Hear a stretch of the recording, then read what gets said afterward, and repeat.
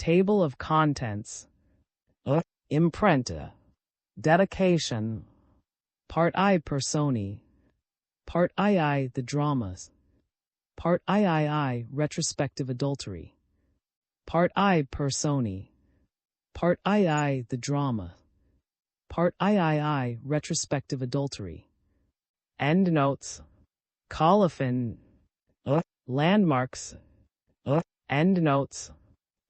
Colophon was published in 1839 by. It was translated from French in 1901 by James Waring. This was produced for Standard by Vince Rice and is based on digital scans from the Internet Archive. The cover page is adapted from Lady Elizabeth Stanley, 1753-1797, Countess of Derby, a painting completed in 1778 by George. The cover and title pages feature the League Spartan and Sorts Mill typefaces created in 2014 and 2009 by the Leg of Type. This edition was released on January 20, 2026, 5:12 a.m., and is based on revision 1F59E. The first edition of this was released on November 20, 2024, 11:02 p.m. You can check for updates to this, view its revision history, or download it for different systems at org.d Béatrix James Waring. The volunteer-driven Standard project relies on readers like you to submit typos, corrections, and other improvements. Anyone can contribute at .org. To Sarah. In clear weather on the Mediterranean shore, where formerly your name held elegant sway, the waves sometimes allow us to perceive beneath the mist of waters a sea flower, one of nature's masterpieces. The lacework of its tissue, tinged with purple, russet, rose, violet, or gold, the crispness of that living, the velvet texture, all vanish as soon as curiosity draws it forth and spreads it on the strand. Thus would the glare of publicity offend your tender modesty, so in dedicating this work to you, I must reserve a name which would indeed be its pride. But under the shelter of this half-concealment, your superb hands may bless it, your noble brow may bend and dream over it, your eyes, full of motherly love, may smile upon it, since you are here at once present and veiled. Like that gem of the ocean garden, you will dwell on the fine white level sand where your beautiful life expands, hidden by a wave that is transparent only to certain friendly and reticent eyes. I would gladly have laid at your feet a work in harmony with your perfections, but as that was impossible, I knew, for my consolation, that I was gratifying one of your instincts by offering you something to protect. Endnotes. A sort of fish. A sort of fish. Whence says the word shrub or bush? Whence says the word shrub or bush? Has cockchafers. It was an old joke that soy was made of cockroaches. Translator has cockchafers. It was an old joke that soy was made of cockroaches. Translator unripping a rip. Unripping a rips. A legal form by which French sons can reduce the obstinacy of recalcitrant parents when they refuse their consent to a marriage. A legal form by which French sons can reduce the obstinacy of recalcitrant parents when they refuse their consent to a marriage. Imprenta. This is the product of many hours of hard work by volunteers for Standard, and builds on the hard work of other literature lovers made possible by the public domain. This particular is based on digital scans from the Internet Archive. The source text and artwork in this are believed to be in the United States public domain. That is, they are believed to be free of copyright restrictions in the United States. They may still be copyrighted in other countries, so users located outside of the United States must check their local laws before using this. The creators of and contributors to this dedicate their contributions to the worldwide public domain via the terms in the CC01 Universal Public Domain Dedication. For full license information, see the at the end of this. Standard is a volunteer-driven project that produces editions of public domain literature using modern typography, technology, and editorial standards, and distributes them free of cost. You can download this and other carefully produced for true book lovers at .org. Part I Personi. France, and more especially Brittany, still has some few towns that stand entirely outside the social movement, which gives a character to the 19th century. For lack of rapid and constant communications with Paris, connected only by an ill-made road with the prefecture or chief town to which they belong, these places hear and see modern civilization pass by like a spectacle. They are amazed, but they do not applaud, and whether they fear it or make light of it, they remain faithful to the antiquated manners of which they preserve the stamp. Anyone who should travel as a moral archaeologist and study men instead of stones might find a picture of the age of Louis XV in some village of Provence, that of the time of Louis XIV in the depths of Poitou, that of yet remoter ages in the heart of Brittany. Most of these places have fallen from some splendor of which history has kept no record, as it is with facts and dates rather than manners, but of which the memory still survives in tradition, as in Brittany, where the character of the people allows no forgetfulness of anything that concerns the home country. Many of these towns have been the capital of some little feudal territory, a county, or a duchy conquered by the crown, or broken up by inheritors in default of a direct male line. Then, deprived of their activity, these heads became arms. The arms, bereft of nutrition, have dried up and merely vegetate, and within these 30 years these images of remote times are beginning to die out and grow very rare. Modern industry, toiling for the masses, goes on destroying the creations of ancient art, for its outcome was as personal to the purchaser as to the maker. We have products nowadays, we no longer have works. Buildings play a large part in the phenomena of retrospection, but to industry, buildings are stone quarries or mines or storehouses for cotton. A few years more and these primitive towns will be transformed, known no more excepting in this literary iconography. One of the towns where the physiognomy of the feudal ages is still most plainly visible is.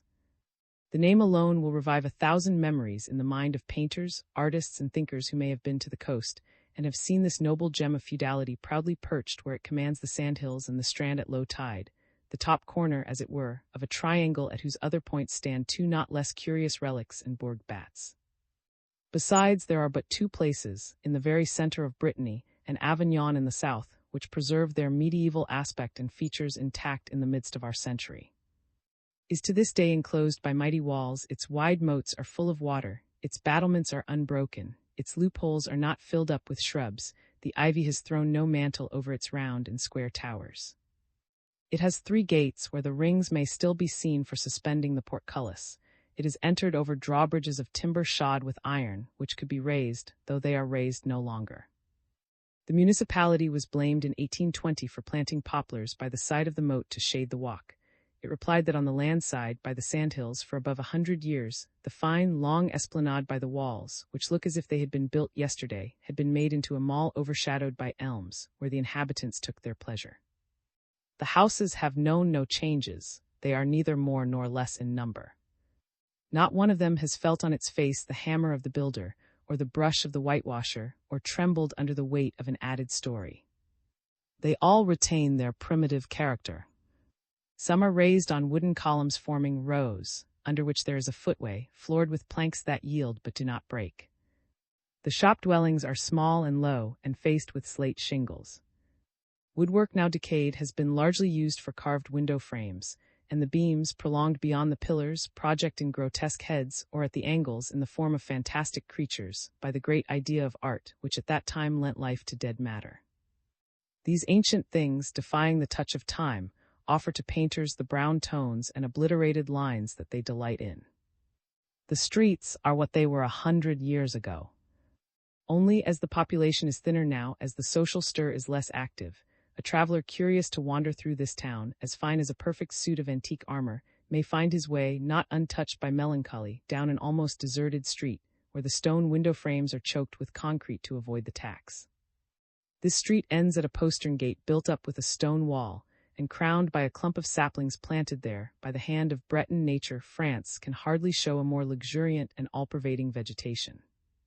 If he is a poet or a painter, our wanderer will sit down, absorbed in the enjoyment of the perfect silence that reigns under the still sharp-cut vaulting of this side gate, whither no sound comes from the peaceful town, whence the rich country may be seen in all its beauty through loopholes, once held by archers and cross, which seem placed like the little windows arranged to frame a view from a summer house. It is impossible to go through the town without being reminded at every step of the manners and customs of long past times. Every stone speaks of them. Traditions of the Middle Ages survive there as superstitions. If by chance a gendarme passes in his laced hat, his presence is an anachronism against which the mind protests, but nothing is rarer than to meet a being or a thing of the present. There is little to be seen even of the dress of the day. So much of it as the natives have accepted has become to some extent appropriate to their unchanging habits and hereditary physiognomy. The marketplace is filled with Breton costumes, which artists come here to study, and which are amazingly varied. The whiteness of the linen clothes worn by the salt workers who collect salt from the pans in the marshes contrasts effectively with the blues and browns worn by the inland peasants, and the primitive jewelry piously preserved by the women. These two classes and the jacketed seamen, with their round varnished leather hats, are as distinct as the castes in India, and they still recognize the distinctions that separate the townsfolk, the clergy, and the nobility. Here every landmark still exists. The revolutionary plain found the divisions too rugged and too hard to work over. It would have been notched if not broken. Here the immutability which nature has given to zoological species is to be seen in men. In short, even since the Revolution of 1830 is still a place unique, essentially Breton, fervently Catholic, silent, meditative, where new ideas can scarcely penetrate. Its geographical position accounts for this singularity. This pretty town overlooks the salt marshes. Its salt is indeed known throughout Brittany as, and to its merits many of the natives ascribe the excellence of their butter and sardines. It has no communication with the rest of France but by two roads, one leading to the chief town of the immediate district, and thence to Saint, and the other by on to. The district road connects it with Nantes by land, that by Saint and then by boat also leads to Nantes. The inland road is used only by the government. The shorter and more frequented way is by Saint. Between that town and lies a distance of at least 6 leagues, which the mails do not serve, and for a very good reason there are not 3 travelers by coach a year. Saint is divided from by the estuary of the Loire, there 4 leagues in width. The bar of the river makes the navigation by steamboat somewhat uncertain, and to add to the difficulties, there was in 1829 no landing quay at the Cape of Saint. The point ended in slimy shoals and granite reefs, the natural fortifications of its picturesque church, compelling arriving voyagers to fling themselves and their baggage into boats when the sea was high, or in fine weather, to walk across the rocks as far as the jetty then in course of construction. These obstacles, ill suited to invite the amateur, may perhaps still exist there. In the first place, the authorities move but slowly, and then the natives of this corner of land, which you may see projecting like a tooth on the map of France between Saint, Bourg Bats, and are very well content with the hindrances that protect their territory from the incursions of strangers. Thus flung down on the edge of a continent, leads no whither and no one ever comes there. Happy in being unknown, the town cares only for itself. The center of the immense produce of the salt marshes, paying not less than 1,000,000 francs in taxes, is at a peninsular town communicating with across a tract of shifting sands, where the road traced each day is washed out each night, and by boats indispensable for crossing the inlet which forms the port of and which encroaches on the sand. Thus this charming little town is a Herculaneum of feudalism, minus the winding sheet of lava. It stands but is not alive. Its only reason for surviving is that it has not been pulled down. If you arrive at after crossing the tract of salt marshes, you are startled and excited at the sight of this immense fortification, apparently quite new. Coming on it from Saint, its picturesque position and the rural charm of the neighborhood are no less fascinating. The country round it is charming, the hedges full of flowers, honeysuckles, roses, and beautiful shrubs. You might fancy it was an English wild garden planned by a great artist. This rich landscape, so homelike, so little visited, with all the charm of a clump of violets or lily of the valley found in the midst of a forest, is set in an African desert shut in by the ocean, a desert without a tree, without a blade of grass, without a bird, where on a sunny day the marshmen, dressed all in white and scattered at wide intervals over the dismal flats where the salt is collected, look just like Arabs wrapped in there.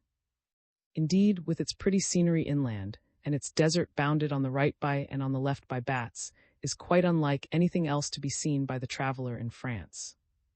The two types of nature, so strongly contrasted and linked by this last monument of feudal life, are quite indescribably striking. The town itself has the effect on the mind that a soporific has on the body. It is as soundless as Venice.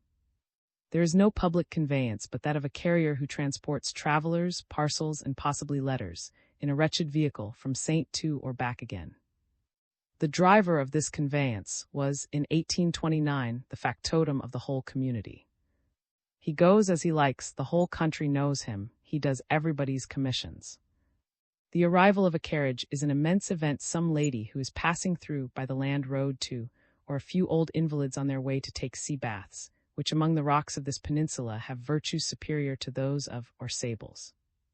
The peasants come on horseback, and for the most part bring in their produce in sacks.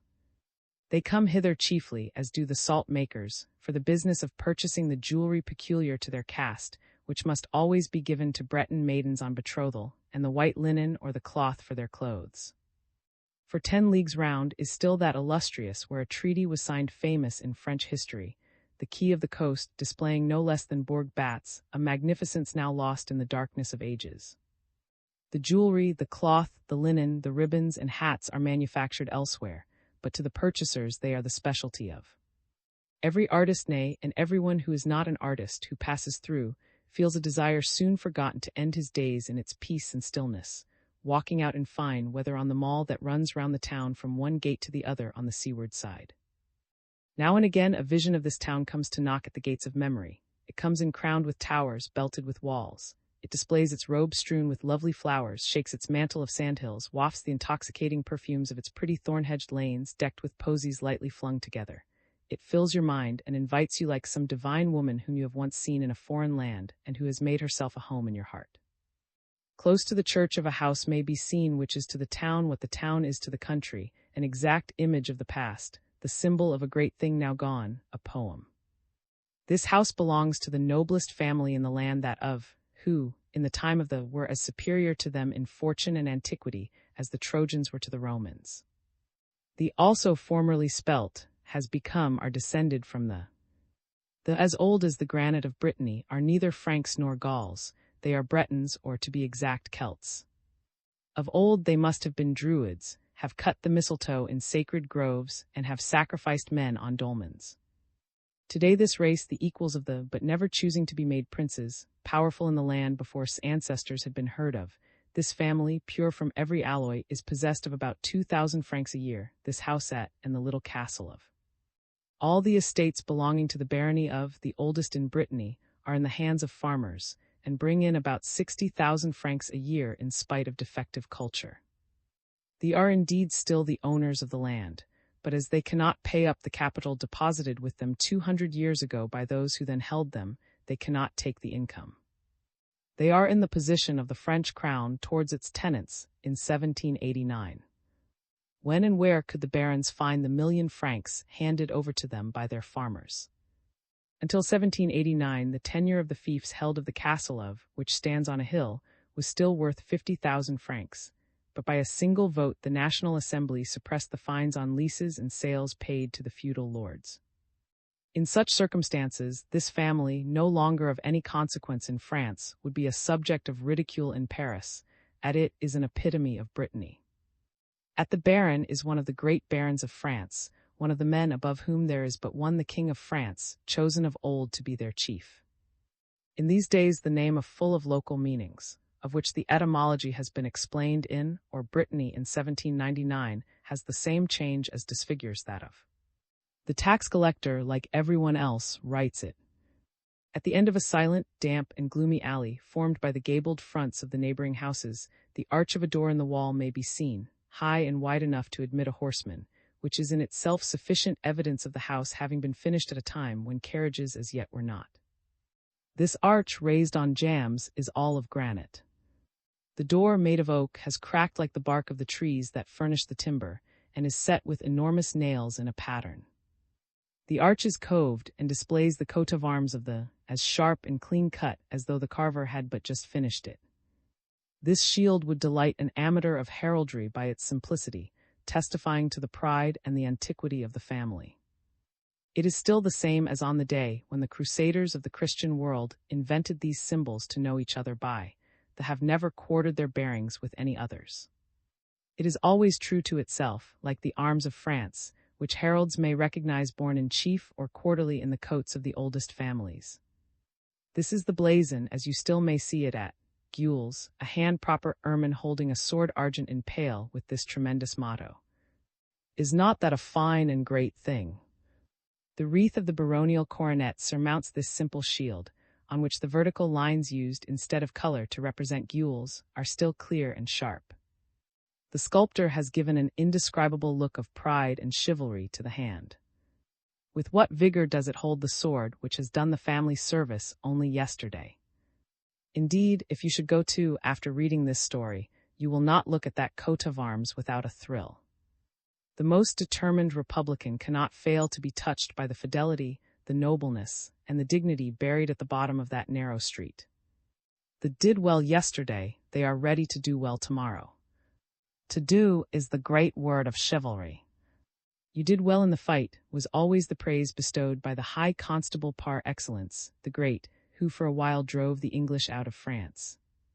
The depth of the carving, protected from the weather by the projecting curved margin of the arch, seems in harmony with the deeply graven moral of the motto in the spirit of this family. To those who know that this peculiarity is very pathetic. The open door reveals a fairly large courtyard, with stables to the right and kitchen offices to the left. The house is built of squared stone from cellar to garret.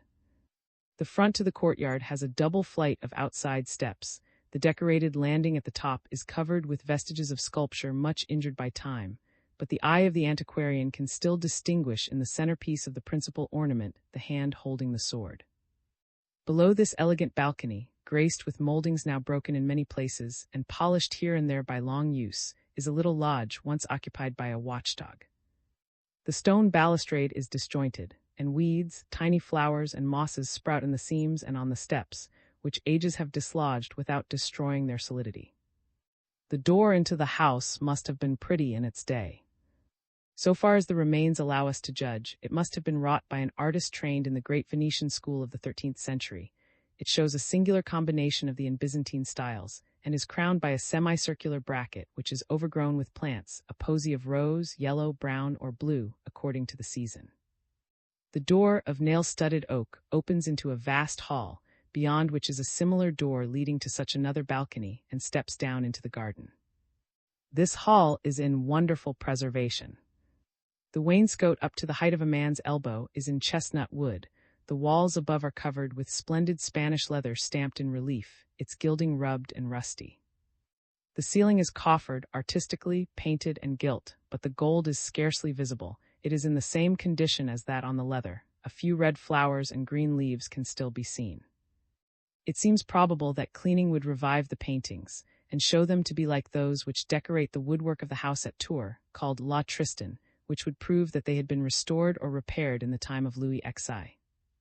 The fireplace is enormous, of carved stone, with huge wrought-iron dogs of the finest workmanship. They would carry a cartload of logs. All the seats in this hall are of oak, and have the family shield carved on their backs. Hanging to nails on the wall are 3 English muskets, fit alike for war or for sport, 3 cavalry swords, 2 game-bags, and various tackle for hunting and fishing. On one side is the dining room, communicating with the kitchen by a door in a corner turret. This turret corresponds with another in the general design of the front, containing a winding stair up to the 2 stories above. The dining room is hung with tapestries dating from the 14th century.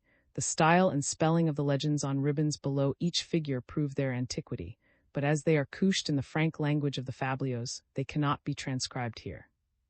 These pieces, which are well preserved in the corners where the light has not faded them, are set in frames of carved oak now as black as ebony. The ceiling is supported on beams carved with foliage, and all different.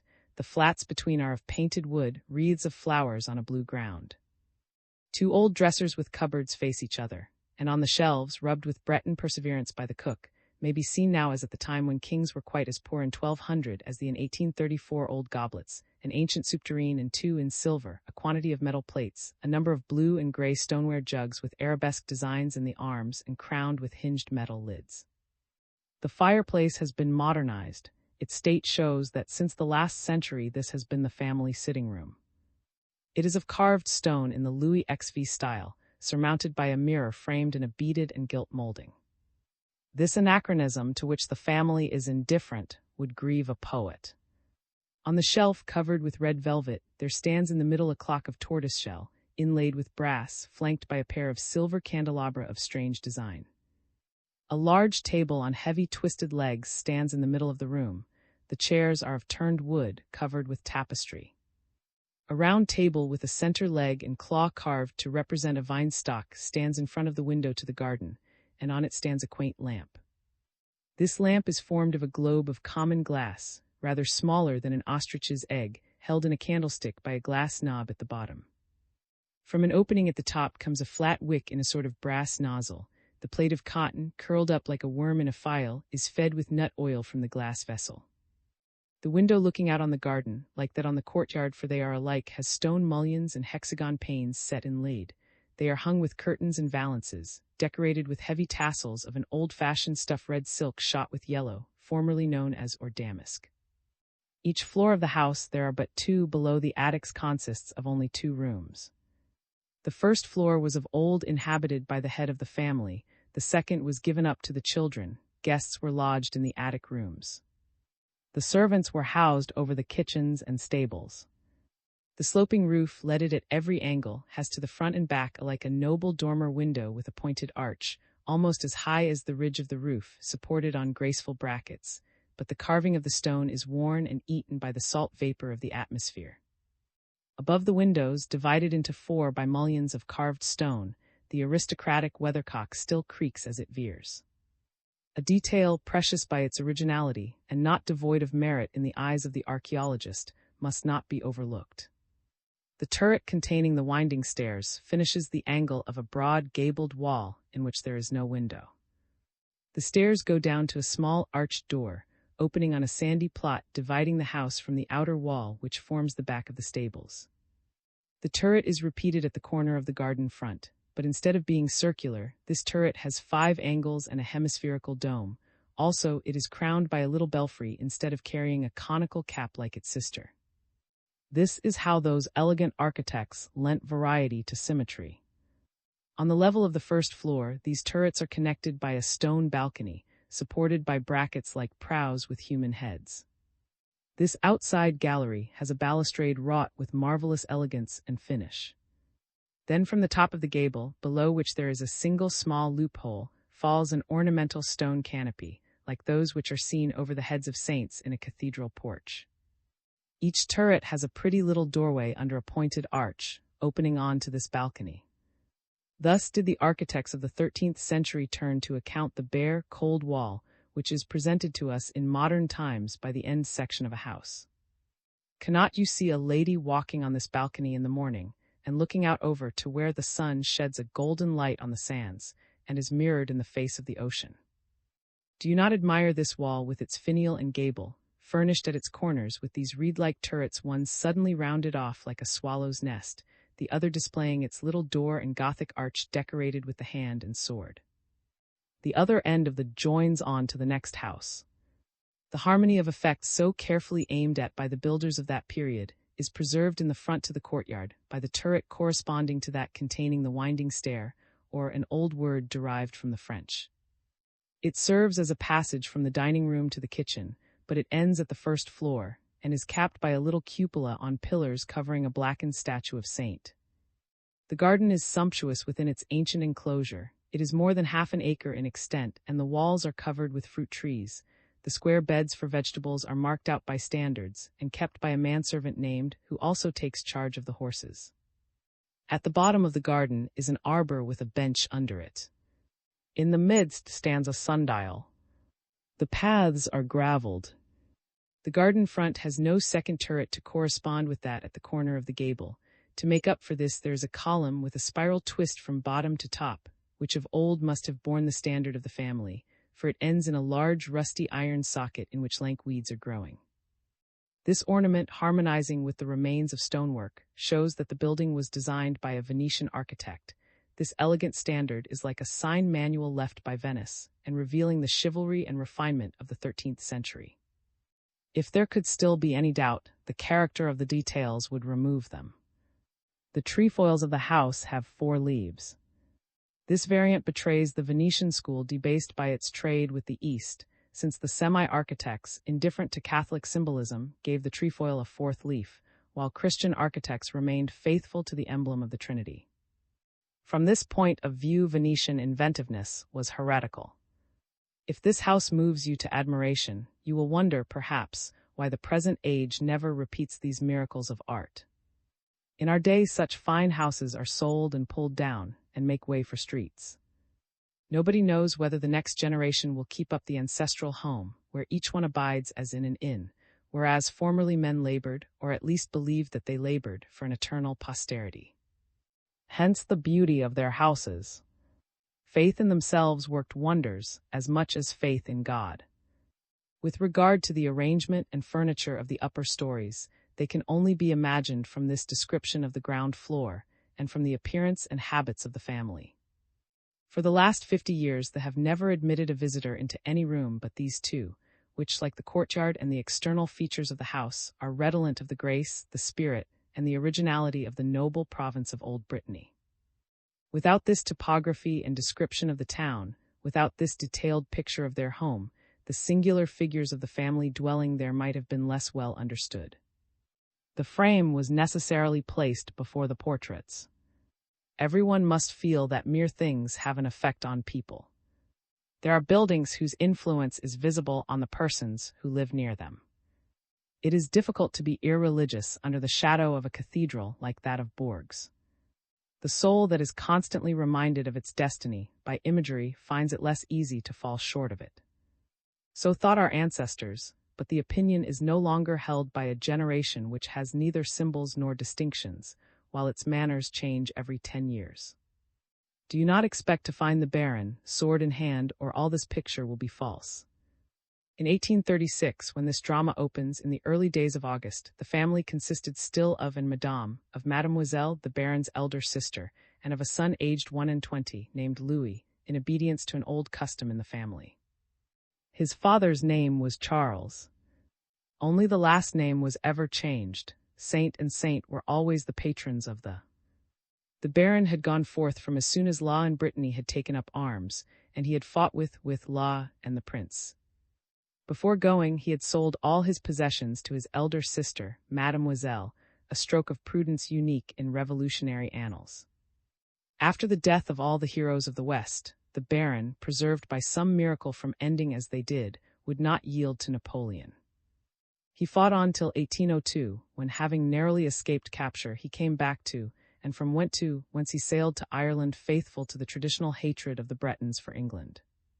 The good people have pretended not to know that the Baron was alive. During 20 years not a word betrayed him. Mademoiselle collected the rents, and sent the money to her brother through the hands of fishermen. In 1813, came back to, with as little fuss as if he had been spending the summer at Nantes. During his sojourn in Dublin, in spite of his 50 years, the Breton noble had fallen in love with a charming Irish girl, the daughter of one of the oldest and houses of that unhappy country. Miss Fanny was at that time 21. The Baron came to fetch the papers needed for his marriage, went back to be married, and returned 10 months later, at the beginning of 1814, with his wife, who gave birth to a son on the very day when Louis XVI landed at Calais, which accounts for the name of Louis. The loyal old man was now 73 years old, but the warfare against the Republic, his sufferings during 5 sea voyages in open boats, and his life at Dublin had all told on him. He looked more than 100. Hence, never had there been a whose appearance was in more perfect harmony with the antiquity of the house built at a time when a court was held at. Was a tall old man, upright, shriveled, strongly knit and lean. His oval face was puckered by 1,000 wrinkles, forming arched fringes above the cheekbones and eyebrows, giving his face some resemblance to those of the old men painted with such a loving brush by Van, Rembrandt, and Dow heads that need a magnifying glass to show their finish. His countenance was buried, as it were, under these numerous furrows produced by an open-air life, by the habit of scanning the horizon in the sunshine, at sunrise, and at the fall of day. But the sympathetic observer could still discern the imperishable forms of the human face, which always speak to the soul even when the eye sees no more than a death's head. The firm modeling of the features, the high brow, the sternness of outline, the severe nose, the form of the bones which wounds alone can alter, express disinterested courage, boundless faith, implicit obedience, incorruptible fidelity, unchanging affection. In him the granite of Brittany was made man. The Baron had no teeth. His lips, once red but now blue, were supported only by the hardened gums with which he ate the bread. His wife took care first to soften by wrapping it in a damp cloth, and they were sunk in his face while preserving a proud and threatening smile. His chin aimed at touching his nose, but the character of that nose high in the middle showed his Breton vigor and power of resistance. His complexion, marbled with red that showed through the wrinkles, was that of a full-blooded, high-tempered man, able to endure the fatigues which had often, no doubt, saved him from apoplexy. The head was crowned with hair as white as silver, falling in curls on his shoulders. This face that seemed partly extinct still lived by the brightness of a pair of black eyes, sparkling in their dark, sunken sockets and flashing with the last fires of a generous and loyal soul. The eyebrows and eyelashes were gone. The skin had set and would not yield. The difficulty of shaving compelled the old man to grow a fan-shaped beard. What a painter would most have admired in this old lion of Brittany, with his broad shoulders and sinewy breast, was the hands, splendid soldiers' hands such as must have been, broad, firm, and hairy, the hands that had seized the sword never to relinquish it any more than of Arcs till the day when the royal standard floated in the cathedral at Rheims. Hands that had often streamed with blood from the thorns of the bocage, the thickets of law that had pulled the Orne to steel upon the blues, or on the open sea to help Georges to land, the hands of a partisan and of a gunner, of a private and of a captain, hands that were now white, though the Bourbons of the elder branch were in exile, but if you looked at them, you could see certain recent marks revealing that the Baron, not so long ago, had joined Madame-in-law, since the truth may now be told. These hands were a living commentary on the noble motto to which no had ever been false. The forehead attracted attention by the golden tone on the temples, in contrast with the tan of that narrow, hard, set brow to which baldness had given height enough to add majesty to the noble ruin. The whole countenance, somewhat unintellectual it must be owned, and how should it be otherwise, had, like the other Breton faces grouped about it, a touch of savagery, a stolid calm like the impassibility of Huron Indians, an indescribable stupidity, due perhaps to the complete reaction that follows on excessive fatigue when the animal alone is left evident. Thought was rare there, it was visibly an effort, its seat was in the heart rather than the head, and its outcome was action rather than an idea. But on studying this fine old man with sustained attention, the mystery could be detected of this practical antagonism to the spirit of the age. His feelings and beliefs were, so to speak, intuitive and saved him all thought. He had learnt his duties by dint of living. Religion and institutions thought for him. Hence he and his kindred reserved their powers of mind for action, without frittering them on any of the things they thought useless, though others considered them important. He brought his thought out of his mind as he drew his sword from the scabbard, dazzling with rectitude like the hand in its ermine sleeve on his coat of arms.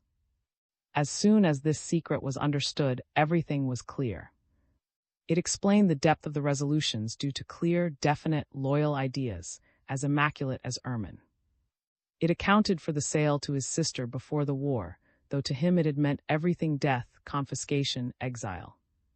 The beauty of these two old persons, characters for the sister, lived only in and for her brother, cannot be fully appreciated by the selfish habits which lie at the root of the uncertainty and changefulness of our day. An archangel sent down to read their hearts would not have found in them a single thought bearing the stamp of self. In 1814, when the priest hinted to Baron that he should go to Paris to claim his reward, the old sister, though avaricious for the family, exclaimed, "Shame! Need my brother go begging like a vagrant?" "It would be supposed that I had served the king from interested motives," said the old man. "Besides, it is his business to remember. And after all, the poor king has enough to do with all who are harassing him. If he were to give France away piecemeal, he would still be asked for more." This devoted servant, who cared so loyally for Louis XVI, received a colonelcy, the Cross of St. Louis, and a pension of 2,000 francs. "The king has remembered," he exclaimed on receiving his letters patent. No one undeceived him. The business had been carried through from the lists of the army of law, in which he found the name of, with a few other Breton names ending in. And so, in gratitude to the king, the Baron stood a siege in 1815 against the forces of General, he would not surrender the stronghold, and when he was compelled to evacuate, he made his escape into the woods with a party of who remained under arms till the second return of the Bourbons. Still preserves the memory of this last siege. If the old Breton trainbands had but joined, the war begun by this heroic resistance would have fired the whole of Law. It must be confessed that the Baron was wholly illiterate as a peasant. He could read, write, and knew a little of arithmetic. He understood the art of war and heraldry, but he had not read 3 books in his life besides his. His dress, a not unimportant detail, was always the same. It consisted of heavy shoes, thick woolen stockings, velvet breeches of a greenish hue, a cloth waistcoat, and a coat with a high collar, on which hung the cross of St. Louis. Beautiful peace rested on his countenance, which, for a year past, frequent slumber, the precursor of death, seemed to be preparing for eternal rest. This constant sleepiness, increasing day by day, did not distress his wife, nor his now blind sister, nor his friends, whose medical knowledge was not great. To them these solemn pauses of a blameless but weary soul were naturally accounted, for the Baron had done his duty. This told all. In this house the predominant interest centered in the fate of the deposed elder branch. The future of the exiled Bourbons and the Catholic religion, and the influence of the new politics on Brittany, exclusively absorbed the Baron's family. No other interest mingled with these but the affection they all felt for the son of the house, the heir and only hope of the great name of. The old had known a sort of renewal of his youth a few years since, to give his son the habit of those athletic exercises that befit a gentleman who may be called upon to fight at any moment. As soon as reached the age of 16, his father had gone out with him in the woods and marshes, teaching him by the pleasures of sport the rudiments of war, preaching by example, resisting fatigue, steadfast in the saddle, sure of his aim, whatever the game might be, ground game or birds, reckless in overcoming obstacles, inciting his son to face danger as though he had 10 children to spare. Then, when the Duchesse Berry came to France to conquer the kingdom, the father carried off his son to make him act on the family motto. The Baron set out in the night without warning his wife, who might perhaps have displayed her emotion, leading his only child under fire as if it were to a festival, and followed by his only vassal, who rode forth gleefully. The 3 men of the house were away for 6 months, without sending any news to the Baroness, who never read without quaking over every line, nor to her old sister-in-law, heroically upright, whose brow never flinched as she listened to the paper. So the 3 muskets hanging in the hall had seen service recently. The Baron, in whose opinion this call to arms was unavailing, had left the field before the fight at Law, otherwise the race of might have become extinct.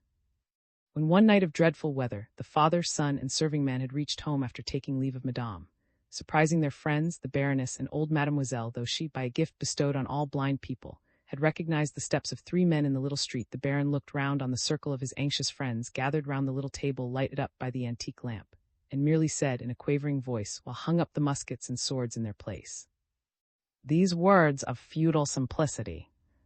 Not all the barons did their duty." Then he kissed his wife and sister, sat down in his old armchair, and ordered supper for his son, himself, and, having screened with his body, had received a cut on his shoulder, such a small matter that he was scarcely thanked for it. Neither the Baron nor his guests uttered a curse or a word of abuse of the conquerors.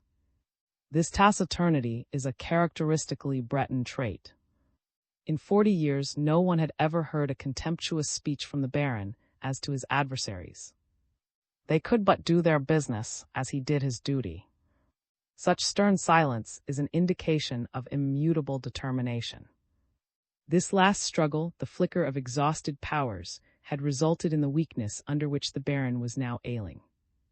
The second exile of the Bourbons, as miraculously ousted as they had been miraculously restored, plunged him in bitter melancholy.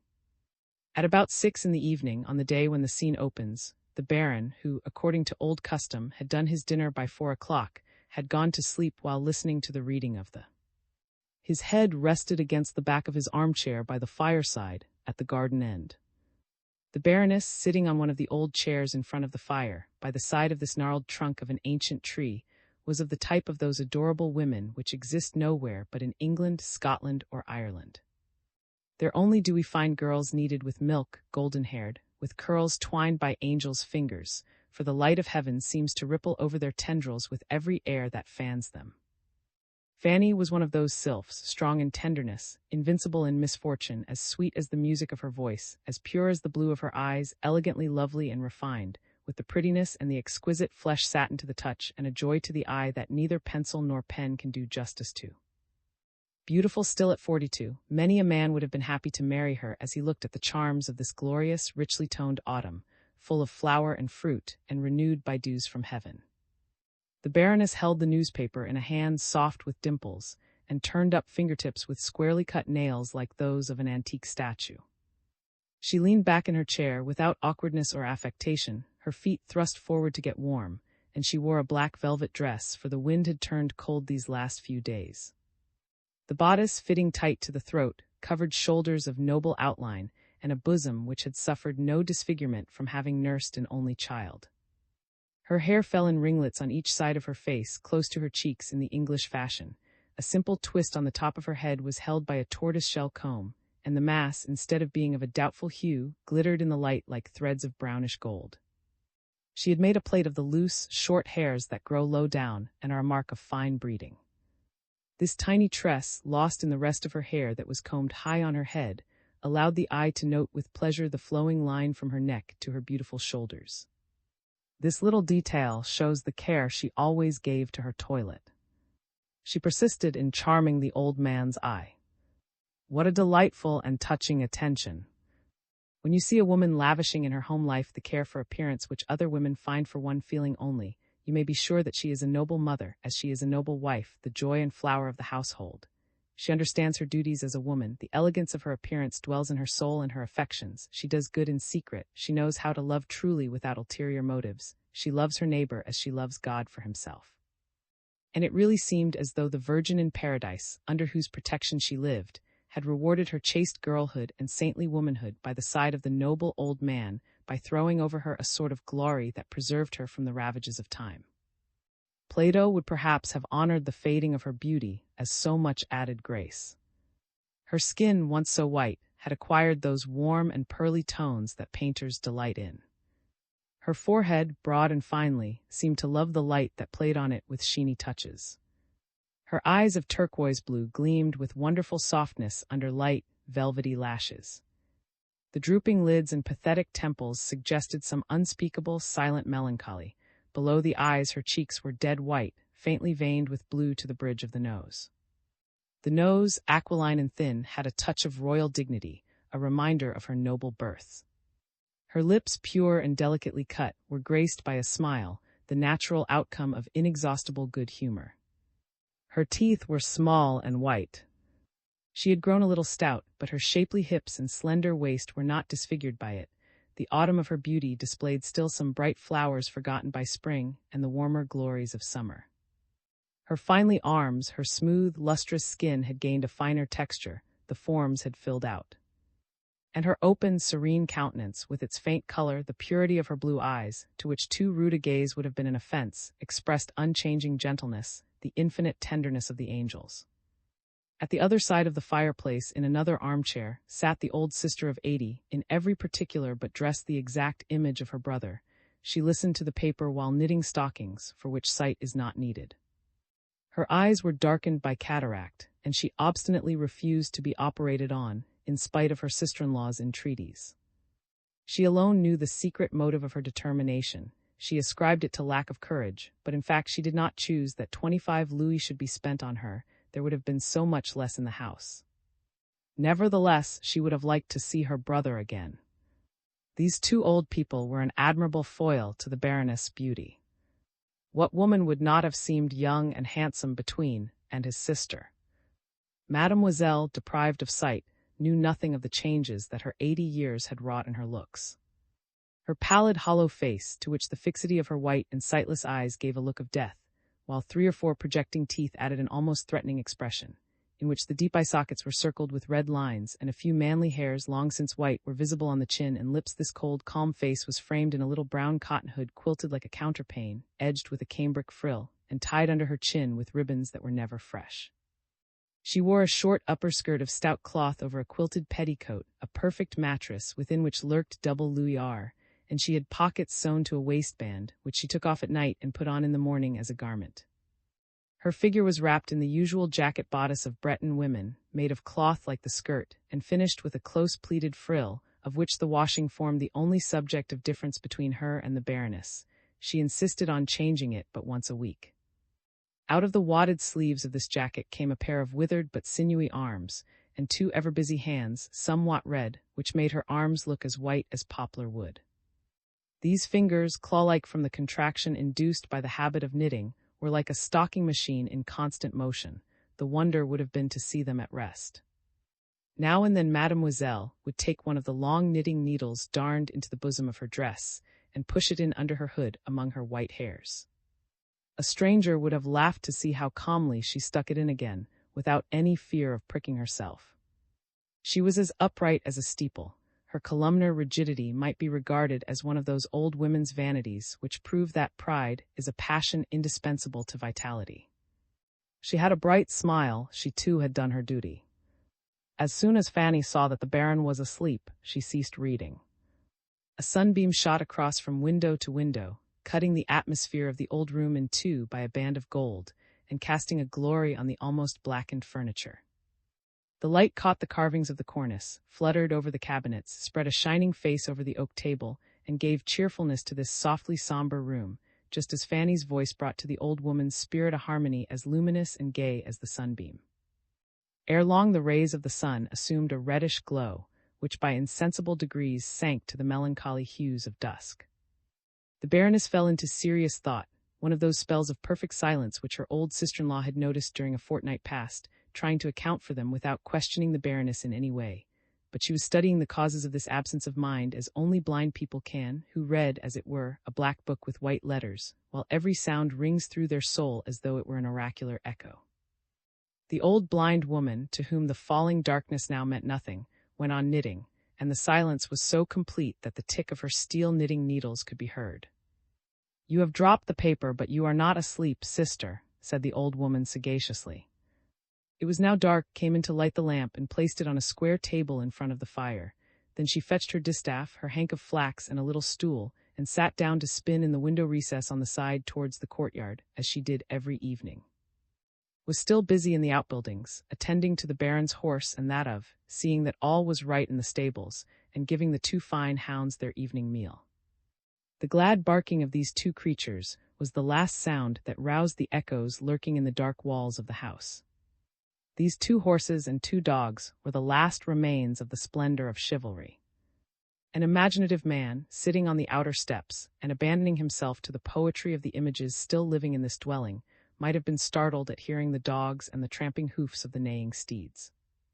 Was one of the short, sturdy, square-built Breton race, with black hair and tanned faces, silent, slow, as stubborn as mules, but always going on the road marked out for them.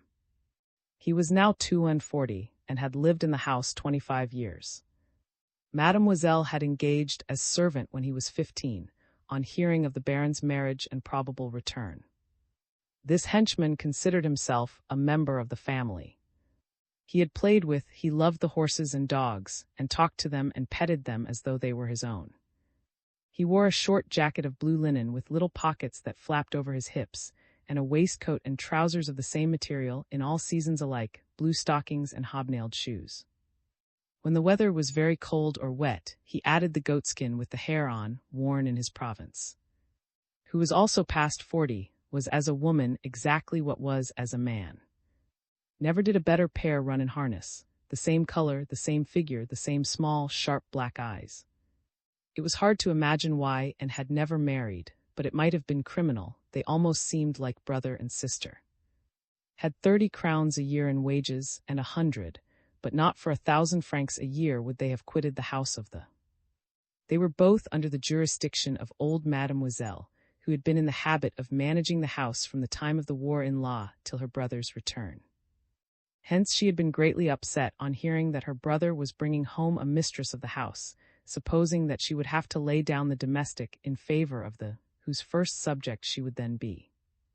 Mademoiselle had been very agreeably surprised on finding that Miss Fanny was born to a lofty position, a girl who detested the minute cares of housekeeping, and who, like all noble souls, would have preferred dry bread from the baker's to any food she had to prepare herself, capable of fulfilling all the duties of motherhood, strong to endure every necessary privation, but without energy for commonplace industry. When the Baron, in the name of his shrinking wife, begged his sister to rule the house, the old maid embraced the Baroness as her sister. She made a laughter of her, she adored her, happy in being allowed to continue her care of governing the house, and keeping it with incredible rigor and most economical habits, which she relaxed only on great occasions, such as her sister-in-law's confinement and feeding, and everything that could affect the worshipped son of the house. Though the two servants were accustomed to this strict rule, and needed no telling, though they took more care of their master's interests than of their own, still Mademoiselle had an eye on everything. Her attention having nothing to divert it, she was the woman to know without going to look, how large the pile of walnuts should be in the loft, and how much corn was left in the stable bin, without plunging her sinewy arm into its depths. She wore a boatswain's whistle attached by a string to her waistband, and called by whistling once and by whistling twice. His chief happiness consisted in cultivating the garden and raising fine fruit and good vegetables. He had so little to do that, but for his gardening, he would have been bored to death. When he had groomed the horses in the morning, he polished the floors and cleaned the 2 ground floor rooms. He had little to do for his masters. So in the garden you could not have found a weed or a noxious insect. Sometimes might be seen standing motionless and bareheaded in the sunshine, watching for a field rat or the dreadful larvae of the cockchafer. Then he would rush in with a child's glee to show the master the creature he had spent a week in catching. On fast days it was his delight to go to buy fish, cheaper there than at. Never was there a family more united, on better terms or more inseparable than this pious and noble household. Masters and servants seemed to have been made for each other. In 25 years there had never been a trouble or a discord. The only sorrows they had known were the child's little ailments, and the only anxieties had come of the events of 1814 and again of 1830. If the same things were invariably done at the same hours, if the food varied only with the changes of the seasons, this monotony, like that of nature, with its alternation of cloud, rain, and sunshine, was made endurable by the affection that filled every heart, and was all the more helpful and beneficent because it was the outcome of natural laws.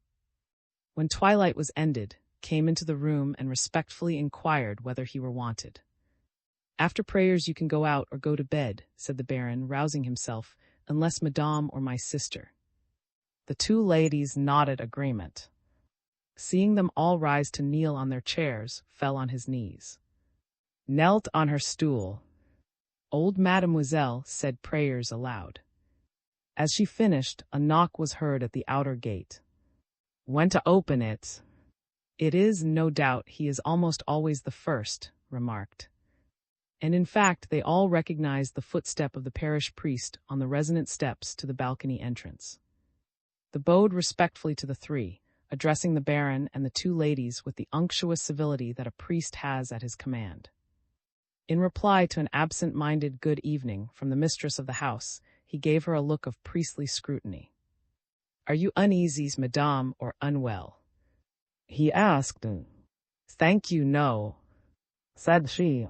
A man of about 50, of middle height, wrapped in his gown, beneath which a pair of thick shoes with silver buckles were visible, showed above his bands a fat face on the whole fair but sallow. His hands were plump.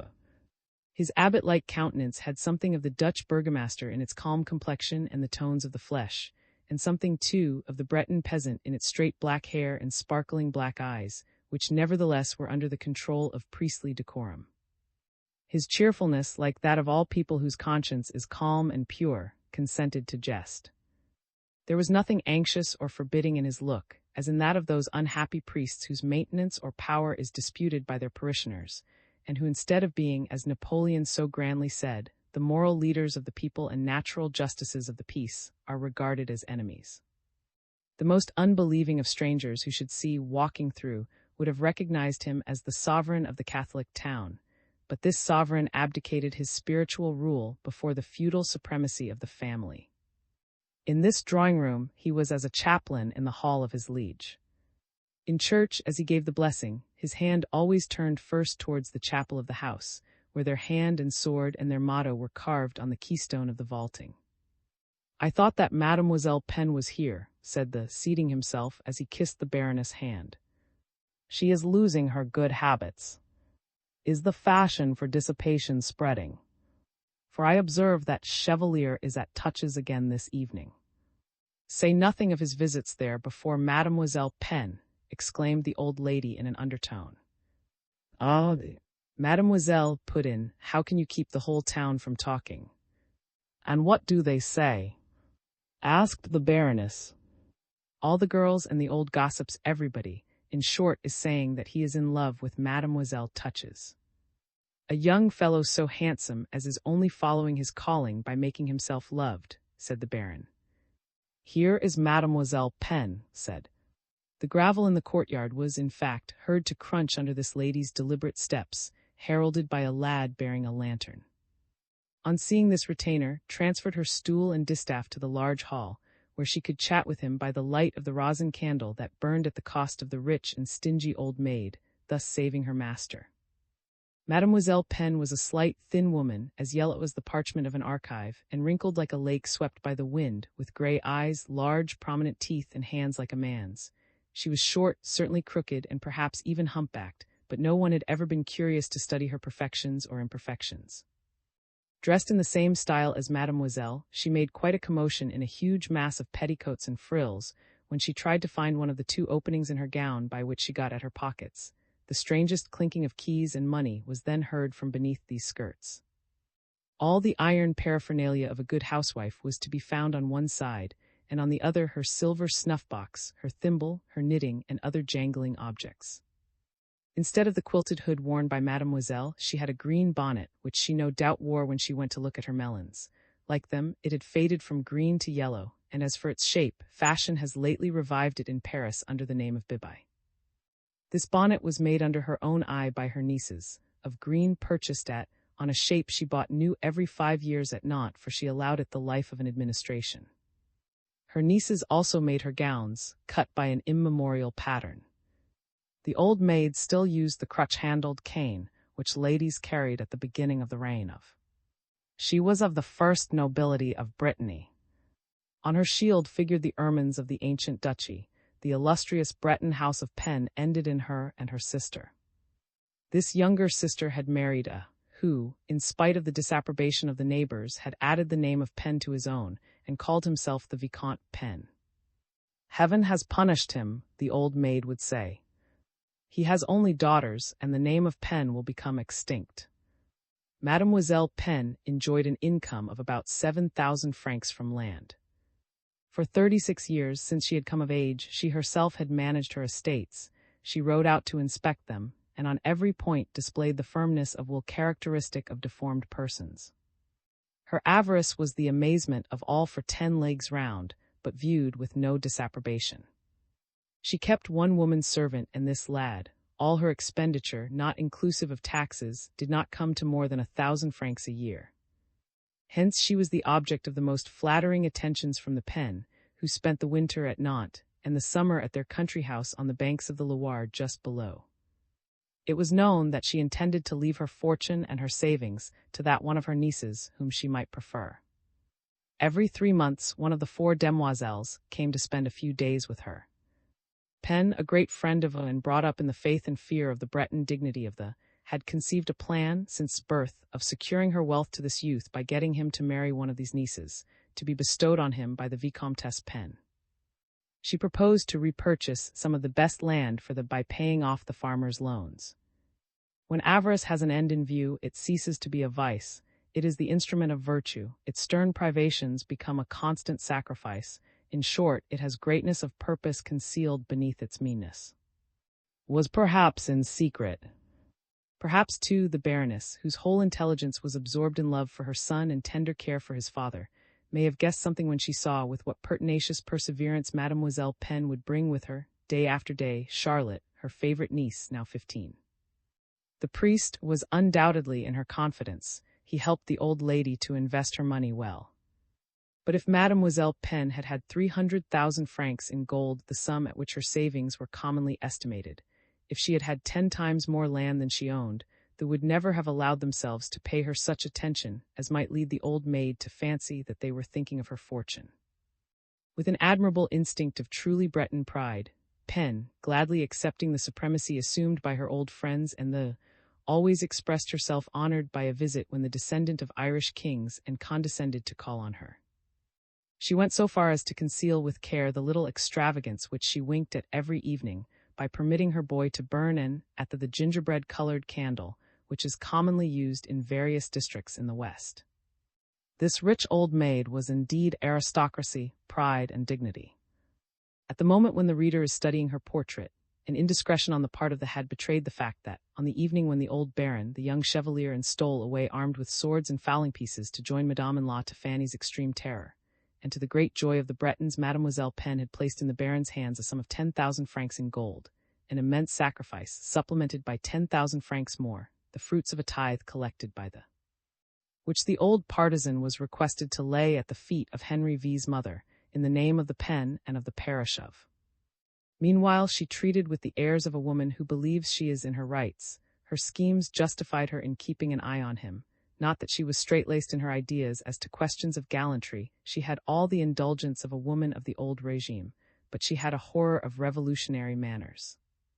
Who might have risen in her esteem by intrigues with Breton women, would have fallen immensely if she had taken up what she called the newfangled ways. Mademoiselle Pen, who would have unearthed a sum of money to pay off a girl he had seduced, would have regarded as a reckless spendthrift if she had seen him driving a tilbury or heard him talk of setting out for Paris. And if she had found him reading some impious review or newspaper, it is impossible to imagine what she might have done.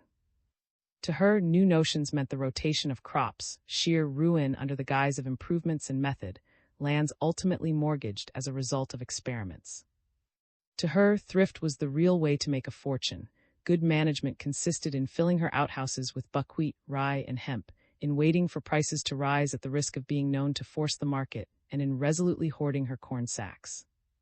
As it happened, strangely enough, she had often met with good bargains that confirmed her in her principles.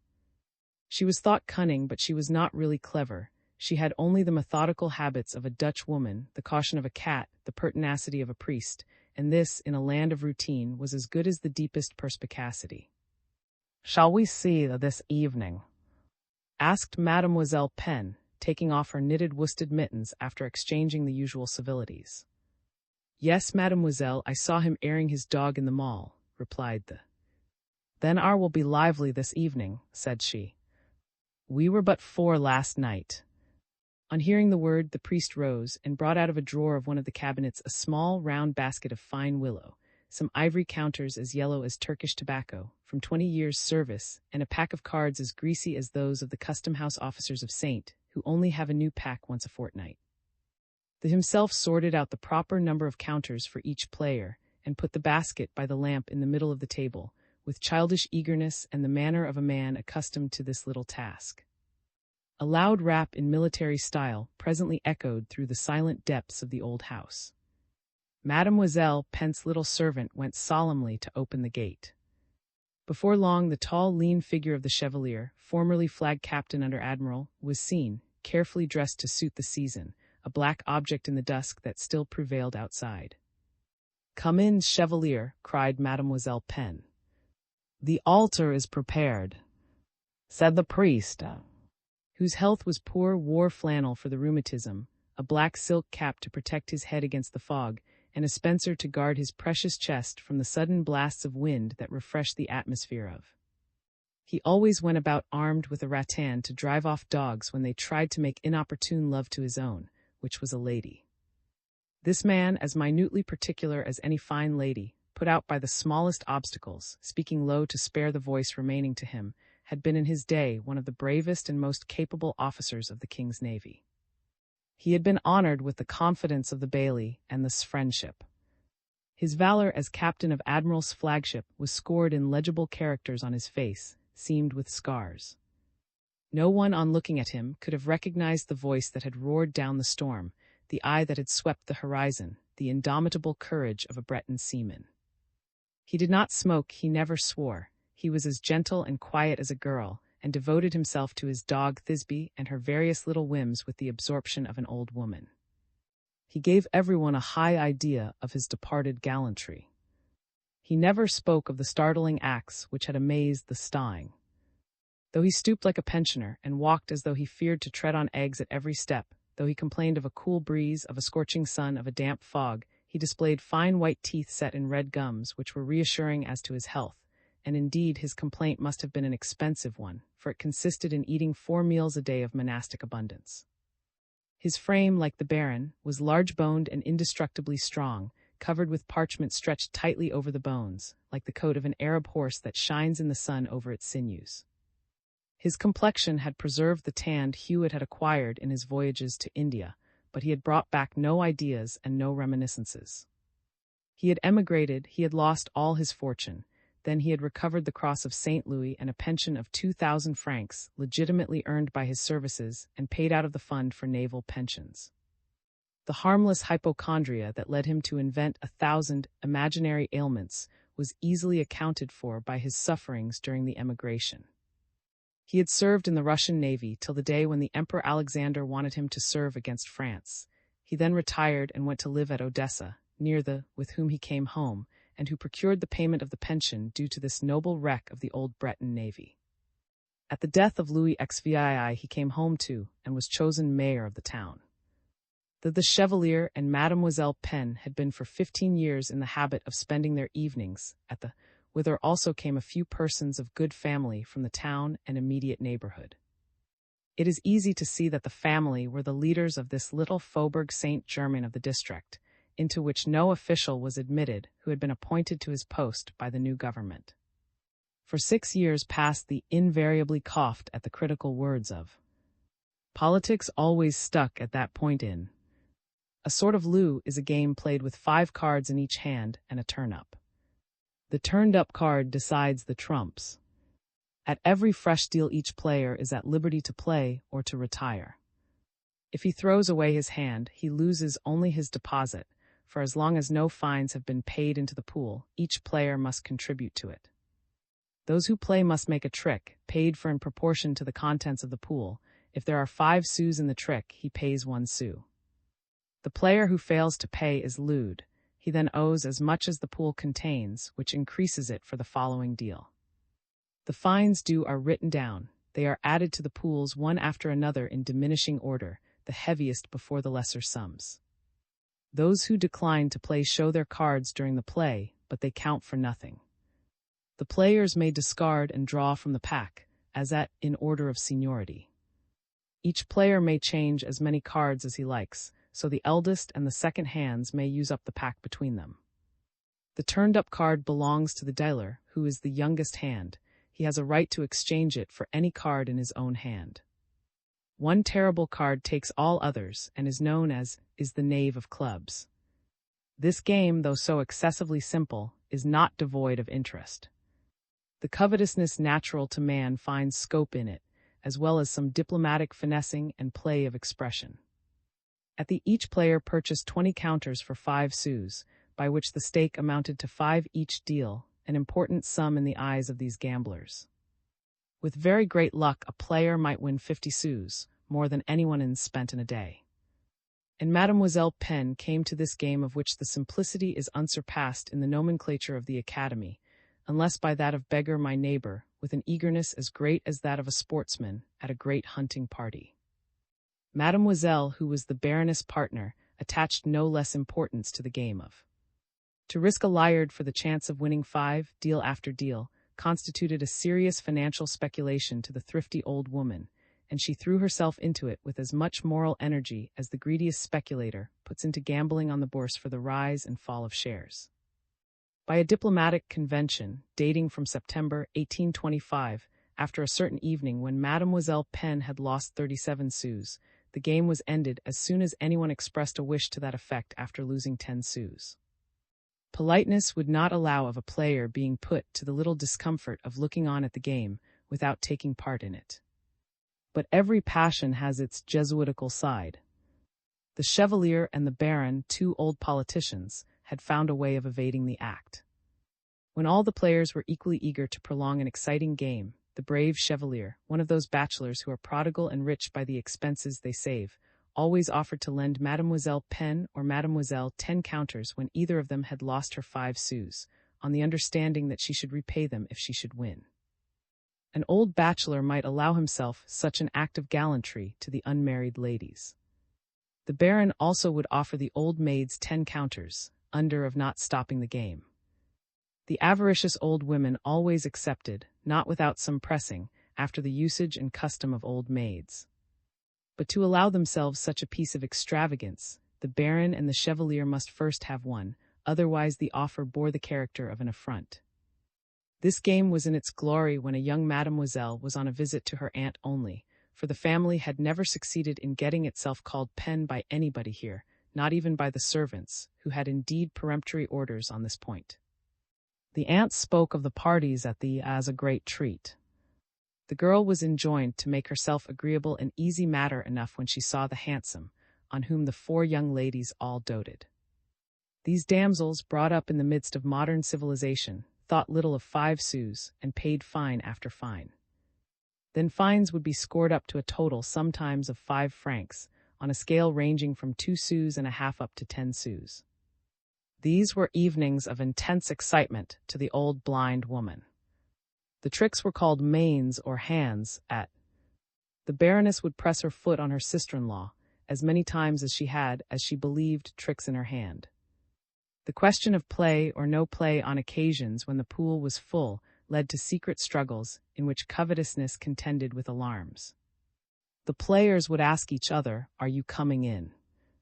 with feelings of envy of those who had good enough cards to tempt fate, and spasms of despair when they were forced to retire. If Charlotte, who was commonly thought foolhardy, was lucky in her daring when her aunt had won nothing, she was treated with coldness when they got home and had a little lecture. She was too decided and forward. A young girl ought not to challenge persons older than herself. She had an overbold manner of seizing the pool or declaring to play. A young person should show more reserve and modesty in her manners. It was not seemly to laugh at the misfortunes of others, and so forth. Then perennial jests, repeated 1,000 times a year, but always fresh, turned on the carriage of the basket when the pool overfilled it. They must get oxen to draw it, elephants, horses, asses, dogs. And at the end of 20 years no one noticed the staleness of the joke. It always provoked the same smile. It was the same thing with the remarks caused by the annoyance of seeing a pool taken from those who had helped to fill it and got nothing out. The cards were dealt with automatic slowness. They talked in chest tones, and these respectable and personages were so delightfully mean as to suspect each other's play. Mademoiselle Pen almost always accused thee of cheating when he won a pool. But what is so odd, they would say, is that I never cheat when I am fined. No one laid down a card without profound meditation, without keen scrutiny and more or less astute hints, ingenious and searching remarks. The deals were interrupted, you may be sure, by gossip as to what was going on in the town or discussions on politics. Frequently the players would pause for a quarter of an hour, their cards held in a fan against their chest, absorbed in talk. Then if after such an interruption a counter was short in the pool, everybody was certain that his or her counter was not missing, and generally it was the Chevalier who made up the loss, under general accusations of thinking of nothing but the singing in his ears, his headache, or his fads, and of forgetting to put in. As soon as he had paid up a counter, old or the cunning hunchback was seized with remorse. They then that perhaps the fault was theirs, they thought, they doubted, but after all the Chevalier could afford the little loss. The Baron often quite forgot what he was about when the misfortunes of the royal family came under discussion. Sometimes the game resulted in a way that was invariably a surprise to the players, who each counted on being the winner. After a certain number of rounds each had won back his counters, and went away, the hour being late, without loss or profit, but not without excitement. On these depressing evenings the was abused. It had not been interesting. The players accused the game, as Negroes beat the reflection of the moon in water when the weather is bad. The evening had been dull, they had toiled so hard for so little. When on their first visit, the Vicomte and his wife spoke of whist in Boston as games more interesting than, and were encouraged to teach them by the Baroness, who was bored to death by, the company bent themselves to the innovation, not without strong protest, but it was impossible to make these games understood, and as soon as the had left they were spoken of as overwhelmingly abstruse, as algebraical puzzles and incredibly difficult.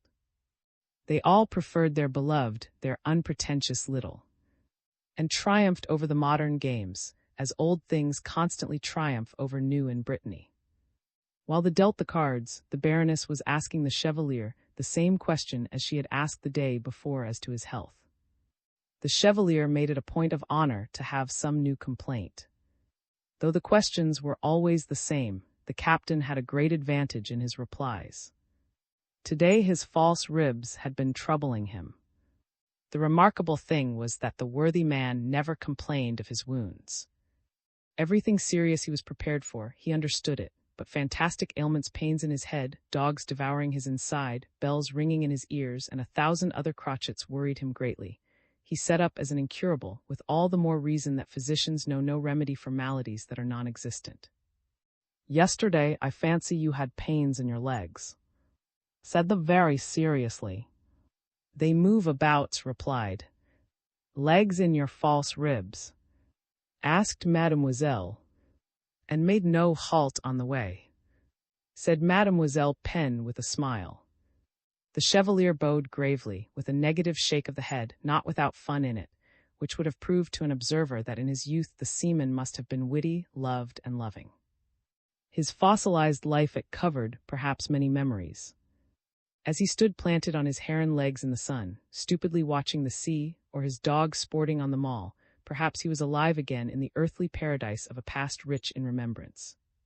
"So the old is dead," said the Baron, recalling the passage in the at which his wife had stopped. Well, well, the first gentleman-in-waiting had not long to wait before following his master. "I shall soon go too." My dear," said his wife, gently patting his lean and bony hand. "Let him talk, sister," said. "So long as I am above ground, he will not go underground. He is younger than I am." A cheerful smile brightened the old woman's face when the Baron dropped a reflection of this kind. The players and callers would look at each other anxiously, grieved to find the king out of spirits. Those who had come to see him would say as they went away, "Is much depressed. Have you noticed how much he sleeps?" And next day all would be talking of it. "The Baron is failing." The words began the conversation in every house in the place. "And is Thisby well?" asked Mademoiselle Pen as soon as the deal was over. "The poor little beast is like me," said the Chevalier. "Her nerves are out of order. She is always holding up one of her legs as she runs like this." And in showing how Thisby ran, by bending his arm as he raised it, the Chevalier allowed his neighbor, Mademoiselle Pen, to see his cards. She wanted to know whether he had trumps or... This was a first finesse to which he fell a prey. "Oh," exclaimed the Baroness, "the tip of his nose has turned pale, he must have." The joy of having was so great as to all the players, that the poor priest could not disguise it. There is in each human face some spot where every secret motion of the heart betrays itself, and these good people, accustomed to watch each other, had, after the lapse of years, discovered the weak place in the when he had the tip of his nose turned white. Then they all took care not to play. "You have had visitors today," said the Chevalier to Mademoiselle Pen. "Yes, one of my brother-in-law's cousins. He surprised me by telling me of the intended marriage of Madame a demoiselle, a daughter of Grand," exclaimed, who during his stay in Paris had never left his admiral's side. "The Countess inherits everything. She has married a man who is ambassador. He told me the most extraordinary things about our neighbor, Mademoiselle Touches, so extraordinary that I will not believe them. Could never be so attentive to her. He has surely enough good sense to perceive such monstrosities." "Monstrosities," said the Baron, roused by the word. The Baroness and the priest looked meaningly at each other. The cards were dealt. Mademoiselle Pen she did not want to continue the conversation, but was glad to cover her delight under the general amazement caused by this word. "It is your turn to lead, Baron," said she, bridling. "My nephew is not one of those young men who like monstrosities," said, poking her knitting pin through her hair. "Oh," cried Mademoiselle Pen, without answering her friend. The who appeared fully informed as to all that concerned and Mademoiselle Touches did not enter the lists. "What does she do that is so extraordinary, this Mademoiselle Touches?" asked the Baron. "She smokes," said Mademoiselle Pen. "It is very wholesome," said the Chevalier. "Her bacon?" asked the Baron. Her bacon. She does not save it, retorted the old maid. Everyone played and everyone is lewd. I have the king, queen, and knave of trumps, and a king, said the Baroness. The pool is ours, sister. This stroke, won without play, overwhelmed Mademoiselle Pen, who thought no more of, and Mademoiselle Touches. At 9 o'clock no one remained in the room but the Baroness and the 4 old people had gone away and to bed. The Chevalier, as usual, escorted Mademoiselle Pen to her own house in the marketplace, making remarks on the skill of the last player, on their good or ill luck, or on the ever-new glee with which Mademoiselle's pocket engulfed her winnings, for the old blind woman made no attempt now to disguise the expression of her sentiments in her face. Madame's absence of mind was their subject tonight. The Chevalier had observed the charming Irishwoman's inattention to the game. On the doorstep, when her boy had gone upstairs, the old lady replied in confidence to the Chevalier's guesses as to the Baroness' strange manner by these words, big with importance. I know the reason is done for if he is not soon married. He is in love with Mademoiselle Touches, an actress. In that case, send for Charlotte. My sister shall hear from me tomorrow, said Mademoiselle Pen, bidding him good night. From this study of a normal evening, the commotion may be imagined that was produced in the home circles of by the arrival, the stay, the departure, or even the passing through of a stranger. When not a sound was audible in the Baron's room or in his sister, Madame turned to the priest, who was pensively playing with the counters. I see that you at last share my uneasiness about, she said. Did you notice Mademoiselle Pen's prim air this evening? Asked he. Yes, replied the Baroness. She has, I know, the very best intentions towards our dear. She loves him as if he were her son, and his conduct in law at his father's side, with Madame's praise of his devoted behavior, has added to the affection Mademoiselle Pen feels for him. She will endow either of her nieces, whom may marry, with all her fortune by deed of gift. You have, I know, in Ireland, a far richer match for your beloved boy, but it is well to have 2 strings to one's bow. In the event of your family not choosing to undertake to settle anything on, Mademoiselle Pen's fortune is not to be despised. You could, no doubt, find your son a wife with 7,000 francs a year, but not the savings of 40 years, nor lands managed, tilled, and kept up as Mademoiselle Pen are.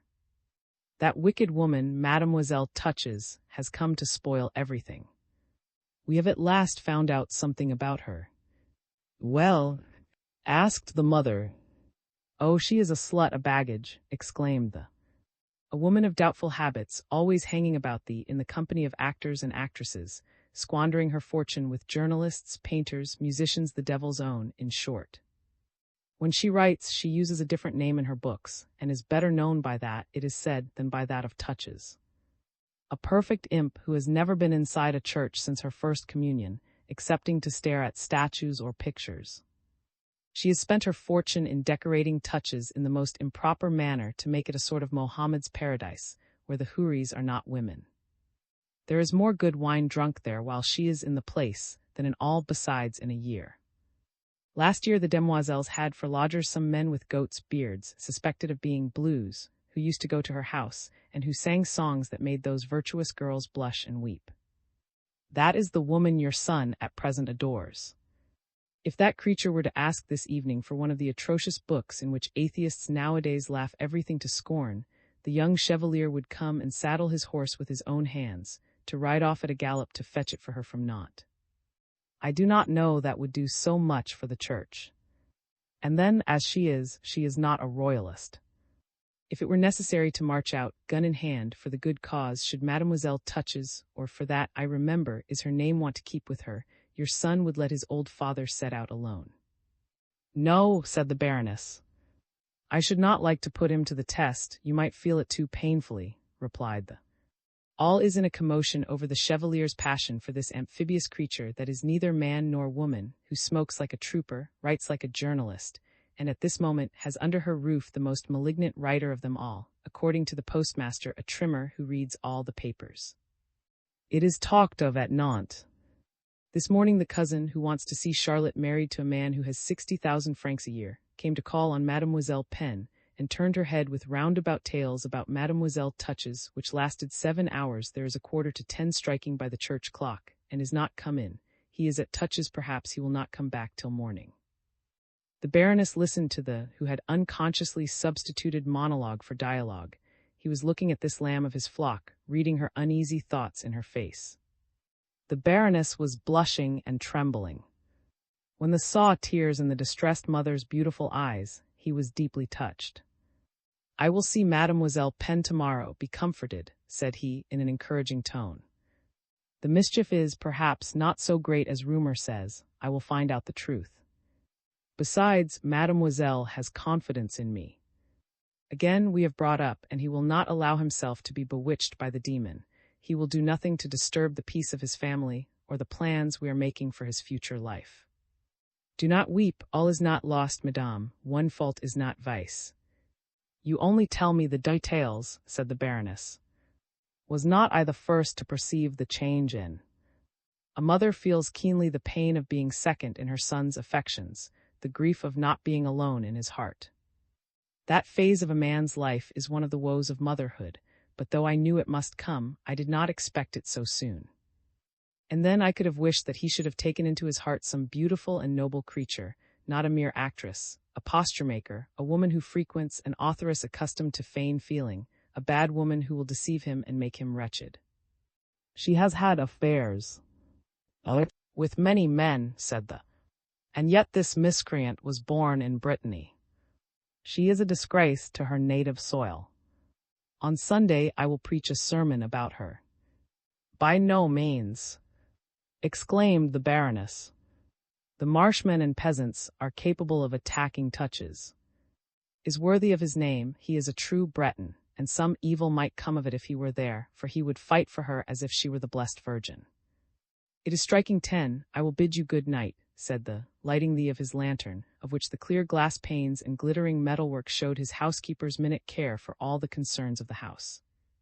"Who could have told me, madame," he went on, "that a young man nursed at your breast, brought up by me in Christian ideas, a fervent Catholic, a boy who lived like a lamb without spot, would plunge into such a foul bog?" "But is that quite certain?" said the mother. "And after all, how could any woman help loving? No proof is needed beyond that witch's prolonged stay at Touches. During 24 years, since she came of age, this is the longest visit she has paid here. Happily for us, her apparitions have hitherto been brief." "A woman past 40, said the Baroness. "I have heard it said in Ireland that such a woman is the most dangerous mistress a young man can have." "On that point I am ignorant," replied the, "Nay, and I shall die in my ignorance." "Alas!" "And so shall I," said the Baroness. "I wish now that I had ever been in love, to be able to study, advise, and comfort." The priest did not cross the clean little courtyard alone. Madame went with him as far as the gate, in the hope of hearing step in, but she heard only the heavy sound of this deliberate tread, which grew fainter in the distance, and ceased when the shutting of the priest's door echoed through the silent town. The poor mother went indoors in despair at learning that the whole town was informed of what she had believed herself alone in knowing. She sat down, revived the lamp by cutting the wick with a pair of old scissors, and took up the worsted work she was accustomed to do while waiting for. She flattered herself that she thus induced her son to come home earlier, to spend less time with Mademoiselle Touches.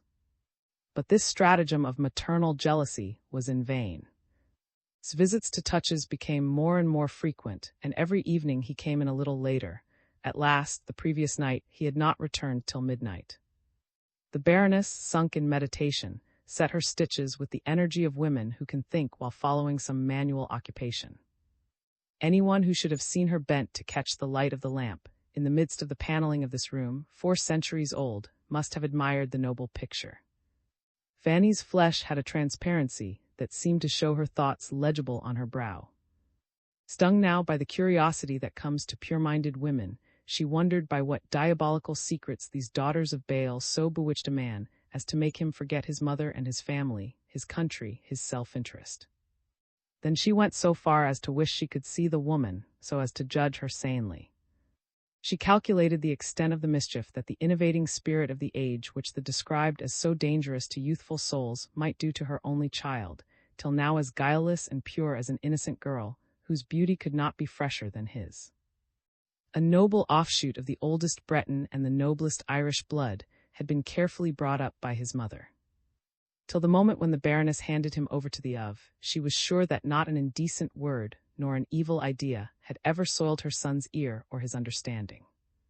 The mother, after rearing him on her own milk, and thus giving him a double infusion of her blood, could present him in virginal innocence to the priest who, out of reverence for the family, undertook to give him a complete and Christian education. Was educated on the plan of the seminary where the had been brought up. His mother taught him English. A mathematical master was discovered, not without difficulty, among the clerks at St. Of course, knew nothing of modern literature, or of the latest advance and progress of science. His education was limited to the geography and emasculated history taught in girls' schools, to the Latin and Greek of the seminary, to the literature of dead languages, and a limited selection of French writers. When, at 16, he began what they called his course of philosophy, he was still as innocent as at the moment when Fanny had handed him over to the. The church was no less maternal than the mother. Without being bigoted or ridiculous, this well-beloved youth was a fervent Catholic. The Baroness longed to plan a happy and obscure life for her handsome and immaculate son. She expected some little fortune from an old aunt, about 2,000 or 3,000 pounds sterling. This sum, added to the present fortune of the, might enable her to find a wife for who would bring him 12,000 or 15,000 francs a year. Charlotte, with her aunt's money, some rich Irish girl, or any other heiress, it was a matter of indifference to the Baroness. She knew nothing of love. Like all the people among whom she lived, she regarded marriage as a stepping-stone to fortune. Passion was a thing unknown to these Catholics, old people wholly occupied in saving their souls, in thinking of God, the King, and their own wealth. No one, therefore, can be surprised at the gravity of the reflections that mingled with the wounded feelings in this mother's heart, living, as she did, as much for her boy's interests as by his affection. If the young couple would but listen to reason, by living parsimoniously and economizing, as country folk know how, by the second generation they might repurchase their estates and reconquer the splendor of wealth. The Baroness hoped to live to be old, that she might see the dawn of that life of ease. Mademoiselle had understood and adopted this scheme, and now it was threatened by Mademoiselle Touches. Madame heard midnight strike with horror, and she endured an hour more of fearful alarms, for the stroke of one rang out and still had not come home. Will he stay there? She wondered. It would be the first time, poor child. At this moment, step was heard in the street. The poor mother, in whose heart joy took the place of anxiety, flew from the room to the gate and opened it for her son. My dearest mother cried with a look of vexation, why sit up for me? I have the latchkey and a tinderbox. You know, my child, that I can never sleep while you are out, said she, kissing him. When the Baroness had returned to the room, she looked into her son's face to read in its expression what had happened during the evening, but this look produced in her, as it always did, a certain emotion which custom does not weaken, which all loving mothers feel as they gaze at their human masterpiece, and which for a moment dims their sight. Had black eyes full of vigor and sunshine, inherited from his father, with the fine, fair hair, the aquiline nose and lovely mouth, the turned-up fingertips, the soft complexion, finish, and fairness of his mother. Though he looked not unlike a girl dressed as a man, he was wonderfully strong. His sinews had the elasticity and tension of steel springs, and the singular effect of his black eyes had a charm of its own. As yet he had no hair on his face. This late development, it is said, is a promise of long life. The young chevalier, who wore a short jacket of black velvet, like his mother's gown, with silver buttons, had a blue neckerchief, neat gaiters, and trousers of grey drill. His snowy white forehead bore the traces, as it seemed, of great fatigue, but in fact they were those of a burden of sad thoughts. His mother, having no suspicion of the sorrows that were eating the lad's heart out, ascribed this transient change to happiness. Was nevertheless as beautiful as a Greek god, handsome without conceit, for in the first place he was accustomed to see his mother, and he also cared but little for beauty, which he knew to be useless. And those lovely smooth cheeks, thought she, where the rich young blood flows in 1,000 tiny veins, belong to another woman who is mistress too of that girl-like brow. Passion will stamp them with its agitations, and dim those fine eyes as liquid now as a child.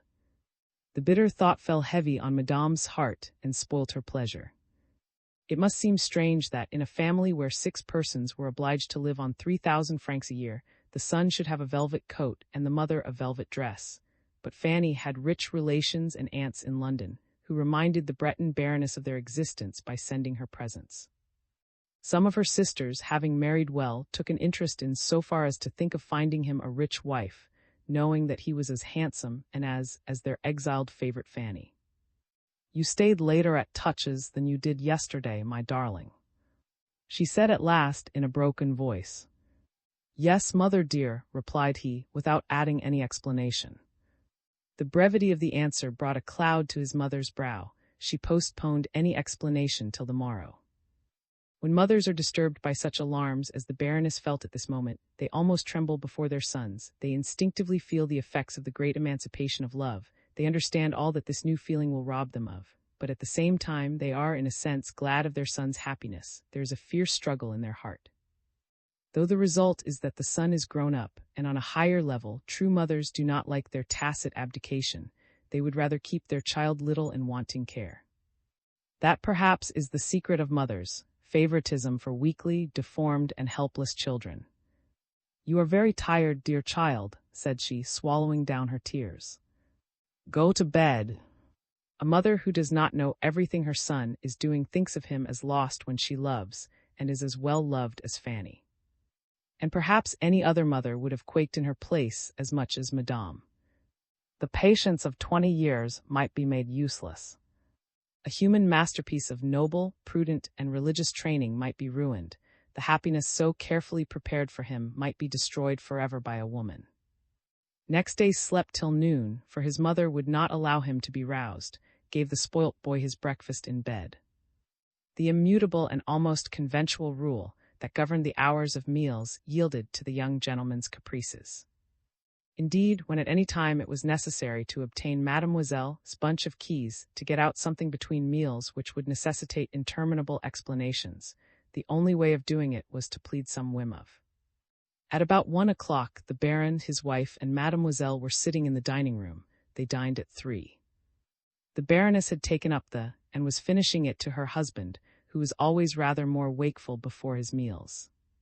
Just as she had done, Madame heard her son's step on the floor above and laid down the paper, saying, "I suppose is dining at Touches again today. He has just finished dressing. He takes his pleasure, that boy," said the old lady, pulling a silver whistle out of her pocket and whistling once. Came through the turret, making her appearance at the door, which was hidden by a silk damask curtain like those at the windows. "Yes," said she, "did you please to want anything? The Chevalier is dining at Touches. We shall not want the fish." "Well, we do not know yet," said the Baroness. "You seem vexed about it, sister, I know by the tone of your voice," said the blind woman. "Has learnt some serious facts about Mademoiselle Touches, who, during the last year, has done so much to change our dear." "In what way?" asked the Baron. "Well, he reads all sorts of books." "Ah, said the Baron, "then that is why he neglects hunting and riding.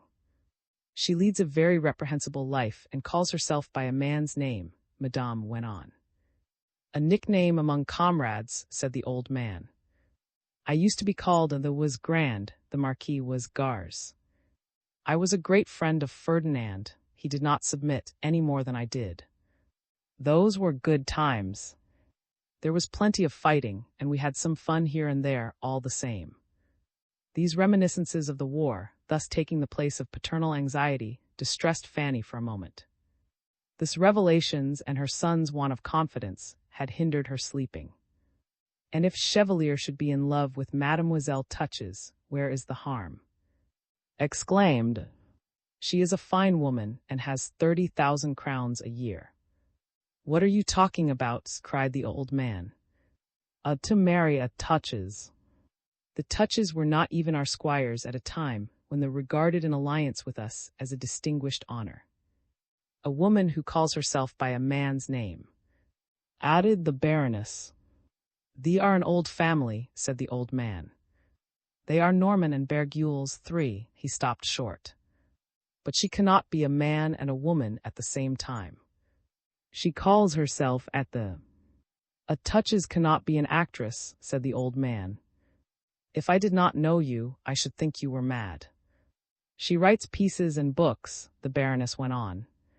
Writes books, said the Baron, looking at his wife with as much astonishment as if he had heard of a miracle. I have heard that Mademoiselle and Madame wrote books, and that was not the best of what they did. But only Louis XIV and his court could produce such prodigies. You will be dining at Touches, won't you? Said two who came in. Probably, said the young man. Was not inquisitive, and she was one of the family. She left the room without waiting to hear the question Madame was about to put to. You are going to Touches again, my, said she with an emphasis on my. And Touches is not a decent and reputable house. The mistress of it leads a wild life, she will corrupt our boy. Makes him read a great many books, she has had a great many adventures. And you knew it, bad child, and never said anything about it to your old folks. The Chevalier is discreet, said his father, an old-world virtue. Too discreet, said the jealous mother, as she saw the color mount to her son's brow. My dear mother, said, kneeling down before her, I did not think it necessary to proclaim my defeat. Mademoiselle Touches, or if you prefer it, rejected my love 18 months since when she was here last. She gently made fun of me. She might be my mother, she said. A woman of 40 who loved a minor committed a sort of incest, and she was incapable of such depravity. In short, she laughed at me in 100 ways and quite overpowered me, for she has the wit of an angel. Then, when she saw me crying bitter tears, she comforted me by offering me her friendship in the noblest way.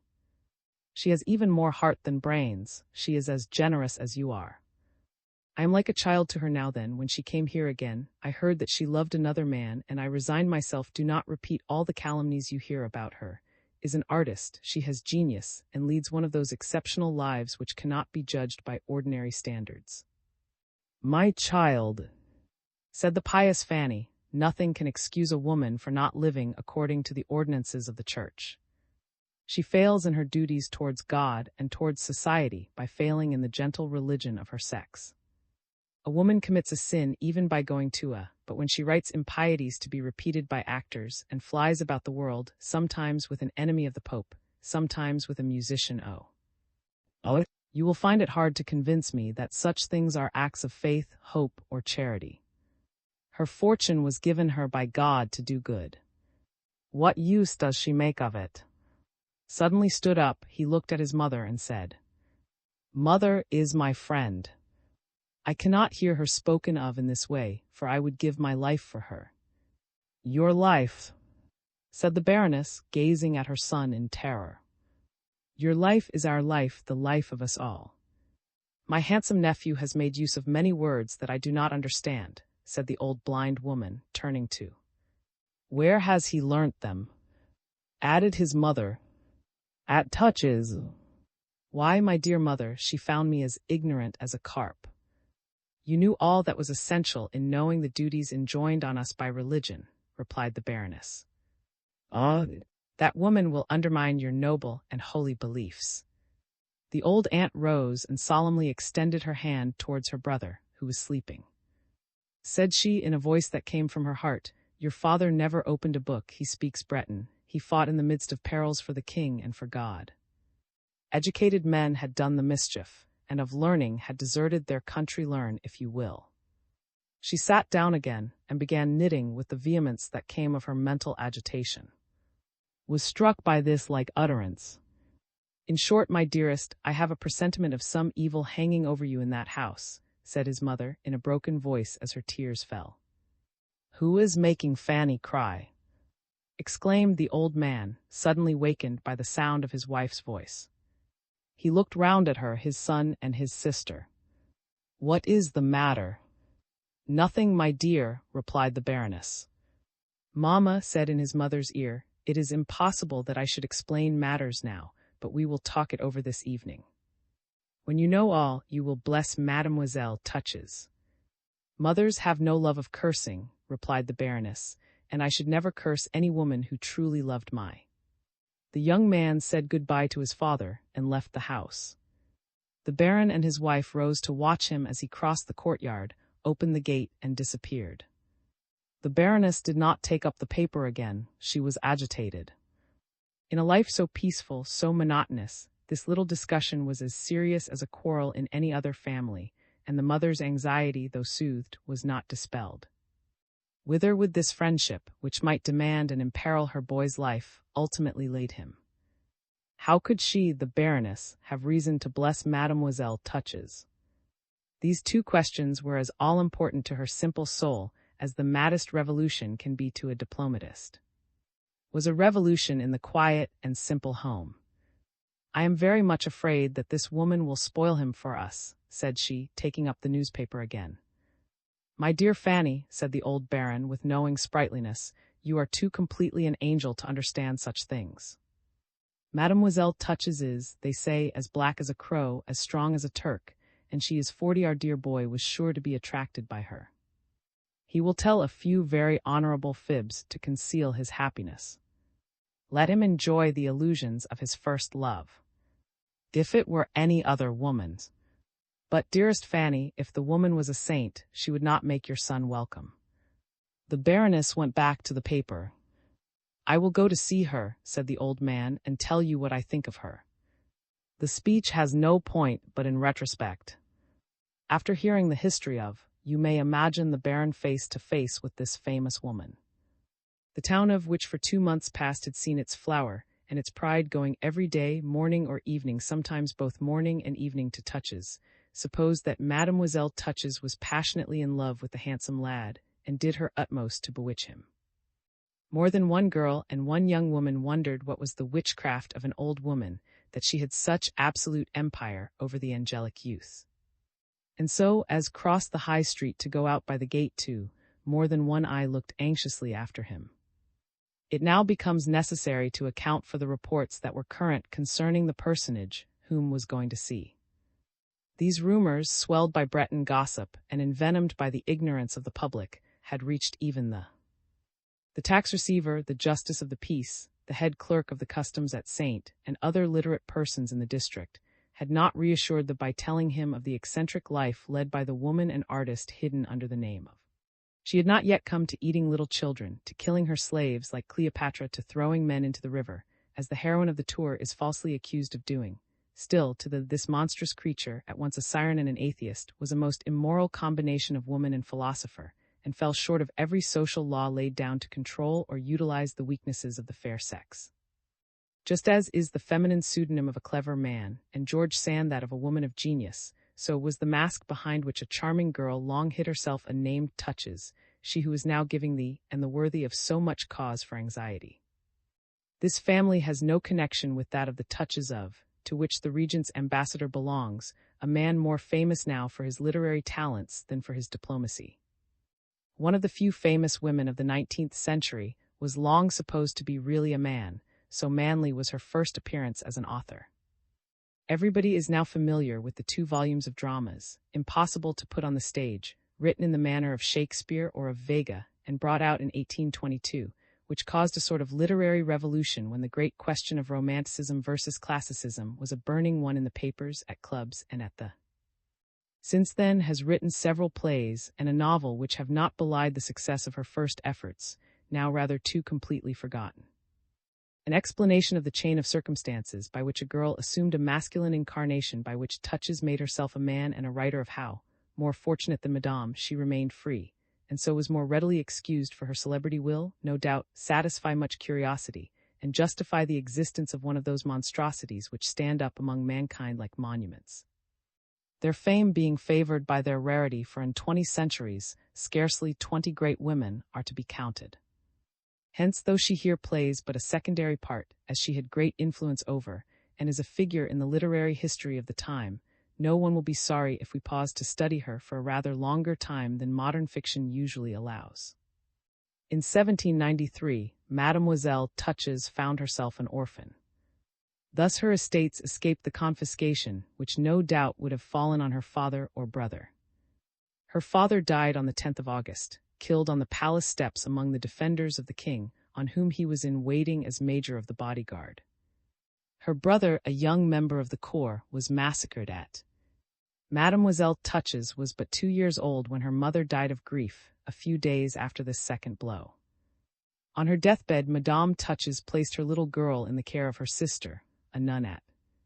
This nun, Madame, very prudently took the child to an estate of some extent near Nantes, belonging to Madame Touches, where she settled with 3 sisters from the convent.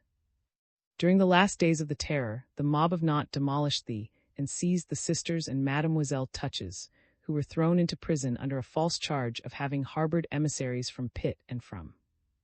The 9th Thermidor saved them. His aunt died of the fright, 2 of the sisters fled from France, the 3rd handed the little girl over to her nearest relation, her mother's uncle, who lived at Nantes, and then joined her companions in exile. A man of 60 had married a young wife, to whom he left the management of his affairs. He himself only with archaeology, a passion, or to be accurate, a mania, which helps old men to think themselves alive.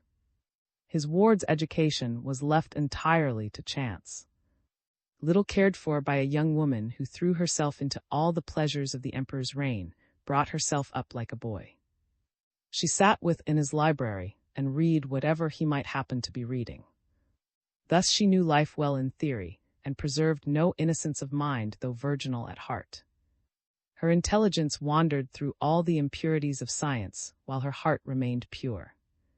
Her knowledge was something amazing, fed by her passion for reading, and well served by an excellent memory. Thus, at 18, she was as learned as the authors of today ought to be before trying to write. This prodigious amount of study controlled her passions far better than a convent life, which only inflames a young girl's imagination. This brain, crammed with undigested and unclassified information, governed the heart of a child. Such a depravity of mind, absolutely devoid of any influence on her chastity of person, would have amazed a philosopher or an observer, if anyone at Nantes could have suspected the fine qualities of Mademoiselle Touches. The result was in inverse proportion to the cause. Had no predisposition towards evil, she conceived of everything by her intelligence, but held aloof from the facts. She delighted Old and helped him in his works, writing 3 books for the worthy gentleman who believed them to be his own, for his spiritual paternity also was blind. Such severe work, out of harmony with the development of her girlhood, had its natural effect. Fell ill, there was a fever in her blood, her lungs were threatened with inflammation. The doctors ordered her horse exercise and social amusements. Mademoiselle Touches became a splendid horsewoman, and had recovered in a few months. At 18 she made her appearance in the world, where she produced such a sensation, that at Nantes she was never called anything but the beautiful Mademoiselle Touches. But the adoration of which she was the object left her insensible, and she had come to this by the influence of one of the sentiments which are imperishable in a woman, however superior she may be. Snubbed by her aunt and cousins, who laughed at her studies and made fun of her distant manners, assuming that she was incapable of being attractive, aimed at being light and coquettish, in short, a woman. She had expected to find some interchange of ideas, some fascination on a level with her own lofty intelligence. She was disgusted by the commonplaces of ordinary conversation and the nonsense of flirtation. Above all, she was provoked by the aristocratic airs of the military, to whom at that time everything gave way. She had, as a matter of course, neglected the drawing-room arts. When she found herself less considered than the dolls who could play the piano and make themselves agreeable by singing ballads, she aspired to become a musician. She retired into deep solitude, and set to work to study unremittingly under the guidance of the best master in the town. She was rich, she sent for to give her finishing lessons, to the great astonishment of her neighbors. This princely outlay is still remembered at Nantes. The master's stay there cost her 12,000 francs. She became at last a consummate musician. Later in Paris she took lessons in harmony and counterpoint, and composed 2 operas which were immensely successful, though the public never knew her secret. These operas were ostensibly the work of one of the most eminent artists of our day, but this circumstance was connected with the history of her heart and will be explained presently. The mediocrity of provincial society her so excessively, her imagination was full of such grand ideas, that she from all the drawing rooms after reappearing for a time to eclipse all other women by the splendor of her beauty, to enjoy her triumph over the musical performers and win the devotion of all clever people. Still, after proving her power to her two cousins and driving two lovers to desperation, she came back to her books, to her piano, to the works of and to old. In 1812 she was 21. The archaeologist accounted to her for his management of her property, and from that time forth she herself controlled her fortune, consisting of 15,000 francs a year from Touches, her father's estate, 12,000 francs, the income at that time from the lands of which increased by a third when the leases were renewed, besides a capital sum of 300,000 francs saved by her guardian. Derived nothing from her country training but an apprehension of money matters and that instinct for wise administration which perhaps restores, in the provinces, the balance against the constant tendency of capital to center in Paris. She her 300,000 francs from the bank where the archaeologist had deposited them, and invested in just at the time of the disastrous retreat from Moscow. Thus she had 30,000 francs a year more. When all her expenses were paid, she had a surplus of 50,000 francs a year to be invested. A girl of 21 with such a power of will was a match for a man of 30. Her intellect had gained immense breadth and habits of criticism, which enabled her to judge sanely of men and things, art and politics. Thenceforward she purposed leaving Nantes, but Old fell ill of the malady that carried him off. She was like a wife to the old man. She nursed him for 18 months with the devotion of a guardian angel, and closed his eyes at the very time when Napoleon was fighting with Europe over the dead body of France. She therefore postponed her departure for Paris till the end of the war. As a royalist she flew to hail the return of the Bourbons to Paris. She was welcomed there by the with whom she was distantly connected, but then befell the catastrophe of the 20th of March, and everything remained in suspense. She had the opportunity of seeing on the spot this last resurrection of the empire, of admiring the which came out on the Champ Mars, as in an arena, to salute its before dying at Waterloo. Its great and lofty soul was captivated by the magical spectacle. Political agitations and the fairy transformations of the theatrical drama, lasting for 3 months and known as the 100 Days, absorbed her wholly, and preserved her from any passion, in the midst of an upheaval that broke up the royalist circle in which she had first come out. They followed the Bourbons to Ghent, leaving their house at Mademoiselle Touch's service, who could not accept a dependent position, bought for the sum of 130,000 francs one of the handsomest mansions in the Rue, where she settled on the return of the Bourbons in 1815.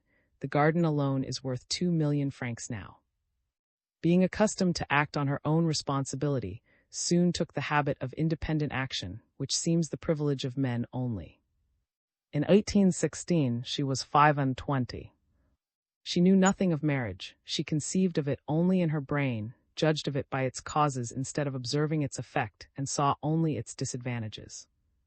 Her superior mind rebelled against the abdication which begins the life of a married woman. She keenly felt the preciousness of independence, and had nothing but disgust for the cares of motherhood. These details are necessary to justify the anomalies that characterize. She never knew father or mother. She was her own mistress from her childhood. Her guardian was an old antiquary. Chance placed her in the domain of science and imagination, in the literary world, instead of keeping her within the circle drawn by the feudal education given to women. A mother's lectures on dress, on the hypocritical proprieties and man-hunting graces of her sex. And so, long before she became famous, it could be seen at a glance that she had never played the doll. Towards the end of the year 1817, Touches perceived that her face showed symptoms not indeed of fading, but of the beginning of fatigue. She understood that her beauty would suffer from the fact of her persistent celibacy. She was bent on remaining beautiful, for at that time she prized her beauty. Knowledge warned her of the doom set by nature on her creations, which deteriorate as much by misapplication as by ignorance of her laws. The vision of her aunt's emaciated face rose before her and made her shudder. Thus placed between marriage and passion, she to remain free, but she no longer scorned the homage that she met with on all hands.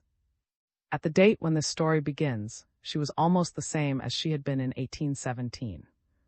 18 years had passed over her and left her untouched. At the age of 40 she might have called herself 25. Thus a picture of her in 1836 will represent her as she was in 1817. Women who know under what conditions of temperament and beauty a woman must live to resist the attacks of time will understand how and why touches enjoyed such high privileges, as they study a portrait for which the most glowing colors of the palette must be brought into play. Brittany offers a singular problem in the predominance of brown hair, brown eyes, and a dark complexion, in a country so close to England, where the atmospheric conditions are so nearly similar. Does the question turn on the wider one of race, or on unobserved physical influences? Scientific men will someday perhaps inquire into the cause of this peculiarity, which does not exist in the neighboring province of Normandy. Pending its solution, the strange fact lies before us that fair women are rare among the women of Brittany, who almost always have the brilliant eyes of Southerners. But instead of showing the tall figures and serpentine grace of Italy or Spain, they are usually small, short, with neat, set figures, excepting some women of the upper classes which have been crossed by aristocratic alliances. Mademoiselle Touches, a thoroughbred, is of medium height, about 5 feet, though she looks taller. This illusion is produced by the character of her countenance, which gives her dignity. She has the complexion which is characteristic of Italian beauty, pale olive by day and white under artificial light. You might think it was animated ivory. Light glides over such a skin as over a polished surface. It glistens on it. Only strong emotion can bring a faint flush to the middle of each cheek, and it disappears at once. This peculiarity gives her face the placidity of a savage. The face, long rather than oval, resembles that of some beautiful Isis in the bas-reliefs of. It has the purity of a sphinx's head, polished by desert fires, lovingly touched by the flame of the Egyptian sun. Her hair, black and thick, falls in plaited loops over her neck, like the headdress with rigid double locks of the statues at Memphis, accentuating very finely the general severity of her features. She has a full, broad forehead, bossy at the temples, bright with its smooth surface on which the light lingers, and like that of a hunting Diana, a powerful brow calm and still. The eyebrows, strongly arched, bend over eyes in which the fire sparkles now and again like that of fixed stars. The white of the eye is not bluish, nor veined with red, nor is it pure white. Its texture looks horny, still it is warm in tone. The black center has an orange ring round the edge. It is bronze set in gold, but living gold, animated bronze. The pupil is deep. It is not, as in some eyes, lined, as it were, like a mirror, reflecting the light and making them look like the eyes of tigers and cats. It has not that terrible fixity of gaze that makes sensitive persons shiver, but this depth has infinitude, just as the brightness of mirror eyes has finality. The gaze of the observer can sink and lose itself in that soul, which can shrink and retire as rapidly as it can flash forth from those velvet eyes. In a moment of passion, S's eye is superb. The gold of her glance lights up the yellowish white, and the whole flashes fire. But when at rest it is dull. The torpor of deep thought often gives it a look of stupidity, and when the light of the soul is absent, the lines of the face also look sad. The lashes are short, but as black and thick-set as the hair of an ermine's tail. The lids are tawny and netted with fine red veins, giving them at once strength and elegance, 2 qualities hard to combine in women. All round the eyes there is not the faintest wrinkle or stain. Here again you will think of Egyptian granite mellowed by time. Only the cheekbones, though softly rounded, are more prominent than in most women, and confirm the impression of strength stamped on the face. Her nose, narrow and straight, has high-cut nostrils, with enough of passionate dilation to show the rosy gleam of their delicate lining. This nose is well set on to the brow, to which it is joined by an exquisite curve, and it is perfectly white to the very tip, a tip endowed with a sort of proper motion that works wonders whenever is angry, indignant, or rebellious. There especially, as Talma noted, the rage or irony of lofty souls finds expression. Rigid nostrils betray a certain shallowness. The nose of a miser never quivers, it is tightly set like his lips. Everything in his face is as close shut as himself. His mouth, arched at the corners, is brightly red. The lips, full of blood, supply that living, impulsive carmine that gives them such infinite charm, and may reassure the lover who might be alarmed by the grave majesty of the face. The upper lip is thin, the furrow beneath the nose dents it low down like a brow, which gives peculiar emphasis to her scorn. Has no difficulty in expressing anger. This pretty lip meets the broader red edge of a lower lip that is exquisitely kind, full of love, and carved, it might be, by Phidias as the edge of an opened pomegranate, which it resembles in color. The chin is round and firm, a little heavy but expressing determination, and finishing well this royal, if not goddess-like, profile. It is necessary to add that below the nose, the lip is faintly shaded by a down that is wholly charming. Nature would have blundered if she had not there placed that tender, smoky tinge. The ear is most delicately formed, a sign of other concealed daintinesses. The bust broad, the bosom small but not flat, the hips slender but graceful. The slope of the back is magnificent, more suggestive of the Bacchus than of the Venus. Herein we see a detail that distinguishes almost all famous women from the rest of their sex. They have in this a vague resemblance to men. They have neither the pliancy nor the freedom of line that we see in women destined by nature to be mothers. Their gait is unbroken by a gentle sway. This observation is, indeed, two-edged. It has its counterpart in men whose hips have a resemblance to those of men who are cunning, sly, false, and cowardly. His head, instead of having a hollow at the nape of the neck, is set on her shoulders with a swelling outline without an inward curve, an unmistakable sign of power, and this neck, in some attitudes, has folds of athletic firmness. The muscles attaching the upper arm splendidly are those of a colossal woman. The arm is powerfully modeled, ending in wrists of English slenderness and pretty delicate hands, plump and full of dimples, finished off with pink nails cut to an almond shape and well set in the flesh. Her hands are of a whiteness which proclaims that all the body, full, firm, and solid, is of a quite different tone from her face. The cold, steadfast carriage of her head is contradicted by the ready mobility of the lips, their varying expression, and the sensitive nostrils of an artist. Still, in spite of this exciting promise, not wholly visible to the profane, there is something provoking in the calmness of this countenance. The face is melancholy and serious rather than gracious, stamped with the sadness of constant meditation. Mademoiselle listens more than she speaks. She is alarming by her silence and that look of deep scrutiny. Nobody among really well-informed persons can ever have seen her without thinking of the real Cleopatra, the little brown woman who so nearly changed the face of the earth. But in the animal is so perfect, so homogeneous, so truly leonine, that a man with anything of the Turk in him regrets the embodiment of so great a mind in such a frame, and wishes it were altogether woman. Everyone fears lest he may find there the strange corruption of a diabolical soul. Do not cold analysis and positive ideas throw their light upon the passions in this soul. In her does not judgment take the place of feeling? Or a still more terrible phenomenon, does she not feel and judge both together? Her brain being omnipotent, can she stop where other women stop? Has the intellectual power left the affections weak? Can she be gracious? Can she condescend to the pathetic trifles by which a woman busies, amuses, and interests the man she loves? Does she not crush a sentiment at once, if it does not answer to the infinite that she apprehends and contemplates? Who can fill up the gulfs in her eyes? We fear lest we should find in her some mysterious element of virginity. The strength of a woman ought to be merely symbolical. We are frightened at finding it real. Is in some degree the living image of Schiller's Isis, hidden in the depths of the temple, at whose feet the priests found the dying gladiators who had dared to consult her. Her various affairs, believed in by the world and not by herself, confirm the doubts suggested by her appearance. But perhaps she enjoys this calumny.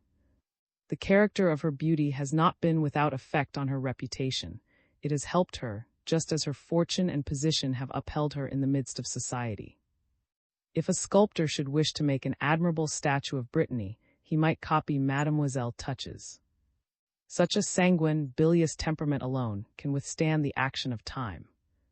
The perennially nourished texture of such a skin, as it were, varnished, is the only weapon given to woman by nature to ward off wrinkles, which are hindered also by the passivity of her features.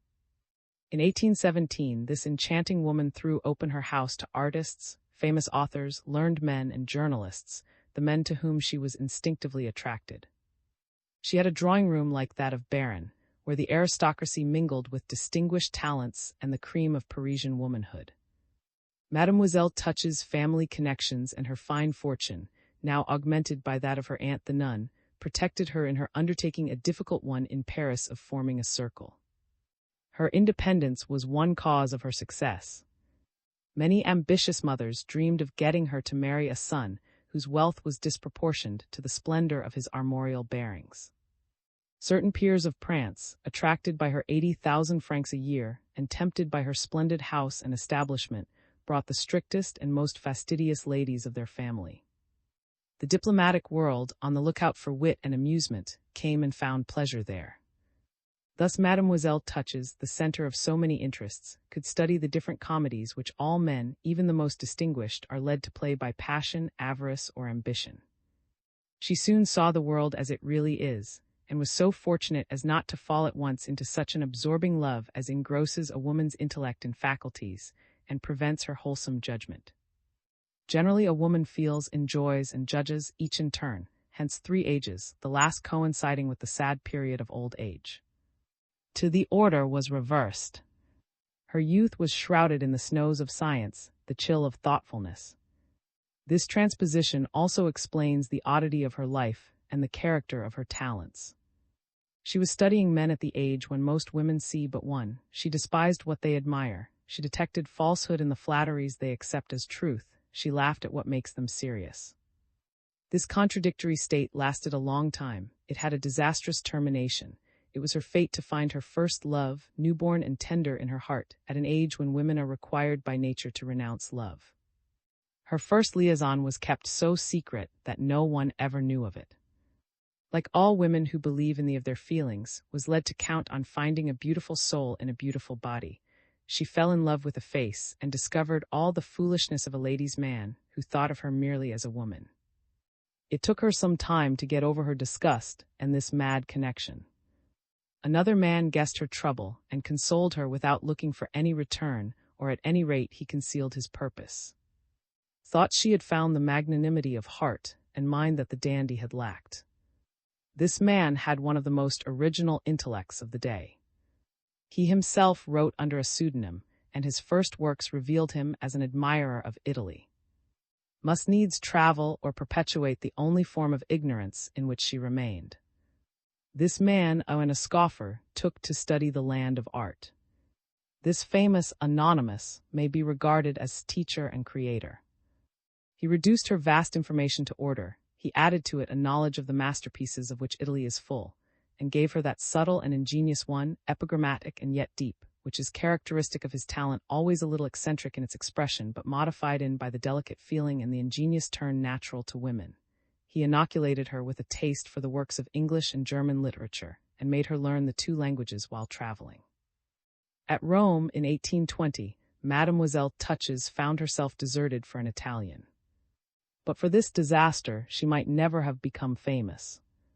Napoleon said that misfortune was midwife to genius.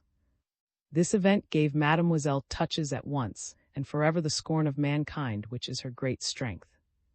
Was dead and was born. She returned to Paris in the company of the great musician for whom she wrote the of 2 operas, but she had no illusions left and became, though the world did not know it, a sort of female Dawn without either debts or conquests. Encouraged by success, she published the 2 volumes of dramas which immediately placed among the anonymous celebrities. She told the story of her betrayed love in an admirable little romance, one of the masterpieces of the time. This book, a dangerous example, was compared, and on the level, with A Horrible Lament, of which the counterpart was found in Tale. The delicate nature of her literary disguise is not yet fully understood. Some refined intelligences still see nothing in it but the magnanimity that subjects a man to criticism and screens a woman from fame by allowing her to remain unknown. In spite of herself, her reputation grew every day, as much by the influence of her salon as for her repartees, the soundness of her judgment, and the solidity of her acquirements. She was regarded as an authority, her witticisms were repeated, she could not abdicate the functions with which Parisian society invested her. She became a recognized exception. The fashionable world bowed to the talent and the wealth of this strange girl. It acknowledged and sanctioned her independence. Women admired her gifts and men her beauty. Indeed, her conduct was always ruled by social proprieties. Her friendships seemed to be entirely platonic. There was nothing of the authoress, the female author, about her, As a woman of the world, Mademoiselle Touches is delightful, weak at appropriate moments, indolent, coquettish, devoted to dress, charmed with the trivialities that appeal to women and poets. She perfectly understood that after Madame, there was no place in this century for a Sappho, and that no Ninon could exist in Paris where there were no grand seigneurs, no voluptuous court. She is the Ninon of intellect. She adores art and artists. She goes from the poet to the musician, from the sculptor to the prose writer. She is full of a noble generosity that verges on credulity, so ready is she to pity misfortune and to disdain the fortunate. Since 1830 she has lived in a chosen circle of proved friends, who truly love and esteem each other. She dwells far removed from such turmoil as Madame, and not less far from political conflict, and she makes great fun of as the younger brother of George Sand, of whom she speaks as Brother Cain, for this new glory has killed her own. Mademoiselle Touches admires her happier rival with angelic readiness, without any feeling of jealousy or covert envy. Until the time when this story opens, she had led the happiest life conceivable for a woman who is strong enough to take care of herself. She had come to Touches 5 or 6 times between 1817 and 1834. Her first visit had been made just after her first disenchantment, in 1818. Her house at Touches was uninhabitable. She sent her steward to and took his little house at Touches. As yet she had no suspicion of her coming fame. She was sad she would see no one. She wanted to contemplate herself, as it were, after this great catastrophe. She wrote to a lady in Paris, a friend, explaining her intentions and giving instructions for furniture to be sent for Touches. The things came by ship to Nantes, were transshipped to a smaller boat and thence were carried not without difficulty across the sands to Touches. She sent for workmen from Paris and settled herself at Touches, which she particularly liked. She meant to meditate there on the events of life, as in a little private chartreuse. At the beginning of winter she returned to Paris. Then the little town was torn by diabolical curiosity. Nothing was talked of but the Asiatic luxury of Mademoiselle Touches. The notary, her agent, gave tickets to admit visitors to Touches, and people came from Batz from. This curiosity produced in 2 years the enormous sum for the gatekeeper and gardener of 17 francs. Mademoiselle did not come there again till 2 years later, on her return from Italy, and arrived by. For some time no one knew that she was at, and with her, the composer. Her appearance at intervals did not greatly excite the curiosity of the little town of. Her steward and the notary at most had been in the secret of fame. By this time, however, new ideas had made some little progress and several persons knew of Mademoiselle Touches' double existence. The postmaster got letters addressed to Touches. At last the veil was rent. In a district so essentially Catholic, old world, and full of prejudices, the strange life led by this illustrious and unmarried woman could not fail to start the rumors which had frightened it could never be understood. She seemed an anomaly. Was not alone at Touches, she had a guest. This visitor was Claude, the haughty and contemptuous writer who, though he has never published anything but criticism, has impressed the public and literary circles with an idea of his superiority. Who for the last 7 years had made this writer welcome, as she had 100 others, authors, journalists, artists, and people of fashion who knew his inelastic temperament, his idleness, his utter poverty, his carelessness, and his disgust at things in general, seemed by her behavior to him to wish to marry him. She explained her conduct, incomprehensible to her friends, by her ambition and the horror she felt of growing old.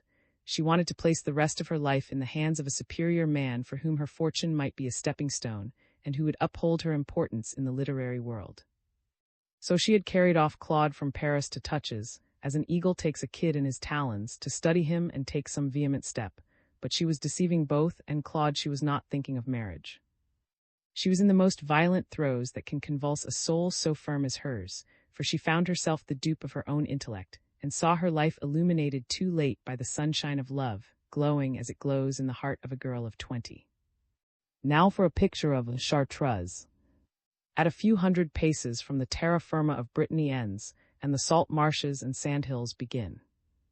A rugged road, to which vehicles are unknown, leads down a ravine to the desert of sands left by the sea as neutral ground between the waters and the land. This desert consists of barren hills, of pans of various sizes edged with a ridge of clay, in which the salt is collected, of the creek which divides the mainland from the island of. Though in geography is a peninsula, as it is attached to Brittany only by the strand between it and the Bourg Batz, a shifting bottom which it is very difficult to cross, it may be regarded as an island. At an angle where the road from to joins the road on the mainland, stands a country house, enclosed in a large garden remarkable for its wrung and distorted pine trees, some spreading parasol-like at the top, others stripped of their boughs and all showing red, trunks where the bark has been torn away. These trees, martyrs to the storm, growing literally in spite of wind and tide, prepare the mind for the melancholy and strange spectacle of the salt marshes, and the sandhills looking like waves. The house, well built of schistose stone and cement held together by courses of granite, has no pretensions to architecture. The eye sees only a bare wall, regularly pierced by the windows. Those on the first floor have large panes, on the ground floor small quarries. Above the first floor there are lofts, under an enormously high-pointed roof, with a gable at each end and two large dormers on each side. Under the angle of each gable a window looks out, like a cyclops' eye, to the west over the sea, to the east at. One side of the house faces the road, the other the waste over which is seen, and beyond that the open sea. A little stream escapes through an opening in the garden wall on the side by the road too, which it crosses, and is soon lost in the sand, or in the little pool of salt water enclosed by the sandhills and marshland, being left there by the arm of the sea. A few fathoms of roadway, constructed in this break in the soil, leads to the house. It is entered through a gate. The courtyard is surrounded by unpretentious rural outhouses, a stable, a coach house, a gardener's cottage with a poultry yard and sheds adjoining, of more use to the gatekeeper than to his mistress.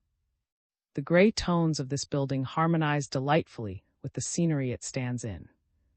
The grounds are an oasis in this desert, on the edge of which the traveler has passed a mud hovel, where custom-house officers keep guard. This house, with no lands, or rather of which the lands lie in the district of, derives an income of 10,000 francs from the marshes, and from farms scattered about the mainland. This was the fief of Touches, deprived of its feudal revenues by the Revolution. Touches is still a property. The marshmen still speak of thee, and they would talk of the Lord if the owner were not a woman. When restored Touches, she was too much of an artist to think of altering the desolate-looking exterior, which gives this lonely building the appearance of a prison. Only the gate was improved by the addition of 2 brick piers with an architrave, under which a carriage can drive in. The courtyard was planted. The arrangement of the ground floor is common to most country houses built 100 years ago. The dwelling was evidently constructed on the ruins of a little perch there as a link connecting and bats with and lording it over the marshes. A hall had been contrived at the foot of the stairs. The first room is a large wainscoted anteroom where has a table. Next comes an immense drawing room with 6 windows, 2 of which, at the gable end, form doors leading to the garden, down 10 steps, corresponding in the arrangement of the room with the door into the room, and that into the dining room. The kitchen, at the other end, communicates with the dining room through the pantry. The staircase is between the room and the kitchen, which formerly had a door into the hall.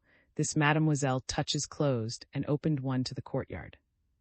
The loftiness and spaciousness of the rooms enables to treat this ground with noble simplicity. She was careful not to introduce any elaboration of detail. The drawing-room, painted gray, has old mahogany furniture with green silk cushions, white cotton window curtains bordered with green, 2 consoles and a round table. In the middle is a carpet with a large pattern in squares. Over the huge chimney place are an immense mirror and a clock representing Apollo's car, between candelabra of the style of the Empire. The room has gray cotton curtains, bordered with green, and 2 divans.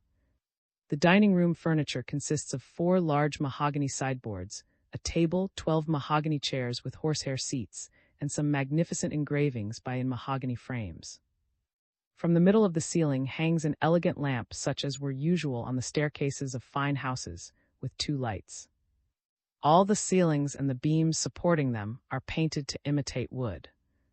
The old staircase, of wood with a heavy balustrade, is carpeted with green from top to bottom. On the first floor were 2 sets of rooms divided by the staircase. Chose for her own those which look over the marshes, the sandhills, and the sea, arranging them as a little sitting room, a bedroom, a dressing room, and a study. On the other side of the house she contrived 2 bedrooms, each with a dressing closet and anteroom. The servants' rooms are above. The 2 spare rooms had at first only the most necessary furniture. The artistic luxuries for which she had sent to Paris she reserved for her own rooms. In this gloomy and melancholy dwelling, looking out on that gloomy and melancholy landscape, she wanted to have the most fantastic creations of art. Her sitting room is hung with fine Gobelin tapestry, set in wonderfully carved frames. The windows are draped with heavy antique stuffs, a splendid brocade with a doubly shot ground, gold and red, yellow and green, falling in many bold folds, edged with royal fringes and tassels worthy of the most splendid baldachins of the church. The room contains a cabinet which her agent found for her, worth 7,000 or 8,000 francs now, a table of carved ebony, a writing bureau brought from Venice, with 100 drawers inlaid with arabesques of ivory, and some beautiful Gothic furniture. There are pictures and statuettes, the best that an artist friend could select in the old curiosity shops, where the dealers never suspected in 1818 the price their treasures would afterwards fetch. On her tables stand fine Chinese vases of grotesque designs. The carpet is Persian, smuggled in across the sandhills. Her bedroom is in the Louis XV style and a perfectly exact imitation. Here we have the carved wooden bedstead, painted white, with the arched head inside, and figures of loves throwing flowers, the lower part stuffed and upholstered in brocaded silk, the crown above decorated with 4 bunches of feathers. The walls are hung with Indian chintz draped with silk cords and knots. The fireplace is finished with rustic work, the clock of ormolu, between 2 large vases of the choicest blue mounted in gilt copper. The mirror is framed to match. The Pompadour toilet table has its lace hangings and its glass, and then there is all the fanciful small furniture, the duchesses, the couch, the little formal settee, the easy chair with a quilted back, the lacquer screen, the curtains of silk to match the chairs, lined with pink satin and draped with thick ropes, the carpet woven at law and short, all the elegant, rich, sumptuous, and fragile things among which the ladies of the 18th century made love. The study, absolutely modern, in contrast with the gallant suggestiveness of the days of Louis XV, has pretty mahogany furniture. The are full, it looks like a boudoir, there is a divan in it. It is crowded with the dainty trifles that women love, books that lock up, boxes for handkerchiefs and gloves, pictured lampshades, statuettes, Chinese grotesques, writing cases, 2 or 3 albums, paperweights, in short, every fashionable toy. The curious visitor notes with uneasy surprise a pair of pistols, a narghileh, a riding whip, a hammock, a pipe, a fowling piece, a blouse, some tobacco, and a soldier's knapsack, a motley collection characteristic of. Every lofty soul on looking round must be struck by the peculiar beauty of the landscape that spreads its breadth beyond the grounds, the last vegetation of the continent. Those dismal squares of brackish water, divided by little white dikes on which the marshman walks all in white to rake out and collect the salt and heap it up, that tract over which salt vapors rise, forbidding birds to fly across, while they at the same time choke every attempt at plant life. Those sands where the eye can find no comfort but in the stiff evergreen leaves of a small plant with rose-colored flowers and in the Carthusian pink. That pool of seawater, the sand of the dunes, and the view of a miniature town dropped like Venice into the sea, and beyond, the immensity of ocean, tossing a fringe of foam over the granite reefs to emphasize their wild forms, the scene elevates while it saddens the spirit, the effect always produced in the end by anything sublime, which makes us yearn regretfully for unknown things that the soul apprehends at unattainable heights. Indeed, these wild harmonies have no charm for any but lofty natures and great sorrows. This desert not unbroken, where the sunbeams are sometimes reflected from the water and the sand, whiten the houses of bats, and ripple over the roofs with a pitiless dazzling glare, would absorb for days at a time. She rarely turned to the delightful green views, the thickets and flowery hedges that garland like a bride, with flowers and posies and veils and festoons. She was suffering dreadful and unknown misery. As saw the weathercocks of the 2 gables peeping above the furze bushes of and the gnarled heads of the fir trees, the air seemed to him lighter. To him was a prison, his life was at touches. Who cannot understand the attractions it held for a simple-minded lad?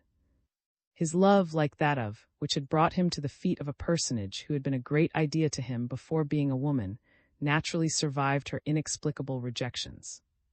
This feeling, which is rather the desire for love than love itself, had no doubt failed to elude the inexorable analysis of, and hence perhaps her repulses, a nobleness of mind misunderstood by.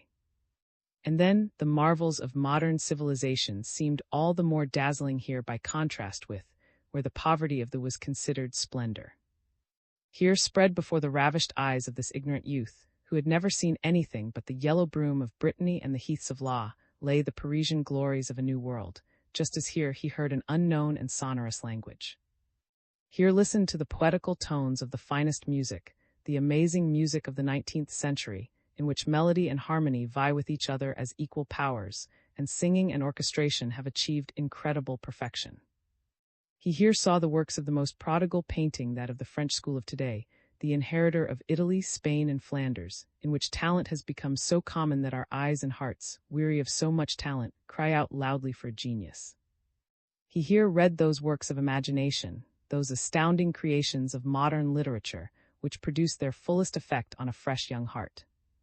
In short, our grand 19th century rose before him in all its magnificence as a whole, its criticism, its struggles for every kind of renovation, its vast experiments, almost all measured by the standard of the giant who nursed its infancy in his flag, and sang it hymns to an accompaniment of the terrible bass of cannon. Initiated into all this grandeur, which perhaps escapes the ken of those who put it on the stage and are its makers, satisfied it touches the love of the marvelous that is so strong at his age, and that guileless admiration, the first love of a growing man, which is so wroth with criticism. It is so natural that flame should fly upwards. He heard the light Parisian banter, the graceful irony which revealed to him what French wit should be, and awoke in him 1,000 ideas that had been kept asleep by the mild torpor of home life. To him, Mademoiselle Touches was the mother of his intelligence, a mother with whom he might be in love without committing a crime. She was so kind to him. A woman is always adorably kind to a man in whom she has inspired a passion, even though she should not seem to share it. At this moment was giving him music lessons. To him the spacious rooms on the ground floor, looking all the larger by reason of the arrangement of the lawns and shrubs in the little park, the staircase, lined with masterpieces of Italian patience, carved wood, Venetian and Florentine mosaics, bas-reliefs in ivory and marble, curious toys made to the order of the fairies of the Middle Ages. The upper rooms, so cozy, so dainty, so voluptuously artistic, were all infused and living with a light, a spirit, an atmosphere that were supernatural, indefinable, and strange. The modern world with its poetry was in strong contrast to the solemn, patriarchal world of, and the two systems here were face to face. On one hand, the myriad effects of art, on the other, the simplicity of wild Brittany. No one then need ask why the poor boy, as weary as his mother was of the subtleties of, always felt a qualm as he entered this house, as he rang the bell, as he crossed the yard. It is to be observed that these presentiments cease to agitate men of riper growth, inured to the mishaps of life, whom nothing can surprise, and who are prepared for everything. As he went in, heard the sound of the piano, he thought that was in the drawing-room, but on entering the room he could no longer hear it. Was playing, no doubt, on the little upright piano, brought for her from England which stood in the little drawing-room above. As he mounted the stairs, where the thick carpet completely deadened the sound of footsteps, went more and more slowly. He perceived that this music was something extraordinary. Was playing to herself alone, she was talking to herself. Instead of going in, the young man sat down on a Gothic settle with a green velvet cushion on the landing, beneath the window, which was artistically framed in carved wood stained with walnut juice and varnished. Nothing could be more mysteriously melancholy than this improvisation. It might have been the cry of a soul wailing to God from the depths of the grave. The young lover knew it for the prayer of love and despair, the tenderness of resigned grief, the sighing of controlled anguish. Was amplifying, varying, and changing the introduction to the cavatina, pour moi, from the fourth act of Robert. Suddenly she began to sing the Shena in heartrending tones, and broke off. Went in and saw the reason of this abrupt ending. Poor, beautiful, turned to him without affectation, her face bathed in tears, took out her handkerchief to wipe them away, and said simply, "Good mornings." She was charming in her morning dress. On her head was one of the red chenille nets at that time in fashion, from which the shining curls of her black hair fell on her neck. A very short pelisse formed a modern Greek tunic, showing below it cambric trousers, with embroidered frills and the prettiest scarlet and gold Turkish slippers. "What is the matter?" asked He has not come back, she replied, standing up at the window and looking out over the sands, the creek, and the marshes. This reply accounted for her costume. It would seem was expecting Claude, and she was fretted as a woman who had wasted her pains. A man of 30 would have seen this. Only saw that she was unhappy. "You are anxious?" he asked. "Yes," she replied, with a melancholy that this boy could not fathom. Was hastily leaving the room. "Well, where are you going?" "To find him." "Dear child," said she, taking his hand and drawing him to her with one of those tearful looks which to a young soul is the highest reward. "Are you mad? Where do you think you can find him on this shore?" "I will find him." "Your mother will suffer mortal anguish. Besides, stay. Come, I insist upon it," and she made him sit down on the divan. "Do not break your heart about me. These tears that you see are the tears we take pleasure in.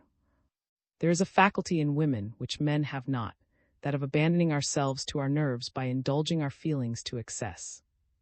By imagining certain situations and giving way to the idea, we work ourselves up to tears, sometimes into a serious condition and real illness. A woman's fancies are not the sport of the mind merely, but of the heart. You have come at the right moment. Solitude is bad for me. I am not deluded by the wish he felt to go without me to study, and its rocks, the Bourg Bats, and its sands and salt marshes.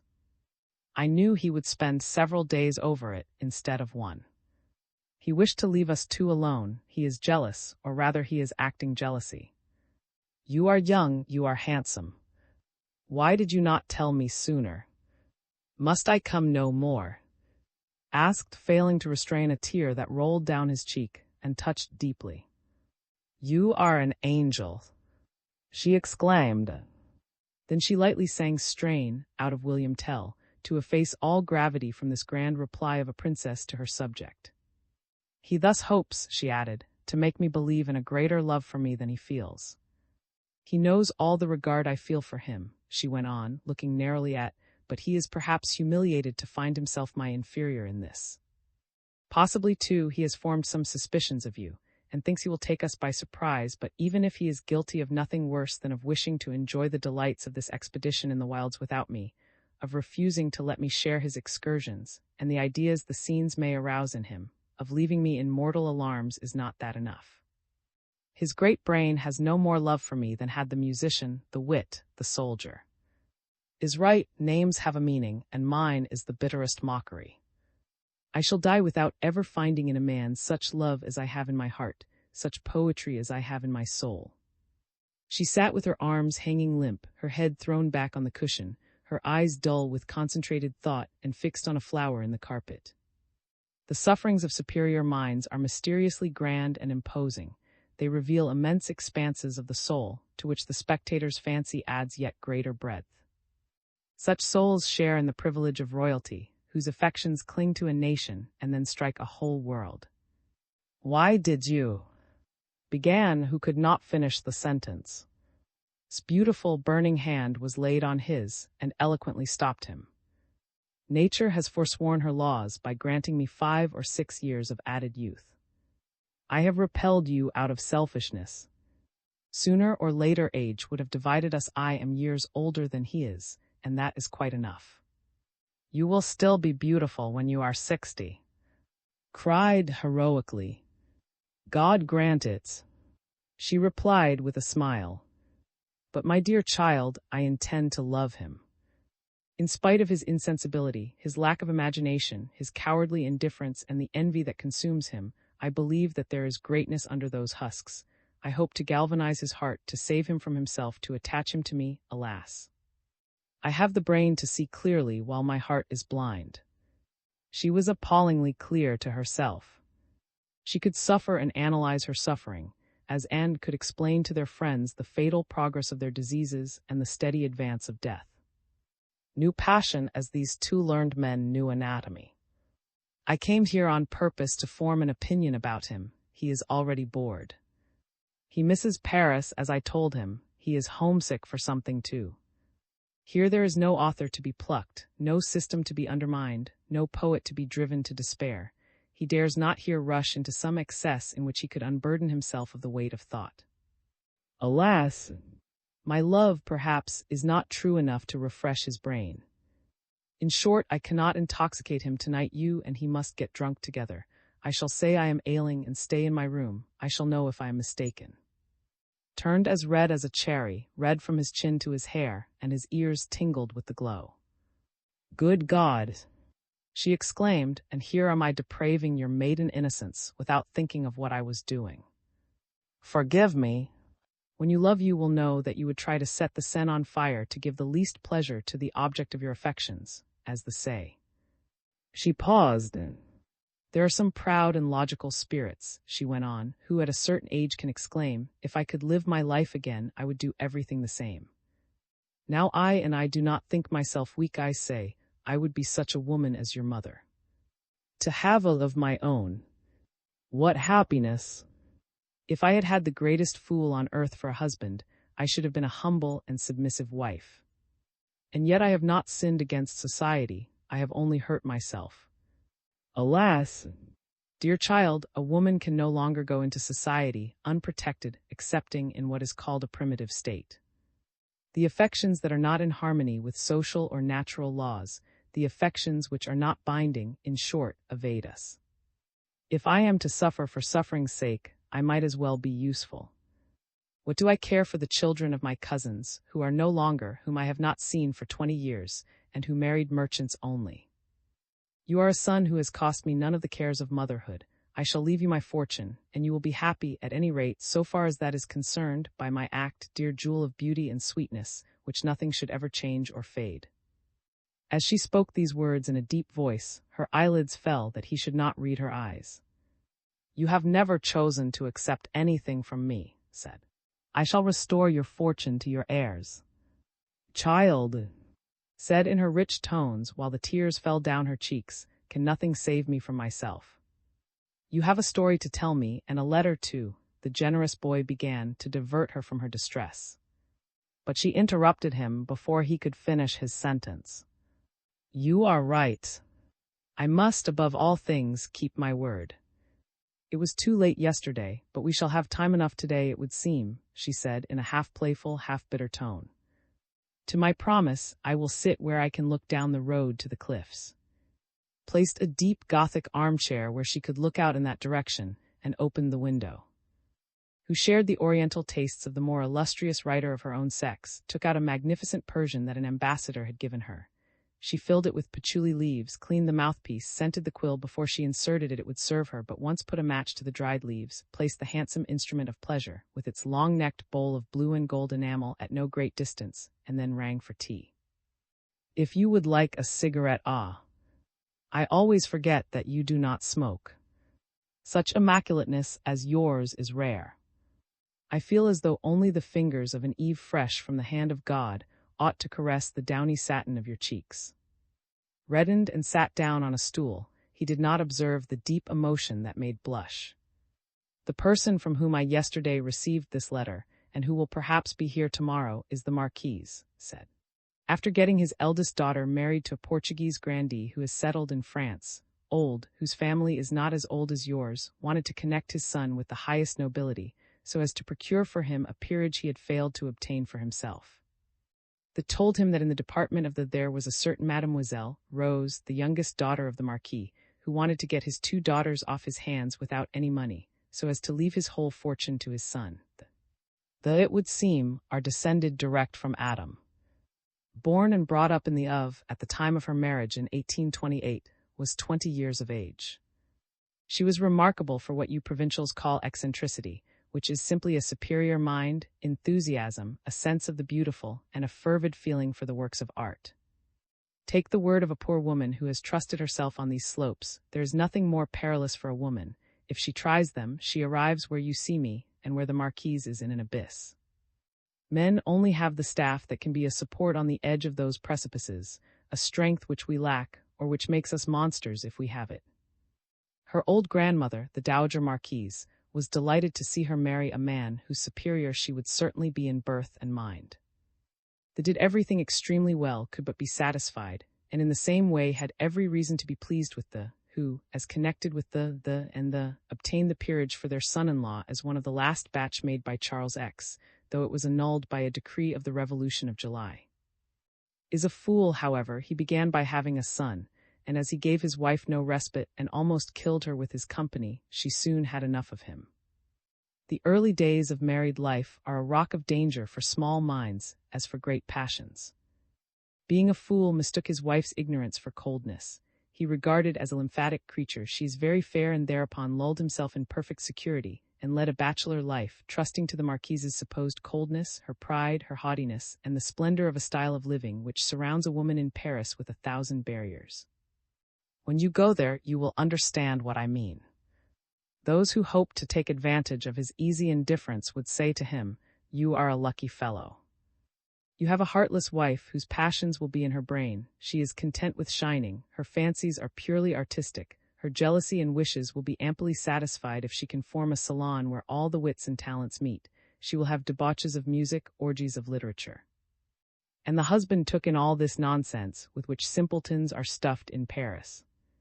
At the same time, is not a common idiot. He has as much vanity and pride as a clever man, with this difference that clever men assume some modesty and become cats.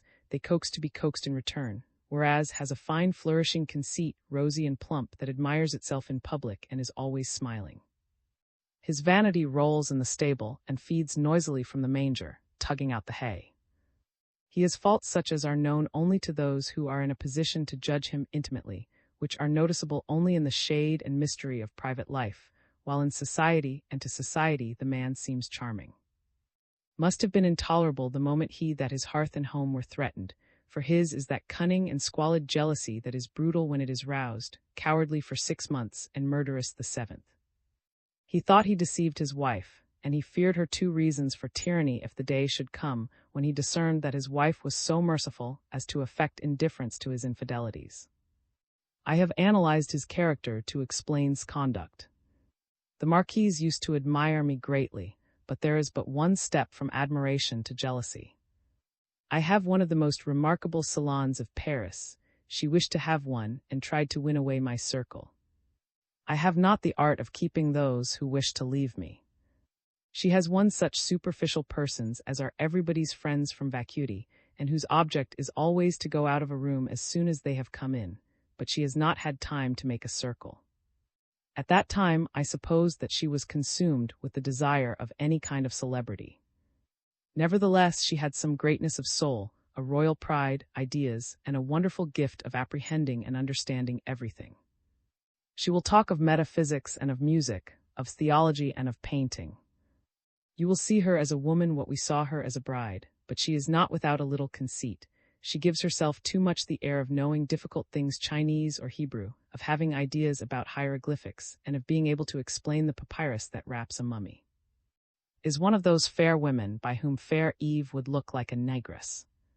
She is as tall and straight as a taper, and as white as the holy wafer. She has a long, pointed face and a very variable complexion, today as colorless as cambric, tomorrow dull and mottled under the skin with a myriad tiny specks, as though the blood had left dust there in the course of the night.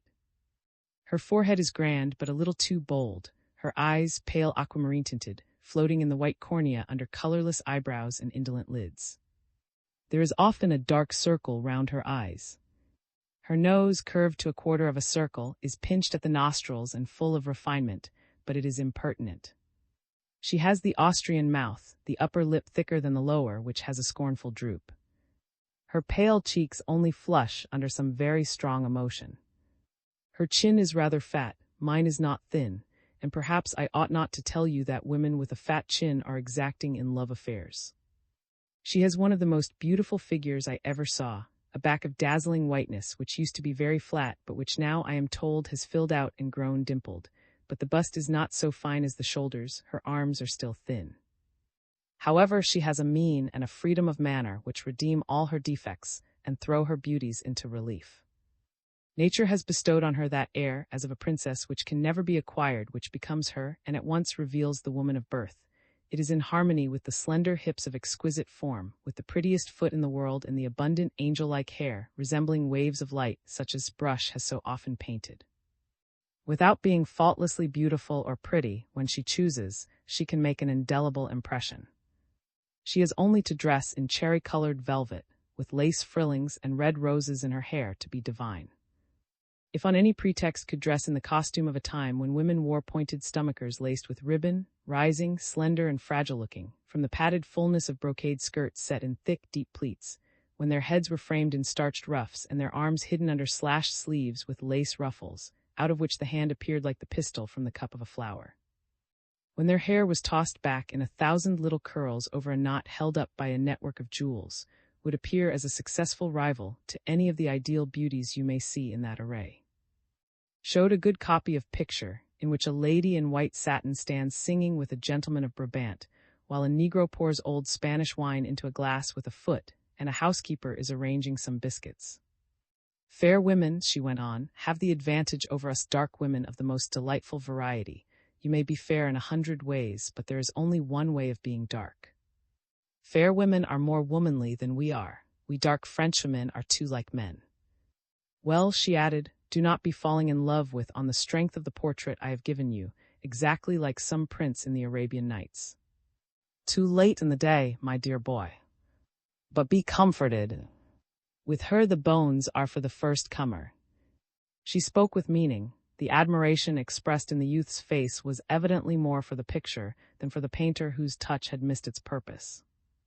In spite of her being she resumed, has not the delicacy of her coloring. The lines are severe, she is elegant and hard, she has the look of a strictly accurate drawing, and you might fancy she had southern fires in her soul. She is a flaming angel, slowly drying up. Her eyes look thirsty.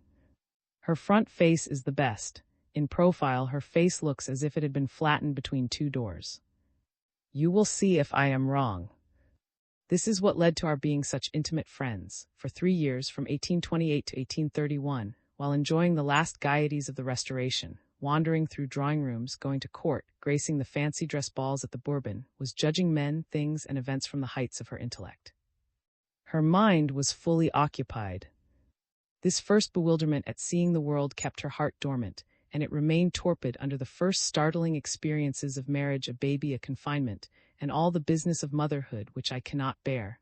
I am not a woman so far as that is concerned. To me children are unendurable, they bring 1,000 sorrows and incessant anxieties. I must say that I regard it as one of the blessings of modern society of which that hypocrite Jean deprived us, that we were free to be or not to be mothers. Though I am not the only woman that thinks this, I am the only one to say it. During the storm of 1830 and 1831, went to her husband's country house, where she was as much bored as a saint in his stall in paradise. On her return to Paris, the Marquise thought, and perhaps rightly, that the revolution, which in the eyes of most people was purely political, would be a moral revolution too. The world to which she belonged had failed to reconstitute itself during the unlooked-for 15 years of triumph under the Restoration, so it must crumble away under the steady battering ram of the middle class. She had understood great words, kings are departing. This opinion, I suspect, was not without its influence on her conduct. She sympathized intellectually with the new doctrines which, for 3 years after that July, swarmed into life like flies in the sunshine, and which turned many women's heads. But like all the nobility, though she thought the new ideas magnificent, she wished to save the nobility. Finding no opening now for personal superiority, seeing the uppermost class again setting up the speechless opposition it had already shown to Napoleon, which, during the dominion of actions and facts, was the only attitude it could take, whereas, in a time of moral transition, it was equivalent to retiring from the contest, she preferred a happy life to this mute antagonism.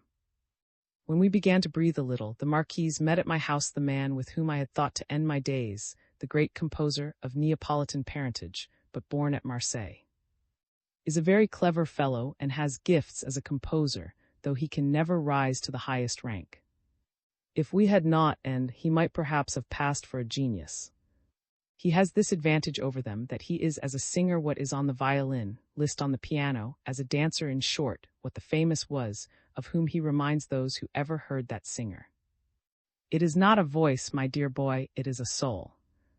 When that singing answers to certain ideas, certain indescribable moods in which a woman sometimes finds herself, if she hears, she is lost. The Marquise fell madly in love with him and won him from me.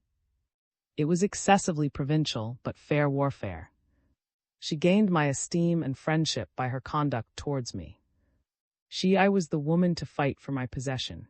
She could not tell that in my eyes the most ridiculous thing in the world under such circumstances is the subject of the contest. She came to say me.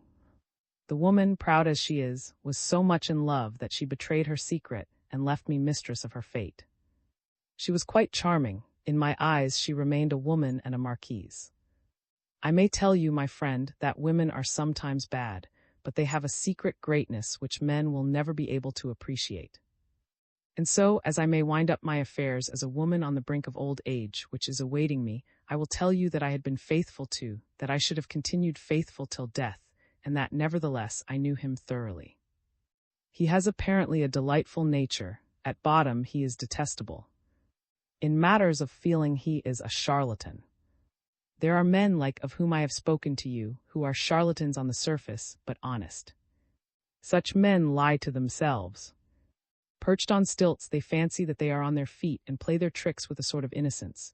Their vanity is in their blood. They are born actors, swaggerers, grotesquely funny, like a Chinese jar. They might even laugh at themselves. Their personal impulses are generous, and like the gaudiness of royal costume, they attract danger. But rascality will never be known to anyone but his mistress. He has as an artist that famous Italian jealousy which led to assassinate and cost a stiletto thrust. This terrible envy is hidden beneath the most charming good fellowship. Has not the courage of his vice, he smiles at and pays him compliments while he longs to rend him. He feels himself weak and gives himself the airs of force, and his vanity is such that he affects the sentiments furthest from his heart. He assumes to be an artist inspired direct from heaven. To him art is something sacred and holy. He is a fanatic, he is sublime in his fooling of fashionable folk, his eloquence seems to flow from the deepest convictions. He is a seer, a demon, a god, an angel. In short, though I have warned you, you will be his dupe.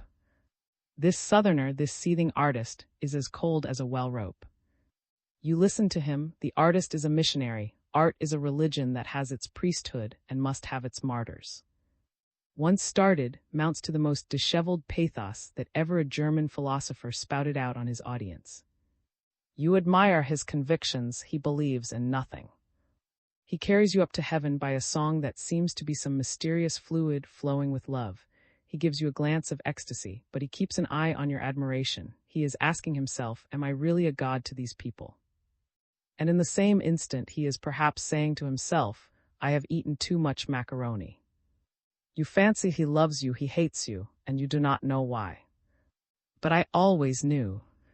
He had seen some woman the day before, loved her for a whim, insulted me with false love, with hypocritical kisses, making me pay dearly for his feigned fidelity. In short, he is insatiable for applause, he shams everything and trifles with everything, he can act joy as well as grief, and he succeeds to perfection. He can please, he is loved, he can get admiration whenever he chooses. I left him hating his voice. He owed it more success than he could get from his talent as a composer, and he would rather be a man of genius-like than a performer as fine as. I had been so foolish as to attach myself to him, and I would have decked the idol till the last. Like many artists, is very dainty and likes his ease and his little enjoyments. He is dandified, elegant, well-dressed. Well, I humored all his manias. I loved that weak but astute character. I was, and I sometimes smiled with disdain. I respected his courage. He is brave, and bravery, it is said, is the only virtue which no hypocrisy can simulate. On one occasion, when traveling, I saw him put to the test. He was ready to risk his life, and he loves it. But strange to say, in Paris I have known him guilty of what I call mental cowardice. My dear boy, I knew all this. I said to the poor Marquise, you do not know what a gulf you are setting foot in. You are the Perseus of a hapless Andromeda. You are rescuing me from the rock. If he loves you, so much the better, but I doubt it. He loves no one but himself. Was in the seventh heaven of pride. I was no Marquise. I was not born I was forgotten in a day. I allowed myself the fierce pleasure of studying this character to its depths. Certain of what the end would be, I meant to watch contortions. My poor boy, in 1 week I saw horrors of sentimentality, hideous maneuvering. I will tell you no more, you will see the man here. Only, as he knows that I know him, he hates me now. If he could safely stab me, I should not be alive for 2 seconds. I have never said a word of this to. His last and constant insult is that he believes me capable of communicating my painful knowledge to the Marquise. He has become restless and absent-minded, for he cannot believe in good feeling in anyone. He still performs for my benefit the part of a man grieved to have deserted me. You will find him full of the most penetrating cordiality. He will wheedle, he will be chivalrous. To him every woman is a Madonna. You have to live with him for some time before you detect the secret of that false frankness, or know the stiletto prick of his humbug. His air of conviction would take in God. And so you will be enmeshed by his feline blandishments, and will never conceive of the deep and rapid arithmetic of his inmost mind. Let him be. I carried indifference to the point of receiving them together at my house. The consequence of this was that the most suspicious world on earth, the world of Paris, knew nothing of the intrigue. Though was drunk with pride, he wanted no doubt to pose before. His dissimulation was consummate. He surprised me. I had expected to find that he insisted on a stage effect. It was she who compromised herself, after a year of happiness, under all the vicissitudes and risks of Parisian existence. She had not seen for some days, and I had invited him to dine with me, as she was coming in the evening. Had no suspicions, but knew her husband so well that, as she often told me, she would have preferred the worst poverty to the wretched life that awaited her in the event of that man ever having a right to scorn or to torment her. I had chosen the evening when our friend, was at home.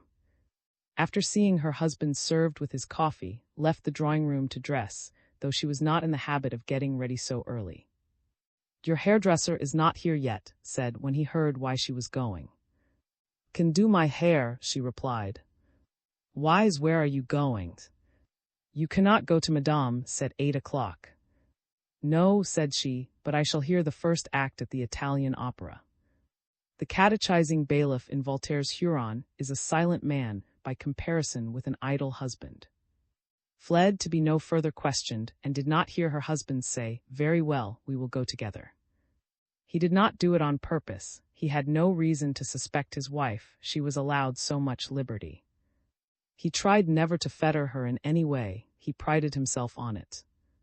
And indeed, her conduct did not offer the smallest hold for the strictest critic. The Marquis was going who knows where to see his mistress, perhaps. He had dressed before dinner. He had only to take up his hat and gloves when he heard his wife's carriage draw up under the awning of the steps in the courtyard. He went to her room and found her ready, but amazed at seeing him.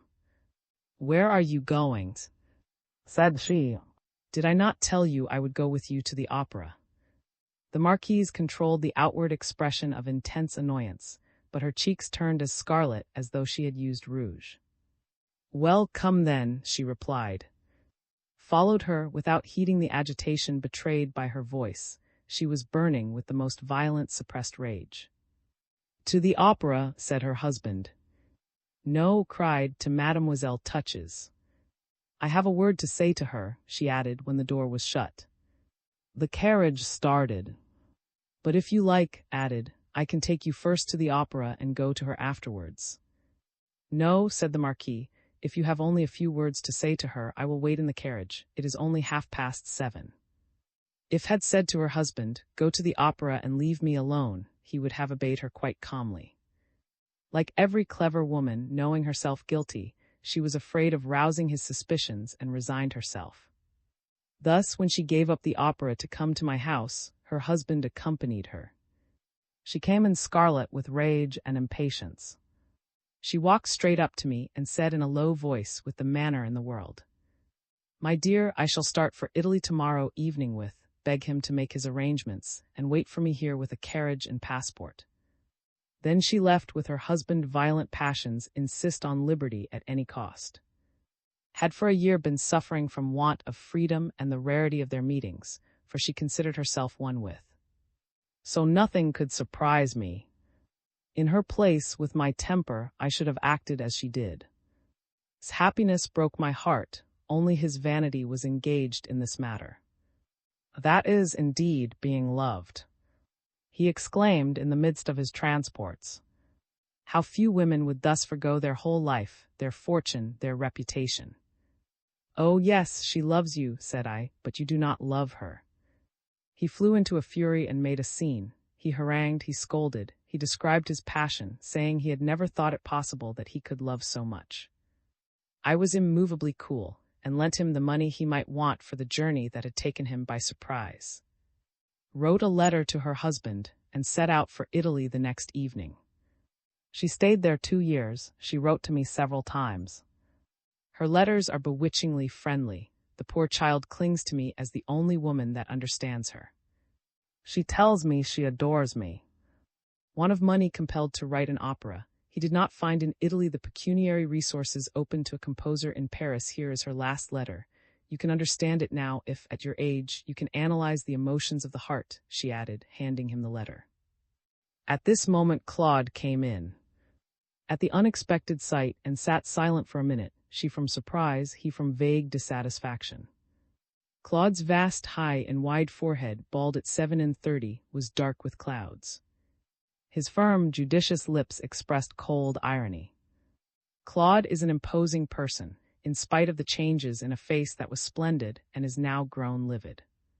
From the age of 18 to 25, he had a strong likeness to the divine young Raphael, but his nose, the human feature which most readily alters, has grown sharp. His countenance has, as it were, sunk under mysterious hollows, the outlines have grown puffy, and with a bad color, leaden grays predominate in the worn complexion, though no one knows what the fatigues can be of a young man, aged, perhaps, by crushing loneliness and an abuse of keen discernment. He is always examining other men's minds, without object or system. The pickaxe of his criticism is always destroying and never constructing anything. His weariness is that of the laborer, not of the architect. His eyes, light blue and once bright, are dimmed with unconfessed suffering, or clouded by sullen sadness. Dissipation has darkened the eyelids beneath the brows, the temples have lost their smoothness. The chin, most nobly, has grown double without dignity. His voice, never very sonorous, has grown thin. It is not hoarse, not husky, but something between the two. The inscrutability of this fine face, the fixity of that gaze, cover an irresolution and weakness that are betrayed in the shrewd and ironical smile. This weakness affects his actions, but not his mind. The stamp of intellect is on that brow and in the habit of that face, at once childlike and lofty. One detail may help to explain the eccentricities of this character. The man is tall and already somewhat bent, like all who bear a world of ideas.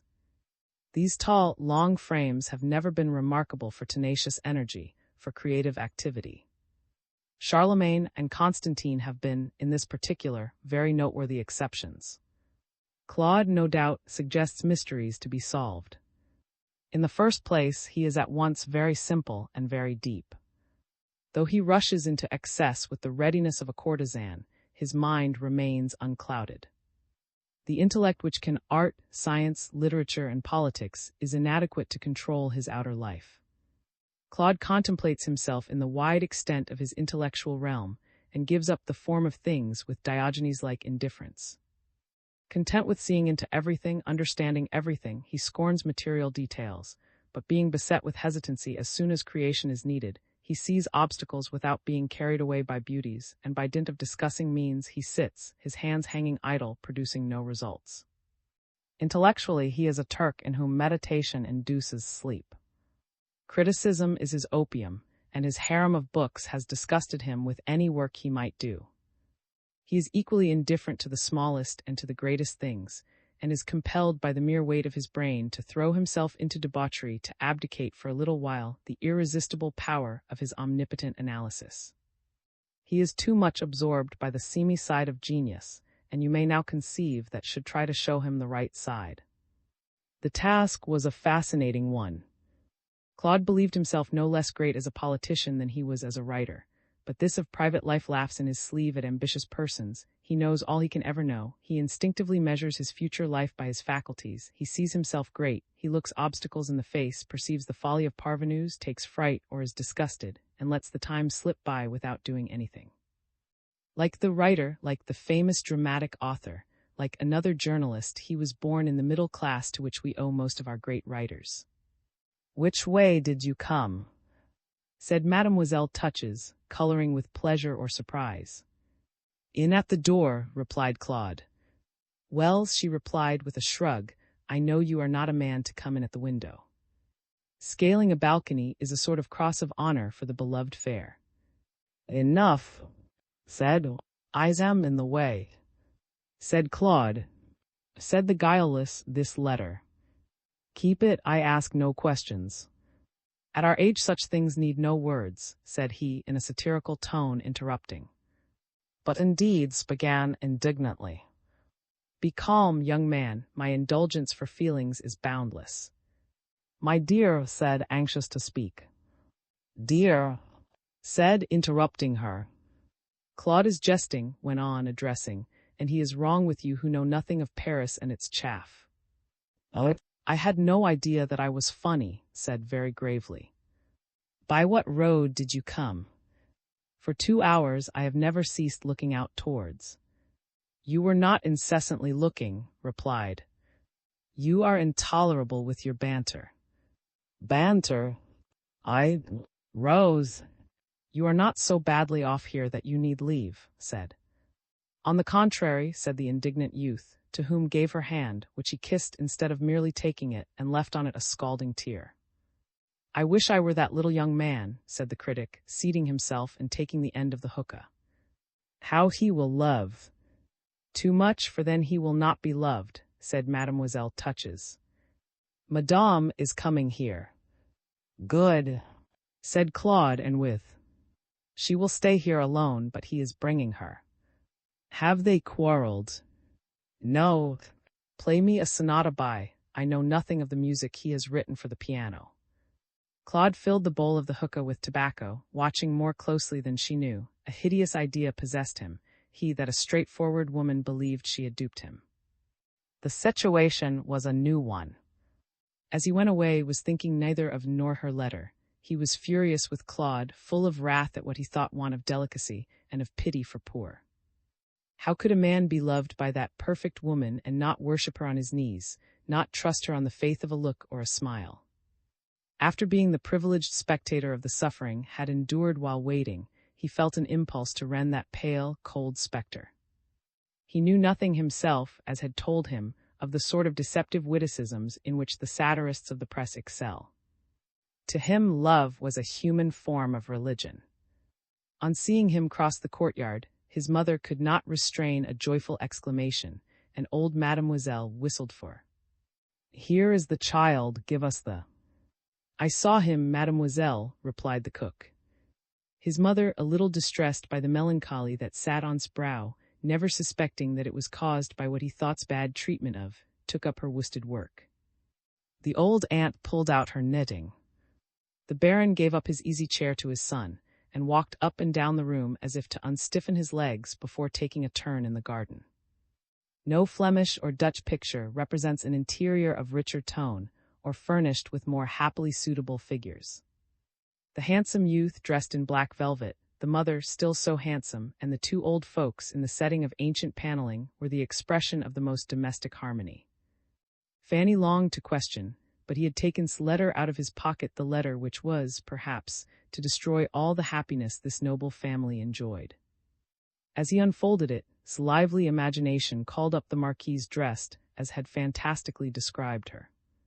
From to Genoa, July 2nd. I have not written to you, my dear friend, since our stay at Florence, but Venice and Rome took up all my time, and happiness, as you know, fills a large place in life. We are neither of us likely to take strict account of a letter more or less. I am a little tired. I insisted on seeing everything, and to a mind not easily satiated the repetition of pleasures brings fatigue. Our friend had great triumphs and these last 3 days at the San Carlo. 3 Italian operas in 2 years. You cannot say that love has made him idle. We have been warmly welcomed everywhere, but I should have preferred silence and solitude. Is not that the only mode of life that suits a woman in direct antagonism with the world? This was what I had expected. Love, my dear, is a more exacting master than marriage, but it is sweet to serve him. After having played at love all my life, I did not know that I must see the world again, even in glimpses, and the attentions paid me on all hands were so many wounds. I was no longer on an equal footing with women of the highest type. The more kindly I was treated, the more was my inferiority marked. Did not understand these subtleties, but he was so happy that I should have been graceless if I had not sacrificed such petty vanities to a thing so splendid as an artist's life. We live only by love, while men live by love and action, otherwise they would not be men. There are, however, immense disadvantages to a woman in the position in which I have placed myself, and you have avoided them. You have remained great in the face of the world which had no rights over you. You have perfect liberty, and I have lost mine. I am speaking only with reference to concerns of the heart, and not to social matters, which I have wholly sacrificed. You might be vain, and you might have all the graces of a woman in love, who can give or refuse anything as she chooses. You had preserved the privilege of being capricious, even in the interest of your affection and of the man you might like. In short, you even now have still your own sanction. I have not the freedom of feeling which, as I think, it is always delightful to assert in love, even when the passion is an eternal one. I have not the right to quarrel in jest, which we women so highly and so rightly prize. Is it not the line by which we sound the heart? I dare not threaten. I must rely for attractiveness and infinite docility and sweetness. I must be impressive through the immenseness of my love. I would rather die than give up, for the holiness of my passion is its only plea for pardon. I did not hesitate between my social dignity and my own little dignity, a secret between me and my conscience. Though I have fits of melancholy, like the clouds which float across the clearest sky, to which we women like to give way, I silence them at once. They would look like regret. Dear me, I so fully understood the extent of my debt to him that I have equipped myself with unlimited indulgence, but hitherto has not roused my sensitive jealousy. Indeed, I cannot see how my dear great genius can do wrong. I am, my dear, rather like the devotees who argue with their God, for is it not to you that I owe my happiness? And you cannot doubt that I have often thought of you.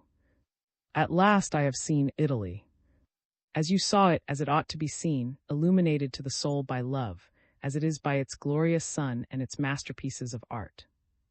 I pity those who are incessantly fired by the admiration it calls for at every step when they have not a hand to clasp, a heart into which they may pour the overflow of emotions, which then subside as they grow deeper. These 2 years are to me all my life, and my memory will have reaped a rich harvest. Did you not, as I did, dream of settling at, of buying a palace at Venice, a villa at, a house at Florence? Do not all women who love shun the world?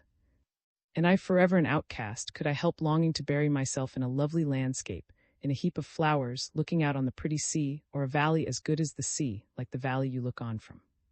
But alas, we are poor artists, and want of money is dragging the wanderers back to Paris again. Cannot bear me to feel that I have left all my luxury, and he is bringing a new work, a grand opera, to be rehearsed in Paris. Even at the cost of my love, I cannot bear to meet one of those looks from a woman or a man which would make me feel murderous. Yes, for I could hack anyone to pieces who should condescend to pity me, should offer me the protection of patronage like that enchanting, who, in the time of I think, spurred her horse to trample down the provost of Paris for some such offense. So I am writing to tell you that without delay I shall arrive to join you at Touches, and wait for hour in that quiet spot. You see how bold I am with my benefactress and sister. Still, the magnitude of the obligation will not betray my heart, like some others, into ingratitude. You have told me so much about the difficulties of the journey that I shall try to reach by sea. This idea occurred to me on hearing that there was here a little Danish vessel, loaded with marble, which will put in at to take up salt on its way back to the Baltic. By this voyage I shall avoid the fatigue and expense of traveling by post. I know you are not alone, and I am glad of it. I had some remorse in the midst of my happiness. You are the only person with whom I could bear to be alone without. Will it not be a pleasure to you, too, to have a woman with you who will understand your happiness and not be jealous of it? Well, till our meeting. The wind is fair, and I am off, sending you a kiss. Well, well, she too knows how to love. said to himself, folding up the letter with a sad expression. This sadness flashed on his mother's heart like a gleam lighting up an abyss. The Baron had just left the room. Fanny bolted the door to the turret, and returned to lean over the back of the chair in which her boy was sitting, as Dido's sister bends over her in picture. She kissed his forehead and said, "What is the matter, my child? What makes you unhappy?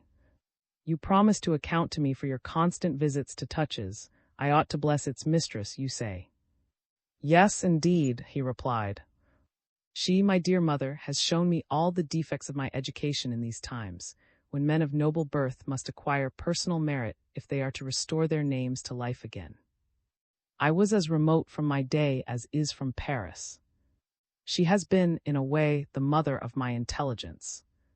Not for that can I bless her," said the Baroness, her eyes filling with tears. "Mother," cried, on whose forehead the hot tears fell, drops of heartbroken motherhood, "mother, do not cry. Just now, when to do her a pleasure, I proposed scouring the coast from the custom-house hut to the Bourg Batz, she said to me, 'How anxious your mother would be.'" "Oh, she said so. Then I can forgive her much," said Fanny. "Wishes me well," replied, and she often checks herself from saying some of those hasty and doubtful things which artists let fall, so as not to shake my faith knowing that it is not immovable. She has told me of the life led in Paris by youths of the highest rank, going from their country homes, as I might from mine, leaving their family without any fortune, and making great wealth by the force of their will and their intelligence. I can do what the Baron has done, and he is in the ministry. She gives me lessons on the piano, she teaches me Italian, she has let me into 1,000 social secrets of which no one has an inkling at. She could not give me the treasures of her love, she gives me those of her vast intellect, her wit, her genius. She does not choose to be a mere pleasure, but a light to me. She offends none of my creeds. She believes in the nobility. She loves Brittany." "She has changed said the old blind woman, interrupting him, "for I understand nothing of this talk. You have a fine old house over your head, nephew, old relations who worship you, good old servants. You can marry a good little, a pious and well-bred girl who will make you happy, and you can reserve your ambitions for your eldest son, who will be 3 times as rich as you are if you are wise enough to live quietly and economically, in the shade and in the peace of the Lord, so as to redeem the family estates. That is as simple as a Breton heart. You will get rich less quickly, but far more surely. Your aunt is right, my darling, she cares as much for your happiness as I do. If I should not succeed in arranging your marriage with Miss, your uncle, Lord Fitzwilliam's daughter, it is almost certain that Mademoiselle Pen will leave her money to either of her nieces you may prefer. And there will be a few crown pieces here," said the old aunt in a low, mysterious voice. "I marry at my age," said he, with one of those looks which weaken a mother's reason. "Am I to have no sweet and crazy love-making? Am I never to tremble, thrill, flutter, fear, lie down under a pitiless gaze and presently melt it? May I never know the beauty that is free, the fancy of the soul, the clouds that fleet over the serene blue of happiness and that the breath of enjoyment blows away? May I never stand under a gutter spout without discovering that it is raining, like the lovers seen by? Shall I never hold a burning coal in the palm of my hand like the Lorraine? Shall I never climb a silken rope ladder, nor cling to a rotten old trellis without feeling it yield? Am I never to hide in a closet or under a bed? Can I know nothing of woman but wifely surrender, or of love but its equable lamplight? Is all my curiosity to be satiated before it is excited? Am I to live without ever feeling that fury of the heart which adds to a man's power? Am I to be a married monk? No. I have set my teeth in the Paris apple of civilization. Do you not perceive that by your chaste, your ignorant family habits you have laid the fire that is consuming me, and that I shall be burnt up before I can adore the divinity I see wherever I turn in the green foliage and in the sand glowing in the sunshine, and in all the beautiful, lordly, and elegant women who are described in the books and poems I have devoured at? Alas, there is but one such woman in all, and that is you, mother. The lovely blue birds of my dreams come from Paris, they live in the pages of Lord, and they are. Or again, that royal duchess I saw in the moors among the heath and broom, whose beauty sent my blood with a rush to the heart. These thoughts were clearer, more brilliant, more living, to the Baroness' eye, than art can make them to the reader. She saw them in a flash shot from the boy's glance like the arrows from a quiver that is upset. Though she had never read, she thought, as any woman would, that it would be a crime to make this merry. "Oh, my dear boy," said she, taking him in her arms, pressing him to her, and kissing his beautiful hair, still her own. "Marry when you please, only be happy. It is not my part to tease you." Came to lay the table. Had gone out to exercise his horse, for he had not ridden it these 2 months. The 3 women, the mother, the aunt, and were of one mind with the natural cunning of women, to make much of when he dined at home. Breton penuriousness, fortified by the memories and habits of childhood, tried to contend with the civilization of Paris so faithfully represented at touches, so close to. Tried to disgust her young master with the elaborate dishes prepared in his kitchen, as his mother and aunt vied with each other in attentions to enmesh their child in the nets of their tenderness, and to make comparisons impossible. "Ah, you have a one and snipe and pancakes such as you will never get anywhere but here," said with a knowing and triumphant air, as she looked down on the white cloth, a perfect sheet of snow. After dinner, when his old aunt had settled down to her knitting again, when the Of and the Chevalier came in, attracted by their game of went out to go back to Touches, saying he must return's letter. Claude and Mademoiselle Touches were still at table. The great critic had a tendency to greediness, and this vice was humored by, who knew how a woman makes herself indispensable by such attentions. The dining room, lately finished by considerable additions, showed how readily and how quickly a woman can marry the nature, adopt the profession, the passions, and the tastes of the man she loves, or means to love. The table had the rich and dazzling appearance which modern luxury, seconded by the improvements in manufactures, stamps on every detail. The noble but impoverished house of knew not the antagonist with whom it had to do battle, nor how large a sum was needed to contend with the brand-new plate brought from Paris by Mademoiselle Touches, with her china thought good enough for the country, her fine linen, her silver gilt, all the trifles on her table, and all the skill of her man-cook.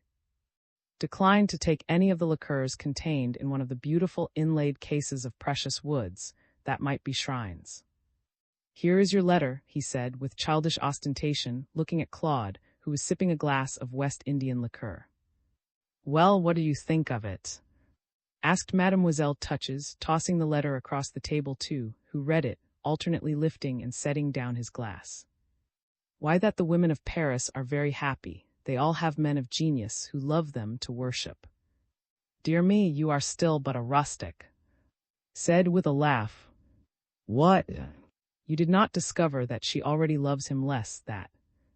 "It is self-evident," said Claude, who had as yet read no more than the first page. "When a woman is really in love, does she trouble her head in the least about her position? Is she as finely observant as the Marquise? Can she calculate? Can she distinguish? Our dear is tied to by her pride. She is condemned to love him come what may." "Poor woman," sat staring at the table, but he saw nothing. The beautiful creature in her fantastic costume, as sketched by that morning, rose before him, radiant with light. She smiled on him, she played with her fan, and her other hand, emerging from a frill of lace and cherry-colored velvet, lay white and still on the full folds of her magnificent petticoat. "This is the very thing for you," said Claude with a sardonic smile at. Was offended at the words, "the very thing." "Do not suggest the idea of such an intrigue to the dear child. You do not know how dangerous such a jest may be. I know she has too much magnanimity of temper to change. Besides, we'll be with her." "Ah," said Claude satirically, a little twinge of jealousy. "Can you suppose it?" said proudly. "You are more clear-sighted than a mother could be," replied Claude. "But I ask you, is it possible?" And she looked at. "And yet," went on, "they would be well matched. She is 10 years older than he is. He would be the girl. A girl who has twice been under fire in law. If there had but been 20,000 of such girls." "I was singing your praise," said, "an easier matter than singeing your beard." "I have a sword to cut the beards of those who wear them too long," retorted. "And I have a tongue that cuts sharply too," replied, smiling. We are Frenchmen, the affair can be arranged. Mademoiselle Touches gave a beseeching look, which calmed him at once. Why, said to end the discussion, why is it that youths, like my there, always begin by loving women no longer young? I know of no more guileless and generous impulse, said. It is the consequence of the delightful qualities of youth. And besides, to what end would old women come if it were not for such love? You are young and handsome, and will be for 20 years to come, before you may speak plainly, he went on, with a keen glance at Mademoiselle Touches. In the first place, the semi-dowagers to whom very young men attach themselves know how to love far better than young women. A youth is too like a woman for a young woman to attract him. Such a passion is too suggestive of the myth of Narcissus. Besides this, there is, I believe, a common want of experience which keeps them asunder. Hence the reason which makes it true that a young woman's heart can only be understood by a man in whom long practice is veiled by his real or assumed passion, is the same as that which, allowing for differences of nature, makes a woman past her youth more seductive to a boy. He is intensely conscious that he shall succeed with her, and the woman's vanity is intensely flattered by his pursuit of her. Then again, it is natural that the young should seize on fruit, and autumn offers many fine and luscious kinds. Is it nothing to meet those looks, at once bold and reserved, languishing at the proper moments, soft with the last gleams of love, so warm, so soothing? And the elaborate elegance of speech, the splendid ripe shoulders so finely filled out, the ample roundness, the rich and undulating plumpness, the hands full of dimples, the pulpy, well-nourished skin, the brow full of overflowing sentiment, on which the light lingers, the hair so carefully cherished and dressed, where fine partings of white skin are delicately traced, and the throat with those fine curves, the inviting nape. Where every resource of art is applied to bring out the contrast between the hair and the tones of the flesh, to emphasize all the audacity of life and love. Dark women then get some of the tones of the fairest, the amber shade of maturity. Then again, these women betray their knowledge of the world in their smiles and display it in their conversation. They know how to talk. They will set the whole world before you to raise a smile. They have sublime touches of dignity and pride. They can shriek with despair in a way to break your heart, wail a farewell to love, knowing that it is futile and only resuscitates passion. They grow young again by dint of varying the most desperately simple things. They constantly expected to be contradicted as to the falling off they so coquettishly proclaim, and the intoxication of their triumph is contagious. Their devotion is complete. They listen, in short, they love. They clutch at love as a man condemned to death clings to the smallest trifles of living. They are like those lawyers who can urge every plea in a case without fatiguing the court. They exhaust every means in their power. Indeed, perfect love can only be known in them. I doubt if they are ever forgotten, any more than we can forget anything vast and sublime. A young woman has 1,000 other things to amuse her. These women have nothing. They have no conceit left, no vanity, no meanness. Their love is the Loire at its mouth, immense, swelled by every disenchantment, every affluent of life, and that is why my daughter is dumb. He ended, seeing Mademoiselle Touches in an attitude of ecstasy, clutching his hand tightly, perhaps to thank him for having been the cause of such a moment for her, of such a tribute of praise that she could detect no snare in it. All through the evening Claude and were brilliantly witty, telling anecdotes and describing the life of Paris too, who quite fell in love with Claude, for wit exerts a peculiar charm on men of feeling. I should not be in the least surprised to see Madame land here tomorrow with, who is accompanying her, no doubt, said Claude at the end of the evening. When I came up from the seamen had spied a small ship, Danish, Swedish, or Norwegian. This speech brought the color to his cheeks, calm as she was. That night again, Madame sat up for her son till 1 o'clock, unable to imagine what he could be doing at Touches if did not love him. He must be in the way, thought this delightful mother. What have you had to talk about so long? She asked as she saw him come in. Oh, mother, I never spent a more delightful evening. Genius is a most sublime thing. Why did you not bestow genius on me? With genius, a man must be able to choose the woman he loves from all the world. She must inevitably be his. But you are handsome, my. Beauty has no place but in women. And besides, Claude is fine. Men of genius have a brow that beams, eyes where lightnings play, and I, unhappy wretch, I only know how to love. They say that is all sufficient, my darling, said she, kissing his forehead. Really, truly. I have been told so. I have had no experience. It was turned to kiss his mother's hand with reverence. I will love for all those who might have been your adorers, said he. Dear child, it is in some degree your duty. You have inherited all my feelings. So do not be rash, try to love only high-souled women if you must love. What young man, welling over with passion and suppressed vitality, but would have had the triumphant idea of going to see Madame Land, so as to be able to study her, himself unknown? Greatly amazed his father and mother, who knew nothing of the fair Marquise's arrival, by setting out in the morning without waiting for breakfast. Heaven knows how briskly the boy stepped out. He felt as if some new strength had come to his aid, he was so light, he kept close under the walls of touches to avoid being seen. The delightful boy was ashamed of his ardor, and had perhaps a miserable fear of being laughed at, and Claude were so horribly keen-sighted. And then, in such cases, a youth believes that his forehead is transparent. He followed the zigzag path across the maze of salt marshes, reached the sands, and was across them with a skip and a hop, in spite of the scorching sun that twinkled on them. This brought him to the edge of the strand, banked up with a breakwater, near which stands a house where travelers may find shelter from storms, sea gales, rain, and the whirlwind. It is not always possible to cross the little strait, nor are there always boats, and it is convenient, while they are crossing from the port, to have shelter for the horses, asses, merchandise, or passengers' luggage.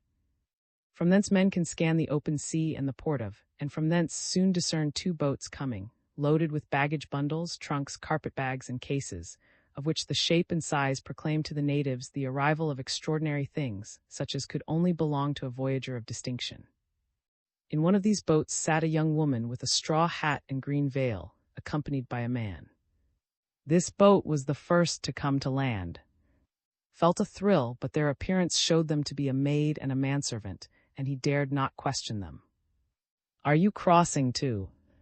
asked one of the boatmen who knew him, but he replied only by a negative shake of the head, ashamed of having his name mentioned.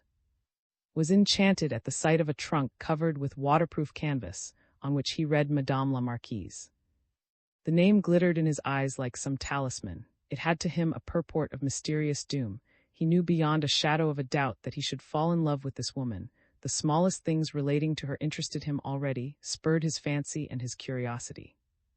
Why in the burning desert of its immeasurable and objectless desires does not youth put forth all its powers towards the first woman who comes within reach? Had fallen heir to the love that had disdained. Watched the landing of the luggage, looking out from time to time at, hoping to see a boat come out of the harbor, cross to this little headland, and reveal to him the who had already become to him what another was to Dante, an eternal statue of marble on whose hands he would hang his flowers and wreaths. He stood with his arms folded, lost in the dream of expectancy. A thing worthy of remark, but which nevertheless has never been remarked, is the way in which we frequently subordinate our feelings to our will, how we pledge ourselves to ourself, as it were, and how we make our fate. Chance has certainly far less share in it than we suppose. "I see no horses," said the maid, sitting on a trunk. "And I see no carriage road," said the valet. "Well, horses have certainly been here," replied the woman, pointing to their traces. Said she, addressing, "Is that the road leading to?" "Yes," said he. "Whom are you expecting?" "We were told that we should be met, fetched to touches if they are very late. I do not know how Madame can dress," said she to the man. "You had better walk on to touches. What a land of savages!" It dawned on that he was in a false position. "Then your mistress is going to touches?" he asked.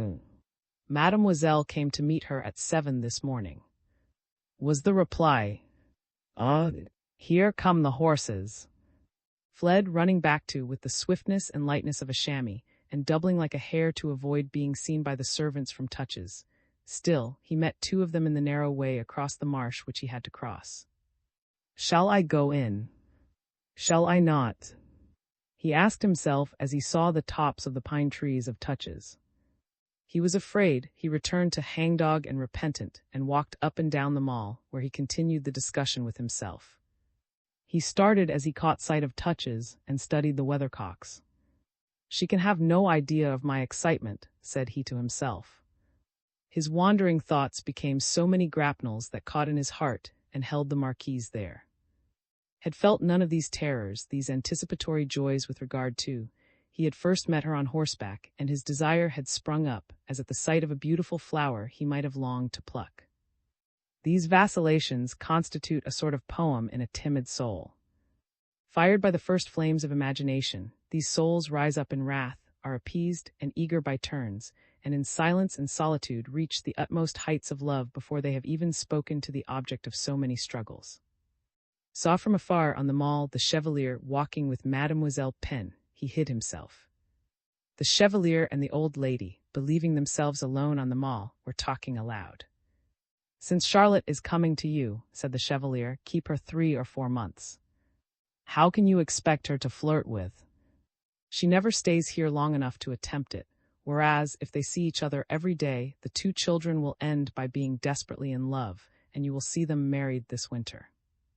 If you say 2 words of your plans to Charlotte, she will at once say 4 too, and a girl of 16 will certainly win the day against a woman of 40-something. The 2 old folks turned to retrace their steps. Heard no more, but he had understood what Mademoiselle Pen's plan was. In his present frame of mind, nothing could be more disastrous. Is it in the fever of a preconceived passion that a young man will accept as his wife a girl found for him by others? Who cared not a straw for Charlotte, felt inclined to repulse her.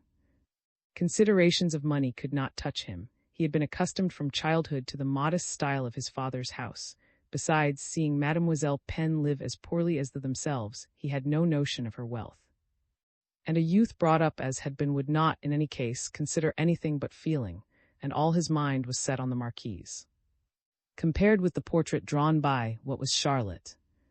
The companion of his childhood, whom he treated as his sister. He did not get home till 5 o'clock. When he went into the room, his mother, with a melancholy smile, handed him a note from Mademoiselle Touches, as follows: "My dear, the beautiful marquise has arrived. We count on you to do honor to her advent. Claude, always satirical, declares that you will be Bice and she Dante. The honor of Brittany and of thee is at stake when there is a to be welcomed. So let us meet soon, yours. Come as you are, without ceremony, or we shall look ridiculous." Showed his mother the note and went at once. "What are these?" said she to the Baron. "An old Norman family related to William the Conqueror," he replied. "Their arms are in tierce profess azure gules, and or a horse rearing argent-hoofed, or the beautiful creature for whom Gars was killed at in 1800 was the daughter of a who became a nun at, and was made abbess after being thrown over by them. And the... I do not know the name, I should want to see their arms," said he. The Baroness was a little relieved at hearing that the Marquise was of an old family. Still, she felt some alarm at knowing that her son was exposed to fresh fascinations. As he walked, felt the most violent and yet delightful impulses. His throat was choked, his heart full, his brain confused. He was devoured by fever. He wanted to walk slower, but a superior power urged him on. All young men have known this perturbation of the senses caused by a vague hope. A subtle fire flames within and raises a halo, like the glory shown about the divine persons in a sacred picture, through which they see nature in a glow and woman radiant. Are they not then like the saints themselves, full of faith, ardor, hope, and purity? The young Breton found the whole party in his little private drawing-room. It was by this time nearly 6 o'clock. Through the windows the sinking sun shed a ruddy light broken by the trees. The air was still. The room was full of the soft gloom that women love so well. "Here is the member for Brittany," said, smiling to her friend, as lifted the tapestry curtain over the door. "As punctual as a king. You recognized his step," said Claude to Mademoiselle Touches. Bowed to the Marquise, who merely nodded to him. He had not looked at her. He shook hands with Claude, who offered him his hand. "Here is the great man of whom you have heard so much," went on, without answering Claude.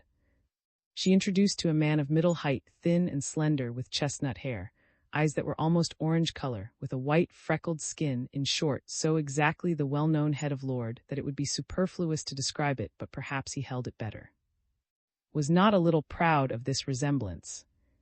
"I am delighted, being but one day at Touches, to meet," said.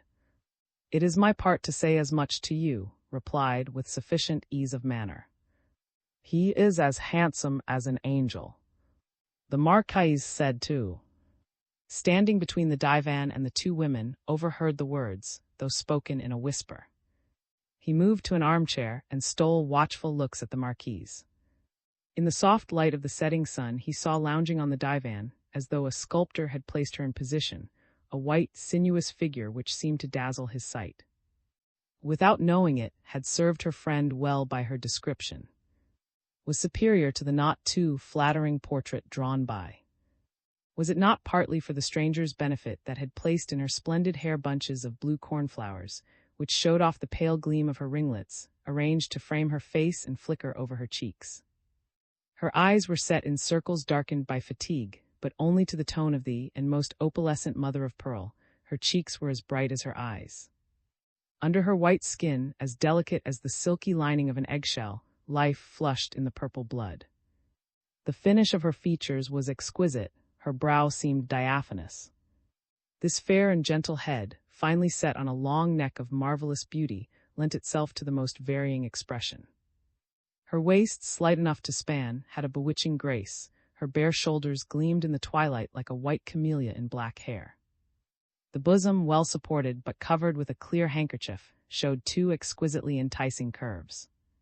The muslin dress white flowered with blue, the wide sleeves, the bodice pointed and without any sash, the shoes with sandals crossed over fine thread stockings all showed perfect knowledge of the arts of dress. Earrings of silver, marvels of Genoese work which no doubt were coming into fashion, were admirably suited to the exquisite softness of the fair hair starred with cornflowers. At a single eager glance took in all this beauty, which stamped itself on his soul. So fair and so dark recalled the keepsake contrasts, so much affected by English engravers and draftsmen. They were woman's weakness and woman's strength in their utmost expression, a perfect antithesis. These two women could never be rivals, each had her empire. They were like a delicate pale periwinkle or lily by the side of a sumptuous and gorgeous red poppy, or a turquoise by a ruby. In an instant was possessed by a passion which crowned the secret working of his hopes, his fears, his doubts. Mademoiselle Touches had roused his senses, fired his mind and heart. The young Breton was conscious of the birth within himself of an all-conquering force that would respect nothing. And he shot at a look of envy and hatred, gloomy and full of alarms, a look he had never had for Claude.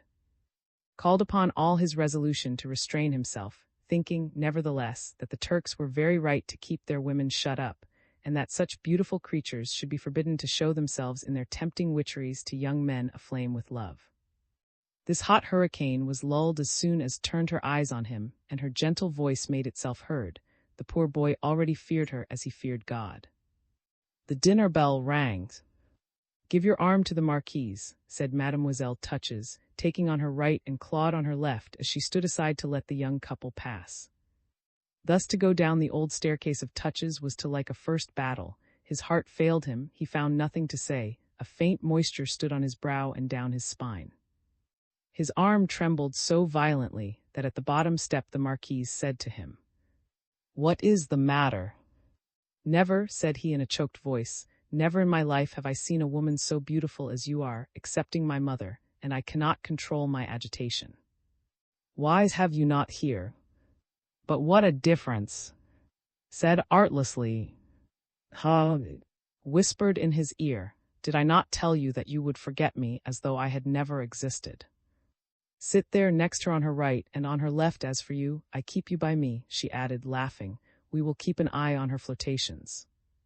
The accent in which spoke struck Claude, who looked at her with the wily and apparently absent glance, which in him showed that he was observant. He never ceased watching Mademoiselle Touches throughout dinner. "Flirtations," replied the Marquise, drawing off her gloves and showing her beautiful hands. "I have every excuse. On one side of me I have a poet," and she turned to Claude, "on the other poetry, bestowed on a gaze full of flattery. By candlelight looked even more beautiful than before." The pale gleam of the waxlights cast a satin sheen on her forehead, set sparks in her gazelle-like eyes, and fell through her silky ringlets, making separate hairs shine like threads of gold.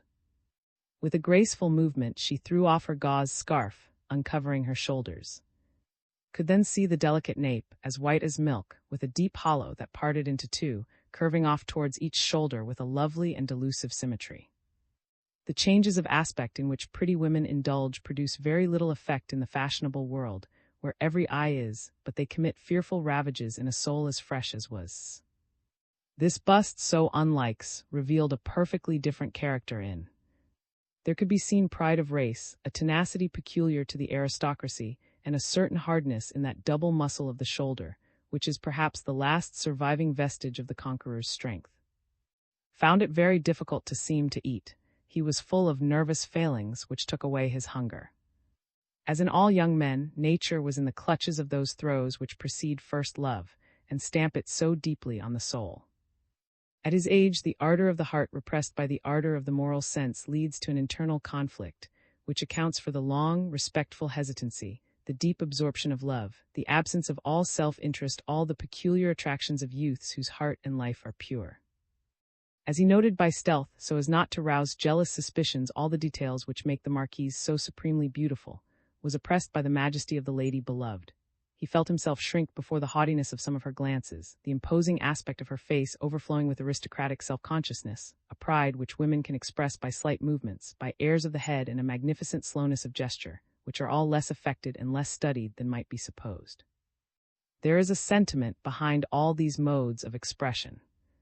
The ambiguous position in which found herself compelled her to keep a watch over herself, to be imposing without being ridiculous, and women of the highest stamp can all achieve this, though it is the rock on which ordinary women are wrecked.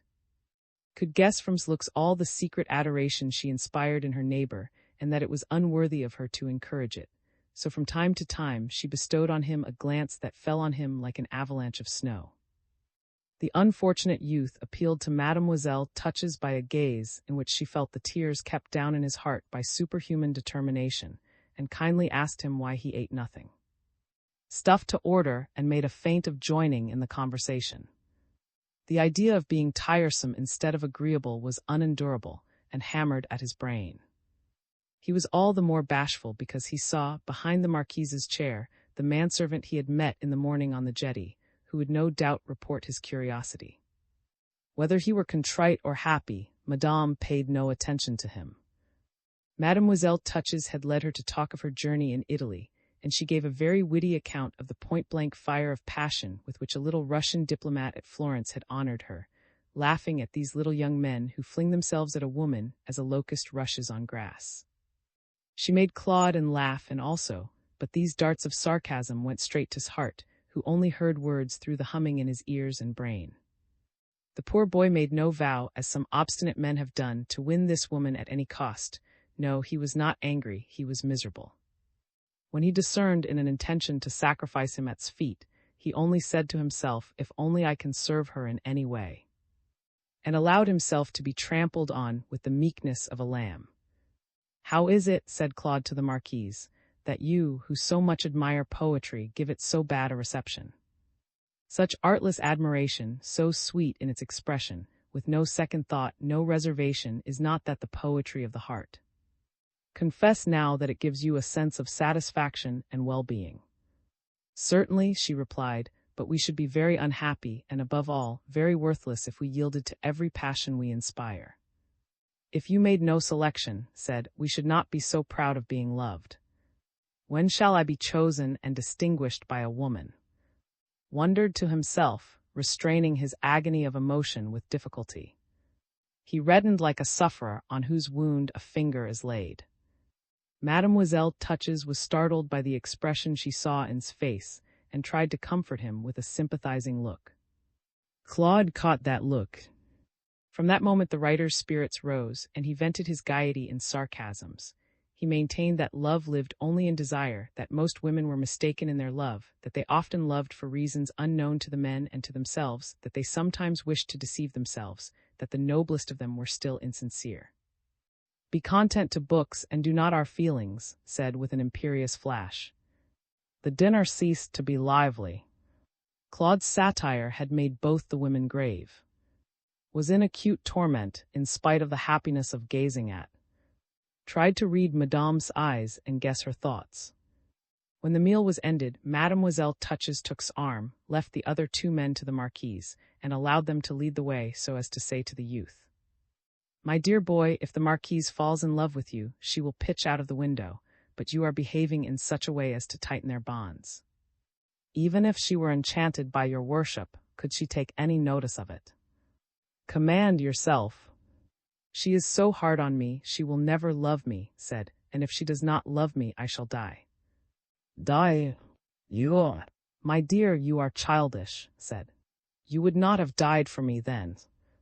"You made yourself my friend," he replied. After the little chat that always accompanies the coffee, begged to sing. Mademoiselle Touches sat down to the piano and sang Benny, the final duet in Romeo E, one of the most pathetic pages of modern music. The passage Tanti expresses love in all its passion. Sitting in the armchair where he had sat when had told him the story of the Marquise, listened devoutly, and stood on each side of the piano. His exquisite voice blended perfectly with. They both had frequently sung the piece, they knew all its resources, and agreed wonderfully in bringing them out. It was in their hands what the musician had intended to create, a poem of divine melancholy, the swan song of two lovers. When the duet was ended, the hearers were all in a state of feeling that cannot find expression in vulgar applause. "Oh, music is the queen of the arts," exclaimed the Marquise. "Gives the first place to youth and beauty, the queen of all poetry," said Claude. Mademoiselle Touches looked at Claude, dissembling a vague uneasiness. Not seeing, looked round to see what effect the music had had on him, less out of interest in him than for satisfaction. In a recess she saw a pale face covered with tears. At the sight she hastily turned away, as if some acute pain had stung her, and looked at. It was not merely that music had risen up before, had touched him with her divine hand, had launched him on creation, and stripped it of its mysteries to his eyes. He was overwhelmed by genius. In spite of what had told him of the man's character, he believed at this moment that the singer must have a beautiful soul, a heart full of love. How was he to contend against such an artist? How could a woman ever cease to adore him? The song must pierce her soul like another soul. The poor boy was as much overcome by poetic feeling as by despair. He saw himself as so small a thing. This ingenuous conviction of his own nothingness was to be read in his face, mingling with his admiration. He did not observe who, attracted to by the contagion of genuine feeling, pointed him out by a glance to Mademoiselle Touches. "Oh, such a delightful nature," said. "You will never receive any applause to compare with the homage paid you by this boy. Let us sing a trio. Come, my dear." When the Marquise had returned to the piano, rose unperceived, flung himself on a sofa in the adjoining bedroom, of which the door was open, and remained there sunk in despair. Part II. The drama. "What is the matter with you, my boy?" said Claude, stealing quietly in after him and taking his hand. "You are in love, you believe yourself scorned, but it is not so. In a few days the field will be open to you, you will be supreme here, and be loved by more than one woman. In fact, if you know how to manage matters, you will be a sultan here." "What are you saying?" cried, starting to his feet and dragging Claude away into the library. "Who that is here loves me?" "Oh, said, loves me," said. "And what of you?"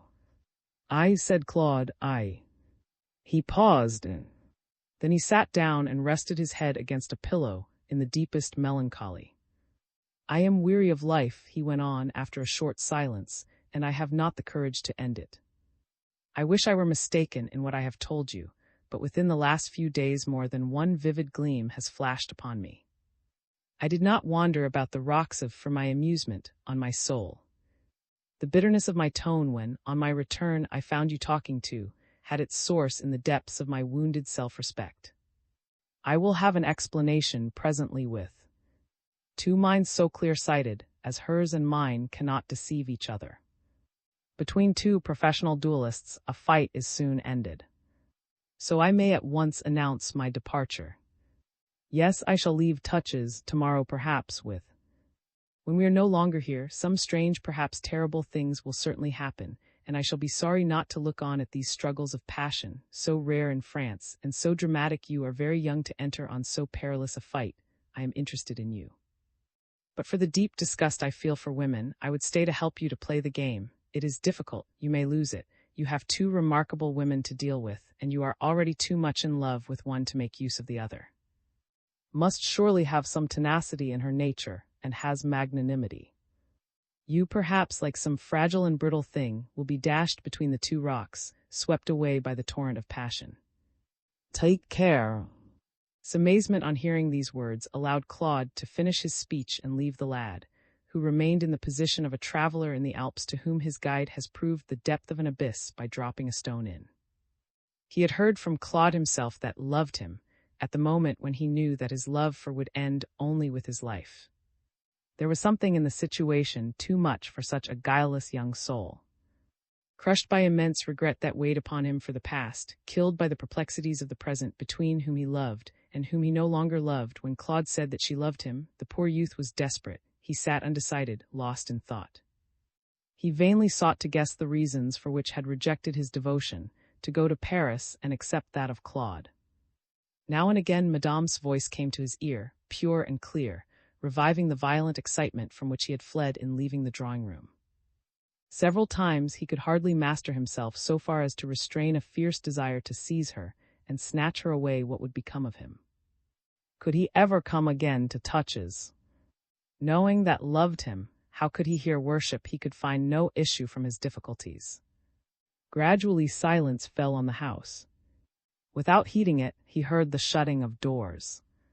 Then suddenly he counted the 12 strokes of midnight tolled by the clock in the next room, where the voices of and Claude now roused him from the numbing contemplation of the future. A light shone there amid the darkness. Before he could show himself, he heard these dreadful words spoken by. You came back from Paris madly in love with, he was saying too. But you were appalled at the consequences of such a passion at your age. It would lead you into a gulf, a hell, to suicide perhaps. Love can exist only in the belief that it is eternal, and you could foresee, a few paces before you in life, a terrible parting, weariness and old age putting a dreadful end to a beautiful poem. You remember the disastrous termination of the loves of Madame and Benjamin Constant, who were, nevertheless, much better matched in age than you and. So then you took me, as men take fascines, to raise an entrenchment between yourself and the enemy. But while you tried to attach me to touches, was it not that you might spend your days in secret worship of your divinity? But to carry out such a scheme, at once unworthy and sublime, you should have chosen a common man, or a man so absorbed by lofty thought that he would be easily deceived. You that I was simple, and as easy to cheat as a man of genius. I am, it would seem, no more than a clever man. I saw through you. When yesterday I sang the praises of women of your age and explained to you why I loved you, do you suppose that I thought all your ecstatic looks brilliant, enchanting were meant for me? Had I not already read your soul? The eyes indeed were fixed on mine, but the heart throbbed, for you have never been loved, my poor, and you never will be now, after denying yourself the beautiful fruit which chance put in your way at the very gates of woman's hell, which must close at the touch of the figure 50. And why has love always avoided me? She asked in a broken voice. You who know everything, tell me. Why you are unamiable, said he. You will not yield to love, you want it to yield to you.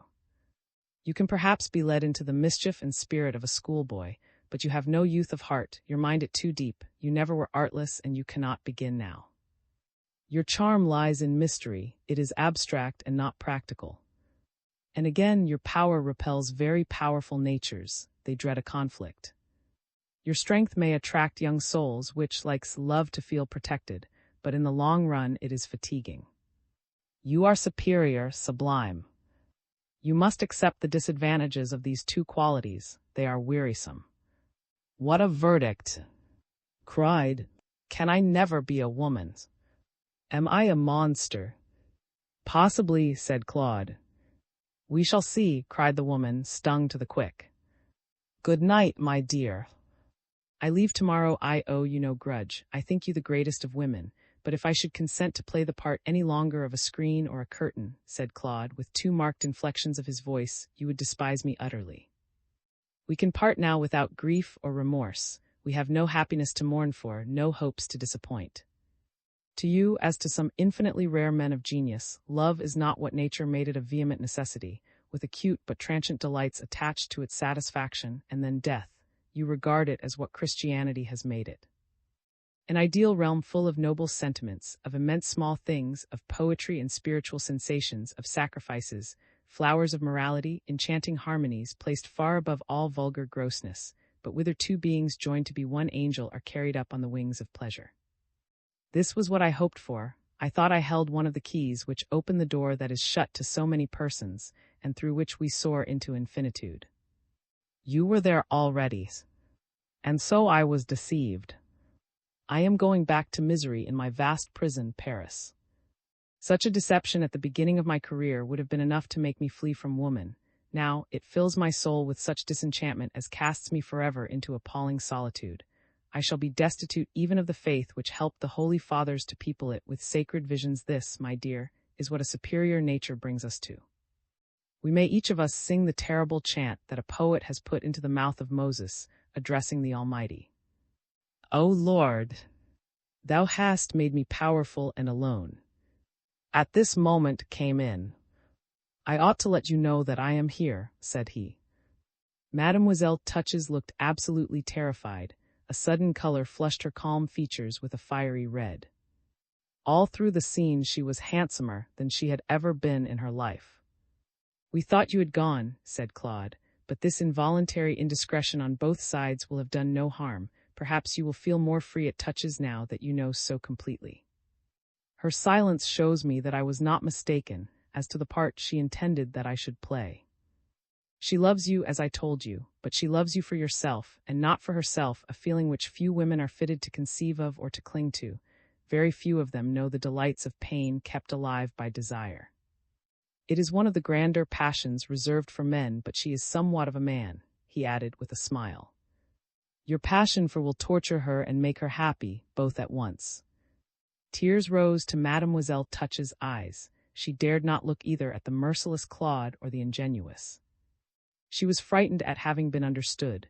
She had not supposed that any man, whatever his gifts, could divine such a torment of refined feeling, such lofty heroism as hers. And seeing her so humiliated at finding her magnanimity betrayed, sympathized with the agitation of the woman he had placed so high and whom he beheld so stricken. By an irresistible impulse, he fell at its feet and kissed her hands, hiding his tear-washed face in them. Claude, she cried, do not desert me. What will become of me? What have you to fear? Replied the critic. Already loves the Marquise like a madman. You can certainly have no stronger barrier between him and yourself than this passion fanned into life by your own act. It is quite as effectual as I could be. Yesterday there was danger for you and for him, but today everything will give you maternal joys, and he gave her a mocking glance.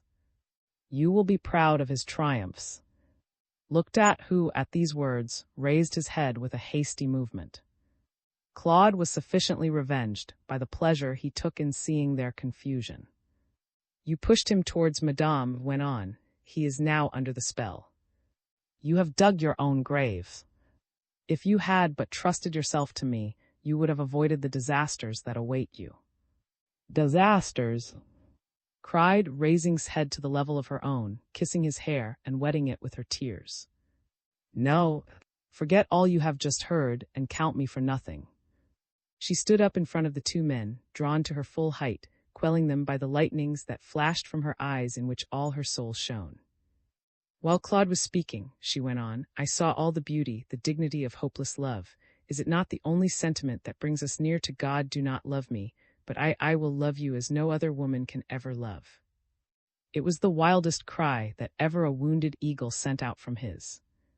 Claude, on one knee, took her hand and kissed it. Now go, my dear boy, said Mademoiselle Touches to, your mother may be uneasy. Returned to at a leisurely pace, turning round to see the light which shone from the windows of his rooms. He was himself surprised that he felt so little pity for. He was almost annoyed with her for having deprived him of 15 months of happiness. And again, now and then, he felt the same thrill in himself that had just caused him. He felt the tears she had shed on his hair. He suffered in her suffering. He could hear the moans, for no doubt she was moaning of this wonderful woman for whom he had so longed a few days since. As he opened the courtyard gate at home, where all was silent, he saw through the window his mother working by the primitive lamp while waiting for him. Tears rose to his eyes at the sight. "What more has happened?" asked Fanny, her face expressive of terrible anxiety. His only reply was to clasp his mother in his arms and kiss her cheeks, her forehead, her hair, with the passionate effusion which delights a mother, infusing into her the subtle fires of the life she gave. "It is you that I love," said to his mother, blushing and almost shamefaced, "you who live for me alone, whom I would fain make happy." "But you are not in your usual frame of mind, my child," said the Baroness, looking at her son. "What has happened?" "Loves me," said he, "and I no longer love her." The Baroness drew him towards her and kissed him on the forehead, and in the deep silence of the gloomy old tapestried room he could hear the rapid beating of his mother's heart. The Irishwoman was jealous of, and had suspected the truth. While awaiting her son night after night, she had studied that woman's passion. Led by the light of persistent meditation, she had entered into his heart, and without being able to account for it, she had understood that in that soul there was a sort of motherly affection. Story horrified this simple and mother. "Well," said she after a pause, "love Madame, she will cause me no sorrow." Was not free, she could not upset any of the plans they had made for happiness, at least so Fanny thought. She saw in her a sort of daughter-in-law to love, and not a rival mother to contend with. "But will never love me," cried. "Perhaps," replied the Baroness with a knowing air. "Did you not say that she is to be alone tomorrow?" "Yes." "Well, my child," said the mother, coloring, "jealousy lurks in all our hearts, but I did not know that I should ever find it at the bottom of my own, for I did not think that anyone would try to rob me of my affection." She sighed. As she went on, "That marriage would be to you what it was to me. What lights you have thrown on my mind during these 2 months. What colors are reflected on your very natural passion, my poor darling still seem to love your Mademoiselle touches. The Marquise will be jealous of her and will be yours." "Oh, my sweet mother would never have told me that," cried, taking his mother by the waist and kissing her in the neck. "You make me very wicked, you bad child," said she, quite happy at seeing the beaming face Hope gave to her son, who gaily went up the winding stairs. Next morning desired to stand on the road from Toussaint and watch for Mademoiselle Touch's carriage. Then, as it went past, he was to count the persons in it. Returned just as the family had sat down together at breakfast. "What can have happened?" said Mademoiselle, "is running as if we're burning." "He must have caught the rat," said, who was bringing in the coffee, milk, and toast. "He is coming from the town and not from the garden," replied the blind woman.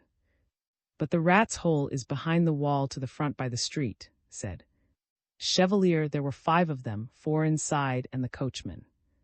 2 ladies on the back seat. And 2 in front," replied. "Saddle my father's horse, ride after them, be at Saint by the time the boat starts and if the 2 men go on board, come back and tell me as fast as you can gallop." "Went? Why, nephew, you have the very devil in you," exclaimed old aunt. "Let him please himself, sister," cried the Baron.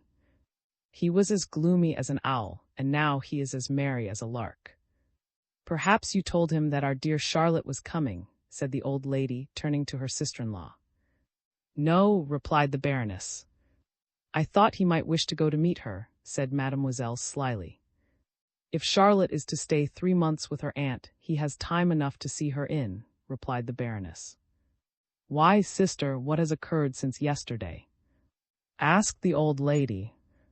"You were so delighted to think that Mademoiselle Pen was going this morning to fetch her niece. Wants me to marry Charlotte to snatch me from perdition," aunt said, laughing and giving his mother a look of intelligence. "I was on the Mall this morning when Mademoiselle Pen was talking to. She did not reflect that it would be far worse perdition for me to be married at my age." "It is written above," cried the old aunt, interrupting, "that I am to die neither happy nor at peace." I should have liked to see our family continued, and some of our lands redeemed, but nothing of the kind. Can you, my fine nephew, put anything in the scale to outweigh such duties as these? Why, said the Baron, can Mademoiselle Touches hinder from marrying in due course? I must go to see her. I can assure you, father, that will never be an obstacle in the way of my marriage. I cannot make head or tail of it, said the blind woman, who knew nothing of her nephew's sudden passion for the Marquise. The mother kept her son's secret. In such matters, silence is instinctive in all women. The old aunt sank into deep meditation, listening with all her might, spying every voice, every sound, to guess the mystery they were keeping from her. Soon returned and told his young master that he had not needed to go so far as Saint to learn that Mademoiselle Touches and the lady would return alone. He had heard it in the town from the carrier who had taken charge of this baggage. They will come back alone, said. Bring out my horse.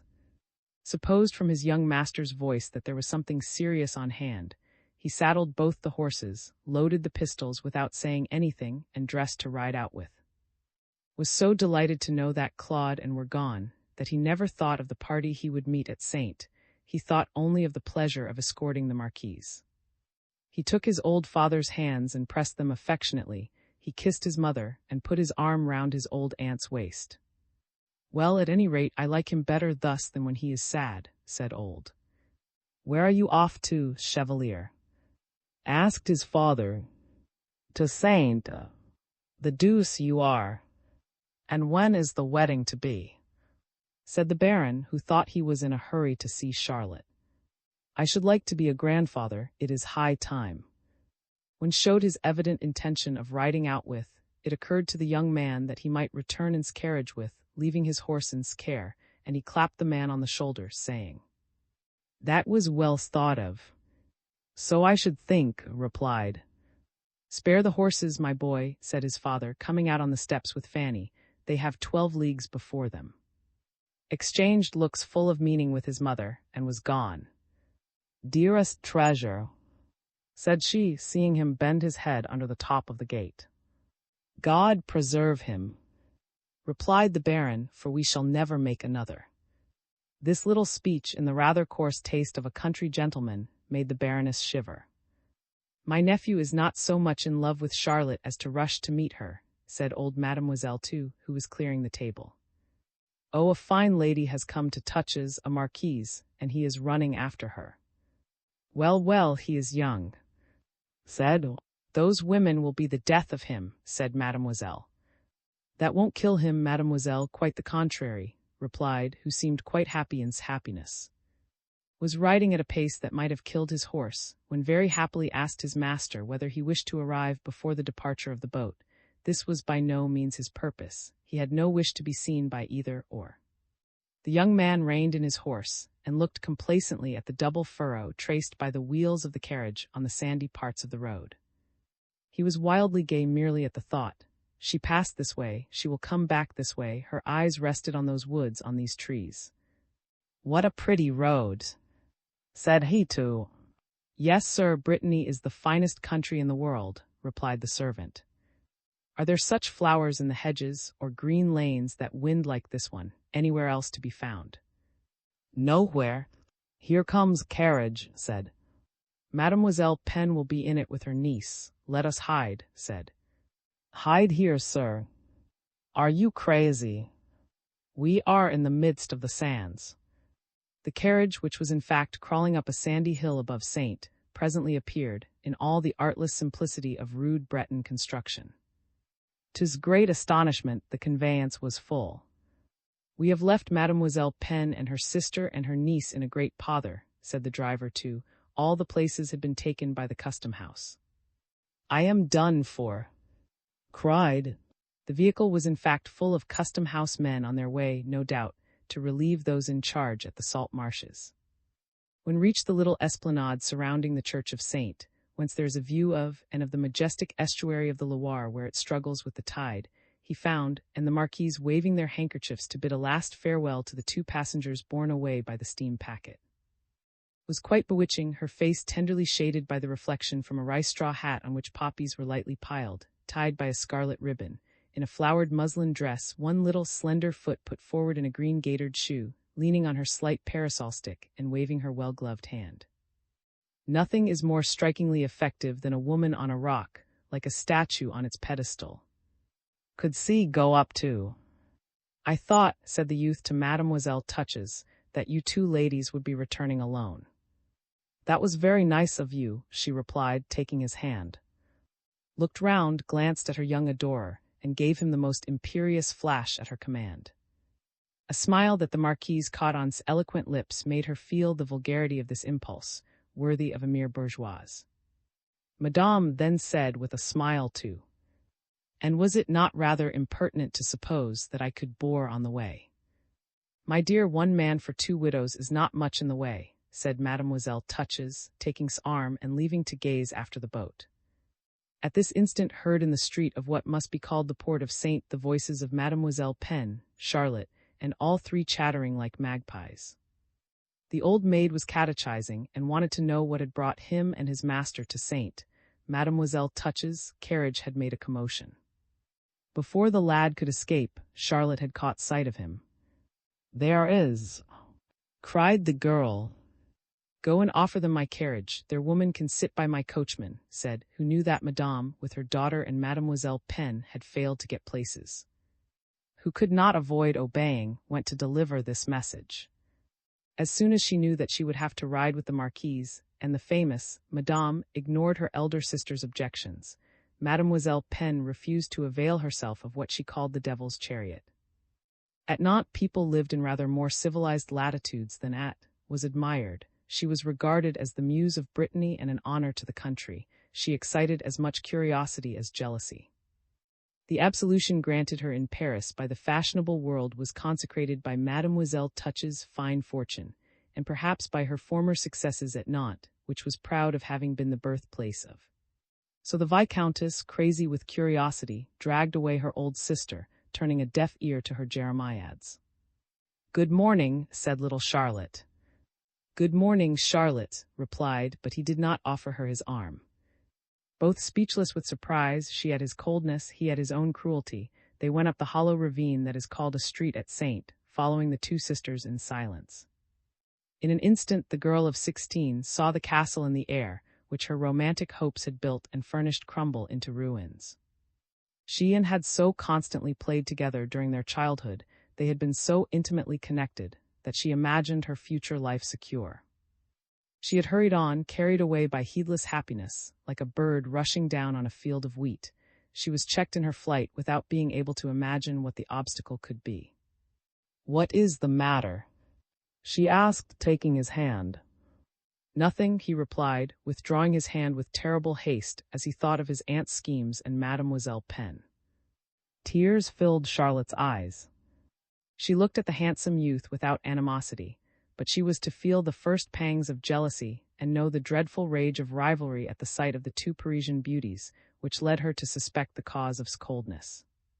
Charlotte was of middle height. She had rustic, rosy cheeks, a round face with wide-awake black eyes that affected intelligence, a quantity of brown hair, a round waist, flat back, and thin arms, and the crisp, decided tone of speech adopted by country-bred girls who do not wish to seem simpletons. She was the spoilt child of the family, in consequence of her aunt's preference for her. At this moment she was wearing the plaid tweed cloak lined with green silk that she had put on for the passage in the steamboat. Her traveling gown of cheap stuff, with a chaste gathered body and a finely pleated collar, would presently strike her as being hideous in comparison with the fresh morning dress worn by End. She would be painfully conscious of stockings soiled on the rocks and the boats she had jumped into, of old leather shoes, chosen especially that there might be nothing good to spoil on the journey, as is the manner and custom of provincial folk. As to the Vicomtesse, she was typically provincial.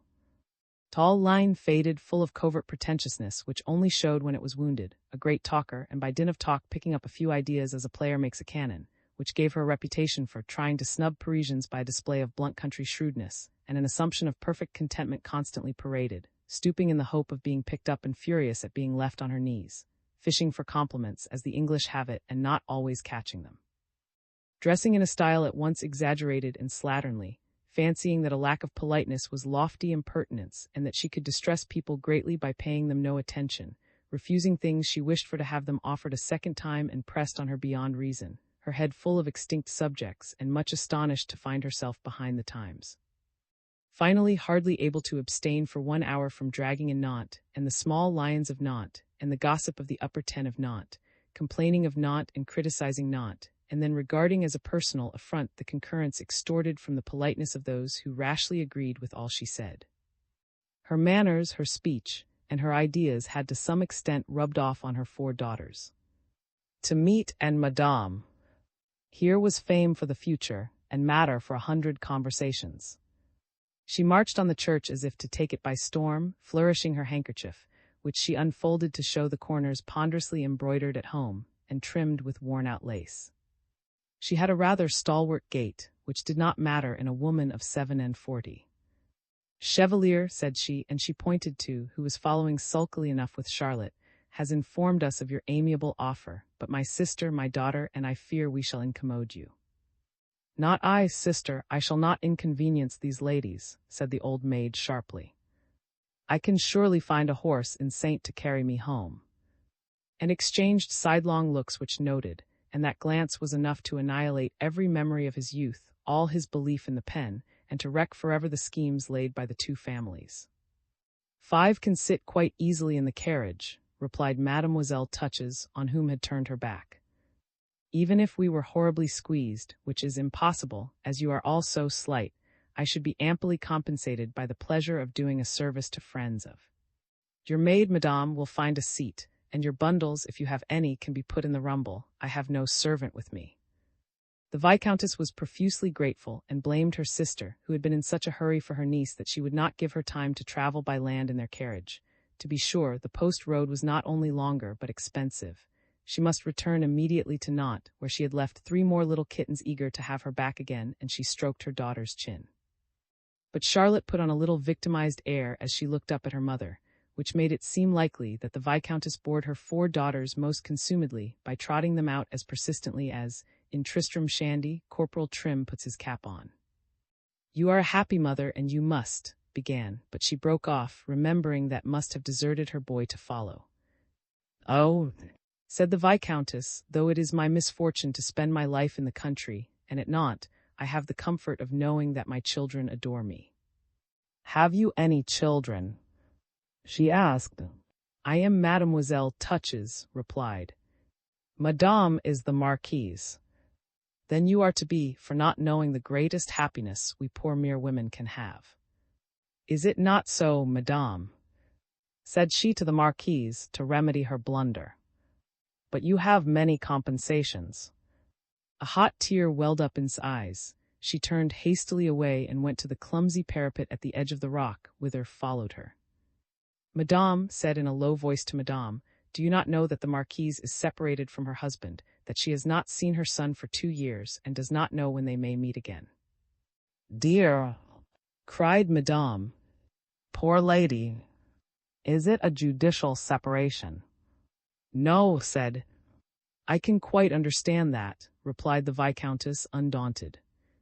Old Mademoiselle Pen had entrenched herself a few yards off with her dear Charlotte. After assuring himself that no one could see them, took the Marquise's hand and kissed it, leaving a tear on it. Turned on him, her eyes dried by anger. Some cruel word was on her tongue, but she could say nothing as she saw the tears on the beautiful face of the angelic youth, as deeply moved as she was. "Good heavens," said in a whisper as he rejoined them with Madame, "you will have that for a mother-in-law, and that little for your wife." "Because her aunt is rich," added sarcastically. The whole party now moved towards the inn, and the Viscountess thought it incumbent on her to make some satirical remarks on the savages of Saint. "I love Brittany, madame," replied gravely. "I was born at—" could not help admiring Mademoiselle Touches, who, by the tones of her voice, her steady gaze, and placid manners, put him at his ease, notwithstanding the terrible confessions of the scene that had taken place last night. Still she looked tired, her features betrayed that she had not slept, they looked thickened, but the forehead suppressed the internal storm with relentless calm. "What queens!" said he to Charlotte, pointing to, and as he gave the girl his arm, to Mademoiselle Pen great satisfaction. What notion was this of your mother, said the old lady, also giving a lean arm to her niece, to throw us into the company of this wretched woman? Oh, aunt, a woman who is the glory of Brittany. The disgrace, child, do not let me see you too cringing to her.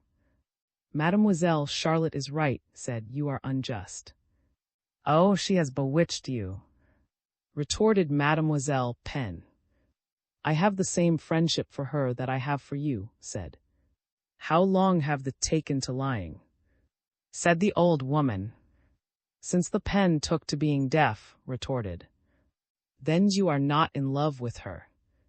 Asked the aunt, delighted. I was, but I am no longer, he replied. Bad boy. Then why have you given us so much anxiety?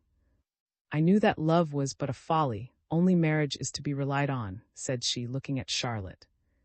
Charlotte, somewhat reassured, hoped to reconquer her advantages by an appeal to the memories of their childhood and clung to his arm, but he vowed to himself that he would come to a clear understanding with the little heiress. On what famous games of we will have, said she, and what capital fun.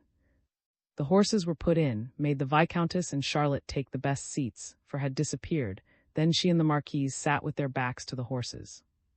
Forced to give up the pleasure he had promised himself, rode at the side of the carriage, and the horses, all tired, went slowly enough to allow of his gazing at. History has kept no record of the singular conversation of these four persons, so strangely thrown together by chance in this carriage, for it is impossible to accept the 100-and-something versions which were current at Nantes as to the stories, the repartees, and the witticisms which Madame heard from himself. She took good care not to repeat, nor even understand, the replies made by Mademoiselle Touches to all her ridiculous inquiries such as writers so often hear, and by which they are made to pay dearly for their few joys. How do you write your books? Asked Madame. Why, just as you do your needlework, said, your netting or cross-stitch. And where did you find all those deep observations and attractive pictures? Where you find all the clever things you say, Madame, nothing is easier than writing, and if you chose. Ah, it all lies in the choosing. I should never have thought it, and which of your works do you yourself prefer? It is difficult to have any preference for these little kittens. You are surfeited with compliments, it is impossible to say anything new. Believe me, Madame, I appreciate the form you give to yours. The Viscountess, anxious not to seem neglectful of the Marquise, said, looking archly at her. I shall never forget this drive, sitting between wit and beauty. The Marquise laughed. You flatter me, Madame, said she. It is not in nature that wit should be noticed in the company of genius, and I have not yet said much. Charlotte, keenly alive to her mother's absurdity, looked at her, hoping to check her, but the Viscountess still valiantly showed fight against the two laughing Parisian ladies. Trotting at an easy pace by the carriage, could only see the two women on the back seat, and his eyes fell on them alternately, betraying a very melancholy mood. Who could not help being seen, persistently avoided looking at the youth. With a placidity that is maddening to a lover, she sat with her hands folded over her crossed shawl, and seemed lost in deep meditation. At a spot where the road is shaded and as moist and green as a cool forest path, where the wheels of the carriage were scarcely audible and the wind brought a resinous scent, remarked on the beauty of the place, and leaning her hand on his knee, she pointed to and said, How well he rides! Said Madame. He is a capital horseman. Oh, is so nice, said Charlotte. There are so many Englishmen just like him, replied the Marquise indifferently, without finishing her sentence. His mother is Irish said Charlotte, feeling personally attacked. And the Marquise drove into, with the Vicomtesse and her daughter, to the great astonishment of the gaping townspeople. They left their traveling companions at the corner of the little rue, where there was something very like a crowd. Had ridden on to announce to his mother the arrival of the party, who were expected to dinner. The meal had been politely put off till 4 o'clock. The Chevalier went back to give the ladies his arm. He kissed Canaille's hand, hoping to touch that of the Marquise, but she firmly kept her arms folded, and he besought her in vain with eyes sparkling through wasted tears. You little goose, said in his ear with a light, friendly kiss on it. True enough, said to himself as the carriage turned. I forget my mother's counsels, but I believe I always shall forget them. Mademoiselle Pen, who arrived valiantly mounted on a hired nag, Madame and Charlotte found the table laid, and were cordially, if not luxuriously, received by the old had sent for certain bottles of fine wine from the depths of the cellar, and had surpassed herself in Breton dishes. The Viscountess, delighted to have travelled with the famous, tried to expatiate on modern literature and the place held in it by, but as it had been with the game of whist, so it was with literary matters. Neither the nor the who looked in, nor the Chevalier understood anything about them. The old naval officer sipped the liqueurs at dessert. As soon as, helped by Madame's maid, had cleared the table, there was an enthusiastic clamor for joy prevailed. Everybody believed to be free, and saw him married ere long to little Charlotte. Sat silent. For the first time in his life he was making comparisons between the two elegant and clever women, full of taste, who, at this very moment, were probably laughing at the two provincials, if he might judge from the first glances they had exchanged. Fanny, knowing secret, noticed his dejection. Charlotte's coquetting and her mother's attacks had no effect on him. Her dear boy was evidently bored. His body was in this room, where of yore he could have been amused by the absurdities of, but his spirit was wandering round Touches. How can I send him off to? Thought the mother, who loved him, and who was bored because he was bored. Her affection lent her inventiveness. You are dying to be off to Touches to see her, she whispered to. The boy's answer was a smile and a blush that thrilled this devoted mother to her heart's very core. Madame, said she to the Viscountess, you will be very uncomfortable tomorrow in the carriage chaise, and obliged to start very early in the morning. Would it not be better if you were to have Mademoiselle Touches' carriage?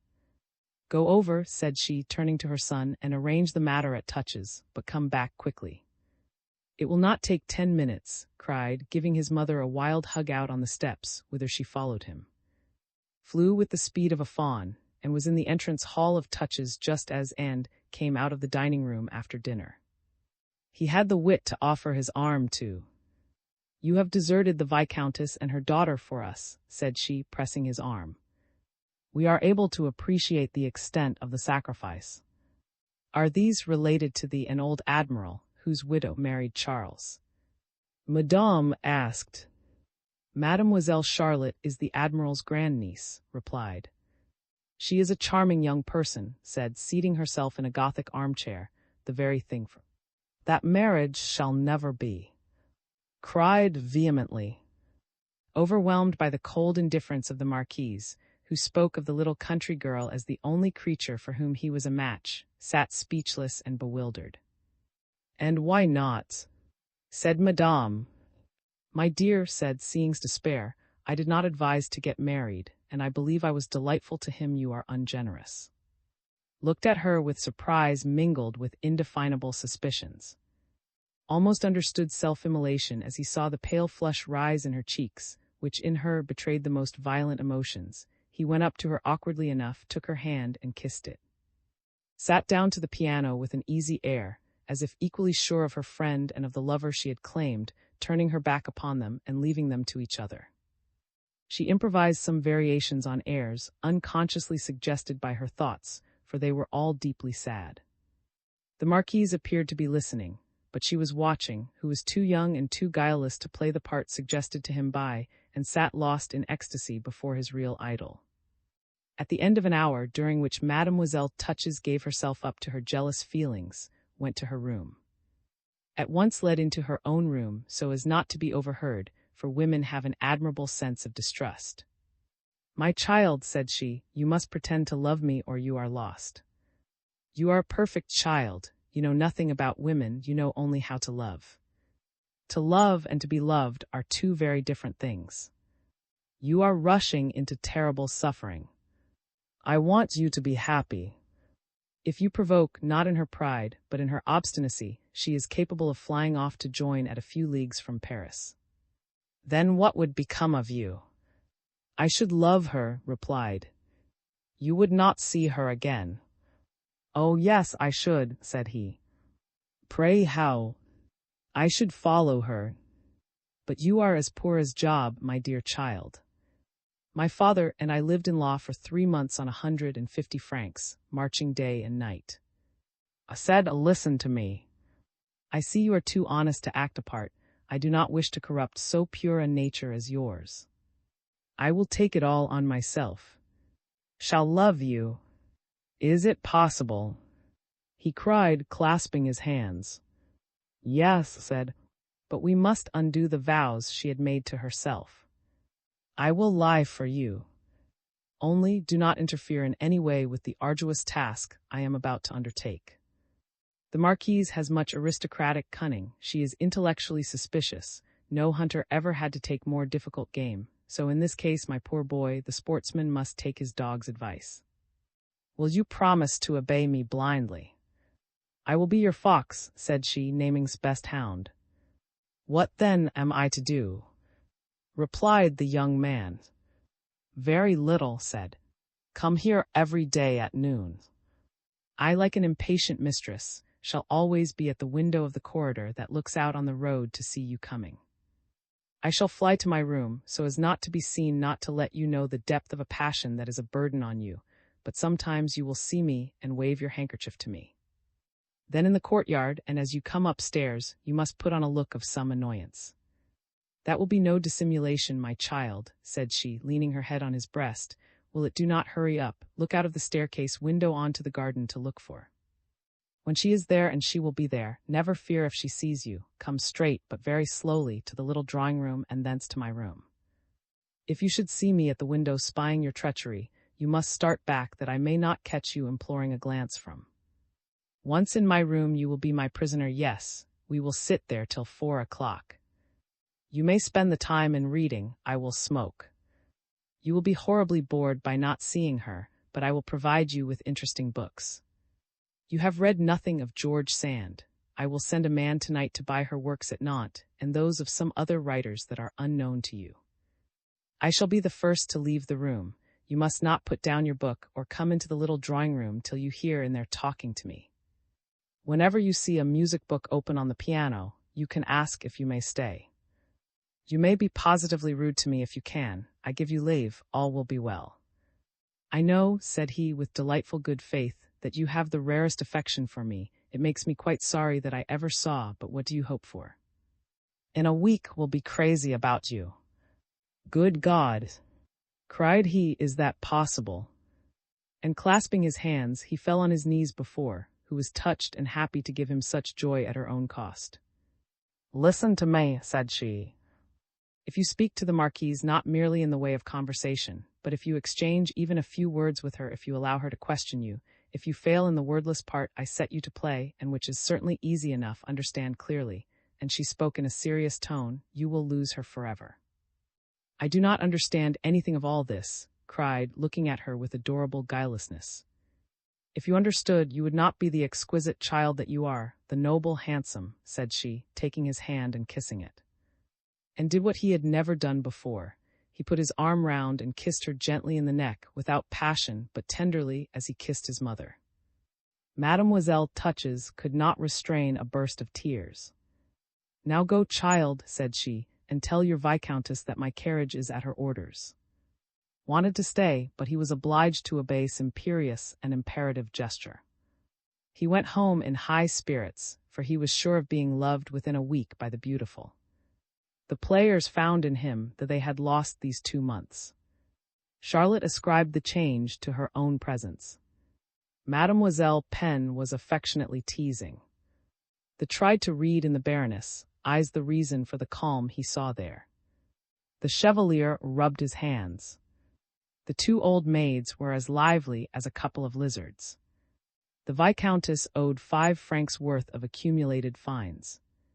His avarice was so keenly excited that she lamented her inability to see the cards, and was sharply severe on her sister-in-law, who was distracted from the game by good spirits, and who asked him a question now and then without understanding his replies. The game went on till 11 o'clock. 2 players had retired, the Baron, and were asleep in their armchairs. Had made some buckwheat cakes, the Baroness brought out her tea-caddy, and before the left the noble house of offered its guests a collation, with fresh butter, fruit, and cream, for which the silver teapot was brought out, and the English china tea service sent to the Baroness by one of her aunts. This air of modern splendor in that antique room, the Baroness' exquisite grace, accustomed as a good Irishwoman to make and pour out tea, a great business with Englishwomen, were really delightful. The greatest luxury would not have given such a simple, unpretending, and dignified effect as this impulse of glad hospitality. When there was no one left in the room but the Baroness and her son, she looked inquiringly at.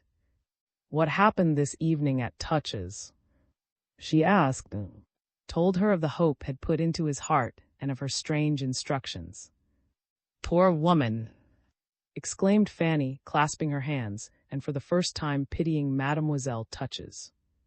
Some minutes after had left, who had heard him leave the house, came into her friend's room and found her sunk on a sofa, her eyes wet with tears. "What is the matter?" asked the Marquise. "That I am 40 and in love, my dear," said Mademoiselle Touches in a tone of terrible fury, her eyes suddenly dry and hard. "If only you could know how many tears I shed daily over the lost days of my youth. To be loved out of pity, to know that one's pittance of happiness is earned by painful toil, by cat-like tricks, by snares laid for the innocence and virtue of a mere boy, is not that shameful. Happily we find a sort of absolution in the infinitude of passion, in the energy of happiness, in the certainty of being forever supreme above other women in a young heart, on which our name is graven by unforgettable pleasure and insane self-sacrifice. Yet if he asked it of me, I would throw myself into the sea at his least signal. Sometimes I catch myself wishing that he would desire it. It would be a sacrifice and not suicide.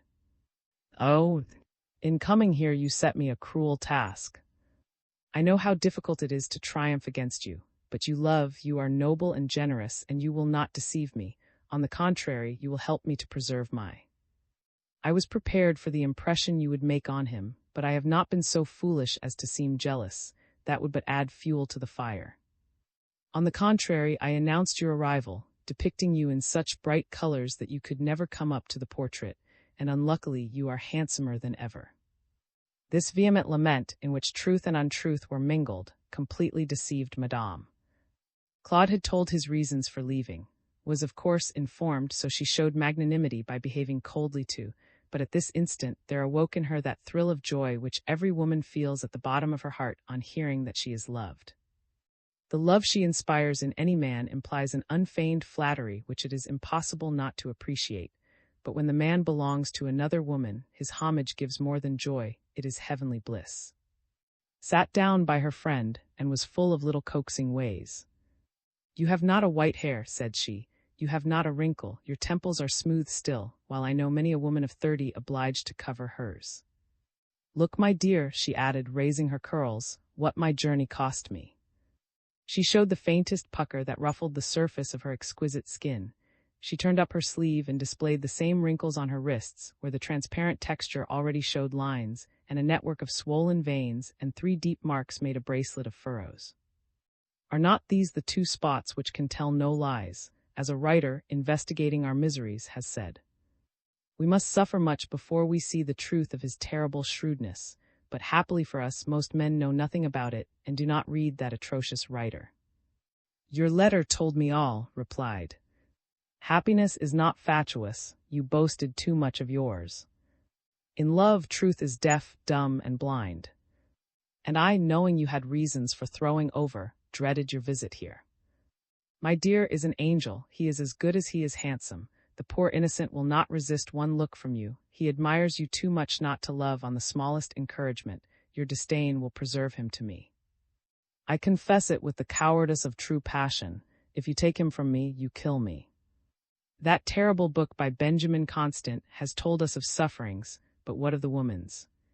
He did not study them enough to depict them, and what woman would dare reveal them? They would discredit our sex, humiliate our virtues, add to our vices. If I may measure them by my fears, these tortures are like the torments of hell. But if he deserts me, my determination is fixed." "And what have you determined?" asked with an eagerness that was a shock too. On this the two friends looked at each other with the keenness of two Venetian inquisitors of state, a swift glance, in which their souls met and struck fire like two flints. The Marquise's eyes fell. "Besides man there is only God," said the famous woman gravely. "God is the unknown. I should cast myself into it as into a gulf. Has just sworn that he admires you only as he might admire a picture, but you are 1820 and in all the splendor of your beauty. So the struggle between him and me has begun by a falsehood. Happily I know how to win. And how is that? That, my dear, is my secret. Leave me the advantages of my age. Though Claude has cast me into the abyss when I had raised myself to a spot which I believe to be inaccessible, I may at least pluck the pale blossoms, etiolated but delicious, which grow at the foot of the precipice." Madame was like wax by Mademoiselle Touches, who reveled in savage pleasure as she involved her in her meshes. Sent her to bed nettled with curiosity, tossed between jealousy and generosity, but certainly thinking much about the handsome youth. "She would be delighted if she could betray me," said to herself as they kissed and said good night. Then when she was alone, the author made way for the woman. She melted into tears. She filled her hookah with tobacco dipped in opium and spent the greater part of the night smoking, and thus numbing the tortures of her love, while seeing through the clouds of smoke his charming head. "What a fine book might be written containing the story of my sorrows," said she to herself, "but it has been done. Sappho lived before me. Sappho was young. A touching and lovely heroine indeed is a woman of 40. Smoke your hookah, my poor. You have not even the privilege of making a poem out of your woes. This crowns them all." She did not go to bed till daybreak, mingling tears, spasms of rage, and magnanimous resolutions in the long meditation wherein she sometimes considered the mysteries of the Catholic religion, of which she had never thought in the course of her reckless life as an artist and an unbelieving writer. Next day, advised by his mother to act exactly on his instructions, came at noon and stole mysteriously up to Mademoiselle Touch's room, where he found plenty of books. Sat in an armchair by the window, smoking and gazing alternately at the wild marsh landscape, at the sea, and with whom she exchanged a few words concerning. At a certain moment, seeing the Marquise walking in the garden, she went to the window to unfasten the curtains so that her friend should see her, and drew them to shut out the light, leaving only a strip that fell on his book. "I shall ask you to stay to dinner this evening, my child," said she, tumbling his hair, "and you must refuse. You will have no difficulty in making her understand how deeply you regret being unable to remain here." At about 4 o'clock left him, and went to play the dreadful farce of her false happiness to the Marquise, whom she brought back to the drawing-room. Then came out of the adjoining room. At that moment he felt the shame of his position. The look he gave, though watched for by, was even more expressive than she had expected. "Was beautifully dressed. How elegant you are, my sweetheart," said when had left. These went on for 6 days. They were seconded, without knowledge, by the most ingenious conversations between and her friend. There was between the two women a duel without truce, in which the weapons were cunning, feints, generosity, false confessions, astute confidences, in which one hid her love and the other stripped hers bare, while nevertheless the iron sharpness, red-hot with Canaille's treacherous words, pierced her friend's heart to the core, implanting some of those evil feelings which good women find it so hard to suppress. In the end took offense at the suspicions betrayed by, she thought them dishonoring to both alike. She was delighted to discover in the great authoress the weakness of her sex, and longed for the pleasure of showing her where her superiority ended, how she might be humiliated. "Well, my dear, what are you going to tell him today?" she asked with a spiteful glance at her friend, when the imaginary lover asked leave to remain. "On Monday we had something to talk over. On Tuesday you had too poor a dinner. On Wednesday you were afraid of annoying the Baroness. On Thursday we were going out together. Yesterday you bid him good-bye as soon as he opened his mouth. Now I want him to stay today, poor boy." "Already, my dear," said with biting irony. Colored and "Then stay," said Mademoiselle Touches, assuming a queenly air as though she were nettled. Turned cold and hard, she was crushing, satirical, and intolerable too, whom sent off to play with Mademoiselle. "That girl is not dangerous," said smiling.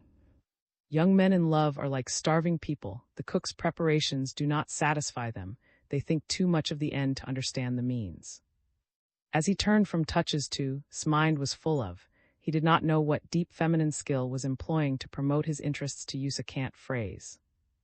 In the course of this week the Marquise had written but one letter to, a symptom of indifference which had not escaped. His whole life was concentrated in the short moments when he saw, this drop of water, far from quenching his thirst, only increased it. The magic words, "You shall be loved," spoken by and endorsed by his mother, were the talisman by which he checked the fire of his passion. He tried to kill time. He could not sleep, and cheated his sleeplessness by reading, bringing home a barrowload of books every evening, as expressed it. His aunt cursed Mademoiselle Touches, but the Baroness, who had often gone up to her son's room on seeing a light there, knew the secret of his wakefulness.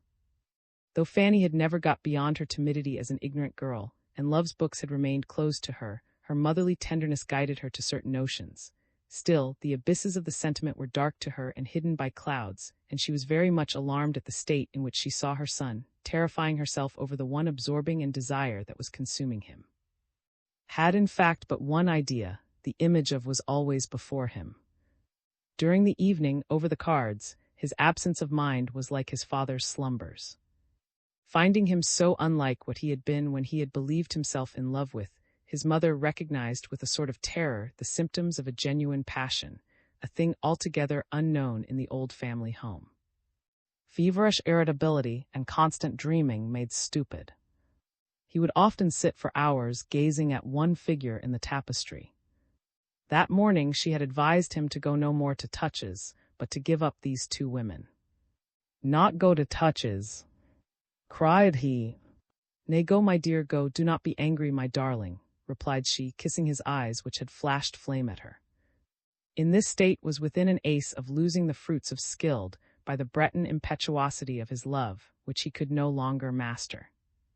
In spite of his promises, too, he vowed that he would see and speak to. He wanted to read her eyes, to drown his gaze in their depths, to study the little details of her dress, to breathe its fragrance, to hear the music of her voice, follow the elegant deliberateness of her movements, embrace her figure in a glance, to contemplate her, in short, as a great general studies the field on which a decisive battle is to be fought. He wanted her as lovers want. He was the prey of such desire as closed his ears, dulled his intellect, and threw him into a morbid condition, in which he no longer saw obstacles or distance, and was not even conscious of his body. It struck him that he might go to Touches before the hour agreed upon, hoping to find in the garden. He knew that she walked there while waiting for breakfast. Mademoiselle Touches and her friend had been in the morning to see the salt marshes, and the basin with its shore of fine sand, into which the sea oozes, looking like a lake in the midst of the sandhills. They had come home, and were talking as they wandered about the yellow gravel paths in the garden. "If this landscape interests you," said, "you should go to Wythe. There are some very fine rocks there, cascades of granite, little bays with natural basins, wonders of capricious variety, and the seashore with thousands of fragments of marble, a whole world of amusement. You will see women making wood, that is to say, plastering masses of cow dung against the wall to dry, and then piling them to keep like peat in Paris. Then in the winter they warm themselves by that fuel. And you will trust," said the Marquise, laughing, in a tone which plainly showed that, by sulking with the night before, had obliged her to think of.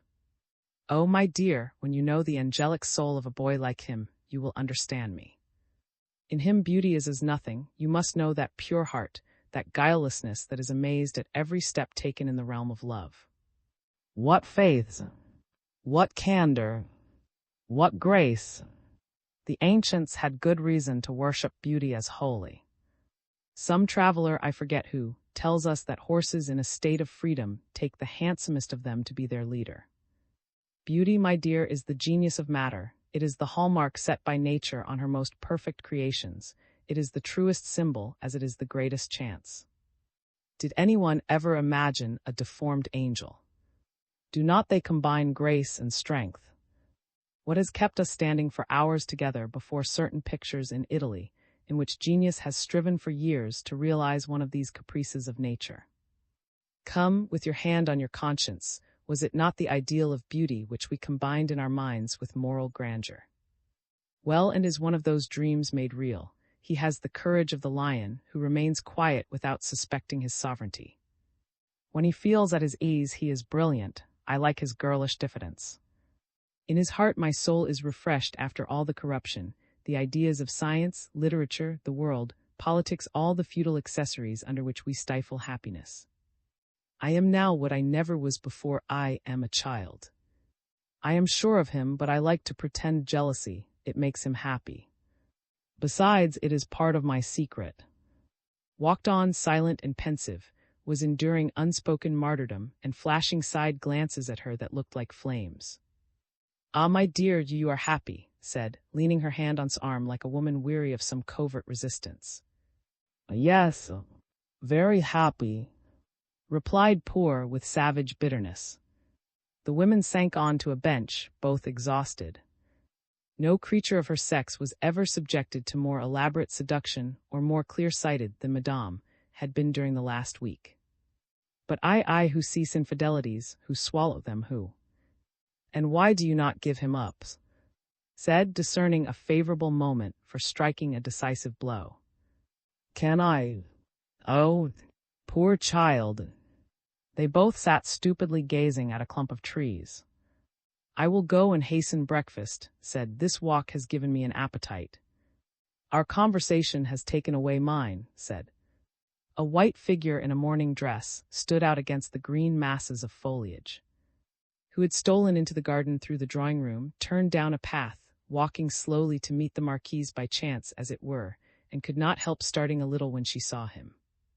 How did I displease you yesterday, Madame? Asked, after a few commonplace remarks had been exchanged. Why, you neither please me nor displease me, said she gently. Her tone, her manner, her delightful grace encouraged. I am indifferent to you, said he, in a voice husky with the tears that rose to his eyes. Must we not be indifferent to each other? Replied, each of us has a sincere attachment. Oh, said eagerly, I did love, but I do not love her now. Then what do you do every day, all the morning long?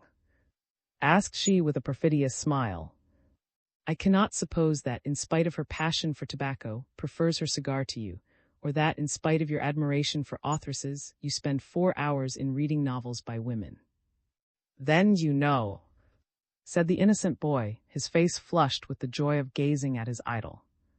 Oh, cried violently as she appeared on the scene, seizing him by the arm and pulling him some steps. Is this what you promised me? The Marquise heard this reproof, while Mademoiselle Touches went off scolding and leading away. She stood by Savowel and unable to understand it. Madame was not so clear-sighted as Claude. The truth of the terrible and sublime comedy performed by is one of those parts of magnanimous infamy which a woman can conceive of only in the last extremity. It means a breaking heart, the end of her feelings as a woman, and the beginning of a sacrifice, which drags her down to hell or leads her to heaven. During breakfast, to which was invited, whose feelings were lofty and proud, had already a revulsion, stifling the germs of love that were sprouting in her heart. She was not hard or cold to, but her mild indifference wrung his heart. Proposed that they should go on the next day, but one to make an excursion through the strange tract of country lying between Touches and Bourg Batz. She begged to spend the morrow in finding a boat and some men, in case they should wish to go out by sea. She undertook to supply provisions, horses, and everything necessary to spare them any fatigue in this party of pleasure. Cut her short by saying that she would not take the risk of running about the country. His face, which had expressed lively delight, was suddenly clouded. Why, what are you afraid of, my dear? Said, my position is too delicate to allow of my compromising, not my reputation, but my happiness, she said with meaning, and she looked at the lad. You know how jealous is, if he knew. And who is to tell him? Will he not come back to fetch me? At these words turned pale. Notwithstanding his arguments and those of the young Breton, Madame was inexorable, and showed what called her obstinacy. In spite of the hopes gave him, left Touches in one of those fits of lover's distress of which the violence often rises to the pitch of madness. On his return home, did not quit his room till dinner time, and went back again soon after. At 10 o'clock his mother became uneasy and went up to him. She found him writing in the midst of a quantity of torn papers and rough copy. He was writing too, for he distrusted. The Marquise's manner during their interview in the garden had encouraged him strangely. Never did a first love letter spring in a burning fount from the soul, as might be supposed. In all youths as yet uncorrupted, such a letter is produced with a flow too hotly effervescent not to be the elixir of several letters begun, rejected, and rewritten. Here is that sent by, which he read to his poor, astonished mother. To her, the old house was on fire. Her son's love blazed up in it like the flare of a conflagration. Madame, I loved you when as yet you were but a dream to me. Imagine the fervor assumed by my love when I saw you. The dream was surpassed by the reality. My regret is that I have nothing to tell you that you do not know, when I say how beautiful you are. Still, perhaps your beauty never gave rise to so many feelings in anyone as in me. You are beautiful in so many ways. I have studied you so thoroughly by thinking of you day and night that I have penetrated the mystery of your personality, the secrets of your heart, and your misprized refinements. Have you ever been loved as you deserve? Let me tell you then that there is nothing in you which has not its interpretation in my heart. Your pride answers to mine, the dignity of your looks, the grace of your mien, the elegance of your movements, everything in you is in harmony with the thoughts and wishes hidden in your secret soul, and it is because I can read them that I think myself worthy of you. If I had not become, within these few days, your second self, should I dare speak to you of myself? To read myself would be egotistic. It is you I speak of here, not. To write to you, I have set my 20 years aside. I have stolen a march on myself and aged my mind, or perhaps you have aged it by a week of the most horrible torments, caused, innocently indeed, by you.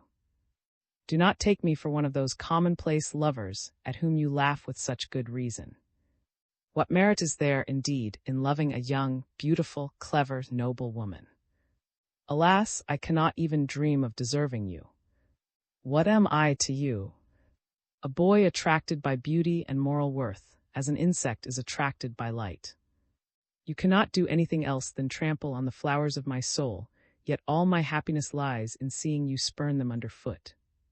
Absolute devotion, unlimited faith, the maddest passion, all these treasures of a true and loving heart are nothing. They help me to love, they cannot win love. Sometimes I wonder that such fervid fanaticism should fail to warm the idol, and when I meet your severe, cold eye, I feel myself turn to ice.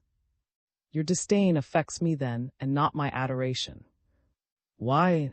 You cannot possibly hate me so much as I love you, so ought the weaker feeling to get the mastery over the stronger.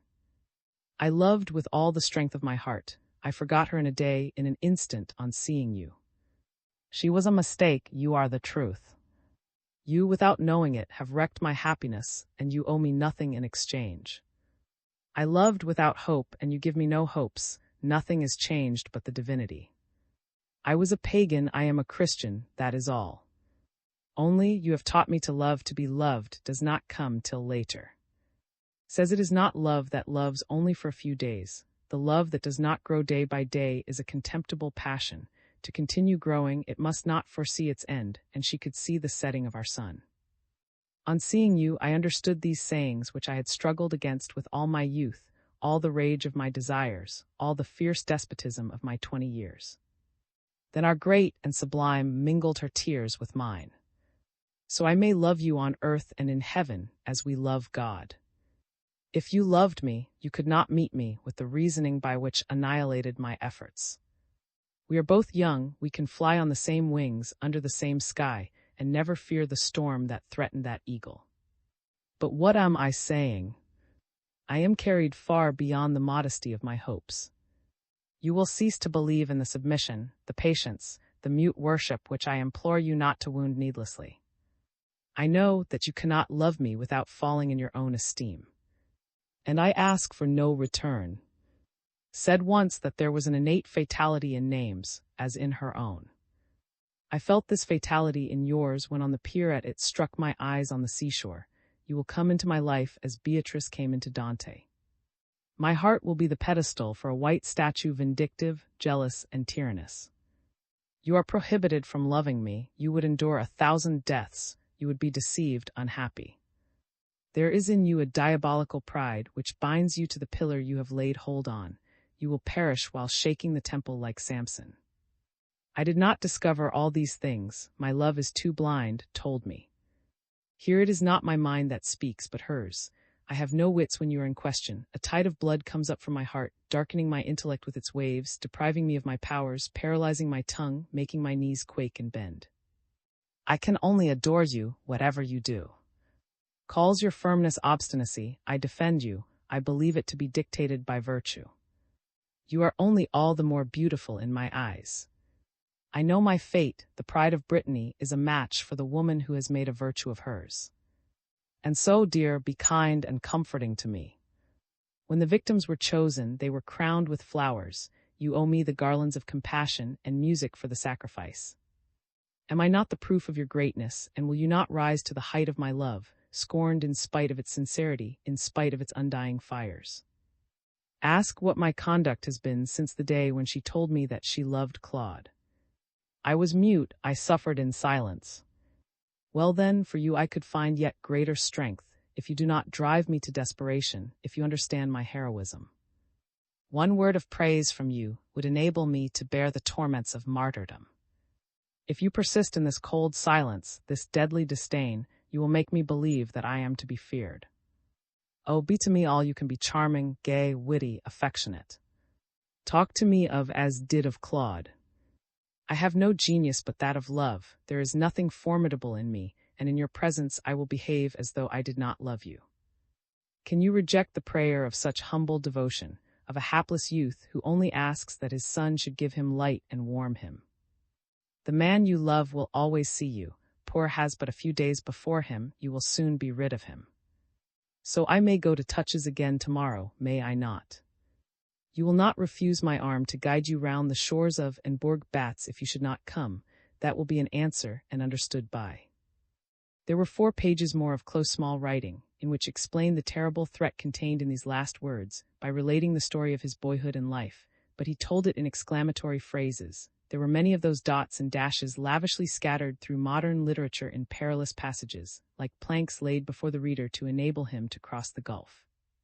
This artless picture would be a repetition of our. If it did not touch Madame, it could scarcely interest those who seek strong sensations, but it made his mother weep and say, "Then you have not been happy." This terrible poem of feeling that had come like a storm on's heart and was to be sent like a whirlwind to another, frightened the Baroness. It was the first time in her life that she had ever read a love letter. Was standing up, there was one great difficulty, he did not know how to send his letter. The Chevalier was still in the sitting-room, where they were playing off the last pool of a very lively.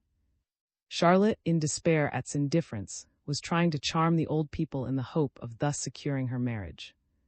Followed his mother, and came back into the room with the letter in his breast pocket. It seemed to scorch his heart.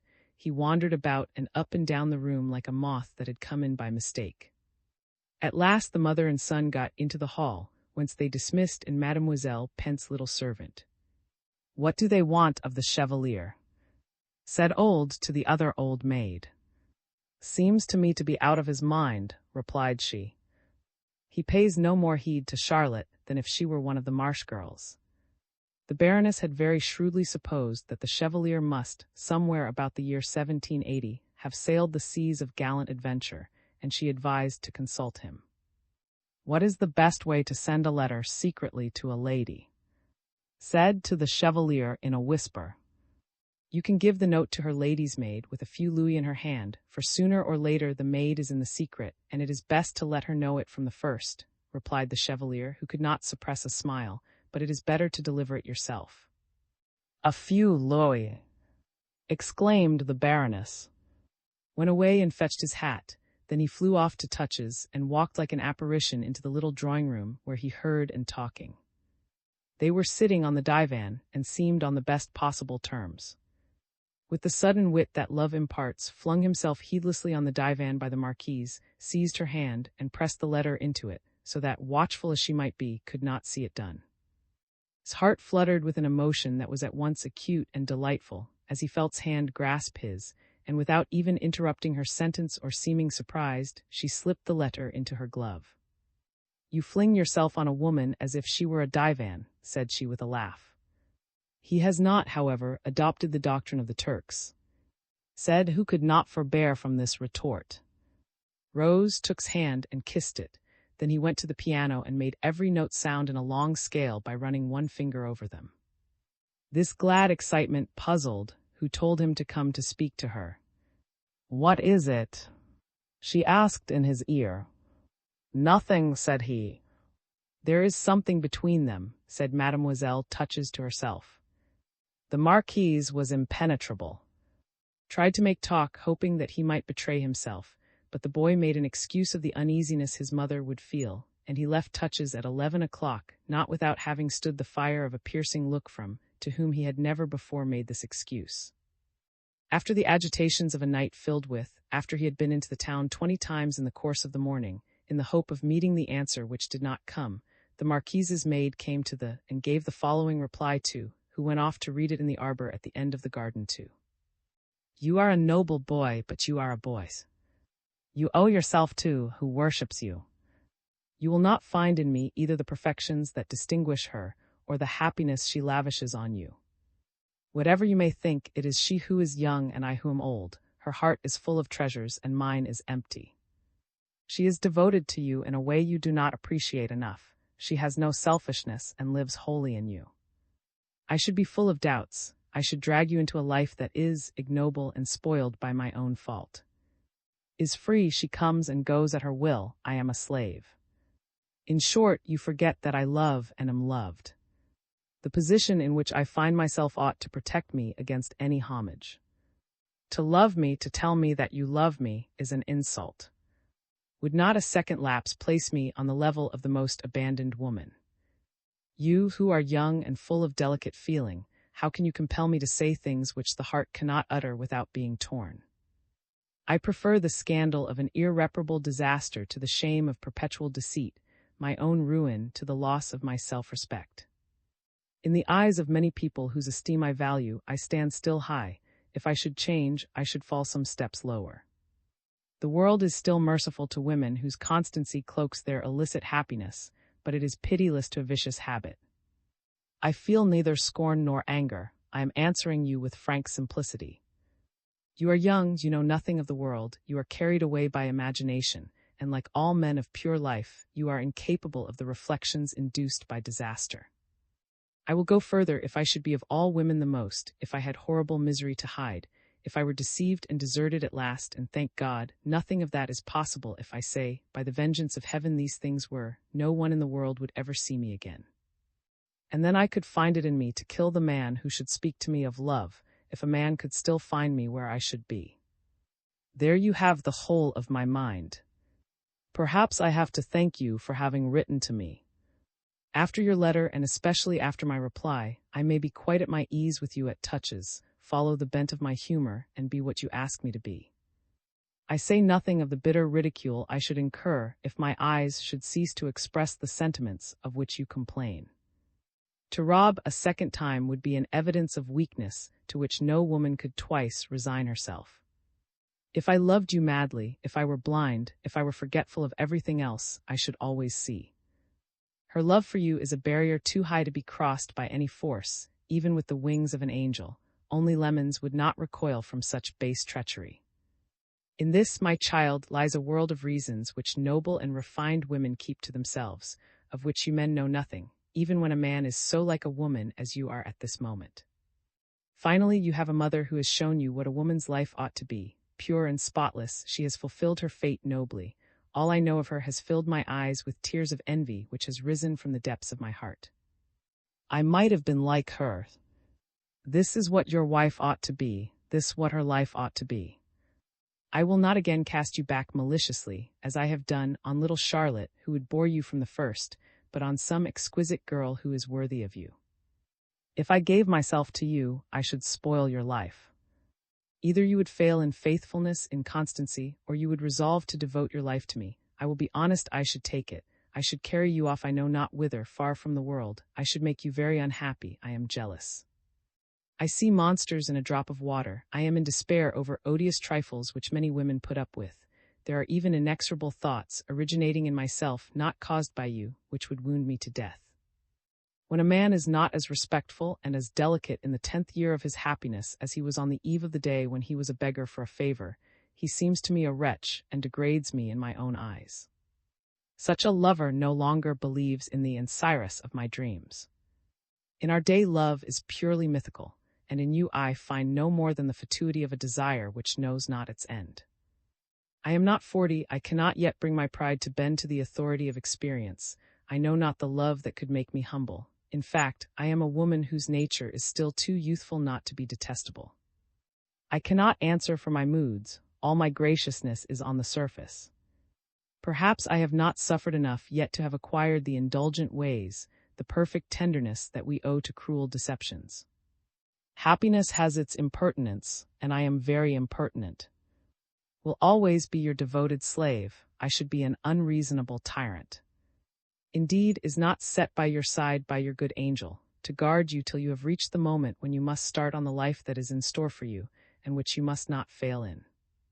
I know her tenderness is inexhaustible. She may perhaps lack some of the graces of her sex, but she shows that vivifying strength, that genius for constancy, and that lofty courage which make everything acceptable. She will see you marry while suffering tortures. She will find you a free, if your ideal of woman and answers to your dreams. She will smooth out all the difficulties in your future life. The sale of a single acre of her land in Paris will redeem your estates in Brittany. She will make you her heir, has she not already adopted you as a son? And I, alas, what can I do for your happiness? Nothing. Do not be false to an immeasurable affection which has made up its mind to the duties of motherliness. To me she seems most happy this. The admiration you feel for poor is such a peccadillo as women of age view with the greatest indulgence. When they are sure of being loved, they will allow constancy a little infidelity. Nay, one of their keenest pleasures is triumph over the youth of their rivals. Is superior to other women, all this does not bear upon her, I only say it to reassure your conscience. I have studied well, she is in my eyes one of the grandest figures of our time. She is both clever and kind, two qualities rarely united in a woman. She is generous and simple, two more great qualities seldom found together. I have seen trustworthy treasures in the depth of her heart. It would seem as though Dante had written for her in the beautiful lines on eternal happiness which she was interpreting to you the other evening, ending with senza drama. She has talked to me of her fate in life, told me all her experience, and proved to me that love, the object of our desires and dreams, had always evaded her. I replied that she seemed to me a proof of that difficulty of matching anything sublime, which accounts for much unhappiness. Yours is one of the angelic souls, whose sister soul it seems impossible to find. This misfortune, dear child, is what will spare you. Even if she should die for it, she will find you a being with whom you may live happy as a husband. I offer you a friend's hand and trust, not to your heart but to your sense, to find that we are henceforth to each other a brother and sister, and to terminate our which between touches and is odd, to say the least of it. The Baroness, in the highest degree excited by the details and progress of her son's love affairs with the beautiful, could not sit still in the room, where she was working at her cross-stitch, looking up at every stitch to watch. She rose from her chair and came up to him with a mixture of diffidence and boldness. The mother had all the graces of a courtesan about to ask a favor. "Well," said she, trembling, but not actually asking to see the letter. Showed it her in his hand, and read it aloud to her. The two noble souls, so simple and ingenuous, discovered in this astute and perfidious reply none of the treachery and snares infused into it by the Marquise. "She is a noble and high-minded woman," said the Baroness, whose eyes glistened with moisture. "I will pray to God for her. I never believed that a mother could desert her husband and child and preserve so much virtue. She deserves to be forgiven. Am I not right to worship her?" Cried, "But whither will this love lead you?" Said his mother, "Oh, my child, how dangerous are these women of noble sentiments. Bad women are less to be feared. Marry Charlotte, and release 2/3 of the family estates. Mademoiselle Pen can achieve this great end by selling a few farms, and the good soul will devote herself to improving the property. You may leave your children a noble name, a fine fortune. What forget? Said in a hollow voice, his eyes fixed on the floor. He left his mother and went up to his room to reply to this letter. Madame had Madame's words stamped on her heart. She wanted to know on what founded his hopes. At about this hour the Chevalier would be exercising his dog on the Mall. The Baroness, sure of finding him there, put on a bonnet and shawl and went out.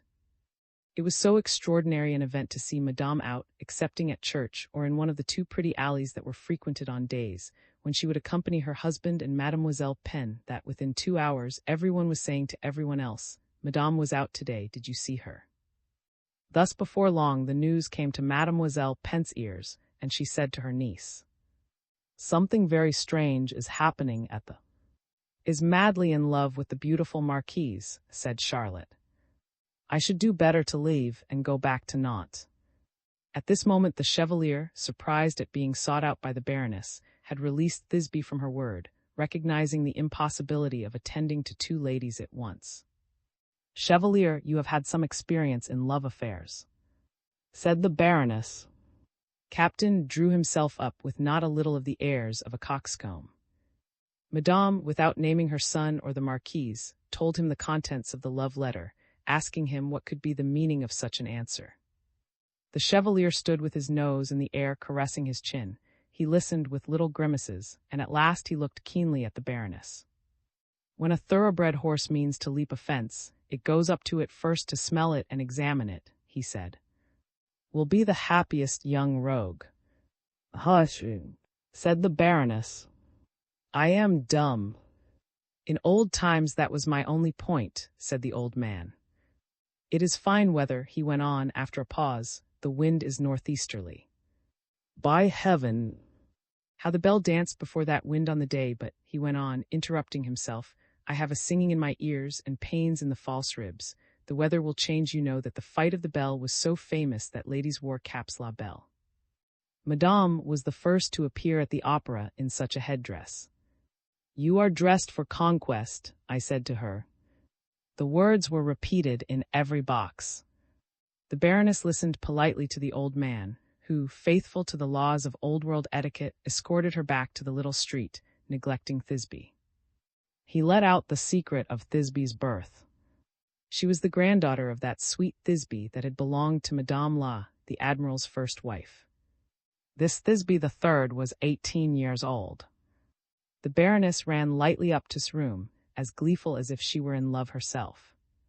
Was not there, but Fanny saw a letter on the table addressed to Madame, folded but not sealed. Irresistible curiosity prompted the anxious mother to read her son's answer. The indiscretion was cruelly punished. She felt horrible anguish when she saw the precipice towards which love was driving. What do I care for the family of, in such times as we live in, dearest? My name is, the happiness of is my happiness, her life is my life, and all my fortune is in her heart. Our lands have been in pledge these 200 years and may remain so for 200 more. Our farmers have them, no one can take them away. To see and love you, that is my religion. Mary, the idea has made me heartsick. Are there 2 such as? I will marry no one but you. I will wait 20 years if I must. I am young, and you will always be beautiful. My mother is a saint, and it is not for me to judge her. She never loved. I know now how much she has lost, and what sacrifices she has made. You have taught me to love my mother better. She dwells in my heart with you. There will never be anyone else. She is your only rival. Is not this as much as to say that no one shares your throne? So your reassuring letter has no effect on my mind. As to you have only to give me a hint, and I will beg her to tell you herself that I do not love her. She is the mother of my intelligence, nothing more, nothing less. As soon as I saw you, she became a sister to me, my friend, my man friend, what you will, but we have no claims on each other beyond those of friendship. I thought she was a woman till the moment when I first saw you. But you show me that is a man. She swims, hunts, rides, she smokes and drinks, she writes, she can analyze a book or a heart, she has not the smallest weakness, she walks on in her strength, she has not your free grace, your step like the flight of a bird, your voice the voice of love, your arch looks, your gracious demeanor. She is, and nothing else. She has nothing of the woman about her, and you have everything that I love in woman. I felt from the day when I first saw you that you were mine. You will laugh at this feeling, but it has gone on increasing. It strikes me as monstrous that we should be divided. You are my soul, my life, and I cannot live where you are not. Let me love you. We will fly, we will go far, far from the world, into some country where you will know nobody, and where you will have no one but me and God in your heart. My mother, who loves you, will come some day to live with us. Ireland has many country houses, and my mother's family will surely lend us one. Great God, let us be off. A boat, some sailors, and we shall be there before anyone can guess whither we have fled from the world you dread so greatly. You have never been loved. I feel it as I reread your letter, and I fancy I can perceive that if none of the reasons of which you speak existed, you would allow yourself to be loved by me. A holy love will wipe out the past. Is it possible in your presence to think of anything but you? Oh, I love you so much that I could wish you 1,000 times disgraced, so as to prove to you the power of my love by adoring you as if you were the holiest of creatures. You call my love for you an insult. Oh, you do not think that. The love of a noble child you call me so would do honor to a queen. So tomorrow we will wander lover-like along by the rocks and the sea, and yon shall tread the sands of old Brittany and consecrate them anew for me. Give me that day of joy, and the transient alms leaving perhaps, alas, no trace on your memory, will be a perennial treasure too. The Baroness dropped the letter unfinished. She knelt on a chair and put up a silent prayer to God, imploring him to preserve her son's wits, to deliver him from madness and error, and snatch him back from the ways in which she saw him rushing. "What are you doing, mother?" said's voice. "Praying for you," she replied, looking at him with eyes full of tears. "I have been so wrong as to read this letter is gone mad." "It is the sweetest form of madness," said the youth, kissing his mother. "I should like to see this woman, my child." "Well, mamma, we shall take a boat tomorrow to cross over to, come to the jetty." He sealed his letter and went off to Touches. The thing which above all others appalled the Baroness was to see that, by sheer force of instinct, feeling could acquire the insight of consummate experience. Had written to, as he might have done under the guidance of. One of the greatest joys, perhaps, that a small mind can know is that of duping a great soul and catching it in a snare. Knew herself to be very inferior to. This inferiority was not merely in the sum total of intellectual qualities known as talent, but also in those qualities of the heart that are called passion. At the moment when arrived at Touches, with the impetuous haste of first love borne on the pinions of hope, the Marquise was conscious of keen satisfaction in knowing herself to be loved by this charming youth. She did not go so far as to wish to be his accomplice in this feeling. She made it a point of heroism to repress this capriccio, as the Italians say, and she would thus be on a par with her friend. She was happy to be able to make her some sacrifice. In short, the vanities peculiar to a Frenchwoman, which constitute the famous whence she derives her superiority, were in her flattered and amply satisfied. She was tempted by the utmost seduction, and she resisted it. Her virtues sang a sweet concert of praise in her ear. The two women, apparently indolent, were lounging on the divan in that little drawing-room so full of harmony, in the midst of a world of flowers, with the window open, for the north winds had ceased to blow. A melting southerly breeze dimpled the lake that they could see in front of them, and the sun scorched the golden sands. Their spirits were as deeply tossed as nature lay calm, and not less burning. Broken on the wheel of the machinery she was working, was obliged to keep a guard over herself. The friendly foe she had admitted into her cage was so prodigiously keen. Not to betray her secret, she gave herself up to observing the secrets of nature. She cheated her pain by seeking a meaning in the motions of the spheres, and found God in the sublime solitude of the sky. When once an infidel acknowledges God, he throws himself headlong into Catholicism, which, viewed as a system, is perfect. That morning had shown the Marquise a face still radiant with the light of her research, carried on during a night spent in lamentation. Was always before her like a heavenly vision. She regarded this beautiful youth, to whom she devoted herself, as her guardian angel. Was it not he who was leading her to the supernal regions, where sufferings have an end under the weight of incomprehensible immensity? still was made uneasy by his triumphant looks. One woman does not gain such an advantage over another without allowing it to be guessed, while justifying herself for having taken it. Nothing could be stranger than this covert moral struggle between the two friends, each hiding a secret from the other, and each believing herself to be the creditor for unspoken sacrifices. Arrived holding his letter under his glove, ready to slip it into his hand. Who had not failed to mark the change in her guest's manner, affected not to look at her, but studied her in a mirror just when made his entrance. That is the sunken rock for every woman. The cleverest and the most stupid, the most frank and the most astute, are not then mistress of their secret. At that moment it blazes out to another woman's eyes. Too much reserve or too much freedom, an open and a beaming glance, or a mysterious droop of the eyelids, everything then reveals the feeling above all others difficult to conceal, for indifference is so absolutely cold that it can never be well acted. Women have the genius of shades of manner, they use them too often not to know them all, and on these occasions they take an arrival from head to foot at a glance. They see the slightest twitch of a foot under a petticoat, the most imperceptible start in the figure, and know the meaning of what to a man seems to have none. Two women watching one another play one of the finest comedies to be seen. Has committed some folly, thought, observing in both of them the indefinable look of persons who understand each other. There was no formality or affected indifference in the Marquise now. She looked at as if he belonged to her. Explained matters, he reddened like a guilty creature, like a happy lover. He had just settled everything for their excursion on the morrow. "Then you are really going, my dear?" said. "Yes," said. "How did you know that?" said Mademoiselle Touches too. "I have come to ask," he replied, at a glance shot at him by Madame, who did not wish her friend to have any suspicion of their correspondence. "They have already come to an understanding," said to herself, catching this look by a side glance from the corner of her eye. "It is all over, there is nothing left to me but to disappear." And under the pressure of this thought, a death-like change passed over her face that gave a chill. "What is the matter, dear?" said she. "Nothing then. Will you send on my horses and yours, so that we may find them ready on the other side of, and ride back through Bourg Batz? We will breakfast at, and dine here. You will undertake to find boatmen.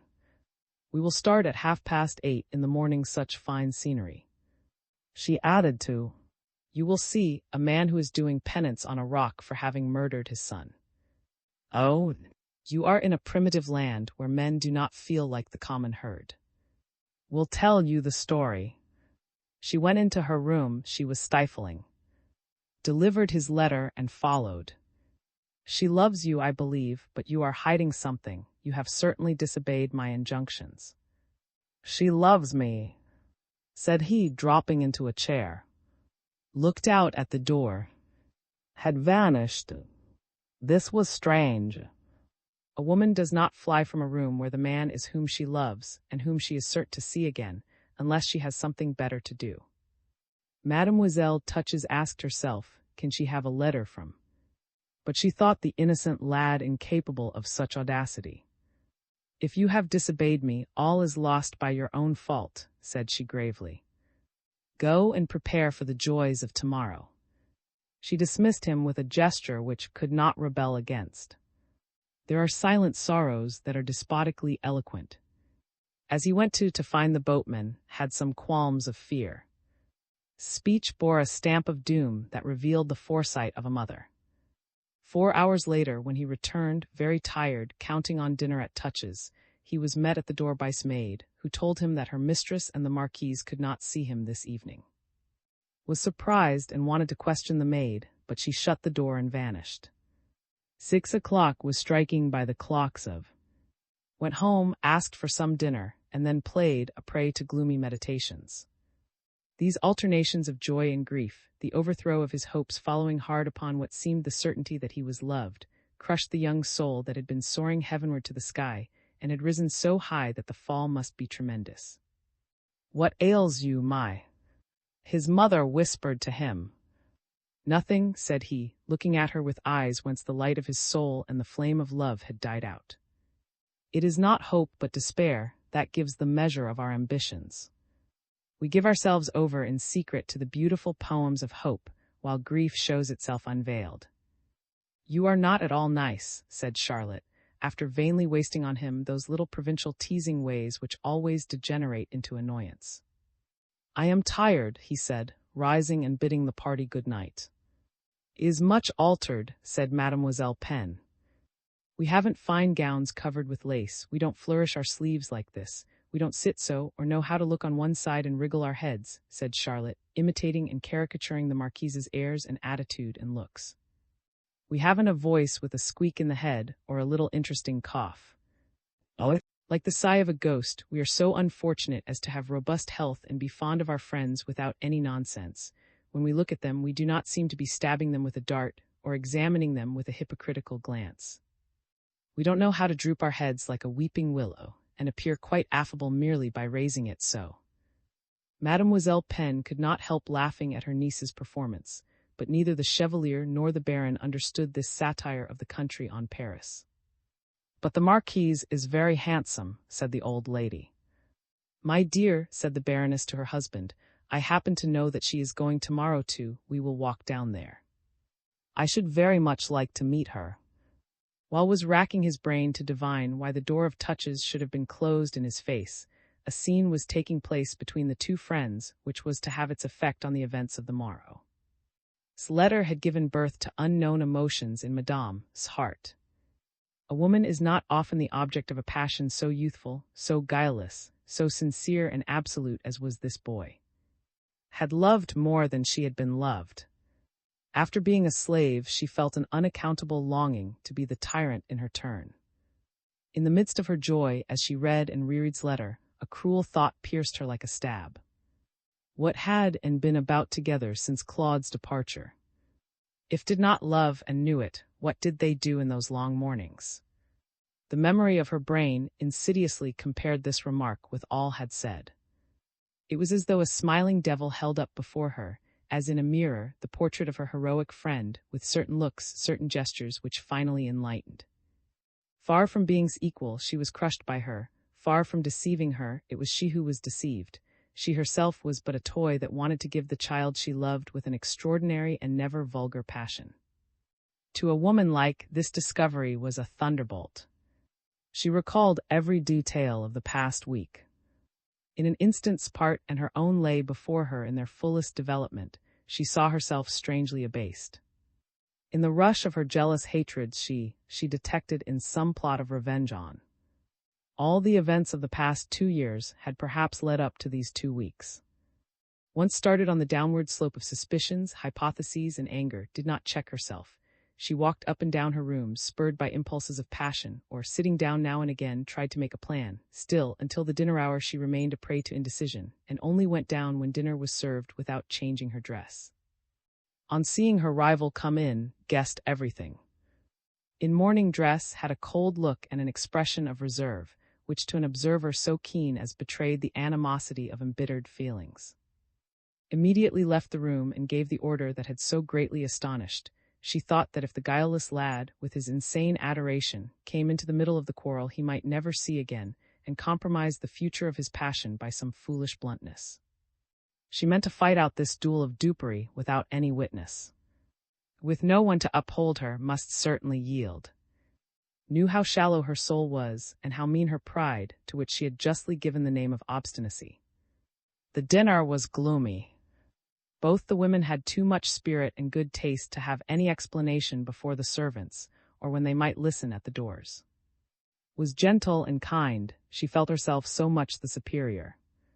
The Marquise was hard and biting. She knew she was being fooled like a child. There was, all through dinner, a warfare of looks, shrugs, half-spoken words, to which the servants could have no clue, but which gave warning of a terrible storm. When they were going upstairs again, mischievously offered her arm. The Marquise affected not to see, and rushed forward alone. As soon as coffee was served, Mademoiselle Touches said to her servant, "You can go," and this was the signal for battle. "The romances you act out, my dear, are rather more dangerous than those you write," said the Marquise. "They have, however, one great merit," said, taking a cigarette. "What is that?" asked them. "They are unpublished, my angel." Will that in which you have plunged me make a book? I have no genius for the task of Oedipus. You have the wit and beauty of the Sphinx, I know, but do not ask me any riddles. Speak out, my dear. When in order to make men happy, to amuse them, please them, dispel their annoyances, we appeal to the devil to help us. The men blame us afterwards for our endeavor, and believe it to be dictated by a spirit of depravity, said, taking her cigarette from her lips to interrupt her friend. They forget the love which carried us away, and which justified our excesses, for whither may we not be carried, but they are only playing out their part as men, they are ungrateful and unjust, said. Women know each other, they know how truly lofty and noble their attitude is under all circumstances, nay, I may say how virtuous. Still, I have begun to perceive the truth of certain remarks I have heard you complain of. Yes, my dear, there is something of the man in you, you behave like men, nothing checks you, and if you have not all their merits, your mind conducts itself like theirs, and you share their contempt for us women. I have no reason to be pleased with you, my dear, and I am too frank to conceal the fact. Nobody, perhaps, will ever inflict so deep a wound on my heart as that I am now suffering from. Though you are not always a woman in love matters, you become one again in revenge. Only a woman of genius could have discovered the tenderest spot in our delicate sentiments I am speaking of, and of the trickery, my dear, for that is the right word, that you have employed against me. How low you have fallen, you, and to what end? Still and still more the Sphinx said, smiling. You wanted to make me throw myself at its head. I am still too young for such doings. To me love is love, with its intolerable jealousy and despotic demands. I am not a writer, it is not possible to me to find ideas in feelings. You think yourself capable of loving foolishly. Asked her. Be quite easy, you still have all your wits about you. You malign yourself, my dear. You are cold enough for your head always to remain supreme judge of the achievements of your heart. This epigram brought the color to the Marquise's face. She shot a look full of hatred, an envenomed look at, and at once, without stopping to choose them, let fly all the sharpest arrows in her quiver. Smoking her cigarette, listened calmly to this furious attack, bristling with such virulent abuse that it is impossible to record it. Provoked by her adversary's imperturbable manner, fell back on odious personalities and Mademoiselle Touch's age. Is that all? Asked, blowing a cloud of smoke. Are you in love with? Certainly not. So much the better, replied. I am, and far too much for my happiness. He has, no doubt, a fancy for you. You are the loveliest in the world, and I am as brown as a mole. You are slim and slender, my figure is too dignified. In short, you are young, that is the great fact, and you have not spared me. You have made an abuse of your advantages over me as a woman, neither more nor less than as a comic paper makes an abuse of humor. I have done all in my power to prevent what is now inevitable, and she raised her eyes to the ceiling. However little I may seem to be a woman, I still have enough of the woman in me for a rival to need my help in order to triumph over me. This cruel speech, uttered with an air of perfect innocence, went to the Marquise's heart. You must think me a very idiotic person if you believe all that tries to make you believe about me. I am neither lofty nor mean. I am a woman, and very much a woman. Throw off your airs and give me your hand, said, taking possession of his hand. You do not love, that is the truth, is it not? Then do not get in a rage. Be stern with him tomorrow, cold and hard, and he will end by submitting after the scolding I shall give him, for I have not exhausted the resources of our arsenal, and after all, pleasure always gets the better of desire. But is a Breton. If he persists in paying you his addresses, tell me honestly, and you can go at once to a little country house of mine at 6 leagues from Paris, where you will find every comfort and where can join you. If slanders me, why, good heavens! The love lies 6 times a day, its illusions prove its strength. There was a proud coldness in its expression that made the Marquise uneasy and afraid. She did not know what answer to make. Struck the final blow. I am more trusting and less bitter than you, she went on. I do not imagine that you intended to hide under recrimination an attack which would imperil my life. You know me, I should not survive the loss of, and I must lose him sooner or later. But indeed loves me, and I know it. Here is his answer to a letter from me in which I wrote only of you, said, holding out's letter. Took it and read it. As she read, her eyes filled with tears. She wept, as all women weep in acute suffering. Good God, said she, he loves her. Then I must die without ever having been understood or loved. She sat for some minutes with her head resting on her friend's shoulder. Her pain was genuine. She felt in her own soul the same terrible blow that Madame had received on reading this letter. Do you love him? Said she, sitting up and looking at. Do you feel for him that infinite devotion which triumphs over all suffering, and survives scorn, betrayal, even the certainty of never being loved again? Do you love him for himself, for the very joy of loving? My dearest friend, said the Marquise, much moved. Well, be content, I will leave tomorrow. Do not go away, he loves you, I see it. And I love him so well that I should be in despair if I saw him miserable and unhappy. I had dreamed of many things for him, but if he loves you, that is all at an end. Yes, I love him, said the Marquise with delightful simplicity but coloring. You love him and you can resist him. Cried. No, you do not love him. I do not know what new virtues he has aroused in me, but he has certainly made me ashamed of myself, said. I could wish to be virtuous and free, so as to have something else to sacrifice to him besides the remnants of a heart and disgraceful bonds. I will not accept an incomplete destiny either for him or for myself. Cold brain! It can love and calculate. Cried with a sort of horror. Whatever you please, but I will not blight his life or be a stone round his neck, an everlasting regret. As I cannot be his wife, I will not be his mistress. He has you will not laugh at me. No, well then, his beautiful love has purified me. Gave a look the wildest, fiercest look that ever a jealous woman flung at her rival. On that ground, said she, I stood alone. That speech has parted us forever, we are no longer friends. We are at the beginning of a hideous struggle. Now I tell you plainly, you must succumb or fly. Rushed away into her own room after showing to, who was amazed, a face like an infuriated lioness. Are you coming to tomorrow? Said, lifting the curtain. Certainly, said the Marquise loftily, I will not fly nor will I succumb. I play with my hand on the table, retorted, I shall write to. Turned as white as her gauze scarf. For each of us life is at stake, replied, who did not know what to decide on. The violent passions to which this scene had given rise between the two women subsided during the night. They both reasoned with themselves, and came back to a reliance on the perfidious temporizing which fascinates most women, an excellent system between them and men, but a bad one between woman and woman. It was in the midst of this last storm that Mademoiselle Touches heard the great voice which dominates even the bravest. Listen to the counsels of worldly wisdom, she feared the contempt of society. So's last, weighted with the accents of intense jealousy, was perfectly successful. His blunder was, but any fresh mistake might ruin his hopes forever. The month of August was drawing to a close, the sky was magnificently clear. On the horizon the ocean, like a southern sea, had a hue as of molten silver and fluttered to the strand in sparkling ripples.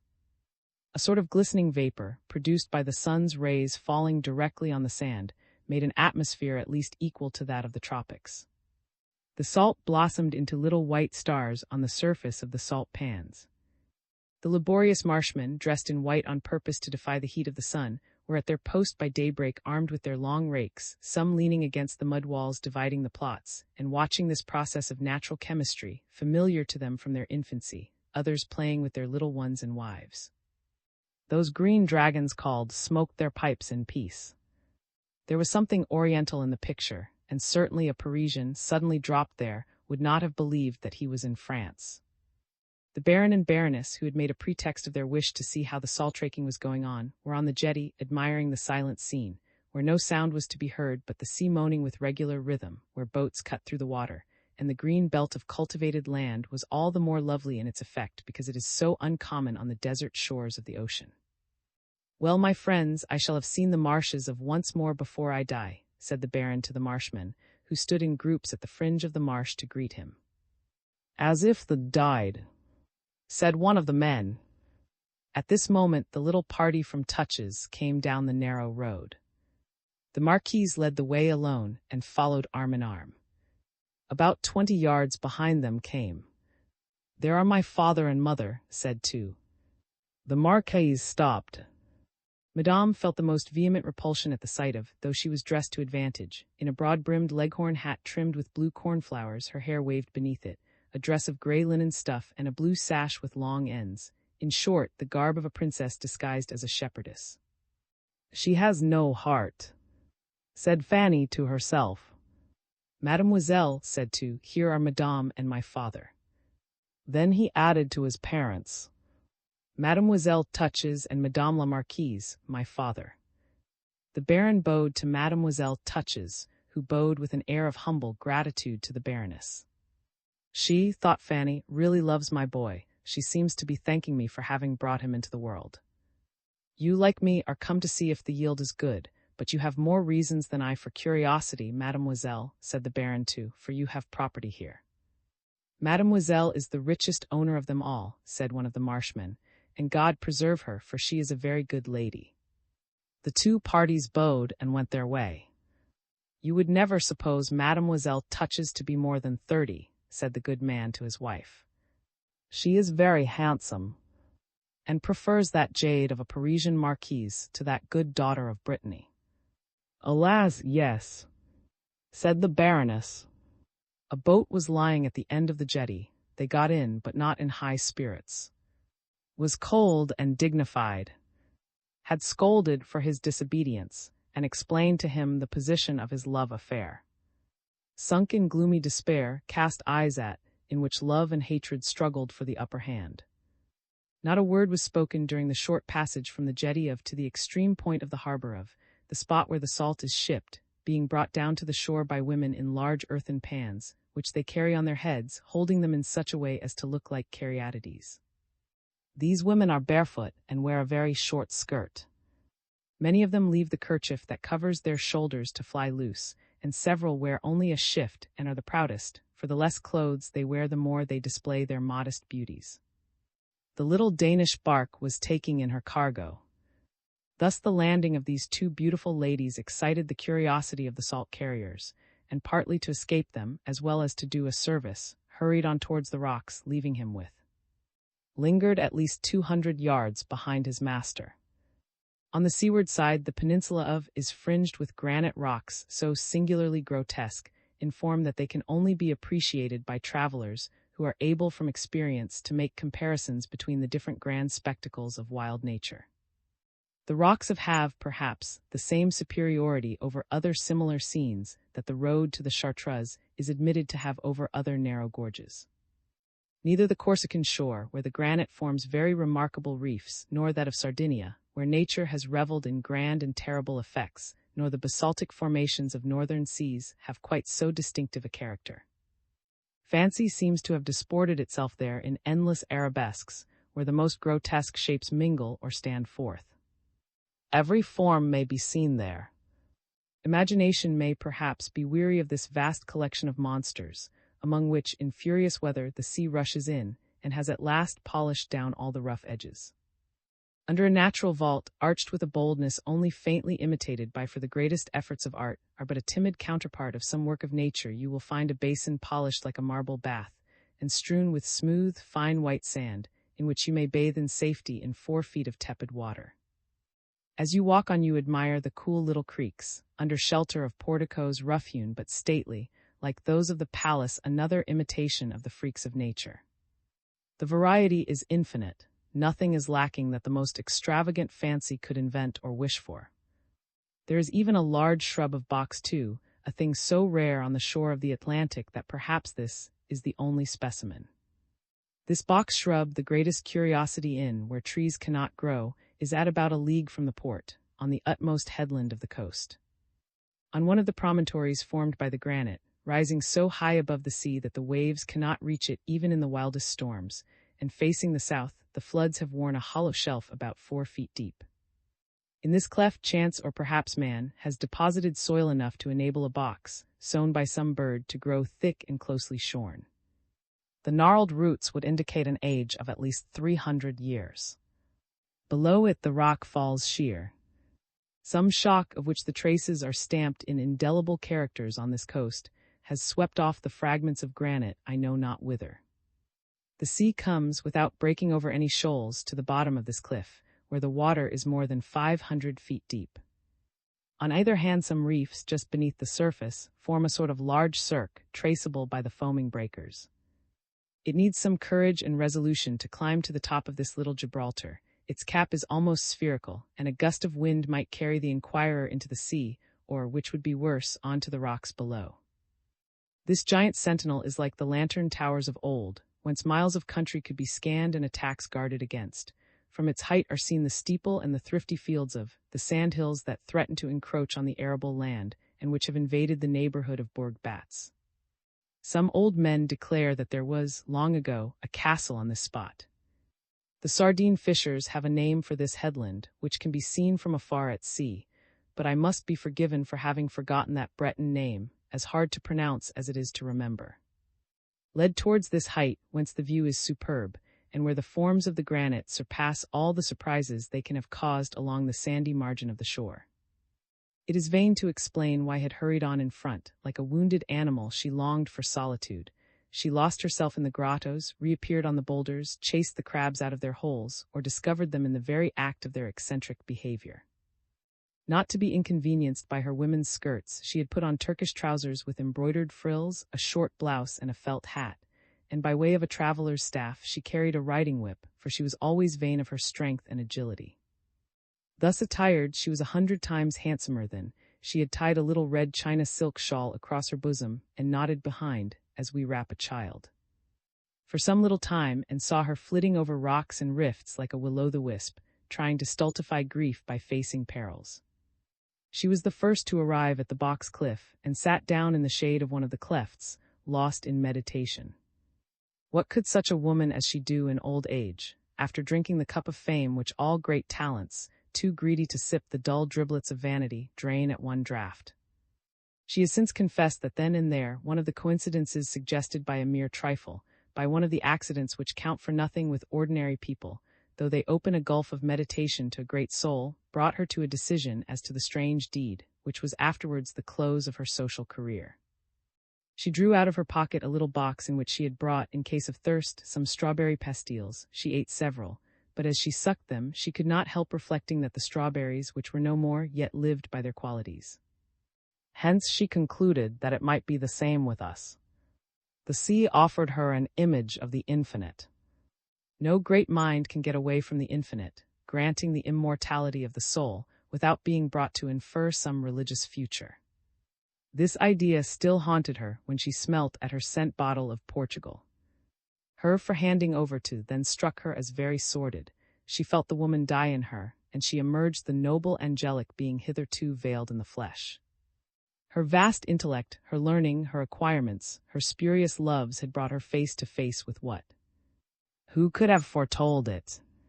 With the yearning mother, the consoler of the sorrowing the Roman Church, so mild towards repentance, so poetical to poets, so artless with children, so deep and mysterious to wild and anxious spirits, that they can forever plunge deeper into it and still satisfy their inextinguishable curiosity, which is constantly excited. She glanced back at the devious ways to which she had been led by, comparing them to the tortuous paths among these rocks.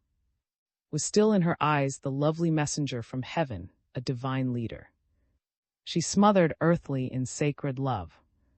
After walking on for some time in silence, at an exclamation from at the beauty of the ocean, very different from the Mediterranean, could not resist drawing a comparison between that sea and his love, in its purity and extent, its agitations, its depth, its eternity. It has a rock for its shore, said with a laugh. When you speak to me in that tone, replied he with a heavenly flash, I see you and hear you, and I can find an angel's patience, but when I am alone, you would pity me if you could see me. My mother cries over my griefs. Listen, this must come to an end, said the Marquise, stepping down on to the sandy path. Perhaps we are now in the one propitious spot for the utterance of such things, for never in my life have I seen one where nature was more in harmony with my thoughts. I have seen Italy where everything speaks of love. I have seen Switzerland where all is fresh and expressive of true happiness, laborious happiness, where the verdure, the calm waters, the most placid outlines are overpowered by the snow-crowned Alps. But I have seen nothing which more truly paints the scorching barrenness of my life than this little plain, withered by sea gales, corroded by salt mists, where melancholy tillage struggles in the face of the immense ocean and under the hedgerows of Brittany, whence rise the towers of your. Well, that is. Do not attach yourself to that. I love you, but I will never be yours, for I am conscious of my inward desolation. Ah, you can never know how cruel I am to myself when I tell you this. No, you shall never see your idol if I am your idol stoop. It shall not fall from the height where you have set it. I have now a horror of a passion which the world and religion alike reprobate. I will be humbled no more, nor will I steal happiness. I shall remain where I am. I shall be the sandy, unfertile desert without verdure or flowers which lies before you. And if you should be deserted, then I should go and beg for mercy. I would humble myself before the man I have sinned against, but I would never run the risk of rushing into happiness which I know would end. End, cried. End, repeated the Marquise, interrupting the rhapsody into which her lover was plunging, by a tone which reduced him to silence. This contradiction gave rise in the youth's soul to one of those wordless rages, which are known only to those who have loved without hope. He walked on for about 300 yards in utter silence, looking neither at the sea, nor the rocks, nor the fields of. I should make you so happy, said. All men begin by promising us happiness, and they bequeath to us shame, desertion, disgust. I have nothing of which to accuse the man to whom I ought to be faithful. He made me no promises, I went to him. But the only way to make my fault less is to make it eternal. Say at once, madame, that you do not love me. I who love you know by myself that love does not argue, it sees nothing but itself, there is no sacrifice I could not make for it. Command me, and I will attempt the impossible. The man who, of old, scorned his mistress for having thrown her glove to the lions, and commanding him to rescue it, did not love. He misprized your right to test us, to make sure of our love, and never to lay down your arms but to superhuman magnanimity. To you I would sacrifice my family, my name, my future life. What an insult lies in that word sacrifice, replied she in a reproachful tone, which made feel all the folly of his expression. Only women who love wholly or utter coquettes can take a word as a fulcrum and spring to prodigious heights. Wit and feeling act on the same lines, but the woman who loves is grieved, the coquette is contemptuous. You are right, said, dropping 2 tears. The word can only be applied to the achievement you demand of me. Be silent, said, startled by a reply in which for the first time really expressed his love. I have done wrong enough, do not tempt me. They had just reached the base of the box cliff. Felt intoxicating joys in helping the Marquise to climb the rock. She was bent on mounting to the very top. The poor boy thought it the height of rapture to support her by the waist, to feel her slightly tremulous. She needed him. The unhoped-for joy turned his brain. He saw nothing. He put his arm round her body. Well, said she with an imperious look. You will never be mine, he asked in a voice choked by a storm in his blood. Never, my dear, said she. To you I can only be a dream. And is not a dream sweet? We shall know no bitterness, no regrets, no repentance. And you will return to. There is no help for it. Then you shall never more be any man, cried, flinging her from him with mad violence. He listened for her fall before throwing himself after her, but he only heard a dull noise, the harsh rending of stuff, and the heavy sound of a body falling on earth. Instead of tumbling head foremost, had turned over, she had fallen into the box-tree, but she would have rolled to the bottom of the sea nevertheless if her gown had not caught on a corner, and by tearing, checked the force of her fall on the bush. Mademoiselle Touches, who had witnessed the scene, could not call out, for she was aghast, and could only signal to hasten up. Leaned over, prompted by a fierce sort of curiosity, he saw as she lay, and shuddered. She seemed to be praying, she thought she must die, she felt the box-tree giving away. With the sudden presence of mind inspired by love and the supernatural agility of youth in the face of danger, he let himself down the 9 feet of rock by his hands, clinging to the rough edges to the little shelf where he was in time to rescue the Marquise by taking her in his arms, at the risk of their both falling into the sea. When he caught, she became unconscious, but he could dream that she was his, wholly his, in this aerial bed where they might have to remain a long time, and his first feeling was an impulse of gladness. "Open your eyes, forgive me," said, "or we die together." "Die," said she, opening her eyes and unsealing her pale lips. Received the word with a kiss, and then was aware of a spasmodic thrill in the Marquise, which was ecstasy to him. At that instant, nailed shoes were audible above them. Followed the Breton, and they were anxiously considering the means of saving the lovers.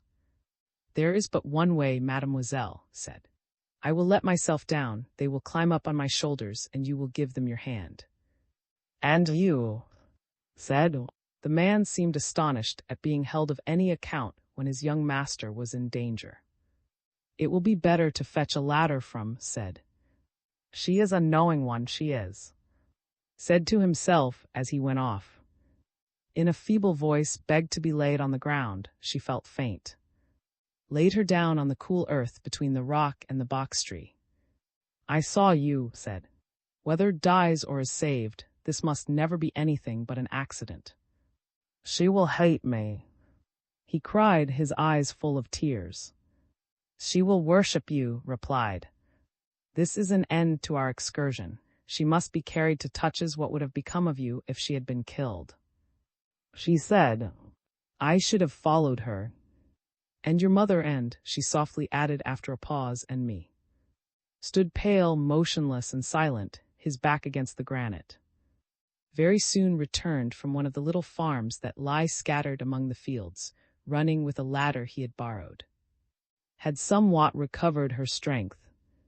When had fixed the ladder, the Marquise, helped by, who begged to put red shawl round under her arms, and to give him up the ends, climbed up to the little plateau, where took her in his arms like a child, and carried her down to the shore.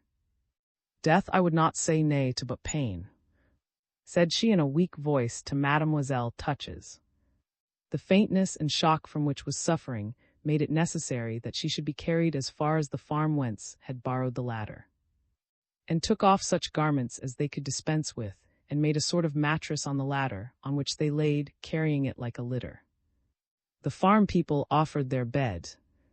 Hurried off to the spot where the horses were waiting for them, took one, and fetched a surgeon from, after ordering the boatmen to come up the creek that lay nearest to the farm. Sitting on a low stool, answered remarks with nods and rare monosyllables, and Mademoiselle Touches was equally uneasy as to his condition. After being bled, the patient felt better, she could speak. She consented to go in the boat, and at about 5 in the afternoon they crossed to where the town doctor was waiting for her. The news of the accident had spread in this deserted and almost uninhabited land with amazing rapidity. Spent the night at Touches at the foot of his bed with. The doctor promised that by next morning the Marquise would suffer from nothing worse than stiffness. Through his despair a great happiness beamed. He was at the foot of his bed watching her asleep or waking. He could study her pale face, her movements. Smiled bitterly as she recognized in the lad all the symptoms of a passion such as tinges the soul and mind of a man by becoming a part of his life at a time when no thought, no cares counteract this torturing mental process. Would never discern the real woman in. How guilelessly did the young Breton allow her to read his most secret soul, why, she was his, merely because he found himself here in her room, admiring her in the disorder of the bed. He watched in her slightest movement with rapturous attention, his face expressed such sweet curiosity, his ecstasy was so artlessly betrayed, that there was a moment when the two women looked at each other with a smile. As read in the invalid's fine sea-green eyes a mixed expression of confusion, love, and amusement, he blushed and looked away. "Did I not say to you that you men promised us happiness and ended by throwing us over a precipice?" As he heard this little jest, spoken in a charming tone of voice which betrayed some change in his heart, knelt down, took one of her moist hands, which she allowed him to hold, and kissed it very submissively. "You have every right to reject my love forever," said he, "and I have no right ever to say a single word to you again." "Ah," cried as she saw the expression of her friend's face, and compared it with that she had seen after every effort of diplomacy. Love unaided will always have more wit than all the world beside. Take your draught, my dear, and go to sleep. This evening spent by with Mademoiselle Touches, who read books on mystical theology, while read Indiana the first work of his famous rival, in which he found the captivating picture of a young man who loved with idolatry and devotion, with mysterious rapture, and for his whole life a book of fatal teaching for him. This evening left an ineffaceable mark on the heart of the unhappy youth, for at last convinced him that any woman who was not a monster could only be happy and flattered in every vanity by knowing herself to be the object of a crime. "You would never, never have thrown me into the sea," said Poor, wiping away a tear. Towards morning, quite worn out, fell asleep in his chair. It was now the Marquise's turn to look at the pretty boy, pale with agitation and his first love watch. She heard him murmuring words in his sleep. "He loves in his very dreams," said she to. "We must send him home to bed," said, awaking him. No one was alarmed at the Mademoiselle Touches had written a few words to the Baroness. Dined at Touches next day. He found up, pale, languid, and tired. But there was no hardness now in her speech or looks. After that evening, which filled with music, seating herself at the piano to allow to hold and press hands while they could say nothing to each other, there was never a storm at Touches.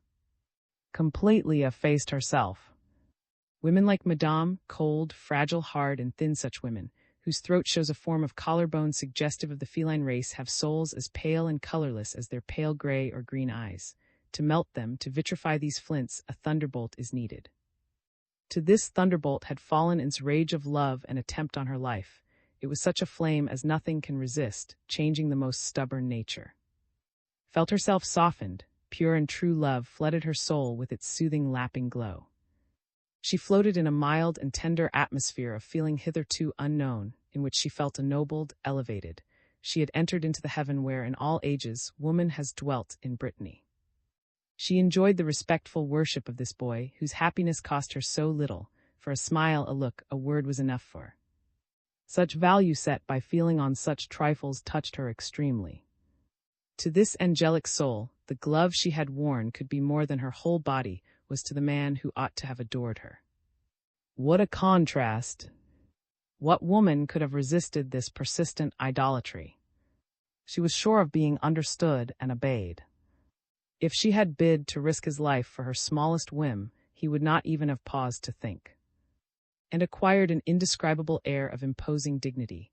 She looked at love on its loftiest side and sought in it a footing, as it were, which would enable her to remain, in his eyes, the supreme woman. She wished her power over him to be eternal. She coquetted all the more persistently because she felt herself weak. For a whole week she played the invalid with engaging hypocrisy. How many times did she walk round and round the green lawn that spread on the garden side of the house, leaning on his arm, and reviving in the torments she had caused her during the first week of her visit.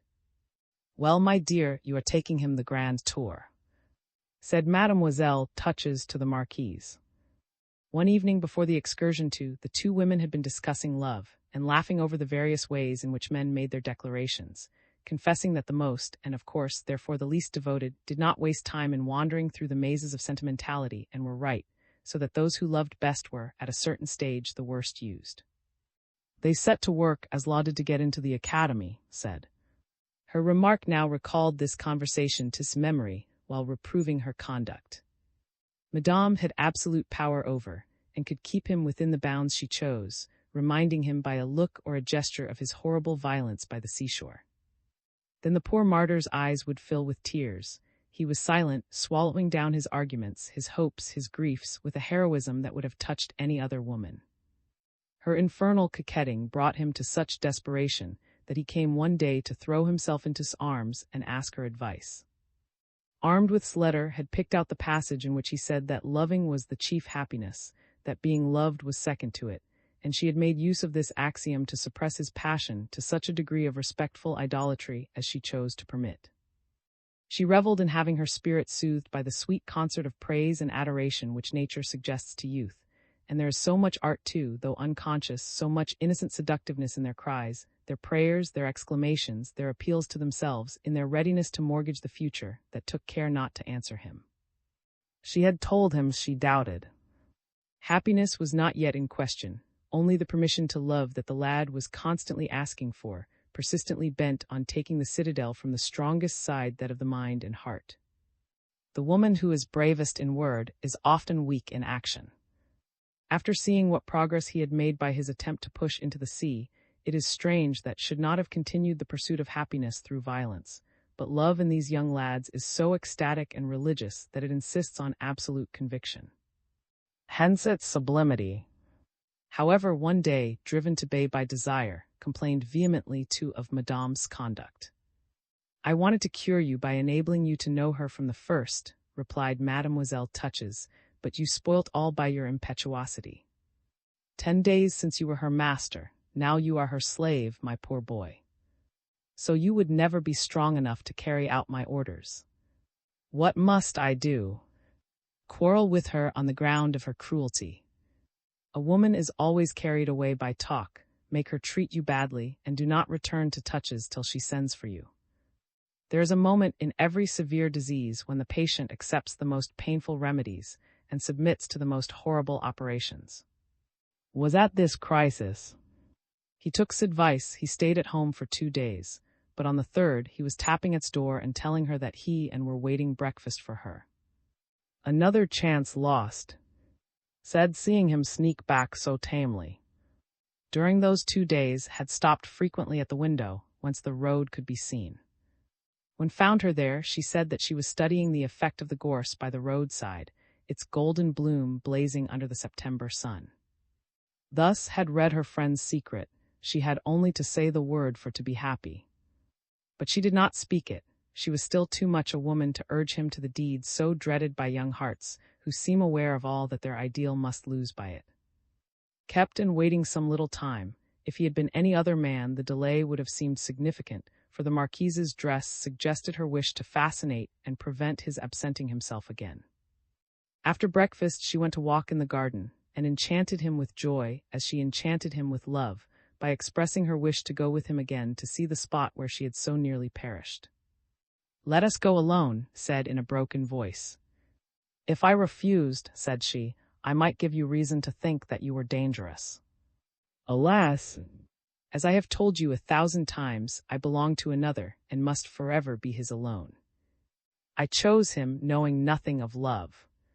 The fault was twofold, and the punishment double." When she spoke thus, her eyes moist with the rare tears such women can shed, felt a sort of pity that cooled his furious ardor. He worshipped her then as a Madonna.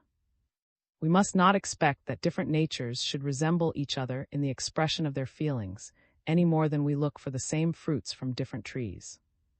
At this moment was torn in her mind. She hesitated between herself and between the world, where she hoped some day to be seen again and perfect happiness, between ruining herself finally by a second unpardonable passion and social forgiveness. She was beginning to listen, without even affected annoyance, to the language of blind love. She allowed herself to be soothed by the gentle hands of pity. Already many times she had been moved to tears by hearing promising her love enough to make up for all she could lose in the eyes of the world, and pitying her for being bound to such an evil genius, to a man as false as. More than once she had not silenced, when she had told him of the misery and sufferings that overwhelmed her in Italy when she found that she did not reign alone in his heart. Had given more than one lecture on this subject, and had profited by them. "I," said he, "love you wholly. You will find in me none of the triumphs of art, nor the pleasures derived from seeing a crowd bewildered by the wonders of talent. My only talent is for loving you, my only joys will be in yours. No woman's admiration will seem to me worthy of consideration. You need fear no odious rivals. You are misprized, and wherever you are accepted I desire also to be accepted every day." She listened to his words with a drooping head, allowing him to kiss her hands, and confessing to herself silently but very readily that she was perhaps a misunderstood angel. "I am too much humiliated," she replied. "My past deprives me of all security for the future." It was a great day, for when, on reaching Touches at 7 in the morning, he saw from between 2 gorse bushes at a window, wearing the same straw hat that she had worn on the day of their excursion. He felt quite dazzled. These small details of passion make the world wider. Only Frenchmen, perhaps, have the secret of these theatrical touches. They owe them to their graceful wit, of which they infuse just so much into feeling as it can bear without losing its force. Ah, how lightly she leaned on his arm. They went out together by the garden gate leading to the sandhills. Thought their wildness pleasing, she saw the little rigid plants that grow there with their pink blossoms, and gathered several, with some of the Carthusian pinks which also thrive on barren sands, and divided the flowers significantly with, to whom these blossoms and leaves were to have an eternally sinister association. "We will add a sprig of box," said she with a smile. She stood for some time waiting for the boat on the jetty, where told her of his childish eagerness the day of her arrival. "That expedition which I heard of was the cause of my severity that first day," said she. Throughout their walk Madame talked in the half-jesting tone of a woman who loves, and with tenderness and freedom of manner. Might believe himself loved. But when, as they went along the strand under the rocks, and down into one of those pretty bays where the waves have thrown up a marvelous mosaic of the strangest marbles, with which they played like children at picking up the finest specimens when at the height of intoxication proposed in so many words that they should fly to Ireland, she assumed a dignified and mysterious air, begged to take his arm, and went on towards the cliff she had called her rock. "My dear fellow," said she, as they slowly climbed the fine block of granite she meant to take as her pedestal, "I have not courage enough to conceal all you are to me. For the last 10 years I have known no happiness to compare with that we have just enjoyed in hunting for shells among those tide-washed rocks, in exchanging pebbles, of which I shall have a necklace made, more precious in my eyes than if it were composed of the finest diamonds. I have been a child again, a little girl such as I was at 13 or 14, when I was worthy of you. The love I have been so happy as to inspire you with has elevated me in my own eyes. Understand this in all its magical meaning.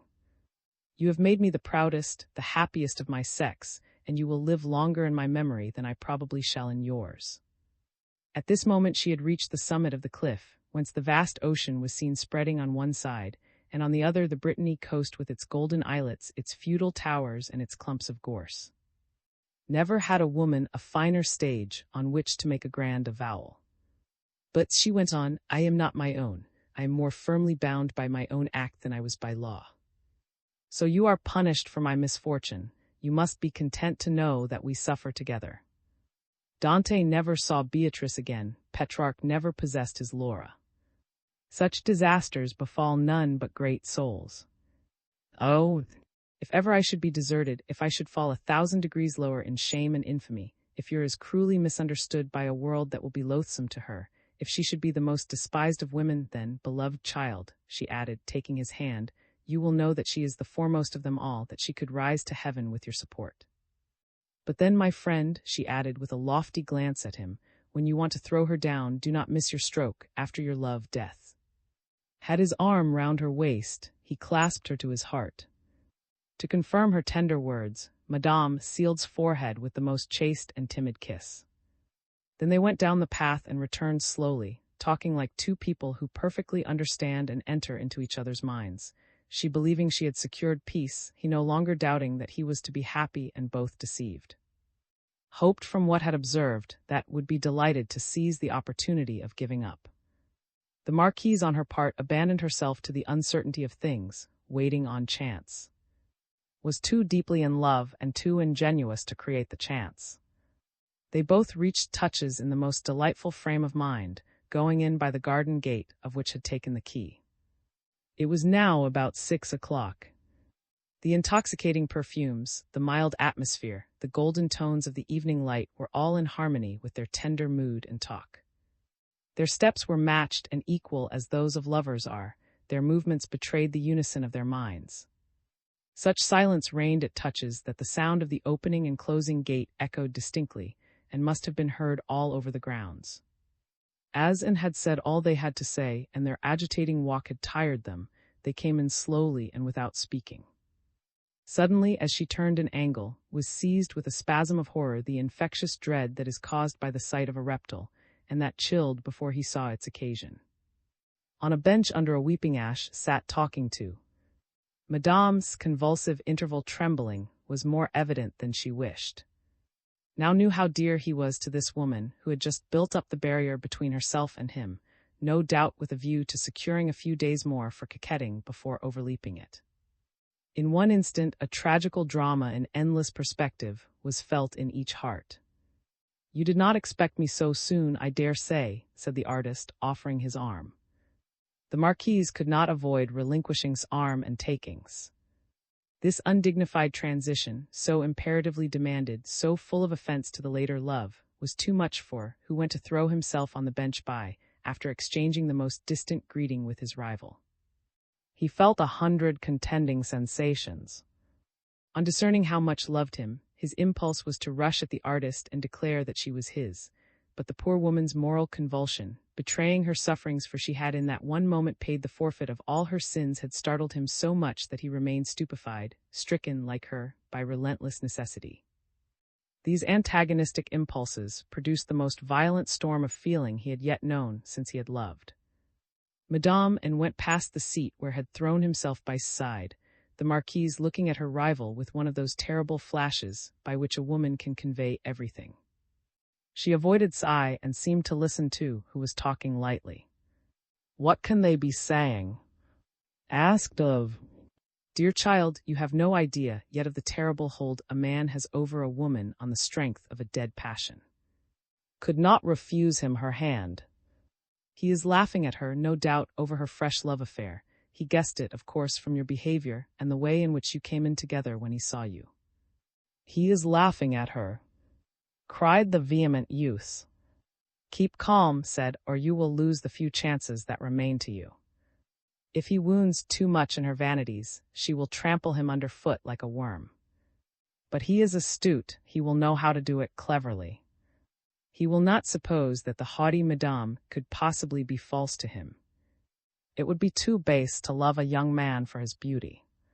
He will no doubt speak of you to her, as a mere boy bewitched by the notion of possessing a marquise and of ruling the destinies of two women. Finally, he will thunder with the rattling artillery of insulting insinuations. Then will be obliged to combat him with false denials, of which he will take advantage and remain master of the field." "Ah," cried, "he does not love. I should leave her free. Love demands a choice renewed every minute, confirmed every day. The morrow is the justification of yesterday, and increases our hoard of joys a few days later, and he would not have found us here." "What brought him back?"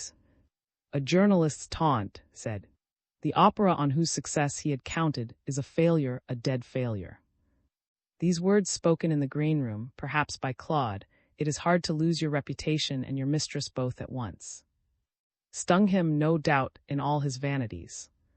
Love based on mean sentiments is merciless. I questioned him, but who can trust so false and deceitful a nature? He seemed weary of poverty and of love, disgusted with life.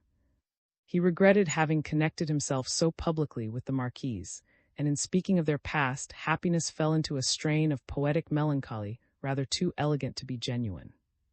He hoped, no doubt, to extract the secret of your love from the joy his flattery must give me.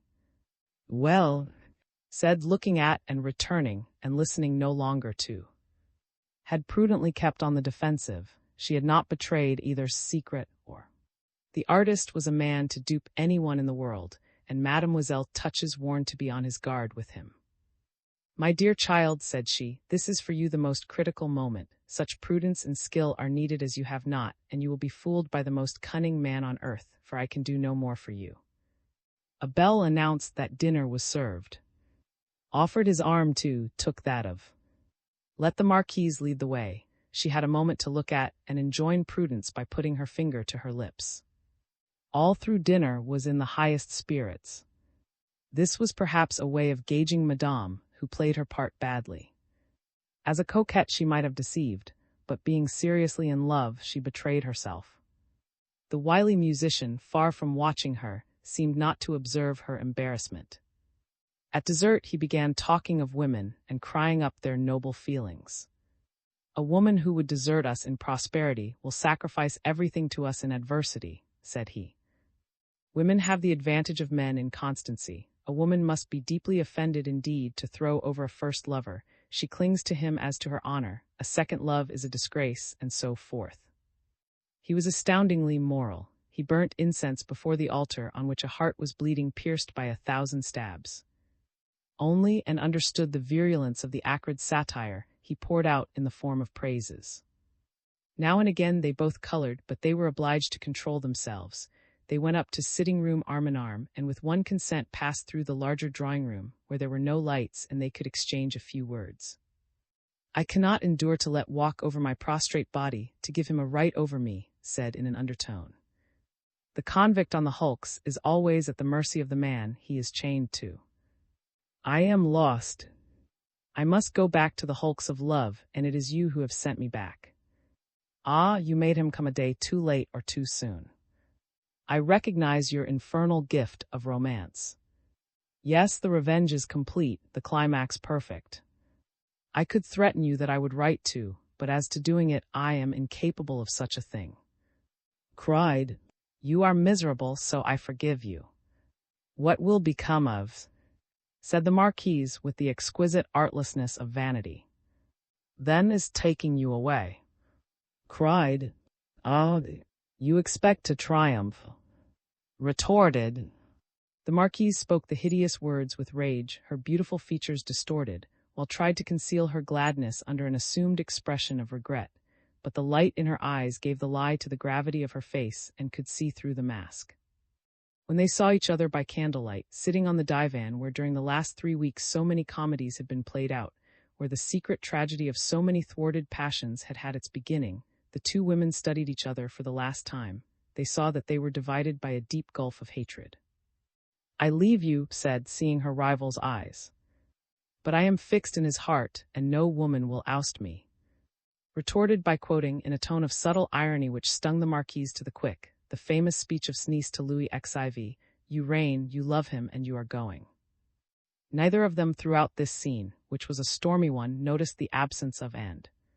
The artist had remained at table with his rival, desiring him to keep him company and finish a bottle of champagne. "We have something to say to each other," said, to anticipate any refusal. In the position in which they stood to each other, the young Breton was obliged to obey the behest. "My dear boy," said the singer in a soothing voice when had drunk 2 glasses of wine, "we are a couple of good fellows, we may be frank with each other. I did not come here because I was suspicious. Loves me." And he assumed a fatuous air. "For my part, I love her no longer. I have come, not to carry her off, but to break with her and leave her the credit of the rupture. You are young, you do not know how necessary it is to seem the victim when you feel that you are the executioner. Young men spout fire and flame, they make a parade of throwing over a woman, they often scorn her and make her hate them. But a wise man gets himself dismissed, and puts on a humiliated expression which leaves the lady some regrets and a sweet sense of superiority. The displeasure of the divinity is not irremediable, while abdication is past all reparation. You, happily for you, do not yet know how our lives may be hampered by the senseless promises which women are such fools as to accept, when gallantry requires us to tie such to divert the idle hours of happiness. The pair then swear eternal fidelity. A man has some adventure with a woman, he does not fail to assure her politely that he hopes to live and die with her. He pretends to be impatiently awaiting the demise of a husband, while earnestly wishing him perfect health. If the husband should die, there are women so provincial or so tenacious, so silly or so wily, as to rush on the man, crying, "I am free, here I am." Not one of us is free. The spent ball recoils and falls into the midst of our best planned triumph or happiness. I foresaw that you would love. I left her in a situation in which she must need flirt with you without abdicating her sacred majesty, were it only to annoy that angel. Well, my dear fellow, love her, you will be doing me a service. I only want her to behave atrociously to me. I dread her pride and her virtue perhaps, in spite of goodwill on my side, some time will be required for this. On such occasions, the one who does not take the first step wins. Just now, as we walked round the lawn, I tried to tell her that I knew all, and wished her joy of her happiness. Well, she was very angry. I at this moment am in love with the youngest of our singers, Mademoiselle Falcon of the opera, and I want to marry her. Yes, I have got so far as that. But when you come to Paris, you will say I have exchanged a marquise for a queen. Joy shed its glory on his candid face. He confessed his love. This was all that wanted. There is not a man in the world, however depraved, whose love does not revive as soon as it is threatened by a rival. We may wish to be rid of a woman, we do not wish that she should throw us over. When lovers have come to this extremity, men and women alike try to be first in the field, so cruel is the wound to their self-respect. Perhaps what is at stake is all that society has thrown into that feeling. It is indeed less a matter of self-respect than of life itself. The whole future is in the balance. We feel as if we were losing not the interest but the capital. Cross-examined by the artist, related all that had happened during these 3 weeks at Touches, and was delighted with, who concealed his rage under a semblance of delightful good nature. "Let us go upstairs," said he. "Women are not trustful. They will not understand how we can have sat together for so long without clutching at each other's hair. They might come down to listen. I will do all I can for you, my dear child. I will be odious, rude, and jealous with the marquise. I will constantly suspect her of deceiving me. There is nothing more certain to lead a woman to a betrayal. You will be happy, and I shall be free. You, this evening, must assume the part of a disconcerted lover.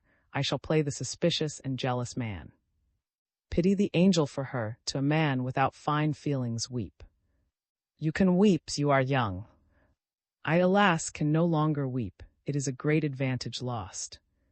And went upstairs.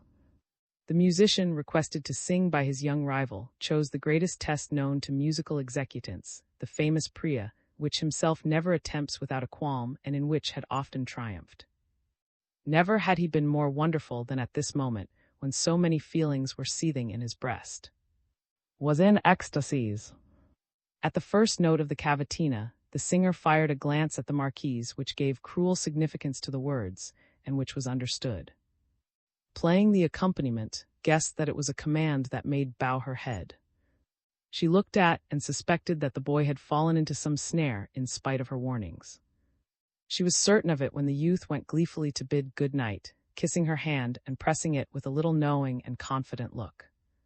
By the time had reached the ladies, maid, and servants were packing his traveling carriage, and before the dawn, as he had sung, he had carried off with horses as far as the first posting-house. Under cover of the darkness, Madame was able to look back at, whose tower, white in the daybreak, stood out in the grey light. She gave herself up to melancholy, for she was leaving there one of the fairest flowers of life, love such as the girls may dream of. Respect of persons was crushing the only true love this woman had ever known, or could ever know, in all her life. The woman of the world was obeying the laws of the world, sacrificing love to appearances, as some women sacrifice it to religion or to duty. From this point of view, this terrible story is that of many women. Next day, at about noon, arrived at Touches. When he reached the turn in the road whence, yesterday, he had seen at the window, he caught sight of who hurried out to meet him. At the bottom of the stairs, she said this cruel word. "Gone!" Cried, stunned. "You were duped by. You told me nothing, I could do nothing." She led the poor boy to her little drawing-room. He sank on the divan in the place where he had so often seen the marquise, and melted into tears. Said nothing, she smoked her hookah, knowing that nothing can stem the first rush of such suffering, which is always deaf and speechless. Since there was nothing to be done, stayed there all day in a state of utter torpor. Just before dinner, tried to say a few words to him, after begging that he would listen to her. "My dear boy," said she, "you have been the cause to me of intense suffering, and I have not, as you have, a fair future life in which to recover. To me the earth has no further springtime, the soul no further love. So I, to find comfort, must look higher. Here the day before came, I painted her portrait. I would not darken it, you would have thought that I was jealous. Now listen to the truth. Madame is as far as possible from being worthy of you. The display of her fall was not necessary, but she would have been nobody but for that scandal. She made it on purpose to have a part to play. She is one of those women who prefer the parade of wrongdoing to the calm peace of happiness. They affront society to wring from it the evil gift of a slander. They must be talked about at whatever cost. She was eaten up by vanity. Her fortune and wit had not availed to give her the feminine dominion which she had tried to conquer by presiding over a salon. She had that she could achieve the celebrity of the Duchesse and the Vicomtesse, but the world is just, it bestows the honors of its interest only on genuine passion. Her flight was not justified by any obstacles. Damocles' sword did not hang glittering over her festivities, and besides, in Paris, those who love truly and sincerely may easily be happy in a quiet way. In short, if she could be tender and loving, she would not have gone off last night with. Talked for a long time and very eloquently, but this last effort was in vain. She ceased on seeing a shrug by which conveyed his entire belief in, and she insisted on his coming down and sitting with her at dinner, for he found it impossible to eat. It is only while we are very young that these spasmodic symptoms occur.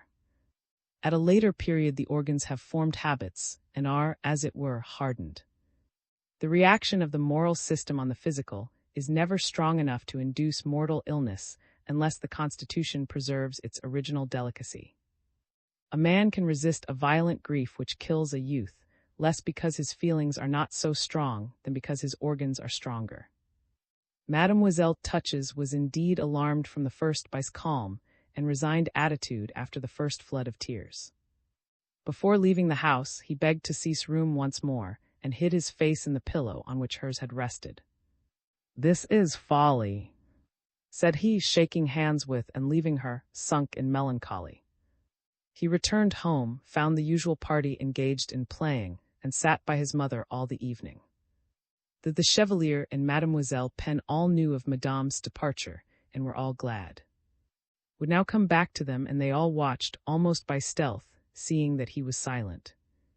Nobody in that old house could conceive of all that this death of a first love must be to a heart as true and artless as. For some days went regularly to Touches. He would wander round the grass plot where he had sometimes walked arm in arm with. He often went as far as, and climbed the rock whence he had tried to throw her into the sea. He would sit for hours leaning on the box shrub, for by examining the projections on the riven rock he had learnt to climb up and down the face of it. His solitary expeditions, his silence, and his lack of appetite at last made his mother uneasy. At the end of a fortnight, while these proceedings lasted a good deal like those of an animal in its cage, and the despairing lover's cage was, to adopt Law's phrase, the spots honored by the footstep, illuminated by the eyes of, could no longer cross the little inlet. He had only strength enough to drag himself as far on the road as the spot whence he had seen at the window. The family, glad at the departing of the Parisians, to use the provincial phrase, discerned nothing ominous or sickly in. The two old maids, in the following up their plan, had kept Charlotte, who, in the evening, made eyes at, and got nothing in return but advice as to her game of. All through the evening would sit between his mother and his provincial, under the eye of thee, and of Charlotte's aunt, who, on their way home, would comment on his greater or less dejection. They took the unhappy boy's indifference for acquiescence in their plans. One evening, when being tired had gone early to bed, the players all left their cards on the table, and looked at each other as the young man shut his bedroom door.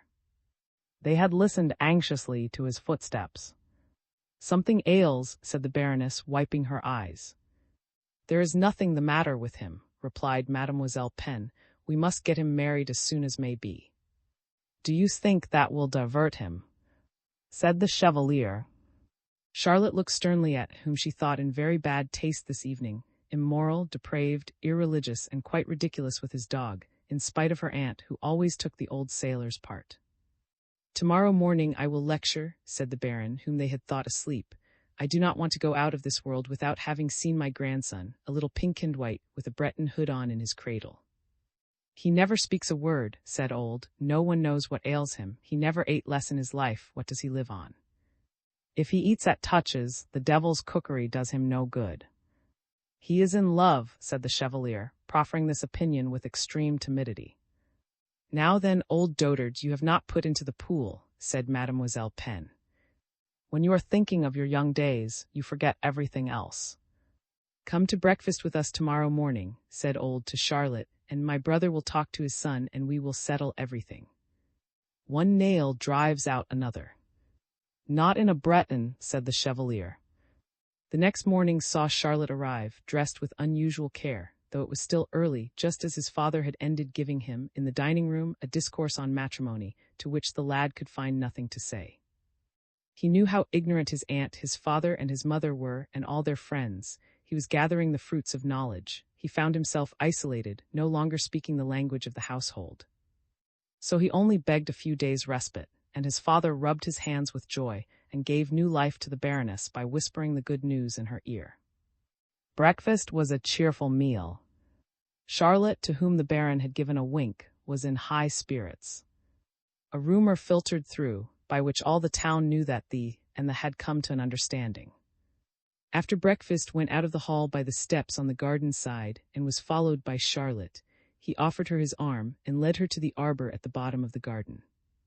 The old folks, standing at the window, looked at them with a sort of pathos.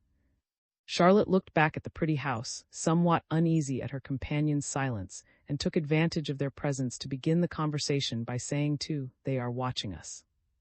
"They cannot hear us," he replied. "No, but they can see us."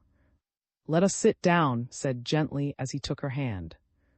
"Is it true that your banner once floated from that twisted pillar?" asked Charlotte, looking at the house as if it were her own. "It would look well there, how happy one might be here. You will make some alterations in the arrangement of your house, will you not?" "I shall have no time for it, my dear Charlotte," said the young man, taking her hands and kissing them. "I will tell you my secret. I love a woman whom you have seen, and who loves me love her too well to make any other woman happy, and I know that from our infancy you and I have always been intended to marry." "But she is married," said Charlotte. "I will wait," said the boy. "And so will I," said Charlotte, her eyes full of tears. "You cannot love that woman for long. She has gone off with a singer, they say." "Marry someone else, my dear Charlotte," said. "With such a fortune as your aunt has to leave you, which is enormous in Brittany, you can find a better match than I. You will find a man with a title. I have not brought you out here to tell you what you already know, but to entreat you in the name of our long friendship to take the matter upon yourself and to refuse me. Say that you can have nothing to say to a man whose heart is not free, and my passion will at least have been so far serviceable that I shall have done you no wrong. You cannot think how life weighs upon me. I cannot endure any struggle. I am as weak as a body deserted by its soul, by the very element of life. But for the grief that my death would be to my mother and my aunt, I should have thrown myself into the sea ere now, and I have never gone to the rocks of since the day when the temptation began to be irresistible. Say nothing of this, Charlotte. Farewell." He took the girl's head in his hands, kissed her hair, went out of the path under the gable, and made his escape to where he remained till midnight. On returning at about 1 in the morning, he found his mother busy with her tapestry, waiting for him. He crept in softly, took her hand, and asked, "Is Charlotte gone?" "She is going tomorrow with her aunt. They are both in despair come to Ireland, she added. How many times have I dreamed of flying thither?" said he. "Really?" exclaimed the Baroness. He added. Some days after Charlotte's departure, was walking with the Chevalier on the Mall, and he sat down in the sun on a bench whence his eye could command the whole landscape, from the weathercocks of Touches to the shoals marked out by the foaming breakers which dance above the reefs at high tide. Was thin and pale, his strength was diminishing, he was beginning to have little periodical shivering fits, symptomatic of fever. His eyes, with dark marks round them, had the hard glitter which a fixed idea will give to lonely persons, or which the ardor of the struggle imparts to the bold leaders of the civilization of our age. The Chevalier was the only person with whom he sometimes exchanged his ideas. He had discerned in this old man an apostle of his religion, and found in him the traces of a never-dying love. "Have you loved many women in your lives?" he asked the second time that he and the old Navy man sailed in company, as the captain called it, up and down the Mall. "Only one," said the captain. "Was she frae?" "No," said the Chevalier. "Ah, I suffered much. She was my best friend's wife, my patron's, my chief's, but we loved each other so much." "She loved you, then?" passionately replied with unwonted vehemence. "And you were happy?" "Till her death." "She died at the age of 49, and at St. Petersburg. The climate killed her." She must be very cold in her coffin. I have often thought of going to bring her away and lay her in our beloved Brittany, near me. But she rests in my heart." The Chevalier wiped his eyes, took his hands and pressed them. "I cling to that dog more than to my life," said he, pointing to Thisbe. "That little creature is in every particular exactly like the dog she used to fondle with her beautiful hands, and to take on her knees. I never look at Thisbe without seeing Madame's hands." "Have you seen Madame?" asked Neil. "No," replied. "It is 58 years now since I looked at a woman, excepting your mother. There is something in her coloring that is like the Admiral's wife."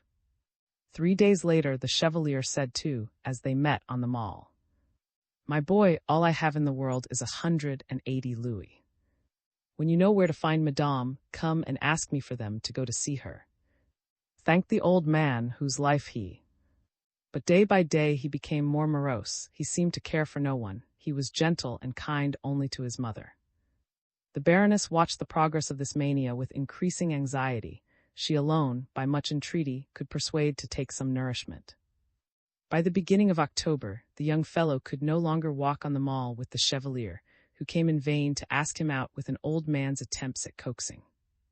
"We will talk about Madame," said he. "I will tell you the history of my first adventure. Your son is very ill," said he to the Baroness, on the day when his urgency proved useless. Replied to all who questioned him that he was perfectly well and, like all melancholy youths, relished the notion of death, but he never left the house now. He sat in the garden on the seat, warming himself in the pale, mild autumn sunshine, alone with his thoughts and avoiding all company. After the day when no longer went to call on her, begged the of to go to see her. This regularity in going to Touches almost every morning, and dining there from time to time, became the news of the moment. It was talked of in all the neighborhood, and even at Nantes. However, he never missed spending the evening at where despair reigned. Masters and servants, all were grieved by his obstinacy, though they did not think him in any danger. It never occurred to any one of these good people that the poor youth could die of love. The Chevalier had no record of such a death in all his travels or reminiscences. Everybody ascribed some emaciation to want of nutrition. His mother would go on her knees to beseech him to eat. To please her, tried to overcome his repugnance, and the food thus taken against his will added to the low fever that was consuming the handsome boy. At the end of October, the beloved son no longer went up to his room on the second floor. He had his bed brought down into the sitting room, and lay there generally, in the midst of the family, who at last sent for the doctor. The medical man tried to check the fever by quinine, and for a few days it yielded to the treatment. The doctor also ordered to take exercise and to amuse himself. The Baron his strength and shook off his torpor. He grew young as his son grew old. He took out and the 2 fine sporting dogs. Obeyed his father, and for a few days the 3 men went out together. They went through the forest and visited his friends in neighboring, but had no spirit. No one could beguile him of a smile. His pale, rigid face revealed a perfectly passive creature. The Baron, broken by fatigue, fell into a state of collapse and was forced to come home, bringing with him in the same condition. Within a few days both father and son were so ill that, at the request of the doctor himself, the 2 first physicians of Nantes were called in. The Baron had been quite knocked over by the visible alteration in. With the terrible prescience that nature bestows on the dying, he trembled like a child at the thought that his family would be extinct. He said nothing, he only clasped his hands, praying as he sat in his chair, to which he was tied by weakness. He sat facing the bed occupied by, and watched him constantly.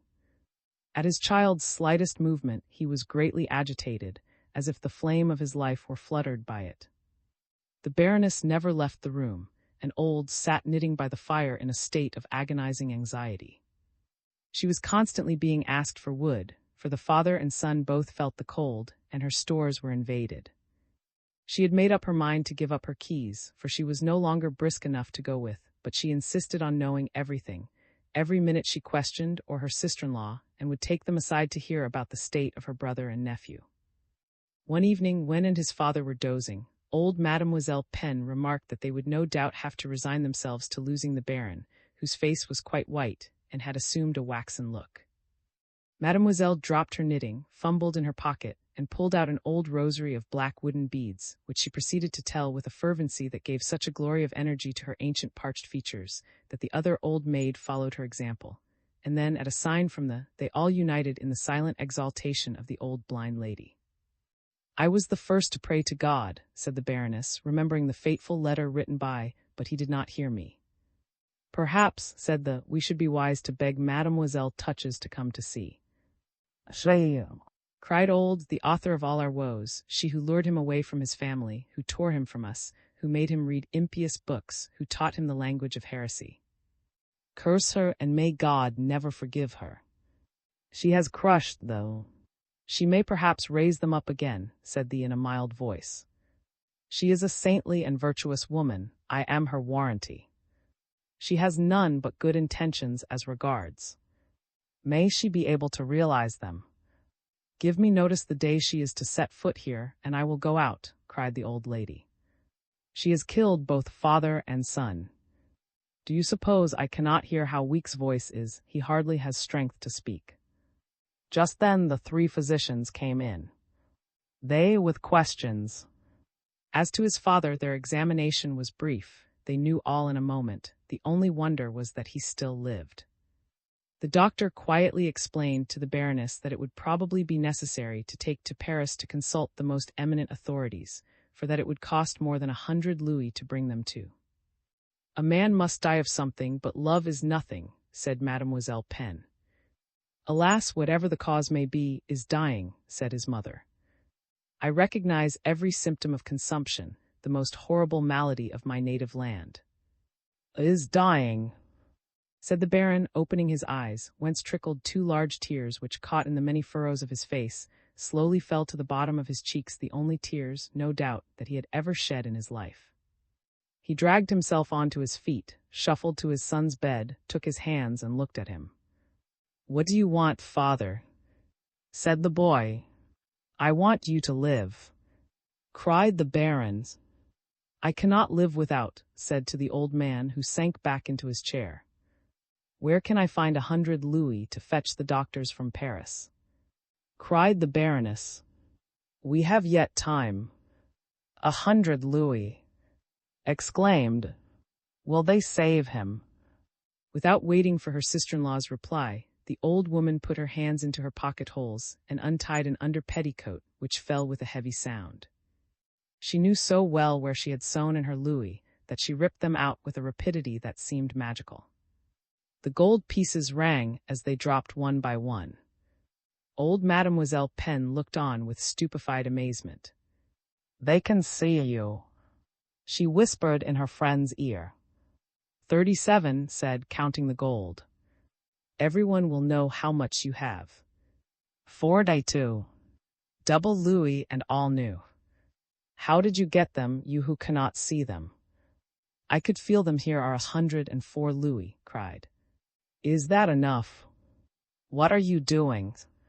asked the Chevalier, coming in, and unable to imagine what was the meaning of the old lady's holding out her lap full of louis.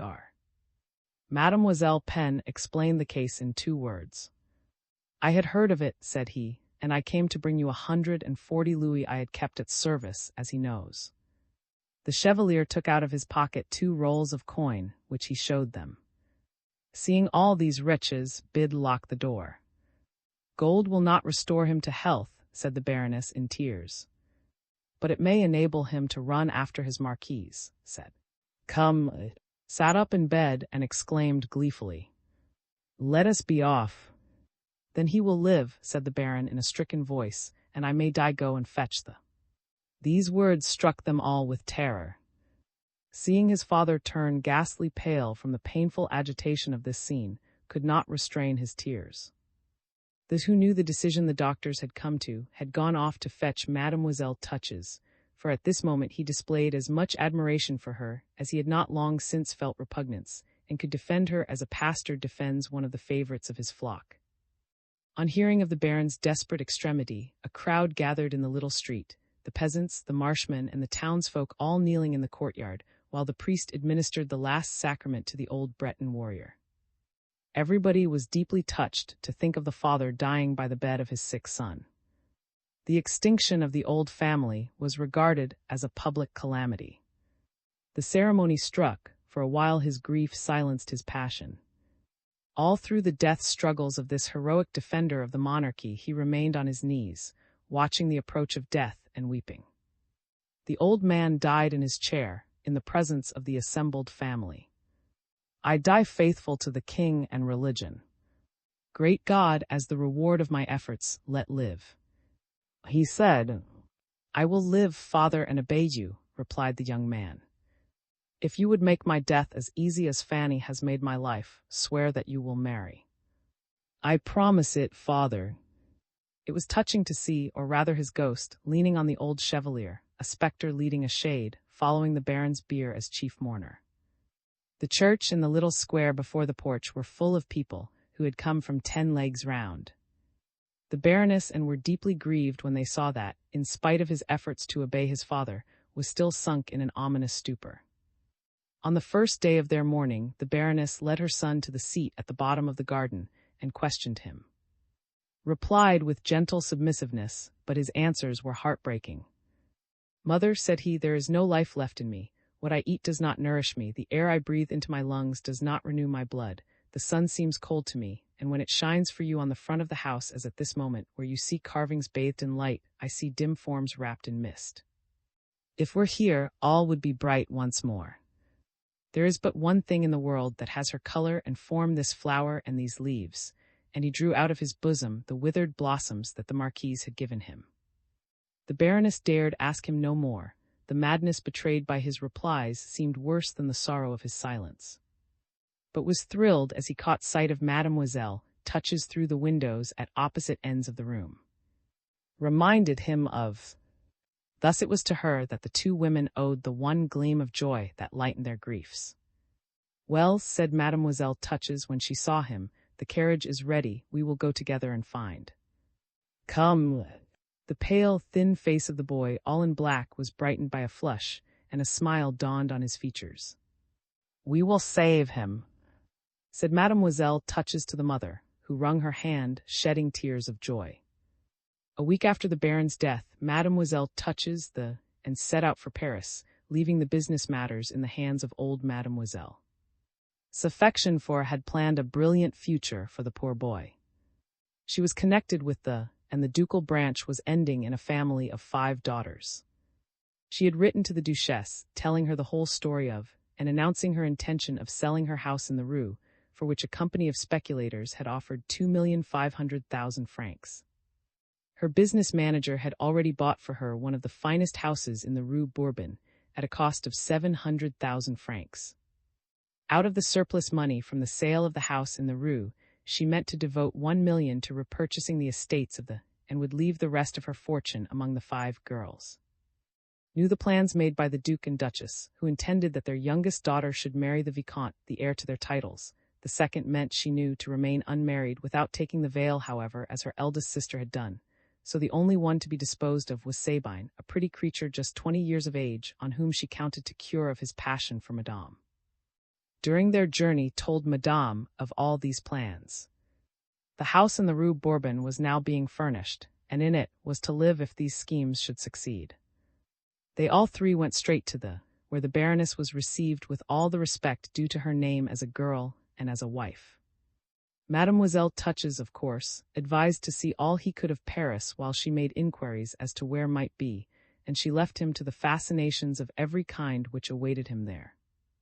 The Duchess, her daughters, and their friends did the honors of the capital, for just at the season when it was beginning to be gayest.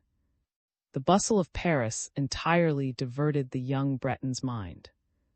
There was some likeness in the minds of Madame and Sabine, who at that time was certainly one of the loveliest and most charming girls in Paris society, and he thenceforward paid an amount of attention to her advances which no other woman would have won from him.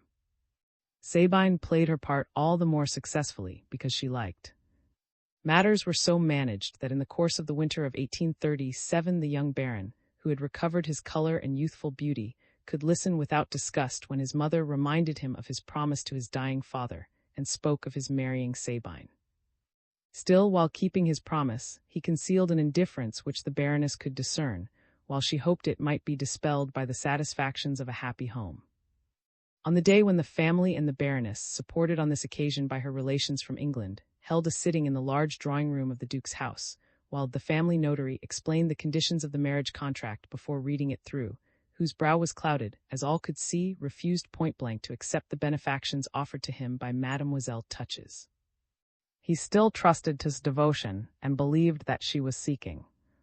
At this moment, in the midst of the dismay of both families, Sabine came in, dressed so as to remind of the Marquise, though her complexion was dark, and she placed in his hand the following letter too.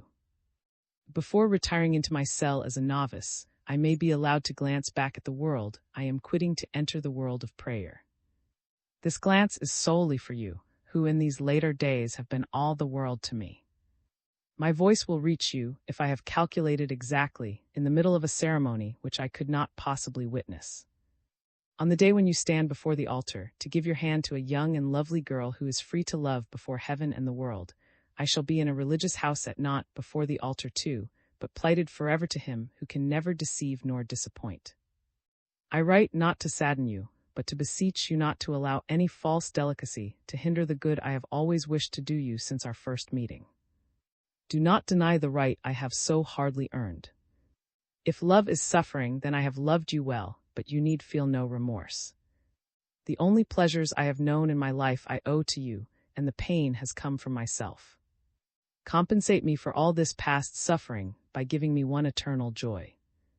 Let me, dear, be in some sort of perfume in the flowers of your life, and mingle with it always without being importunate.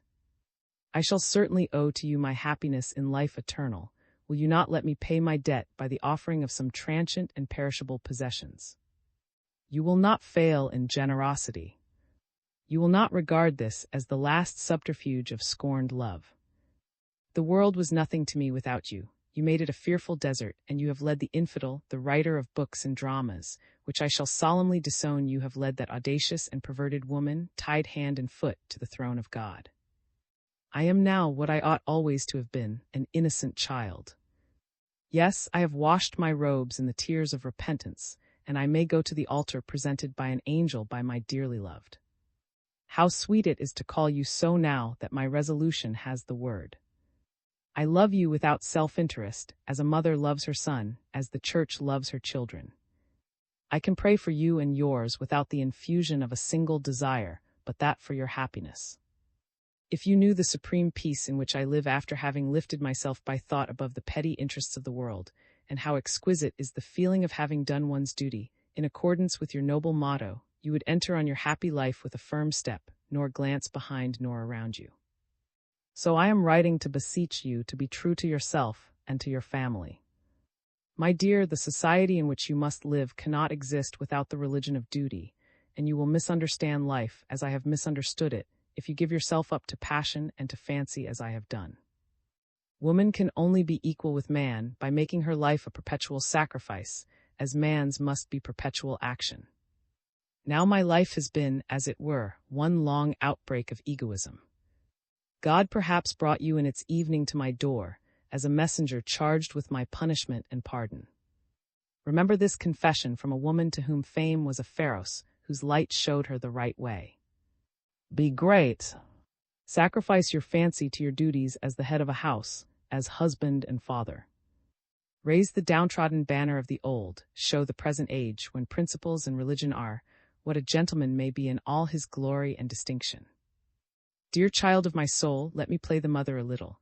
The angelic Fanny will not be jealous of a woman dead to the world, of whom you will henceforth know nothing, but that her hands are always raised to heaven. In these days the nobility need fortune more than ever, so accept a part of mine, dear, and make a good use of it. It is not a gift, it is trust money. I am thinking more of your children and your old Breton estate than of yourself, when I offer you the interest which time has accumulated for me on my Paris property. I am ready to sign, said the young baron, to the great delight of the assembly.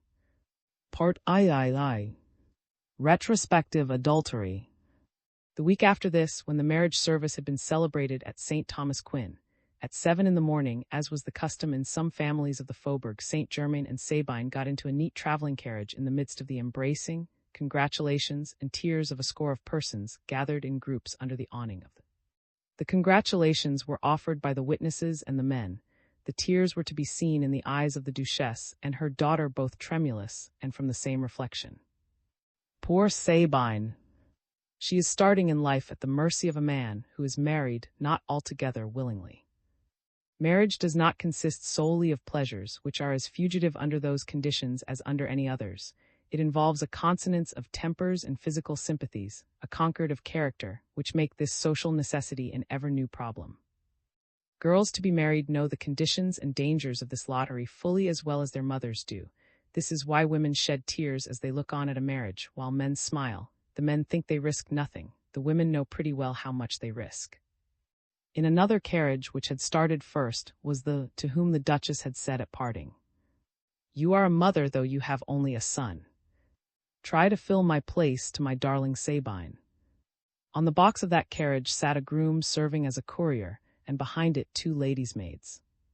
The 4 postilions, in splendid liveries, each carriage having 4 horses, all had nosegays in their buttonholes and favors in their hats. Even by paying them, had the greatest difficulty in persuading them to remove the ribbons. The French postilion is eminently intelligent, but he loves his joke, and these took the money and replaced the favors outside the city walls. "Well, well, goodbye, Sabine," said the Duchess. "Remember your promise, and write often. I say no more, but you understand me." Leaning on the arm of her youngest sister, who was smiling at the Vicomte, gave the bride a keen glance through her tears, and watched the carriage till it disappeared amid the repeated salvo of 4 postilions' whips, noisier than pistol shots. In a very short time the gay procession reached the esplanade of the Invalids, followed the quay to the Gate, the Versailles Avenue, and finally the to Brittany. Is it not strange, to say the least, that the artisan class of Switzerland and Germany, and the greatest families of France and England, obey the same custom, and start on a journey after the nuptial ceremony? The rich pack themselves into a box on wheels. The poor walk gaily along the roads, resting in the woods, feeding at every inn, so long as their glee, or rather their money, holds out. A moralist would find it difficult to decide which is the finest flower of modesty, that which hides from the public eye, inaugurating the domestic hearth and bed as the worthy citizen does, or that which flies from the family and displays itself in the fierce light of to the eyes of strangers. Refined natures must crave for solitude, and avoid the world and the family alike. The rush of love that begins a marriage is a diamond, a pearl, a gem cut by the highest of all arts, a treasure to be buried deep in the heart. Who could tell the tale of a honeymoon excepting the bride? And how many women would here admit that this period of uncertain duration, sometimes of only a single night, is the preface to married life?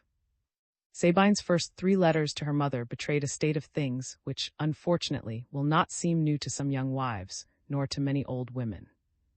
All who have become sick nurses, so to speak, to a man's heart have not found it out so quickly as Sabine did.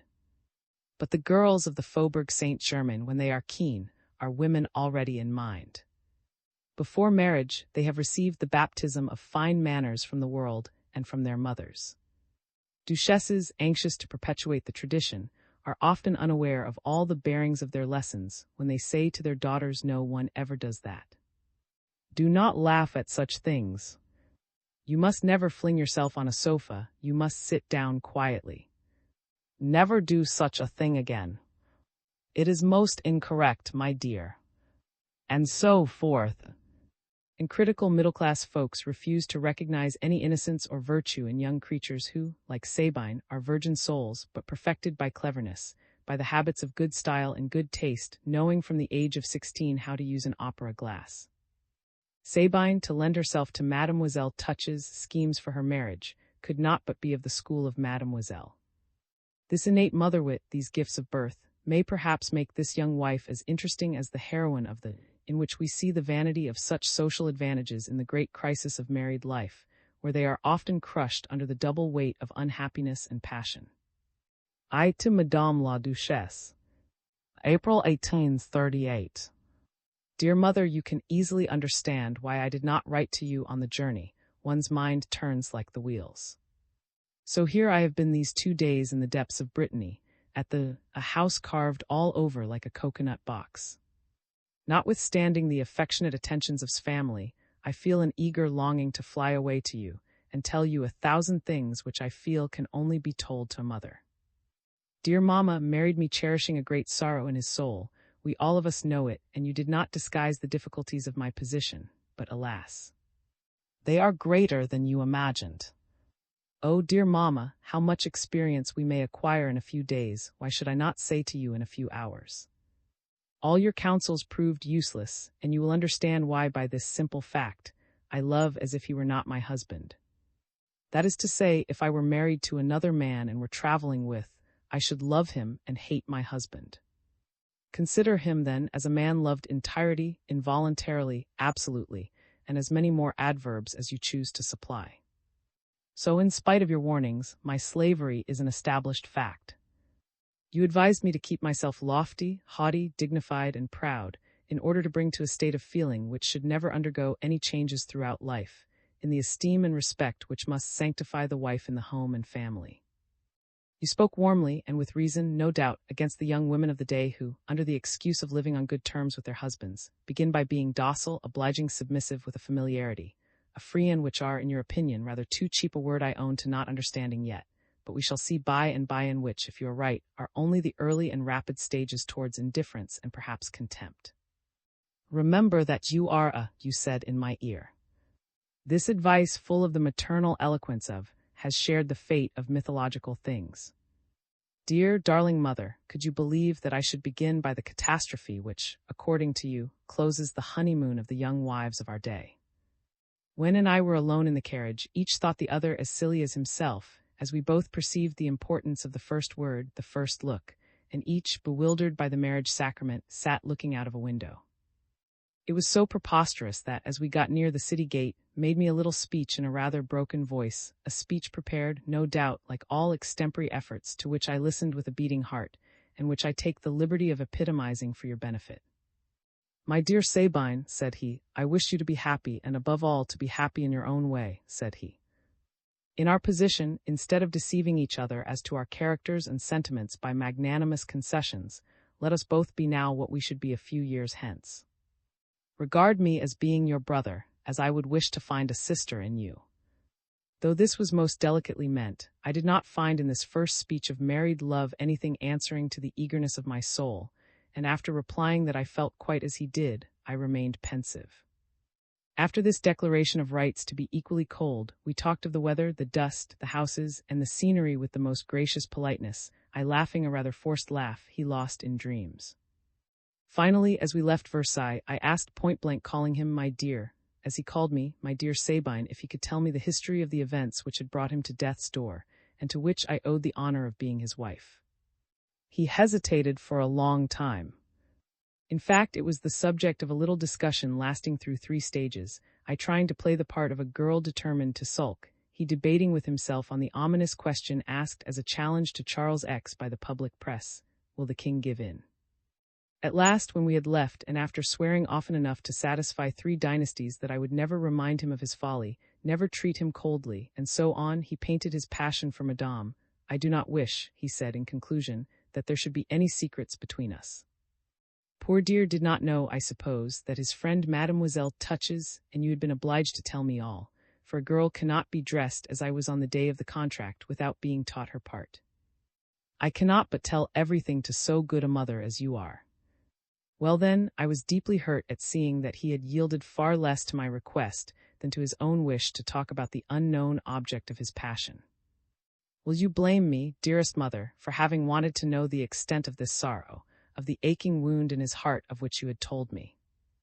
Thus, within 8 hours of having been blessed by the of St. Thomas Quin, your Sabine found herself in the rather false position of a young wife hearing from her husband's own lips his confidences as to a cheated passion and the misdeeds of a rival.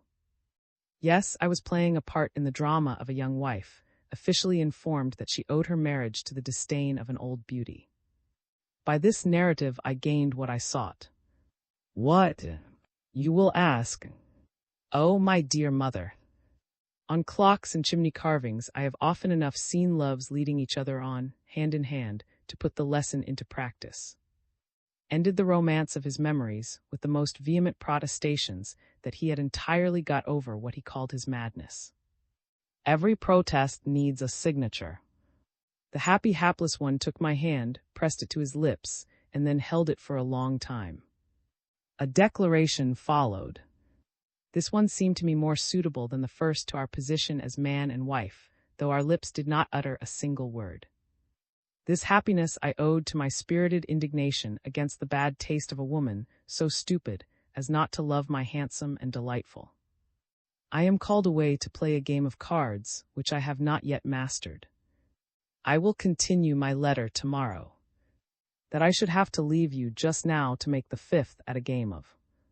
Such a thing is impossible anywhere but in the depths of Brittany. May I resume the tale of my Odyssey. By the third day your children had dropped the ceremonial and adopted the lover-like. My mother-in-law, delighted to see us happy, tried to fill your place, dearest mother, and as is always the case with those who take a part with the idea of effacing past impressions, she is so delightful that she has been almost as much to me as you could be. She no doubt guessed how heroic my conduct was. At the beginning of our journey, she hid her anxiety too carefully not to betray it by her excessive precaution. When I caught sight of the towers of I said in your son-in-law's ear, "Have you quite forgotten her?" And my husband, now my angel, had perhaps never known the depth of an artless and genuine affection, for that little speech made him almost crazy with joy. Unluckily, my desire to make him forget Madame led me too far. How could I help it? I love him and I am almost Portuguese, for I am like you rather than my father. Accepted everything, as spoilt children do, he is above everything an only son.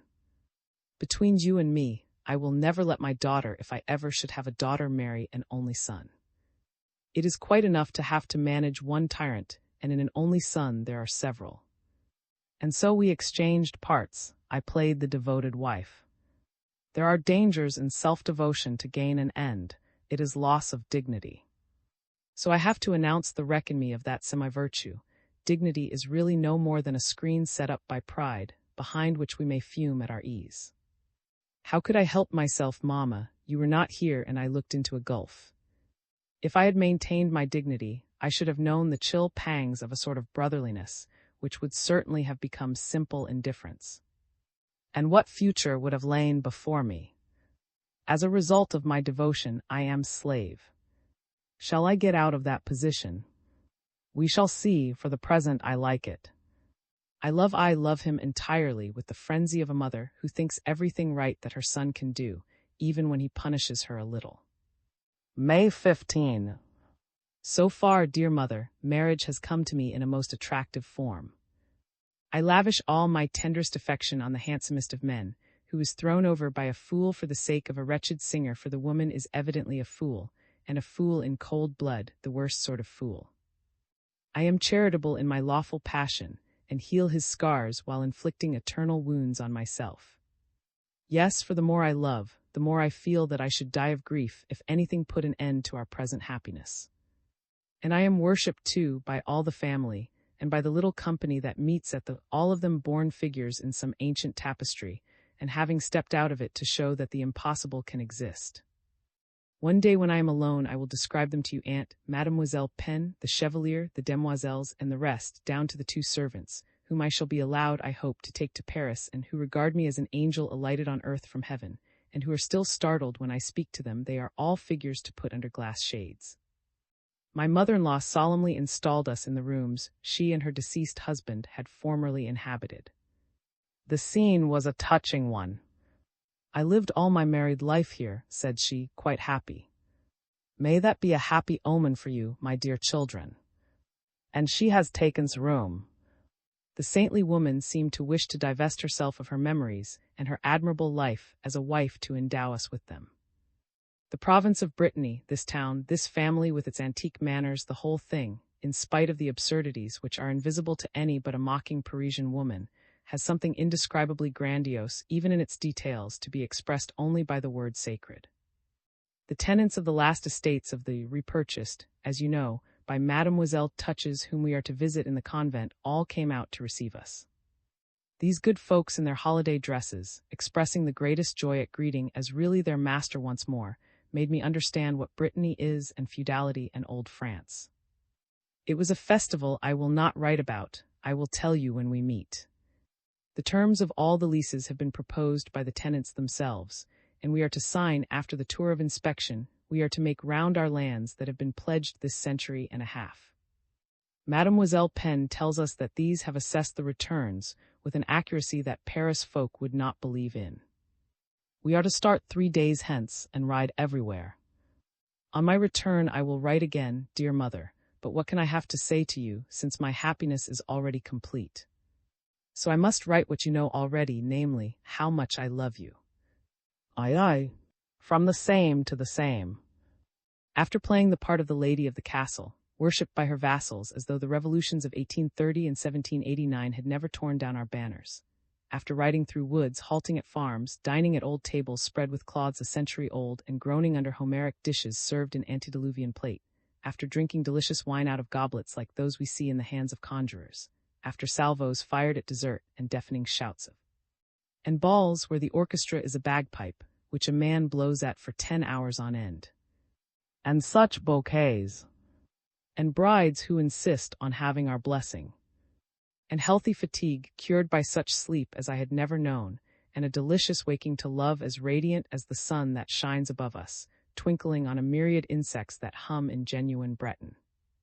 Finally, after a grotesque visit to the castle of where the windows are open gates, and the cows might pasture on the grass grown in the halls, but we have vowed to restore it and furnish it so as to come here every year and be hailed by the vassals of the clan, one of whom carried our banner. Here I am at Nantes. What a day we had when we went to.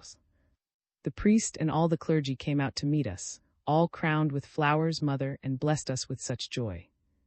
The tears come into my eyes as I write about it. And my lordly played his part as a liege like a figure of Walter. Received homage as if we had stepped back into the 13th century. I heard girls and women saying, "What a handsome master we have." Just like the chorus of a comic opera. The old folks discussed likeness to the whom they had known. Oh, Brittany is a noble and sublime country, a land of faith and religion. But progress has an eye on it, bridges and roads are to be made, ideas will invade it, and farewell to the sublime.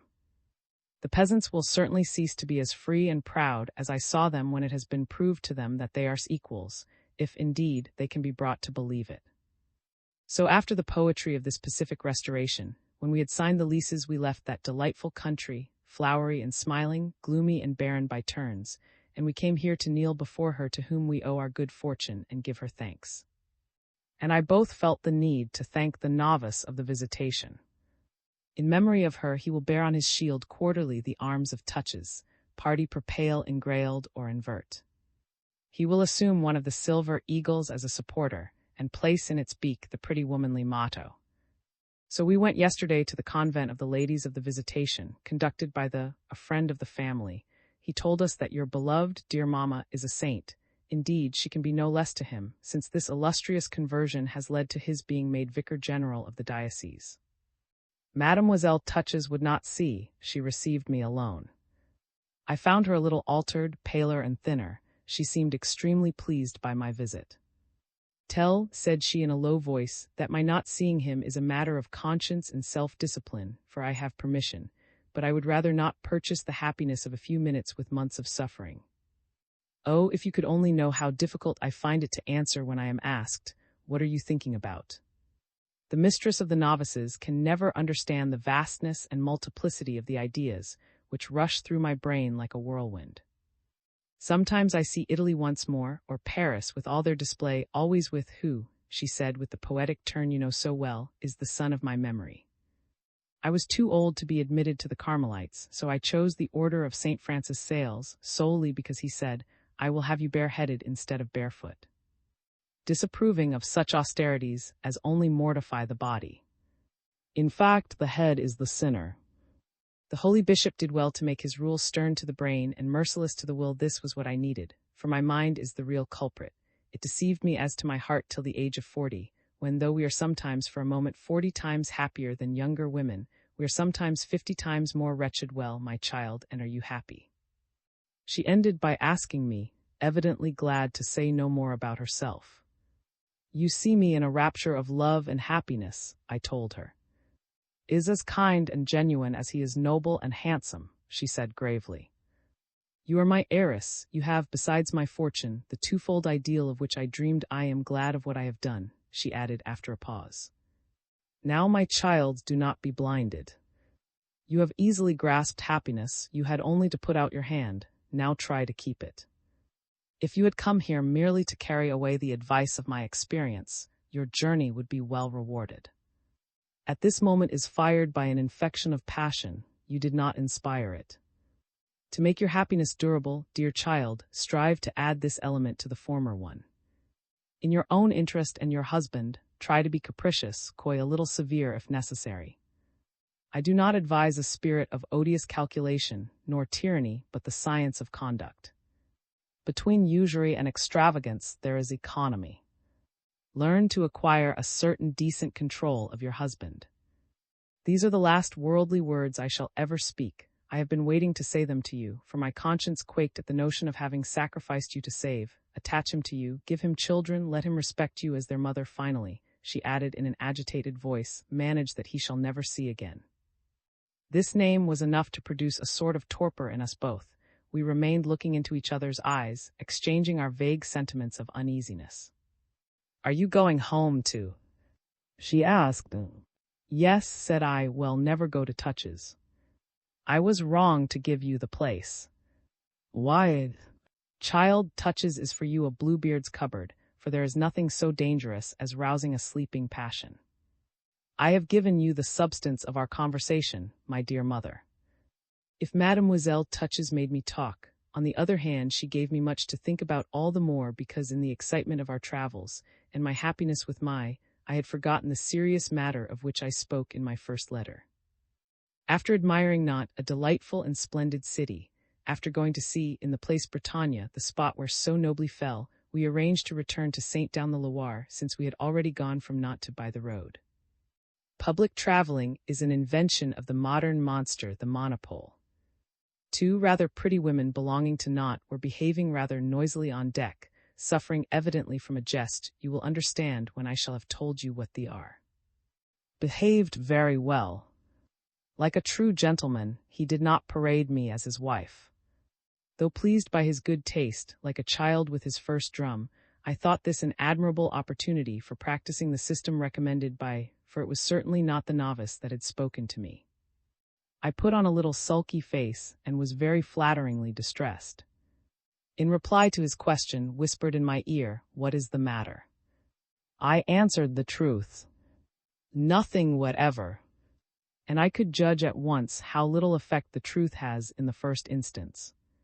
Falsehood is a decisive weapon in cases where rapidity is the only salvation for a woman or an empire. Became very urgent, very anxious. I led him to the forepart of the boat, among a mass of ropes, and there, in a voice full of alarms, if not of tears, I told him all the woes and fears of a woman whose husband happens to be the handsomest of men. Oh, said I, there is one dreadful blot on our marriage. You did not love me. You did not choose me. You did not stand fixed like a statue when you saw me for the first time. My heart, my attachment, my tenderness cry out to you for affection, and some day you will punish me for having been the first to offer the treasure of my pure and involuntary girlish love. I ought to be grudging and capricious, but I have no strength for it against you. If that odious woman who scorned you had been in my place now, you would not even have seen those two hideous provincial creatures who would be classed with cattle by the Paris octroi. My dear mother had tears in his eyes and turned away to hide them. He saw law and ran to desire the captain to put us on shore. No one can hold out against such a response, especially as it was followed by a stay of 3 hours in a little country inn, where we breakfasted off fresh fish, in a little room such as genre painters love, while through the windows came the roar of the ironworks of across the broad waters of the Loire. Seeing the happy result of the experiments of experience, I exclaimed, "Oh, sweet!" Who of course knew nothing of the advice I had received, or of the artfulness of my behavior, fell into a delightful punning blunder by replying, Never let us forget it. We will send an artist here to sketch the scene. I laughed, dear mamma, well, I laughed till was quite disconcerted, and on the point of being angry. Yes, said I, but there is in my heart a picture of this landscape, of this scene, which nothing can ever efface, and inimitable in its color. Indeed, mother, I find it impossible to give my love the appearance of warfare or hostility. Can do what he likes with me. That tear is, I believe, the first he ever bestowed on me. Is it not worth more than a second declaration of a wife's rights? A heartless woman, after the scene on the boat, would have been mistress of the situation. I lost all I had gained. By your system, the more I am a wife, the more I become a sort of prostitute, for I am a coward in happiness. I cannot hold out against a glance from my lord. I do not abandon myself to love. I hug it as a mother clasps her child to her breast for fear of some harm. Aye. From the same to the same. July. Oh, my dear mother, to be jealous after 3 months of married life. My heart is indeed full. I feel the deepest hatred and the deepest love. I am worse than deserted. I am not loved. Happy am I to have a mother, another heart to which I may cry at my ease. To us wives who are still to some extent girls, it is quite enough to be told here, among the keys of your palace is one all rusty with remembrance. Go where you will, enjoy everything, but beware of visiting, make us rush in hot foot, our eyes full of Eve's curiosity. What a provoking element Mademoiselle Touches had infused into my love. And why was I forbidden Touches? What? Does such happiness as mine hang on an excursion, on a visit to an old house in Brittany? What have I to fear, in short? Add to Mrs. Bluebeard's reasons the craving that gnaws at every woman's heart to know whether her power is precarious or durable, and you will understand why one day I asked, with an air of indifference, "What sort of place is Touches?"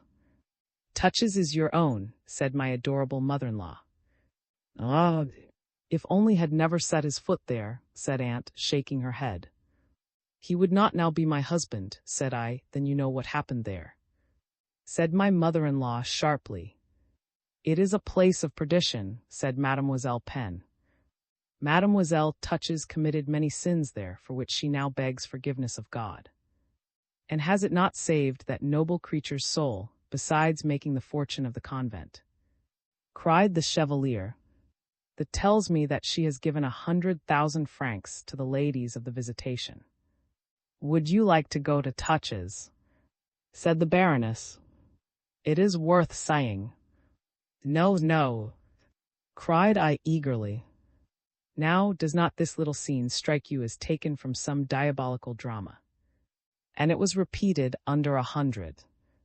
At last my mother-in-law said, "I understand why you should not wish to go to Touches. You are quite right. Confess, dear mamma, that such a stab, so unintentionally given, would have made you determine that you must know whether your happiness really rested on so frail a basis that it must perish under one particular roof." I must do this justice too. He had never proposed to visit this retreat which is now his property. Certainly when we love, we become bereft of our senses, for his silence and reserve nettled me, till I said one day, "What are you afraid of seeing at Touches that you never mention it even?" "Let us go there," said he. I was caught, as every woman is who wishes to be caught, and who trusts to chance to cut the knot of her hesitancy. So we went to Touches. It is a delightful spot, most artistically tasteful, and I revel in the abyss whither Mademoiselle Touches had warned me never to go. All poison flowers are beautiful. The devil sows them, for there are flowers of Satan's and flowers from God. We have only to look into our own hearts to see that they went halves in the work of creation. What bittersweet joys I found in this place where I played, not with fire but with ashes. I watched, I wanted to know if every spark was dead, and looked out for every chance draught of air, believe me. I noted his face as we went from room to room, from one piece of furniture to another, exactly like children seeking some hidden object. He seemed thoughtful, still, at first I had conquered. I felt brave enough to speak of Madame, who, since the adventure of her fallat, is called.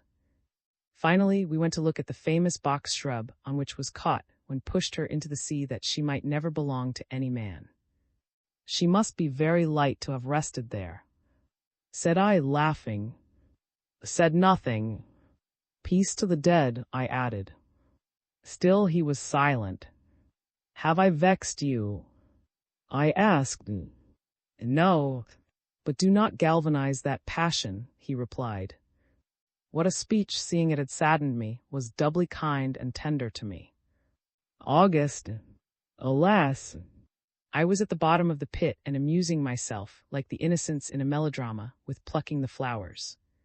Suddenly a horrible idea came galloping across my happiness like the horse in the German ballad.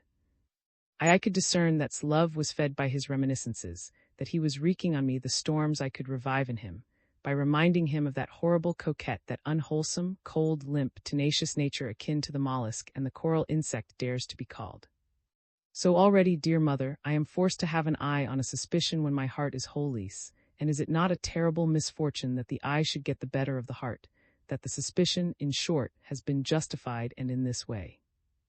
I love this place, I said to one morning, for I owe my happiness to it, so I forgive you for sometimes mistaking me for another woman. My loyal Breton colored, and I threw my arms round his neck, but I came away from touches and shall never go back there. The depth of my hatred, which makes me long for the death of Madame O'Dear, a natural death, of course, from a cold or some accident, revealed to me the extent and vehemence of my love for. This woman has haunted my slumbers. I have seen her in my dreams. I fated to meet her. Yes, the novice in the convent was right. Touches is a fatal spot. Renewed his impressions there, and they are stronger than the pleasures of our love.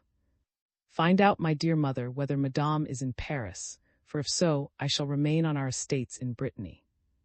Poor Mademoiselle Touches, who is now sorry that she dressed me like on the day when our marriage contract was signed, to carry out her scheme, if she could now know how completely I am a substitute for our odious rival. What would she say? Why, it is prostitution. I am no longer myself. I am put to shame. I am suffering from a mad desire to flee from, and the sands of. August 25. I am quite resolved to return to the ruins of. Uneasy at seeing me so uneasy, is taking me thither. Either he does not know much of the world, or he guesses nothing, or, if he knows the reason of my flight, he does not love me. I am so afraid of discovering the hideous certainty if I seek it, that, like the children, I cover my eyes with my hands not to hear the explosion. Oh, mother! I am not loved with such love as I feel in my own heart. To be sure is charming, but what man short of a monster would not be like amiable and gracious, when he has given all the opening blossoms of the soul of a girl of 20, brought up by you, pure as I am and loving, and as many women have told you very pretty. September 18th. Has he forgotten her? This is the one thought which echoes like remorse in my soul. Dear mother has every wife like me, some such memory to contend with. Pure girls ought to marry none but innocent youths. And yet that is an illusory utopia, and it is better to have a rival in the past than in the future. Pity me, mamma, though at this moment I am happy. Happy as a woman is who fears to lose her happiness and clings to it, a way of killing it sometimes, says Wise. I perceive that for the last 5 months I have thought only of myself, that is, of. Tell my sister that the dicta of her melancholy wisdom recur to me sometimes. She is happy in being faithful to the dead, she need fear no rival. A kiss to my dear, I see that is madly in love with her.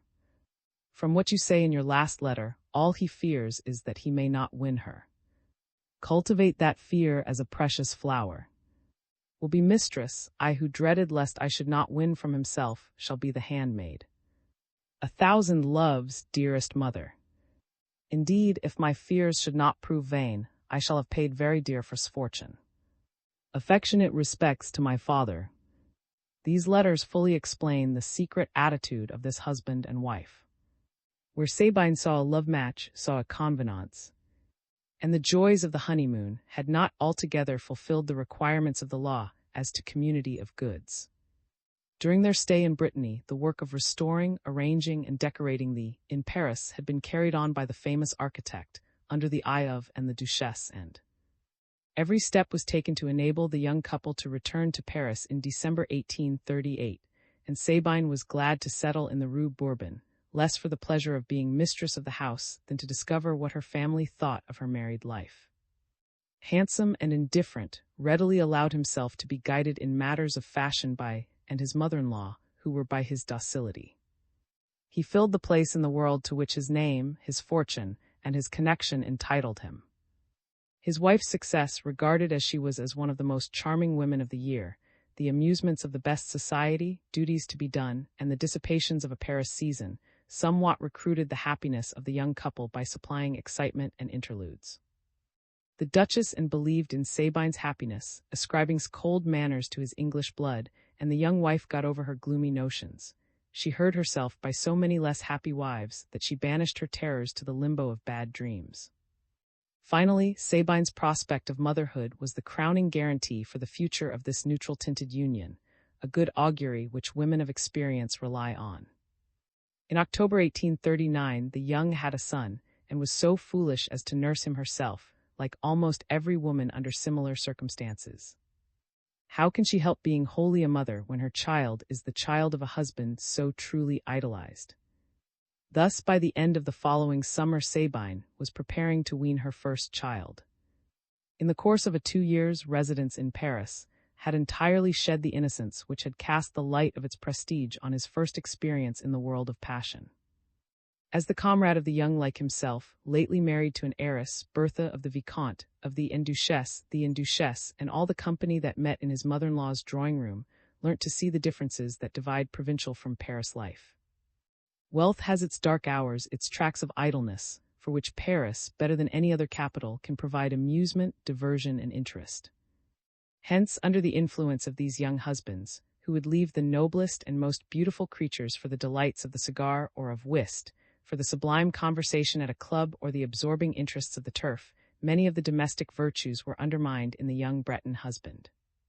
The maternal instinct in a woman who cannot endure to bore her husband is always ready to support young married men in their dissipations. A woman is so proud of seeing the man she leaves perfectly free come back to her side. One evening in October this year, to escape the cries of a weaned child, on whose brow Sabine could not bear to see a cloud, was advised by her to go to where a new piece was being acted.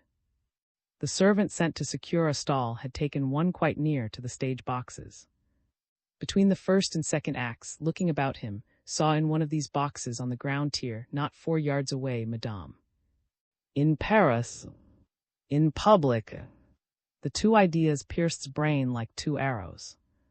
He could see her again after nearly 3 years, who can describe the commotion in the soul of this lover who, far from forgetting, had sometimes so completely identified with his wife that Sabine had been conscious of it. Who can understand how this poem of a lost and misprized love, ever living in the heart of Sabine's husband, overshadowed the young wife's dutiful charms and ineffable tenderness. Became light the excitement, life the unknown, while Sabine was duty, darkness the familiar. In that instant one was pleasure, the other satiety. It was a thunderbolt. Sabine's husband, in a loyal impulse, felt a noble prompting to leave the house. As he went out from the stalls, the door of the box was open, and in spite of himself his feet carried him in. He found between 2 very distinguished men, and a politician and a literary celebrity. During nearly 3 years since had last seen Madame, she had altered very much, but though the metamorphosis had changed the woman's nature, she seemed all the more poetical and attractive in size. Up to the age of 30, clothing is all a pretty Parisian demands of dress, but when she has crossed the threshold of the 30s, she looks to finery for armor, fascinations, and embellishment. She composes it to lend her graces. She finds a purpose in it, assumes a character, makes herself young again, studies the smallest accessories, in short, abandons nature for art. Madame had just gone through the changing scenes of the drama which, in this history of the manners of the French in the 19th century, is called the deserted woman. Having thrown her over, she had naturally become a great artist in dress, in flirtation, and in artificial bloom of every description. How is it that is not here, asked of in a whisper, after the commonplace greetings which begin the most momentous meeting when it takes place in public? The erewhile poet of the Faubourg Saint-Germain, twice minister, and now for the 4th time a speaker hoping for fresh promotion, laid his finger with meaning on his lips. This explained all. I am so glad to see you, said in a kittenish way. I said to myself as soon as I saw you, before you saw me, that you, at any rate, would not disown me. Oh my, she murmured in his ear, why are you married, and to such a little fool, too? As soon as a woman whispers to a newcomer in her box, and makes him sit down by her, men of breeding always find some excuse for leaving them together. Are you coming? Said Madame la Marquise will excuse me if I go to speak a word to, whom I see with the princess. I must talk about a combination of speakers for tomorrow's sitting.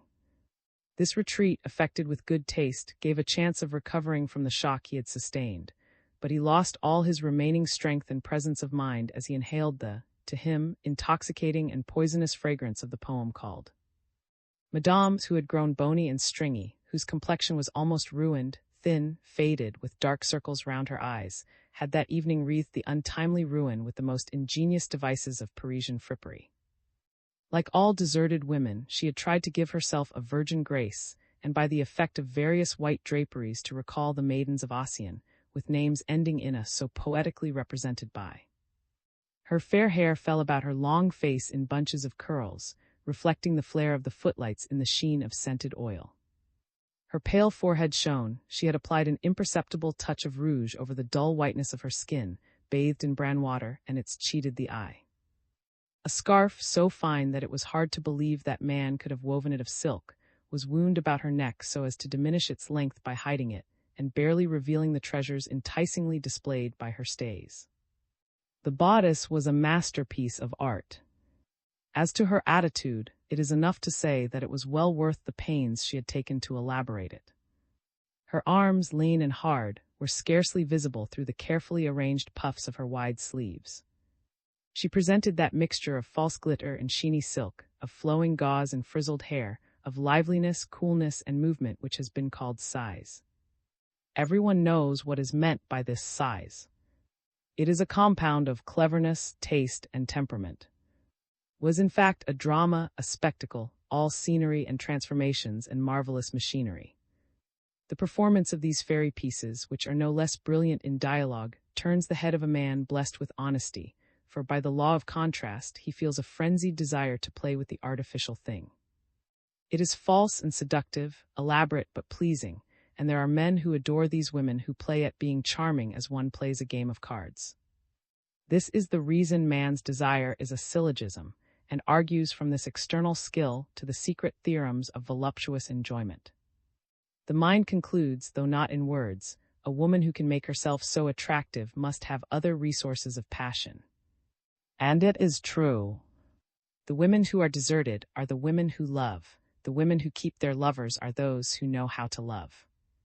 Now, though this lesson in Italian had been a hard one for Vanity, her nature was too thoroughly artificial not to profit by it.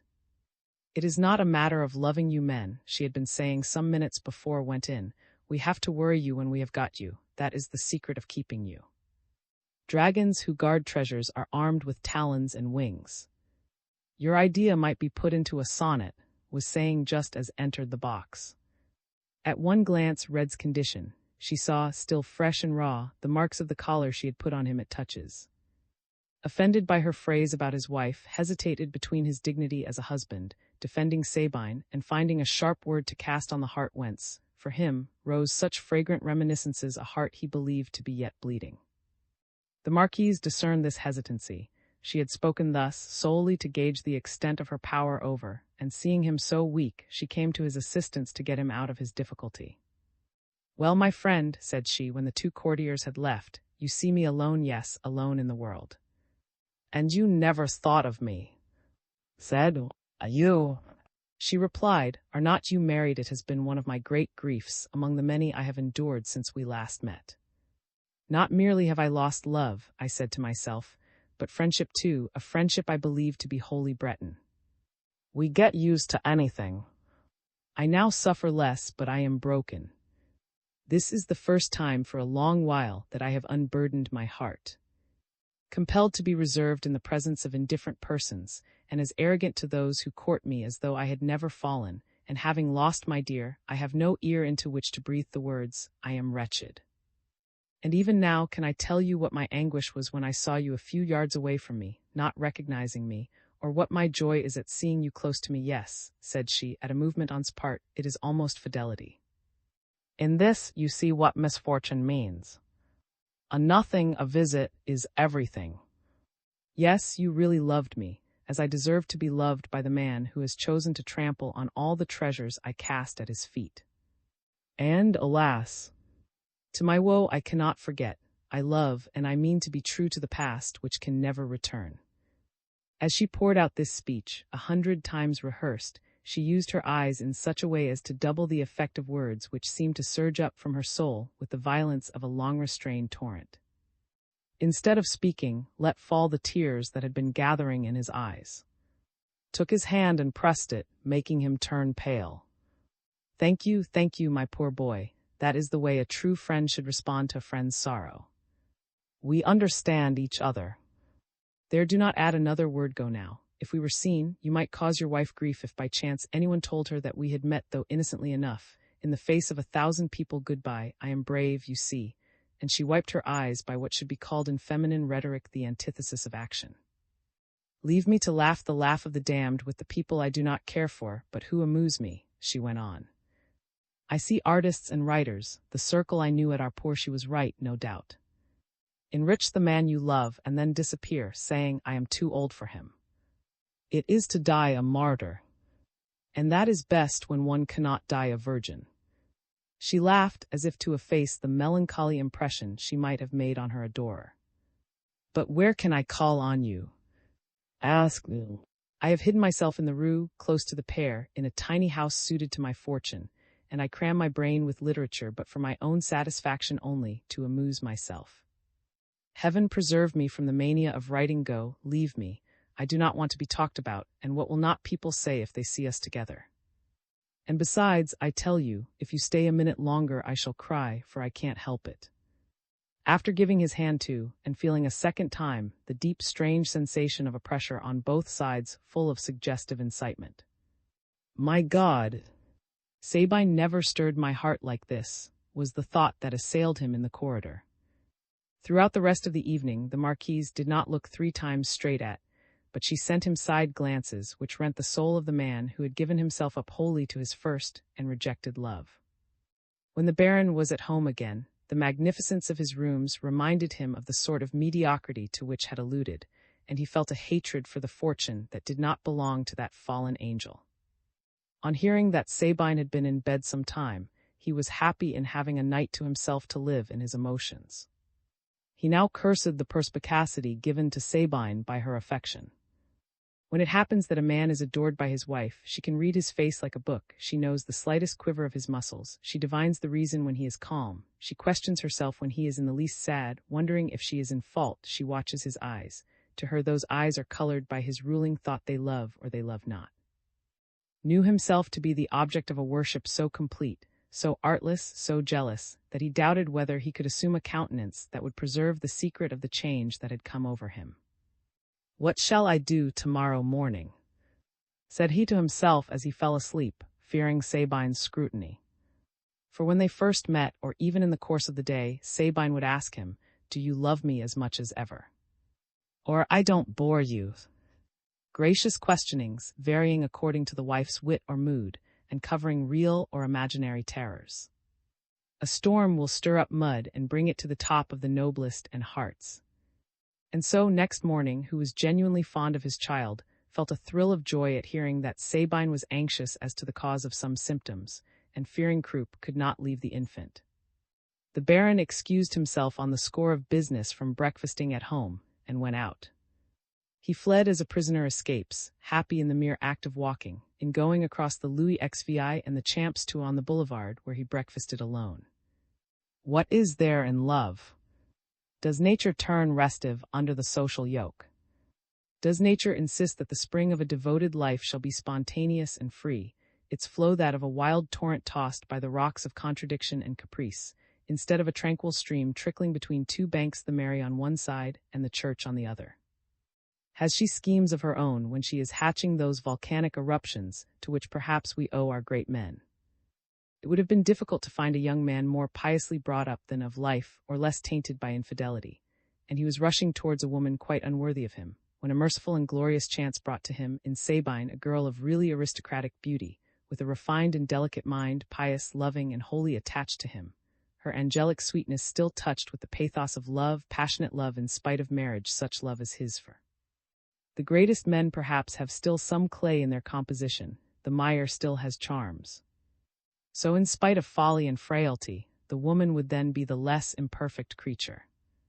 Madame, in the midst of the crowd of artistic pretenders who surrounded her, and in spite of her fall, belonged to the highest nobility all the same.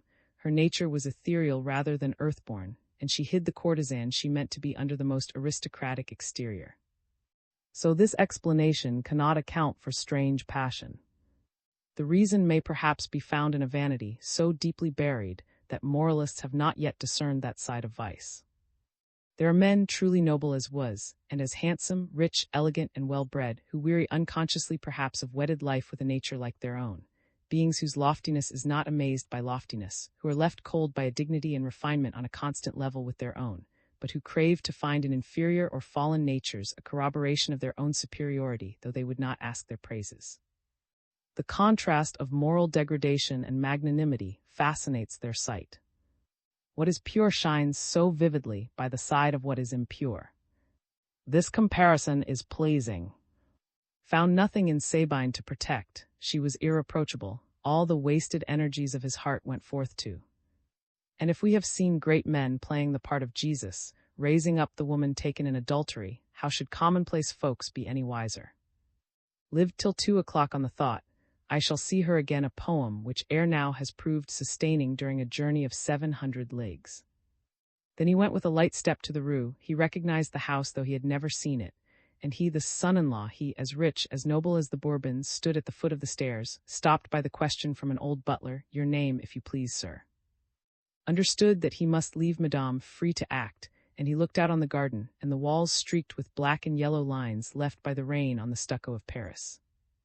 Madame, like most fine ladies when they break their chain, had fled, leaving her fortune in her husband's hands, and she would not appeal for help to her tyrant. And Mademoiselle Touches had spared all the cares of material life, and her mother from time to time sent her a sum of money. Now that she was alone, she was reduced to economy of a rather severe kind to a woman used to luxury. So she had taken herself to the top of the hill on which lies the pair, sheltering herself in a little old house of some departed magnate, facing the street, but with a charming little garden behind it, at a rent of not more than 1,800 francs. And still, with an old manservant, a maid, and a cook from who had clung to her in her reverses, her poverty would have seemed opulence to many an ambitious middle-class housewife. Went up a flight of well-whitened stone stairs, the landings gay with flowers. On the first floor, the old butler showed into the rooms through a double door of red velvet, paneled with red silk and gilt nails. The rooms he went through were also hung with red silk and velvet. Dark-toned carpets, hangings across the windows and doors, the whole interior was in contrast with the outside, which the owner was at no pains to keep up. Stood waiting for in a drawing-room, quiet in style, where luxury affected simplicity. It was hung with bright crimson velvet set off by cording of dull yellow silk. The carpet was a darker red, the windows looked like conservatories, they were so crowded with flowers, and there was so little daylight that he could scarcely see 2 vases of fine old red porcelain, and between them a silver cup attributed to and brought from Italy by. The furniture of gilt wood upholstered with velvet, the handsome consoles, on one of which stood a curious clock, the table covered with a Persian cloth, all bore witness to past wealth, of which the remains were carefully arranged. On a small table saw some trinkets and a book half-read, in which the place was marked by a dagger symbolical of criticism, its handle sparkling with jewels. On the walls 10 watercolor drawings, handsomely framed, all representing bedrooms in various houses where had lived in the course of her wandering life, gave an idea of her supreme impertinence. The rustle of a silk dress announced the unfortunate lady, who appeared in a studied toilet, which, if had been an older hand, would certainly have shown him that he was expected. The dress, made like a dressing gown to show a triangle of the white throat, was of pearl gray watered silk with open-hanging sleeves, showing the arms covered with an under-sleeve made with puffs divided by straps and with lace ruffles. Her fine hair, loosely fastened with a comb, escaped from under a cap of lace and flowers. "So soon," said she with a smile. A lover would not have been so eager. So you have some secrets to tell me, I suppose. And she seated herself on a sofa, signing to take a place by her. By some chance not perhaps unintentional, for women have two kinds of memory, that of the angels and that of the devils, carried about her the same perfume that she had used at Touches when she had first met. The breath of this scent, the touch of that dress, the look of those eyes, which in the twilight seemed to focus and reflect light, all went to sprain. The unhappy fellow felt the same surge of violence as had already so nearly killed, but now the marquise was on the edge of a divan, not of the ocean. She rose to ring the bell, putting her finger to her lips. At this, called to order, controlled himself. He understood that had no hostile intentions. I am not at home, she said to the old servant. Put some wood on the fire, you see. I treat you as a friend, she added with dignity when the old man was gone. Do not treat me as your mistress. I have two remarks to make. First, that I should not make any foolish stipulations with a man I loved. Next, that I will never belong again to any man in the world. For I believed myself loved by a sort of whom no pledges could bind, a man absolutely free, and you see whither that fatal infatuation has brought me. As for you, you are tied to the most sacred duties. You have a young, amiable, delightful wife, and you are a father.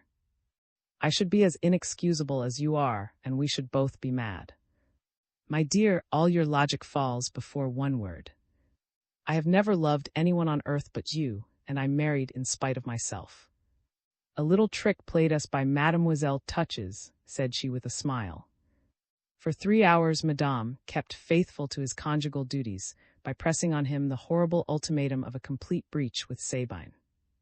Nothing less, she declared, could reassure her in the dreadful position in which she would be placed by passion. And indeed, she thought little of sacrificing Sabine, she knew her so well. Why, my dear boy, she is a woman who all the promise of her girlhood. She is a thorough, as brown as her Portuguese mother, not to say orange-colored, and as dry as her father. To speak the truth, your wife will never be lost to you. She is just a great boy and can walk alone. Poor, is this the wife to suit you? She has fine eyes, but such eyes are common in Italy, Spain, and Portugal. Can a woman so lined be really tender? Eve was fair, dark women are descended from Adam, fair women from God, whose hand left a last touch on Eve when all creation was complete. At about 6 o'clock, in desperation, took up his hat to go. Yes, go, my poor friend, do not let her have the disappointment of dining without you. Stayed. He was so young, so easy to take on the wrong side. You would really dare to dine with me? Said, affecting the most provoking surprise. My humble fare does not frighten you away, and you have enough independence of spirit to crown my joy by this little proof of affection. Only let me write a line to Sabine, said he, for she would wait for me till 9 o'clock. There is my writing table, said. She herself lighted the candles, and brought one to the table to see what would write. My dear Sabine, my dear, is your wife still dear to you? Said she, looking at him so coldly that it froze the marrow in his bones. Go then, go to dine with her. I am dining at an eating house with some friends. That is a lie. For shame. You are unworthy of her love or mine. All men are cowards with us. That will do, go and dine with your dear Sabine. Threw himself back in his armchair and turned paler than death. Bretons have a sort of obstinate courage which makes them hold their own under difficulties. The young baron sat up again with his elbow firmly set on the table, his chin in his hand, and his sparkling eyes fixed on who was relentless. He looked so fine that a true northern or southern woman would have fallen on her knees, saying, "Take me." But born on the border between Normandy and Brittany, of the race of desertion had brought out the ferocity of the Frank and the malignity of the Norman. She craved a tremendous and terrible revenge. She did not yield to his noble impulse. Dictate what I am to write, and I will obey, said the poor boy. But then yes, she replied, for you will love me then as you loved me at right. I am dining in town, do not wait. And said, expecting something more. Nothing, sign it. Good, she said, seizing this note with covert joy. I will send it by a messenger. Now, cried, starting up like a happy man. I have preserved my liberty of action, I believe, said she, looking round and pausing halfway between the table and the fireplace, where she was about to ring. Here, have this note taken to the address, will dine with me. Went home about 2 in the morning. After sitting up till 12:30, Sabine had gone to bed tired out. She slept, though she had been cruelly startled by the brevity of her husband's note. Still, she accounted for it. True love in a woman can always explain everything to the advantage of the man she loves. Was in a hurry, thought she. Next day the child had recovered, the mother's alarms were past. Sabine came in smiling, with Little in her arms to show him to his father just before breakfast, full of the pretty nonsense, and saying the silly things that all young mothers are full of. This little domestic scene enabled to put a good face on matters, and he was charming to his wife while feeling that he was a wretch. He played like a boy himself with Chevalier, indeed he it, overacting his part, but Sabine had not reached that pitch of distrust in which a wife notes so subtle a shade. At last, during breakfast, Sabine asked, "And what were you doing yesterday?" Said he, "Kept me to dinner, and we went to the club to play a few rubbers of whist." "It is a foolish life, replied Sabine. The young men of our day ought rather to think of recovering all the estates in the country that their fathers lost. They cannot live by smoking cigars, playing whist, and dissipating their idleness by being content with making impertinent speeches to the parvenus who are ousting them from all their dignities, by cutting themselves off from the masses, whose soul and brain they ought to be, and to whom they should appear as Providence. Instead of being a party, you will only be an opinion, as said. Oh, if you could only know how my views have expanded since I have rocked and suckled your child. I want to see the old name of figure in history." Then, suddenly looking straight into his eyes, which were pensively fixed on her, she said, "You must admit that the first note you ever wrote me was a little abrupt. I never thought of writing till I reached the club. But you wrote on a woman's paper, it had some womanly scent. The club managers do such queer things." The Vicomte and his wife, a charming young couple, had become so intimate that they shared a box at the Italian Opera. The two young women, Sabine and had been drawn into this friendship by a delightful exchange of advice, anxieties, and confidences about their babies. While a novice in falsehood was thinking to himself, "I must go to warn," Sabine was reflecting, that the paper was stamped with a coronet. The suspicion flashed like lightning through her consciousness, and she blamed herself for it, but she made up her mind to look for the note which, in the midst of her alarms on the previous day, she had tossed into her letter-box. After breakfast went out, telling his wife he should soon return. He got into one of the little low one-horse carriages, which were just beginning to take the place of the inconvenient cabriolet of our grandfathers. In a few minutes he reached the Rue Saints, where the Vicomte lived, and begged him to do him the little kindness of lying in case Sabine should question the Vicomtesse. He would do as much for him next time. Then, when once out of the house, having first bidden the coachman to hurry as much as possible, went in a few minutes from the Rue Saints to the Rue. He was anxious to know how had spent the rest of the night. He found the happy victim of fate just out of her bath, fresh, and breakfasting with a good appetite. He admired the grace with which his angel ate boiled eggs, and was delighted with the service of gold, a present from a music-mad lord for whom had written some songs, on ideas supplied by his lordship, who had published them as his own. Listened to a few piquant anecdotes related by his idol, whose chief aim was to amuse him, though she got angry and cried when he left her. He had been with her half an hour, and did not get home till 3 o'clock. His horse, a fine beast given him by the Vicomtesse, looked as if it had come out of the river, it was so streaming with sweat. By such a chance as a jealous woman always plans, Sabine was on guard at a window looking out into the courtyard, out of patience at his late return, and uneasy without knowing why. She was struck by the condition of the horse, its mouth full of foam. "Where has he been?" The question was whispered in her ear by that power which is not conscience, not the devil, nor an angel, the power which sees, feels, knows, and shows us the unknown, which makes us believe in the existence of spiritual beings, creatures of our own brain, going and coming, and living in the invisible spheres of ideas. "Where have you come from, my darling?" said she, going down to the first landing to meet. Is half dead. You said you would be out but a few minutes, and I have been expecting you these 3 hours. Well, well, said to himself, improving in the art of dissimulation, I must get out of the scrape by a present, dear little nurse, he said, putting his arm round his wife's waist with a more coaxing pressure than he would have given it if he had not felt guilty. It is impossible, I see, to keep a secret, however innocent, from a loving wife. We don't tell secrets on the stairs, she replied, laughing. Come along. In the middle of the drawing room that led to the bedroom, she saw, reflected in a mirror's face, in which, not knowing that it could be seen, his fatigue and his real feelings showed. He had ceased to smile. That secret, said she, turning round. You have been such a heroic nurse that the air presumptive of thee is dearer to me than ever. I wanted to surprise you just like a worthy citizen of the Rue Saint-Denis. A dressing table is being fitted for yon, which is a work of art my mother and aunt have helped. Sabine threw her arms around and held him clasped to her heart, her head on his neck, trembling with the weight of happiness, not on account of the dressing table, but because her suspicions were blown to the winds. It was one of those glorious gushes of joy which can be counted in a lifetime, and of which even the most excessive love cannot be prodigal, for life would be too quickly burnt out. Men ought in such moments to kneel at the woman's feet in adoration, for the impulse is sublime. All the powers of the heart and intellect overflow as water gushes from the urn of fountain nymphs.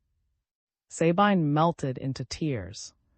Suddenly, as if stung by a viper, she pushed from her, dropped onto a divan and fainted away. The sudden chill on her glowing heart had almost killed her. As she held her nose in his necktie, given up to happiness, she had smelt the same perfume as that on the notepaper. Another woman's head had lain there, her face and hair had left the very scent of adultery. She had just kissed the spot where her rival's kisses were still warm. What is the matter? Said, after bringing Sabine back to her senses by bathing her face with a wet handkerchief. Go and fetch the doctor and the accoucheur both.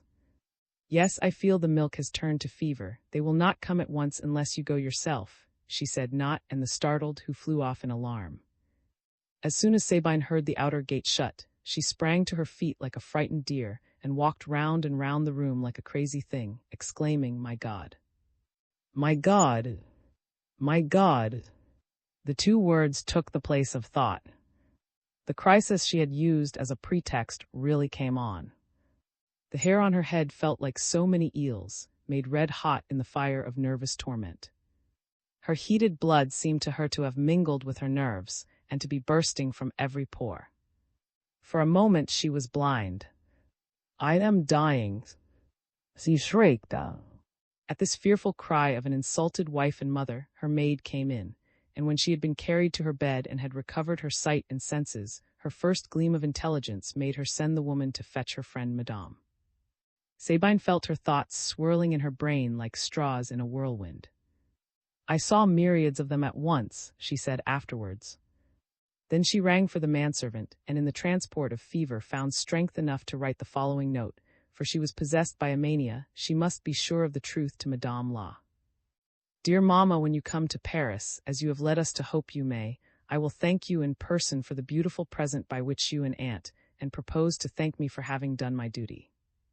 I have been amply paid by my own happiness. I cannot attempt to express my pleasure in this beautiful dressing table.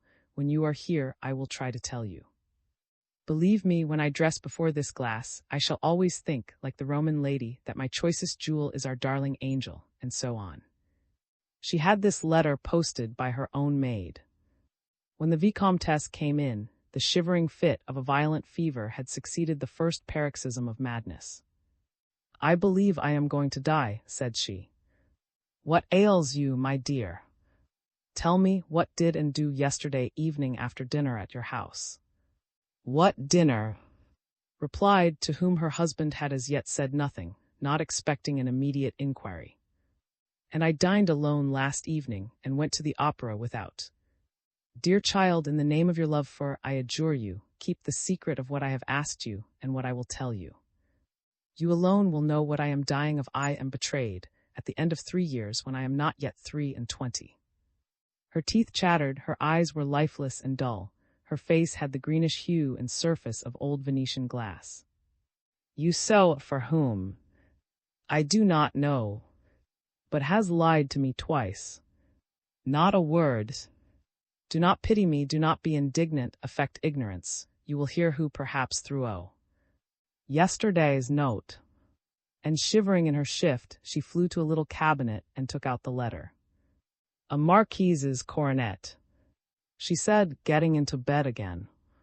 Find out whether Madame is in Paris. Have I a heart left to weep or groan? Oh, my dear, to see my beliefs, my poem, my idol, my virtue, my happiness, all destroyed, crushed, lost. There is no God in heaven now, no love on earth, no more life in my heart, nothing. I do not feel sure of the daylight. I doubt if there is a sun. In short, my heart is suffering so cruelly that I hardly feel the horrible pain in my breast and my face. Happily the child is weaned. My milk would have poisoned him. And at this thought a torrent of tears relieved her eyes, hitherto dry. Pretty Madame, holding the fatal note which Sabine had smelt at for certainty, stood speechless at this desperate woe, amazed by this death of love, and unable to say anything in spite of the incoherent fragments in which Sabine strove to tell her all. Suddenly was enlightened by one of those flashes which come only to sincere souls. I must save her, thought she. Wait till I return, Sabine, cried she. I will know the truths. Oh, and I shall love you in my grave, cried Sabine. Madame went to the Duchess, insisted on absolute secrecy, and informed her as to the state Sabine was in. Madame, said she in conclusion, are you not of opinion that, to save her from some dreadful illness, or perhaps even madness, who can tell, we ought to tell the doctor everything, and invent some fables about that abominable, so as to make him seem innocent at any rate for the present? My dear child, said the Duchess, who had felt a chill at this revelation, friendship has lent you for the nonce the experience of a woman of my age. I know how Sabine worships her husband. You are right, she may go mad. And she might lose her beauty, which would be worse, said the Vicomtesse. Let us go at once, cried the Duchess. They happily were a few minutes in advance of the famous accoucheur, the only one of the two doctors whom had succeeded in finding. Has told me all, said the Duchess to her daughter. You are mistaken. In the first place, is not in Paris. As to what your husband was doing yesterday, my darling, he lost a great deal of money, and does not know where to find enough to pay for your dressing table. And this, interrupted Sabine, holding out the note. This, said the Duchess, laughing, is Jockey Club paper. Everyone writes on coroneted paper, the grocers will have titles soon. The prudent mother tossed the ill-starred document into the fire. When it arrived, the Duchess, who had given her orders, was informed. She left Sabine with Madame and met the doctor and in the drawing-room. Sabine's life is in danger, said she to. You have been false to her with Madame, blushed like a still decent girl caught tripping, and as you do not know how to deceive, the Duchess went on, you were so clumsy that Sabine's guessed everything. You do not wish my daughter's death, I suppose. All this gives you a clue to my daughter's illness and its cause. As for you, an old woman like me can understand your error, but I do not forgive you. Such forgiveness can only be purchased by a life of happiness. If you desire first save my child's life. Then forget Madame, she is good for nothing. After the first time learn to lie, have the courage and impudence of a criminal. I have lied, God knows. I who shall be compelled to do cruel penance for such mortal sin. She explained to him the fictions she had just invented. The doctor, sitting by the bed, was studying the patient's symptoms and the means of staving off the mischief. While he was prescribing measures of which the success must depend on their immediate execution, at the foot of the bed kept his eyes fixed on Sabine, trying to give them an expression of tender anxiety. Then it is gambling that has given you those dark marks round your eyes, she said in a feeble voice. The words startled the doctor, the mother, and who looked at each other, turned as red as a cherry. That comes of suckling your child, said cleverly but roughly. Then husbands are dull, being so much separated from their wives, they go to the club and play high. But do not lament over the 30,000 francs that Baron lost last night. 30,000 francs, said like a simpleton. Yes, I know it for certain, replied. I heard this morning at the house of the Duchesse that you lost the money too, he added to. How can you play with such a man? Honestly, Baron, I understand you're being ashamed of yourself. A kind and generous soul, when he saw his mother-in-law, the pious Duchess, the young Viscountess, a happy wife, and a selfish old doctor all lying like curiosity dealers, understood the greatness of the danger. He shed 2 large tears which deceived Sabine. Said she, sitting up in bed and looking wrathfully at, may lose 30, 50, 100,000 francs if he chooses, without giving anyone a right to find fault with him or lecture him. It is better that should have won the money from him than that we should have won from. Rose and put his arm round his wife's neck. Kissing her on both cheeks, he said in her ear, Sabine, you are an angel. 2 days later, the young Baroness was considered out of danger. On the following day went to Madame, and making a virtue of his infamy, said he, you owe me much happiness. I sacrificed my poor wife to you, and she discovered everything. The fatal notepaper on which you made me write, with your initial and coronet on it, which I did not happen to see, I saw nothing but you. The letter B happily was worn away, but the scent you left clinging to me, the lies in which I entangled myself like a fool, have ruined my happiness.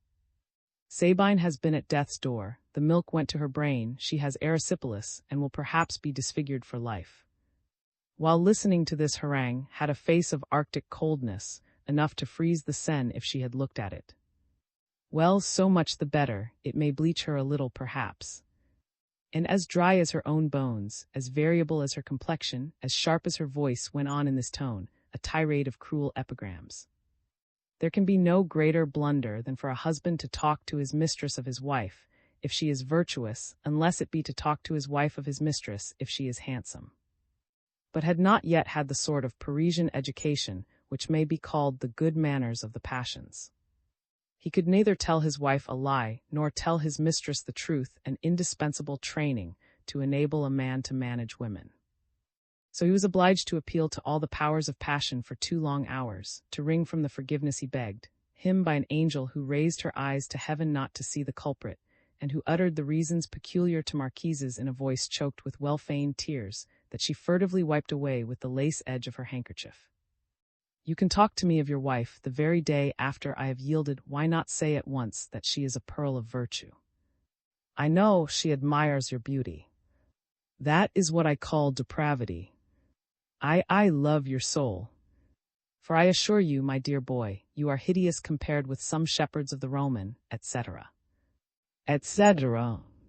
This tone may seem strange, but it was a part of a system deliberately planned by. In her 3rd incarnation, for a woman completely changes with each fresh passion, she is far advanced in fraud. That is the only word that can describe the result of the experience gained in such adventures. The Marquise had sat in judgment on herself in front of her mirror. Clever women have no delusions about themselves. They count their wrinkles, they watch the beginnings of crow's feet, they note the appearance of every speck in their skin, they know themselves by heart, and show it too plainly by the immense pains they take to preserve their beauty. And so, to contend against a beautiful young wife, to triumph over her 6 days a week, sought to win by the weapons of the courtesan. Without confessing to herself the baseness of her conduct, and carried away to use such means by a passion for the handsome young man, she resolved to make him believe that he was clumsy, ugly, ill-made, and to behave as if she hated him. There is no more successful method with men of a domineering nature. To them the conquest of such disdain is the triumph of the first day renewed on every morrow. It is flattery hidden under the mask of aversion, and owing to it the charm and truth which underlie all the metamorphoses invented by the great nameless poets. Does not a man then say to himself, I am irresistible? Or I must love her well, since I conquer her repugnance? If you deny this principle, which flirts and courtesans of every social grade discovered long ago, you must discredit the pursuers of science, the inquirers into secrets, who have long been repulsed in their duel with hidden causes. Seconded her use of contempt as a moral incitement by a constant comparison between her comfortable poetic home and the every deserted wife neglects her home out of deep discouragement. Foreseeing this, Madame began covert innuendos as to the luxury of the Faubourg Saint-Germain, which she stigmatized as absurd. The reconciliation scene, when maids swear to hate the wife who, as she said, was playing the farce of milk, took place in a perfect bower, where she put herself into attitudes in the midst of beautiful flowers and jardinières of lavish costliness. She carried the art of trifles, of fashionable toys to an extreme. Sunk into contempt since its desertion, was bent on gaining such fame as may be had by sheer perversity. The woes of a young wife, rich and lovely, were to build her a pedestal. When a woman reappears in society after nursing her first child, she comes out again improved in charm and beauty. If this phase of maternity can rejuvenate even women no longer in their first youth, it gives young wives a splendid freshness, a cheerful activity, a brio of life, if we may apply to the body a word which the Italians have invented for the mind. But while trying to resume the pleasant habits of the honeymoon, Sabine did not find the same. The unhappy girl watched him instead of abandoning herself to happiness. She expected the fatal perfume, and she smelt it, and she no longer confided in nor in her mother, who had so charitably deceived her. She wanted certainty, and she had not long to wait for it. Certainty is never coy, it is like the sun, we soon need to pull down the blinds before it. In love it is a repetition of the fable of the woodman calling on death. We wish that certainty would blind us. One morning, a fortnight after the first catastrophe, Sabine received this dreadful letter to Madame La. My dear daughter, my sister, and I are lost in conjectures as to the dressing-table mentioned in your letter. I am writing about it too, and beg your forgiveness for my ignorance. You cannot doubt our affection. We are saving treasure for you. Thanks to Mademoiselle Pen's advice as to the management of your land, you will in a few years find yourself possessed of a considerable capital without having to diminish your expenditure. Your letter, dearest daughter, whom I love as much as if I had borne you and fed you at my own breast, surprised me by its brevity, and especially by your making no mention of my dear little. You had nothing to tell me about the elder. He, I know, is happy, etc. Sabine wrote across this letter, Brittany is too noble to lie with one accord, and laid it on's writing table. He found it and read it. After recognizing Sabine's writing in the line across it, he threw it into the fire, determined never to have seen it. Sabine spent a whole week in misery, of which the secret may be understood by those celestial or hermit souls that have never been touched by the wing of the fallen angel. Silence terrified Sabine. I who ought to be all sweetness, all joy to him, I have vexed him, hurt him. My virtue is become hateful, I have perhaps humiliated my idol, said she to herself. These thoughts furrows in her soul. She thought of asking forgiveness for this fault, but certainty brought her fresh proofs. Insolently bold, wrote to one day at his own house. The letter was put into Madame's hands. She gave it to her husband unopened, but she said, with death in her soul and in a broken voice, My dear, this note is from the Jockey Club. I know the scent and the paper. Blushed and put the letter in his pocket. Why do you not read it? I know what they want. The young wife sat down. She did not get an attack of fever, she did not cry, but she felt one of those surges of rage which in such feeble creatures bring forth monsters of crime, which arm them with arsenic for themselves or for their rivals. Little was presently brought to her, and she took him on her lap. The child, but just weaned, turned to find the breast under her dress. He remembers, said she in a whisper. Went to his room to read the letter. When he was gone, the poor young creature burst into tears, such tears as women shed when they are alone. Pain, like pleasure, has its initiatory stage. The first anguish, like that of which Sabine had so nearly died, can never recur, any more than a first experience of any kind. It is the first wedge of the torture of the heart. The others are expected. The wringing of the nerves is a known thing. The capital of strength has accumulated a deposit for firm resistance. And Sabine, sure now of the worst, sat by the fire for 3 hours with her boy on her knee, and was quite startled when now their house servant came to announce that dinner was on the table. Let no, is not dining at home, Madame La. Who can tell all the misery for a young woman of 23, the torture of finding herself alone in the midst of a vast dining room, in an ancient house served by silent men and in such circumstances. Order the carriage, she said suddenly, I am going to the opera. She dressed splendidly. She meant to show herself alone and smiling like a happy woman. In the midst of her remorse for the endorsement on that letter, she was determined to triumph, to bring back to her by the greatest gentleness, by wifely virtues, by the meekness of a paschal lamb. She would lie to all Paris. She loved him as courtesans love, or angels, with pride and with humility. But the opera was. When sang Corsi divide, she fled. Music is often more powerful than the poet and the actor, the two most formidable natures combined. Accompanied Sabine to the portico and put her into her carriage, unable to account for her precipitate escape. Madame now entered on a period of sufferings, such as only the highest classes can know. You who are poor, envious, wretched, when you see on ladies' arms those snakes with diamond heads, those necklaces and pins, tell yourselves that those vipers sting, that those necklaces have poisoned teeth, that those light bonds cut into the tender flesh to the very quick. All this luxury must be paid for. In Sabine's position, women can curse the pleasures of wealth. They cease to see the gilding of their rooms. The silk of sofas is as tow, exotic flowers as nettles, perfumes stink, miracles of cookery scrape the throat like barley bread, and life has the bitterness of the Dead Sea. 2 or 3 instances will so plainly show the reaction of a room or of a woman on happiness that everyone who has experienced it will be reminded of their home life. Sabine, warned of the dreadful truth, studied her husband when he was going out to guess at the day's prospects. With what a surge of suppressed fury does a woman fling herself on to the red-hot pikes of such torture, what joy for Sabine when he did not go to the Rue. When he came in, she would look at his brow, his hair, his eyes, his expression and attitude, with a horrible interest in trifles and the studious observation of the most recondite details of his dress, by which a woman loses her self-respect and dignity. These sinister investigations, buried in her heart, turned sour there and corroded the slender roots whence grow the blue flowers of holy confidence, the golden stars of saintly love, all the blossoms of memory. One day looked round at everything with ill humor, but he stayed at home. Sabine was coaxing and humble, cheerful and amusing.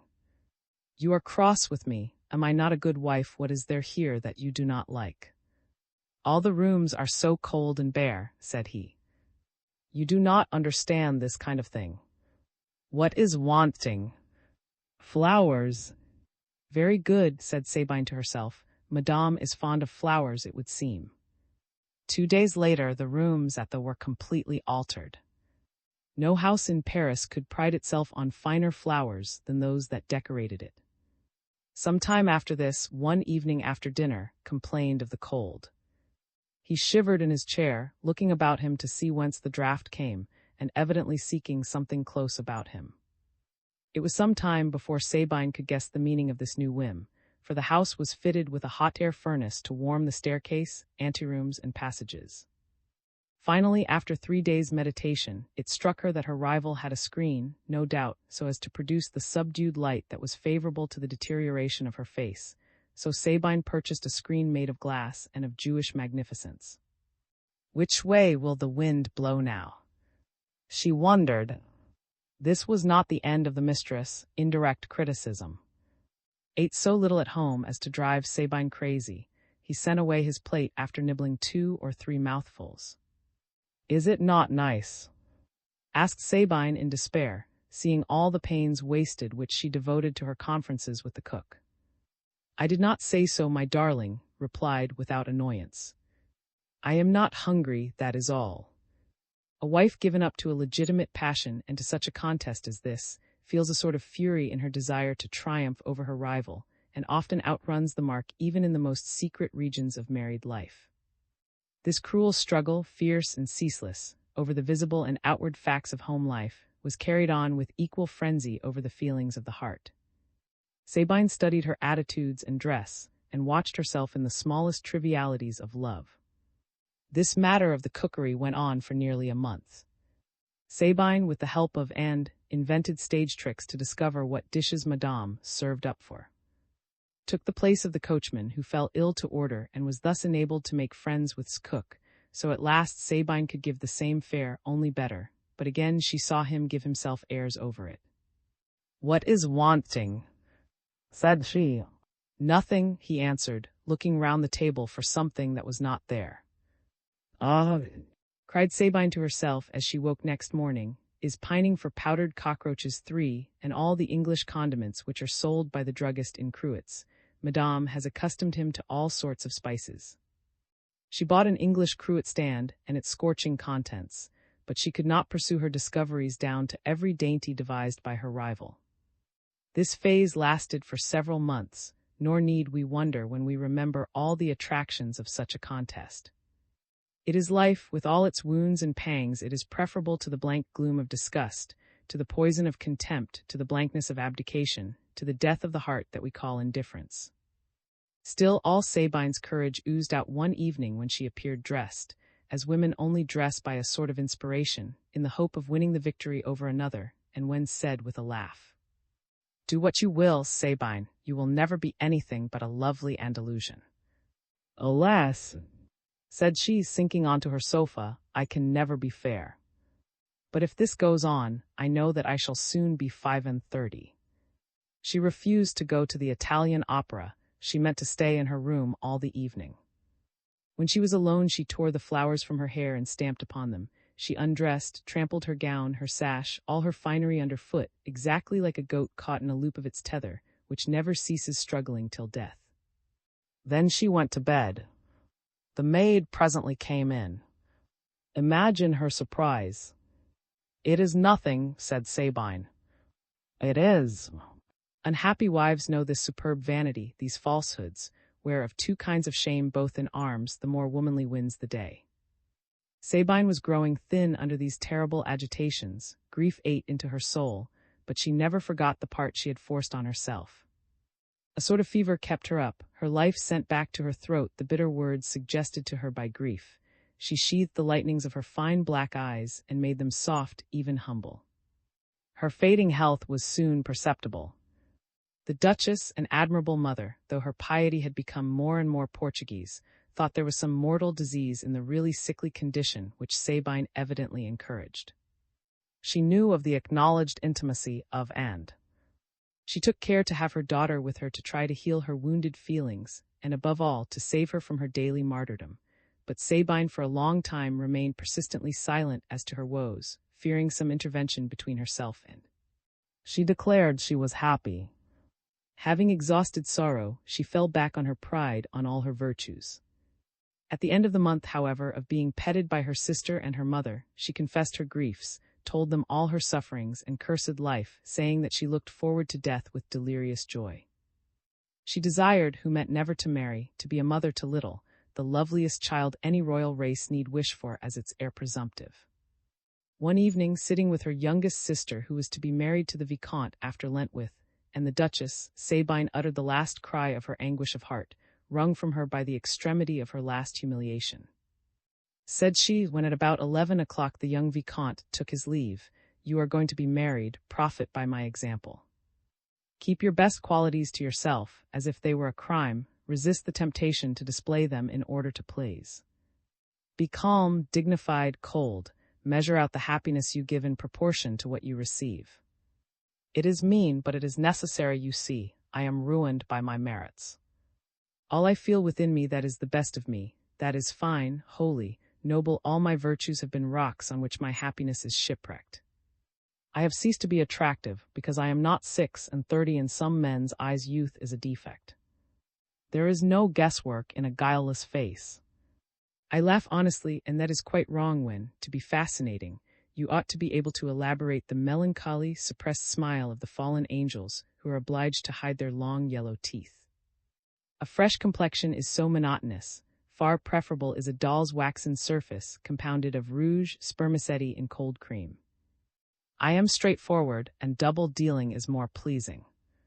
I am frankly in love like an honest woman, and I ought to be trained to tricks and like a country actress. I am intoxicated with the delight of having one of the most charming men in France for my husband, and I tell him sincerely how fine a gentleman he is, how gracefully he moves, how handsome I think him.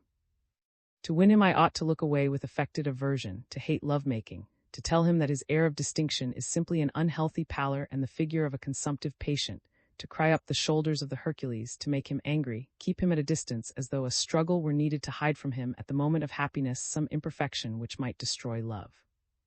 I am so unlucky as to be able to admire a fine thing without striving to give myself importance by bitter and envious criticism of everything glorious in poetry or beauty. I do not want to be told in verse and in prose by and that I have a superior intellect. I am a mere simple girl, I see no one but. If I had only run all over the world as she has, if like her I had said, I love you, in every European tongue, I should be made much of and adored and could serve him up a Macedonian banquet of cosmopolitan loves. A man does not thank you for your tenderness till you have set it off by contrast with malignity. So I, a wife, must learn all impurity, the interested charms of a prostitute, and the dupe of this grimacing, O mother. Oh, my dear, I am stricken to death.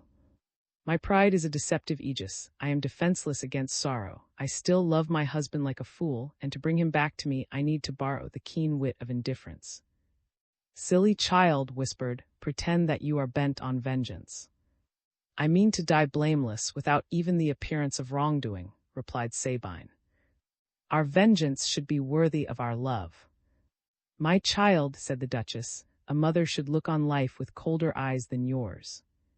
Love is not the end, but the means of family life. Do not imitate that poor little. Excessive passion is barren and fatal.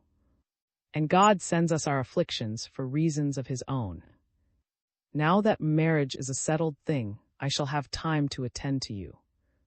I have already discussed the delicate position in which you are placed with your father and we shall find means to bring back to you. With the Marquise there is no cause for despair, said, smiling at her sister.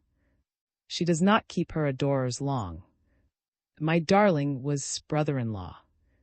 If our good confessor approves of the little we must achieve to ensure the success of the plan I have submitted to your father, I will guarantee his return. My conscience loathes the use of such methods, and I will lay them before the. We need not wait, my child, till you are in to come to your assistance. Keep up your hopes. Your grief this evening is so great that I have let out my secret. I cannot bear not to give you a little encouragement. Will it cause any grief? Asked Sabine, looking anxiously at the Duchess. Bless me, shall I be such another fool? Asked simply. Oh, child, you cannot know the straits into which virtue can plunge us when she allows herself to be overruled by love. Replied Sabine, so bewildered with grief that she fell into a vein of poetry. The words were spoken with such intense bitterness that the Duchess, enlightened by her daughter's tone, accent, and look, understood that there was some unconfessed trouble. Girls, it is midnight, go to bed, said she to the two others whose eyes were sparkling. And am I in the way, too, in spite of my 36 years? Asked ironically, and while was kissing her mother, she whispered in Sabine's ear. You shall tell me all about it. I will dine with you tomorrow. If Mamma is afraid of compromising her conscience, I myself will rescue from the hands of the infidels. Well, Sabine, said the Duchess, leading her daughter into her bedroom, tell me, my child, what is the new trouble? Oh, mother, I am done for. Why? I wanted to triumph over that horrible woman. I succeeded. I have another child coming, and loves her so vehemently that I foresee being absolutely deserted. When she has proof of this infidelity to her, she will be furious. Oh, I am suffering such torments that I must die. I know when he is going to her, know it by his glee, then his surliness shows me when he has left her. In short, he makes no secret of it. He cannot endure me. Her influence over him is as unwholesome as she is herself, body and soul. You will see, as her reward for making up some quarrel, she will insist on a public rupture with me, a breach like her own. She will carry him off to Switzerland perhaps, or to Italy. He has been saying that it is ridiculous to know nothing of Europe, and I can guess what these hints mean, thrown out as a warning. If he is not cured within the next 3 months, I do not know what will come of it. I shall kill myself, I know. Unhappy child. And your son. Suicide is a mortal sin. But do not you understand she might bear him a child, and if loved that woman's more than mine. Oh. This is the end of my patience and resignation." She dropped on a chair. She had poured out the inmost thoughts of her heart. She had no hidden pang left, and sorrow is like the iron prop that sculptors place inside a clay figure. It is supporting, it is a power. Well, well, go home now, poor little thing. Face to face with so much suffering, perhaps that will give me absolution for the venial sins we are forced to commit by the trickery of the world. Leave me, daughter, she said, going to her. I will beseech the Lord and the Blessed Virgin more especially for you. Above all, do not neglect your religious duties if you hope for success. Succeed as we may, mother, we can only save the family honor. Has killed the sacred fervor of love in me by exhausting all my powers, even of suffering. What a honeymoon was that in which from the first day I was bitterly conscious of his retrospective adultery.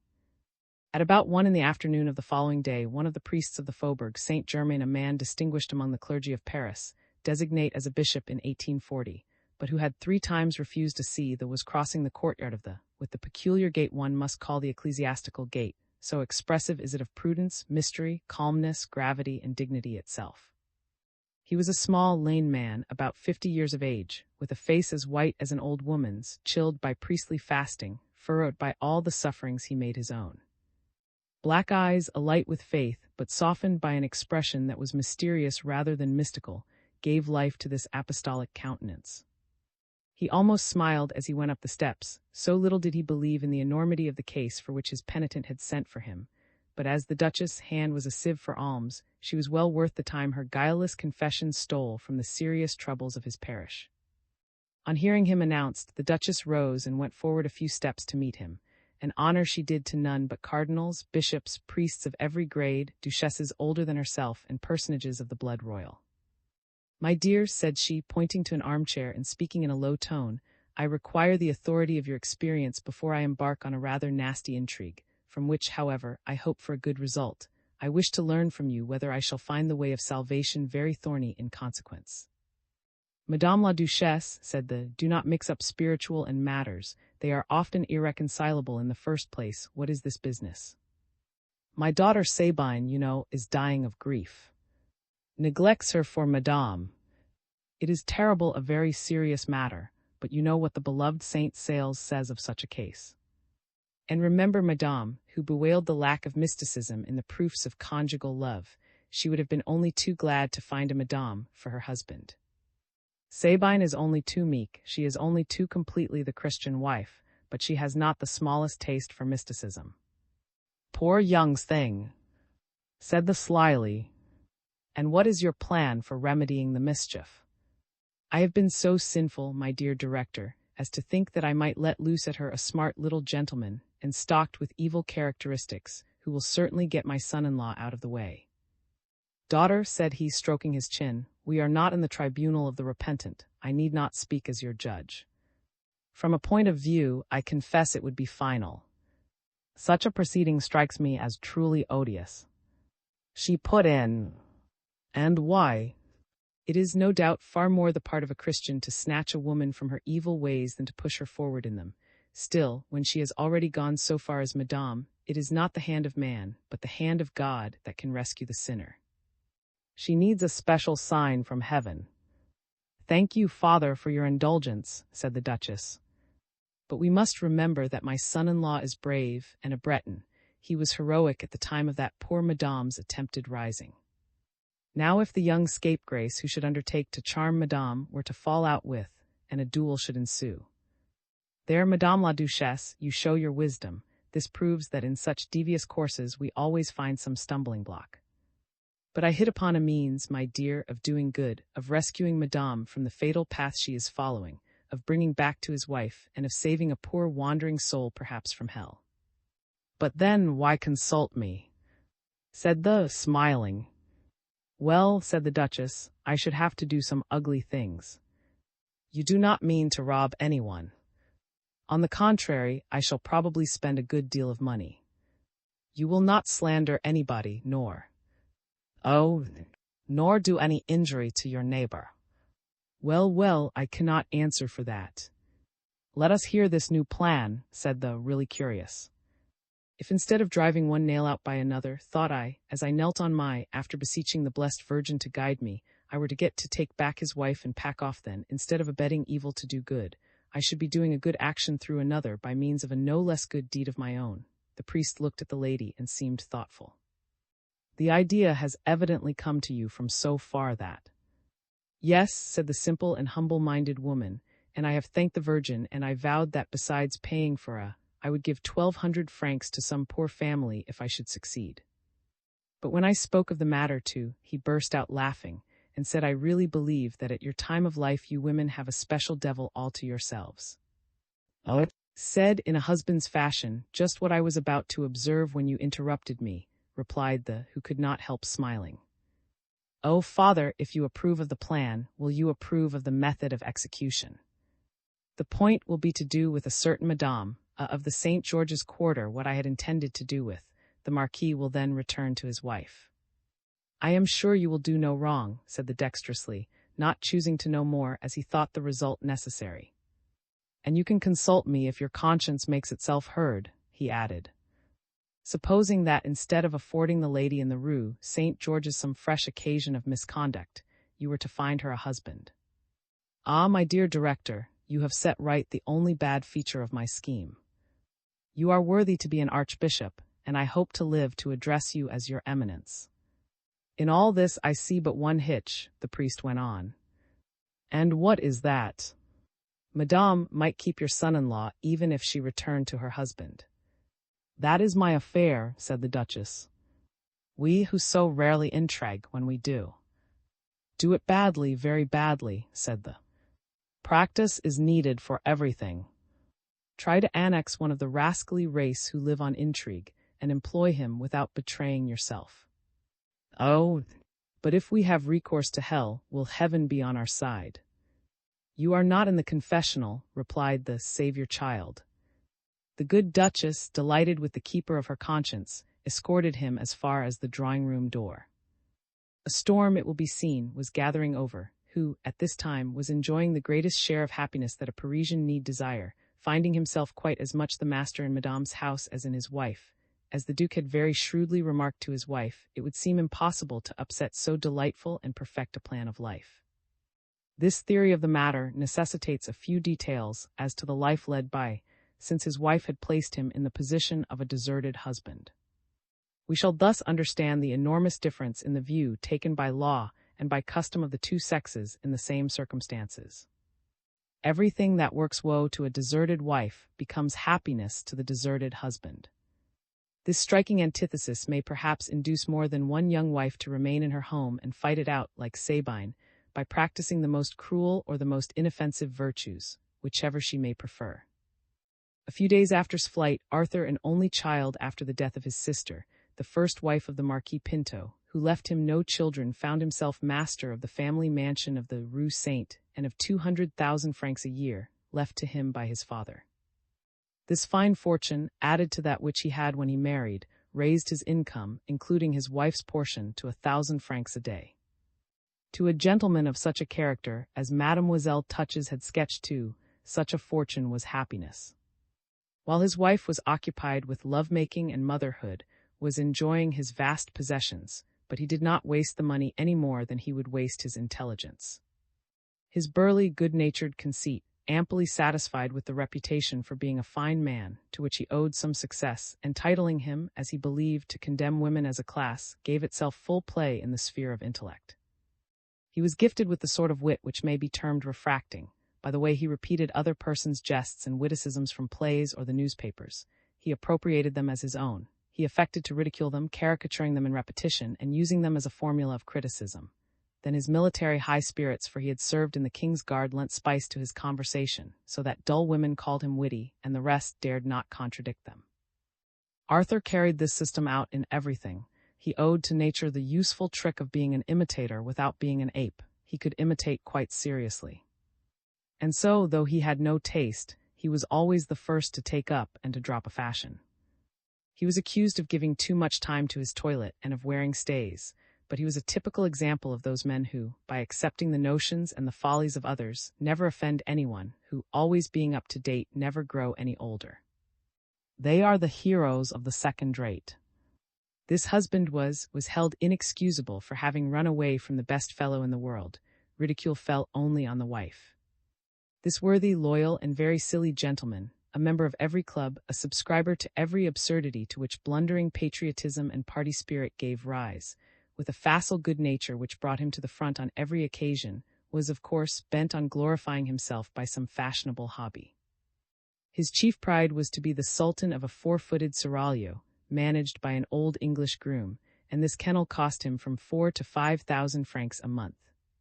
His favorite fad was running horses. He patronized breeders and paid the expenses of a paper in the racing interest, but he knew little about horses, and from the bridle to the shoes trusted to his groom.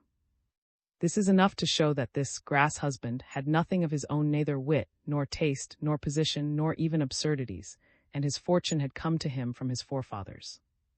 After having tasted all the annoyances of married life, he was so happy to find himself a bachelor again that he would say among friends, "I was born to good luck." He rejoiced especially in being able to live free of the expenses to which married folks are compelled, and his house, in which nothing had been altered since his father's death, was in the state of a man's home when he is traveling. He rarely went there, never fed there, and scarcely ever slept there. This was the history of this neglect. After many love affairs, tired of women of fashion, who are indeed enough and who set too many dry thorn hedges round the happiness they have to give, he had practically married Madame, a woman notorious in the world of Fanny and Valnoble, of Florentines, Jenny, and the like. This world of which one of our draftsmen wittily remarked, as he pointed to the whirl of an opera ball, "When you think that all that mob is well housed, and dressed, and fed, you can form a good idea of what men are. This dangerous world has already been seen in this history of manners in the typical figures of, and the famous Malaga, of a daughter of Eve and the imaginary mistress." But to paint it faithfully, the historian would have to represent such persons in some numerical proportion to the variety of their strange individual lives, ending in poverty of the most hideous kind, in early death, in ease, in happy marriage, or sometimes in great wealth. Madame, at first known as La Petite, to distinguish her from a rival far less clever than herself, belonged to the higher class of these women, on whose social uses no doubt can be thrown either by the of the Seine or by those who take an interest in the prosperity of the city of Paris. Certainly the rats accused of devouring fortunes, which are often imaginary, in some respects are more like a beaver. Without the Aspasias of the Dame Quarter, fewer houses would be built in Paris. Pioneers of fresh stucco in tow of speculation pitched their outlying tents along the hillsides of Montmartre, beyond those deserts of masonry which are to be seen in the streets round the place. Amsterdam, Milan, Stockholm, London, and Moscow architectural steps betraying their emptiness by endless placards announcing apartments to let. The position of these ladies is commensurate with that of their lodgings in these innominate regions. If the house is near the line marked by the Rue Provence, the woman has money in the funds, her income is assured. But if she lives out near the exterior boulevards or on the height towards the horrible suburb of, she is certainly poor. Now when first met Madame, she was lodging on the 3rd floor of the only house then standing in the Rue Berlin. The name of this unmarried wife, as you will have understood, was neither nor. She concealed her father's name, that of an old soldier of the Empire, the perennial colonel who always adorns the origin of these existences, as the father or the seducer. Madame had enjoyed the benefits of a gratuitous education at Saint-Denis, where the young persons are admirably taught, but where the young persons are not provided on leaving with husbands or a living and admirable foundation of the emperors, the only thing lacking being the emperor himself. "I shall be there to provide for the daughters of my legionaries," said he, in answer to one of his ministers who looked forward to the future. And in the same way Napoleon said, "I shall be there," to the members of the Institute, to whom it would be better to give no honorarium at all than to pay them 83 francs a month, less than the wages of many an office clerk.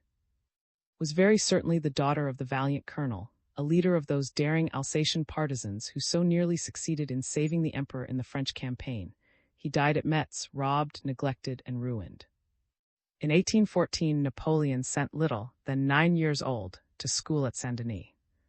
Without father or mother, home or money, the poor child was not driven out of the institution on the second return of the Bourbons. She remained there as under-teacher till 1827, but then her patience failed and her beauty led her astray. When she was of age, the Empress' goddaughter embarked on the adventurous life of the courtesan, tempted to this doubtful career by the fatal example of some of her schoolfellows as destitute as she was, and who rejoiced in their decision. She substituted on for in her father's name, and placed herself under the protection of Saint. Clever, witty, and well-informed, she made more mistakes than her more stupid companions, whose wrongdoing was always based on self-interest. After various connections with writers, some poor but unmannerly, some clever but in debt, after trying her fortune with some rich men as they were silly, after sacrificing ease to a true passion and learning in every school where experience may be gained, one day, when in the depths of poverty she was dancing at the first stage to dressed in a borrowed gown, hat, and cape, she attracted his attention. He had come to see the famous gallop. Her cleverness bewitched the gentleman who had exhausted every sensation, and when, 2 years after, being deserted by, whose wit had often disconcerted him, he allied himself with a second hand of the 13th arrondissement, no one thought of blaming him. We may here give a sketch of the 4 seasons of such a happy home. It is desirable to show how the theory of a marriage in the 13th arrondissement includes all the whole connection. Whether a marquis of 40 or a retired shopkeeper of 60, a millionaire 6 times over or a man of narrow private means, a fine gentleman or a middle-class citizen, the tactics of passion, barring the differences inseparable from dissimilar social spheres, never vary. Heart and banking account maintain an exact and definite relation. And you will be able to form an idea of the obstacles the Duchess must meet with to her charitable scheme. Few persons understand the power of words over ordinary folks in France, or the mischief done by the wits who invent them. For instance, no bookkeeper could add up the figures of the sums of money which have lain unproductive and rusty at the bottom of generous hearts and full coffers in consequence of the mean phrase, "tirer to fleece or bleed a victim." The words have become so common that they must be allowed to deface this page. Besides, if we venture into the 13th arrondissement, we must needs adopt its picturesque language. Like all small minds, was constantly in fear of being bled. From the beginning of his attachment to Madame, Arthur was on his guard, and was at that time a dreadful screw, rat, to use another slang word of the studio and the brothel. This word rat, which in French has many slang uses, when applied to a young girl means the person entertained, but applied to a man means the stingy entertainer. Madame had too much intelligence, and knew men too thoroughly, not to found high hopes on such a beginning. Allowed Madame 500 francs a month, furnished, meagerly enough, a set of rooms at 1,200 francs a year on the second floor of a house in the Rue, and set himself to study character, and she, finding herself spied upon, gave him character to study. Was delighted to have come across a woman of such a noble nature, but it did not astonish him. Her mother was of Baden, quite a lady. And then had been so well brought up. Speaking English, German, and Italian, she was versed in foreign literature. She could pit herself without discomfiture against pianists of the second class. And note the point. She behaved as regarded her talents like a woman of breeding. She never talked about them. In a painter's studio she would take up a brush in fun, and sketch a head with so much go as to amaze the company. As a pastime, when she was pining as a school teacher, she had dabbled in some sciences, but her life as a kept mistress had sown salt over all this good seed, and of course she laid the flower of these precious growths, revived for him, at Arthur's feet. Thus did at first make a display of disinterestedness, to match the pleasures she could give, which enabled this light corvette to cast her grappling irons firmly on board the statelier craft. Still, even at the end of the first year, she made a vulgar noise in the anteroom, managing to come in just when the Marquis was waiting for her, and tried to hide the disgracefully muddy hem of her gown in such a way as to make it more conspicuous. In short, she so cleverly contrived to persuade her papa that her utmost ambition, after so many vicissitudes, was to enjoy a simple, middle-class existence, that by the end of 10 months the second phase of their connection began. Then Madame had a fine apartment in the Rue St. George's. Arthur, who could no longer conceal from her the fact of his wealth, gave her handsome furniture, a service of plate, 1,200 francs a month, and a little low carriage with a single horse by the week, and he granted her a little groom with a fairly good grace. She knew what this munificence was worth. She detected the motives of her Arthur's conduct, and saw in them the calculations of a man. Tired of living at restaurants where the food is generally execrable, where the simplest dinner of any refinement cost 60 francs and 200 for a party of 4 friends, offered Madame 40 francs a day for his dinner and a friend, wine included. Had no mind to refuse. After getting all her moral bills of exchange accepted, drawn on habits at a year's date, she was favorably heard when she asked for 500 francs a year more for dress, on the plea that her papa, whose friends all belonged to the jockey club, might not be ashamed of her. "A pretty thing indeed," said she, "if Allah and the rest should see you with a madame. Put your trust in me, and you will be the gainer." And did, in fact, lay herself out for a fresh display of virtues in these new circumstances. She sketched a part for herself as the housewife, in which she won ample credit. She made both ends meet, said she, at the end of the month, and had no debts on 2,500 francs, such a thing as had never been seen in the Faubourg Saint-Germain of the 13th arrondissement, the upper 10 of the demi-reps world, and she gave dinners infinitely better than, with first-class wines at 10 and 12 francs a bottle. So that, amazed and delighted to be able to ask his friends pretty often to his mistress, house as a matter of economy, would say to her, with his arm round her waist, "You are a perfect treasure." Before long he took a third share in an opera box for her, and at last went with her to first-night performances. He began to take counsel of his, acknowledging the soundness of her advice.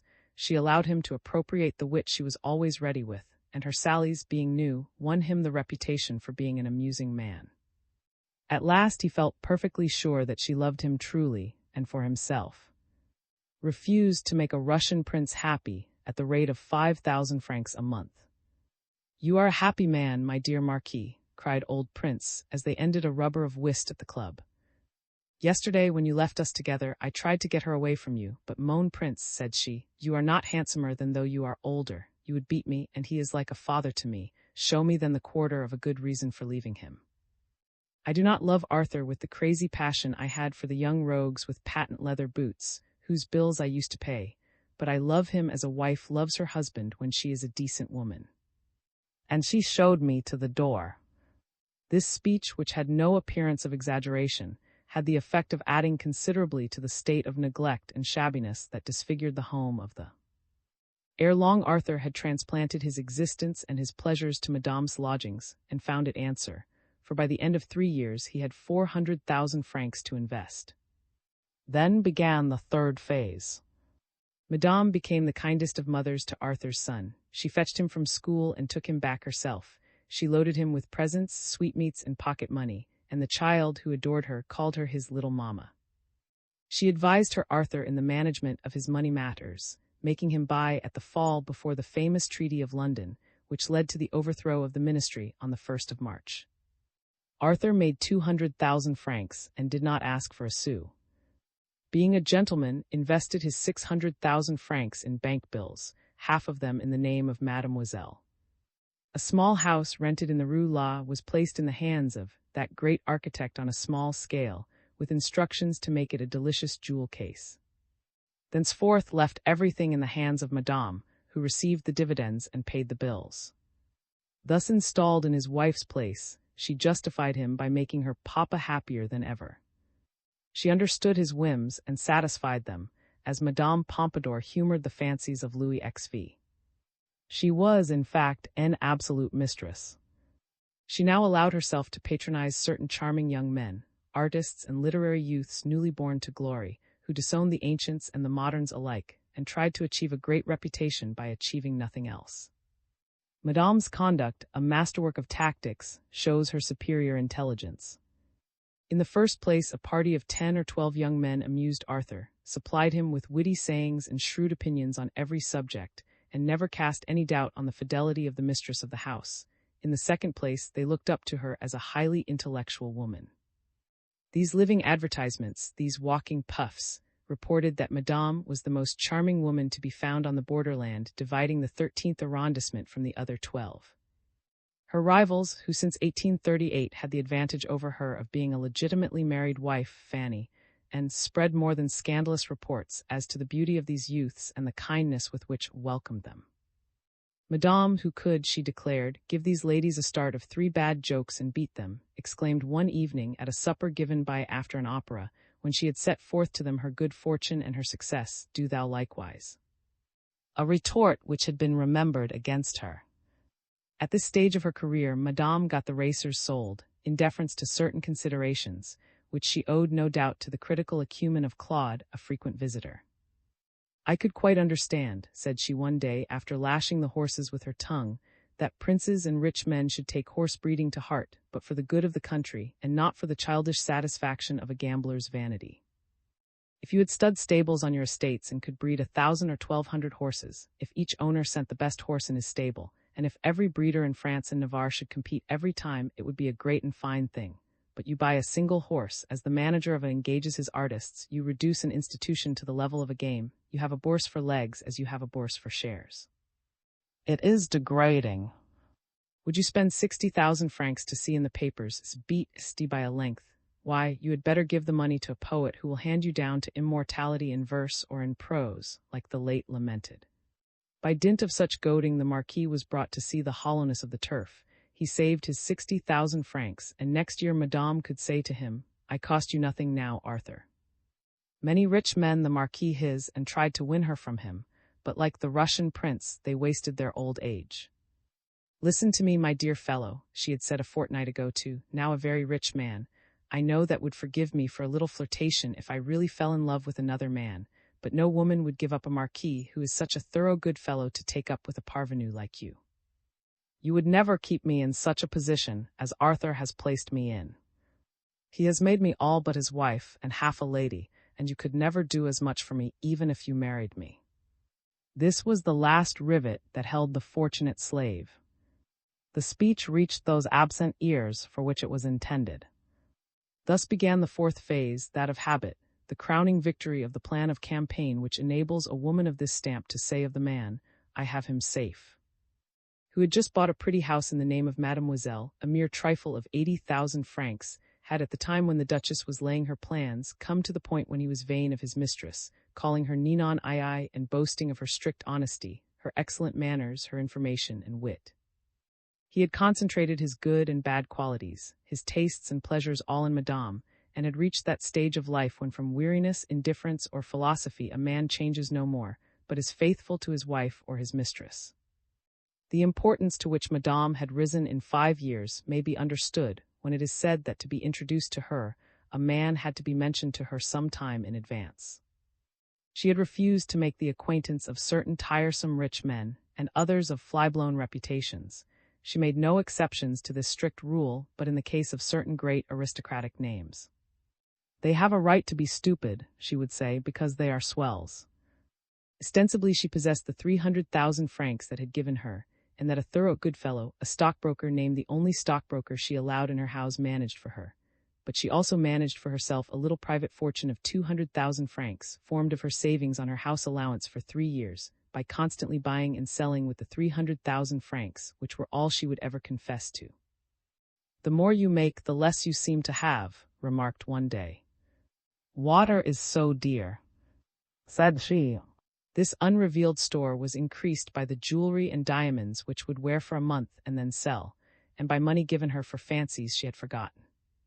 When she heard herself called rich, Madame would reply that, at present rates, 300,000 francs brought in 12,000 francs, and that she had spent it all in the hard times of her life when had been her lover.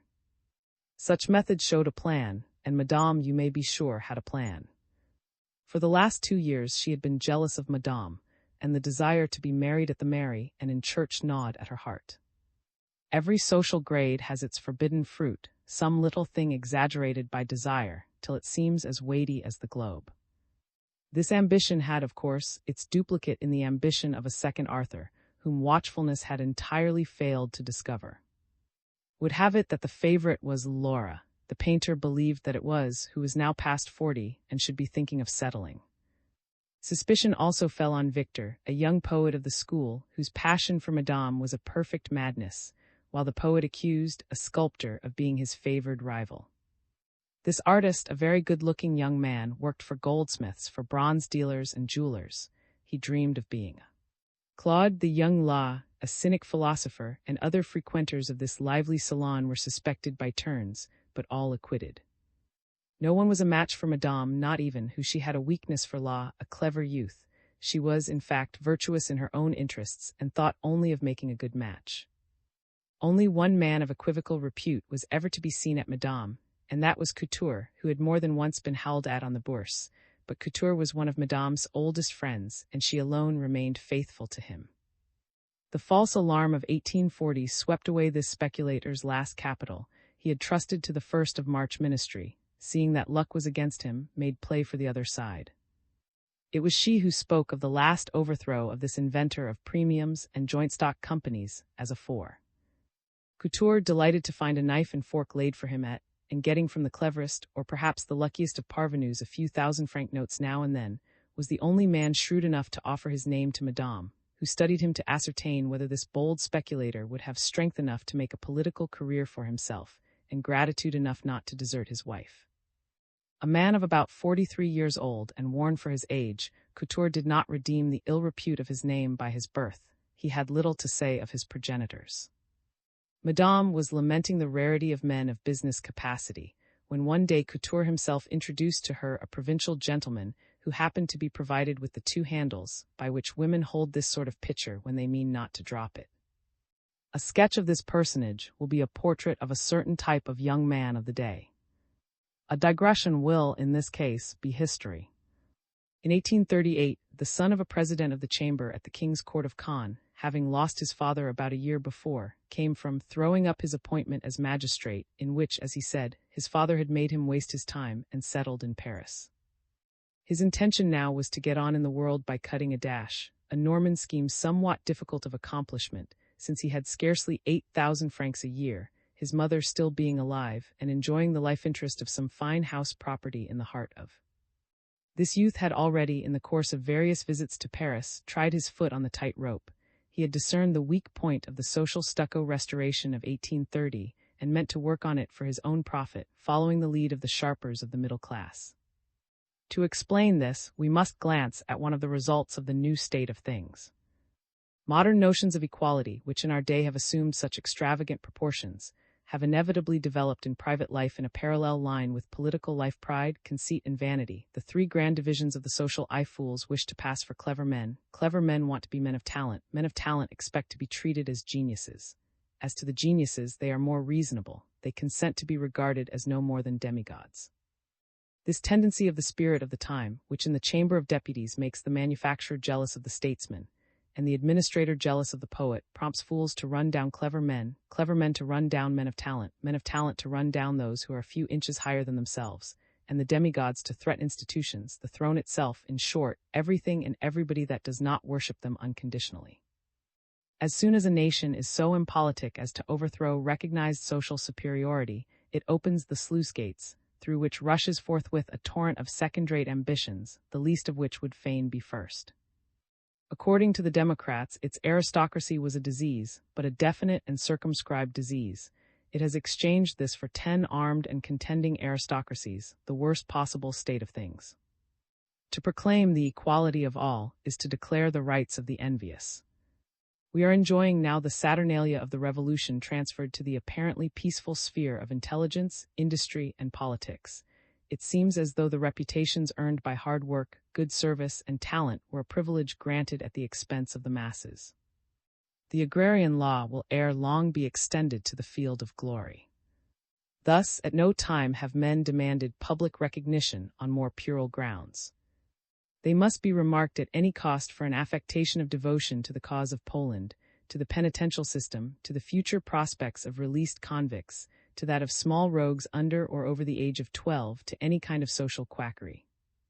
These various manias give rise to spurious dignities, presidents, vice-presidents, and secretaries of societies, which in Paris outnumber the social questions to be solved. Society on a grand scale has been demolished to make way for 1,000 small ones in the image of the dead one. Do not all these parasitical organisms point to decomposition?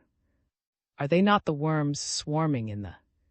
All these social bodies are the daughters of one mother, vanity. Not thus does Catholic charity act, or true benevolence. These study disease while healing its sores, and do not speechify in public on morbid symptoms for the mere pleasure of talking. Without being a superior man, had divined, by the exercise of that acquisitive spirit peculiar to the Norman race, all the advantage he might take of this public distemper. Each age has its characteristic, which clever men trade on. His only aim was to get himself talked about. "My dear fellow, a man must make his name known if he wants to get on," said he as he left, to a friend of his father and the king of. "In 6 months I shall be better known than you."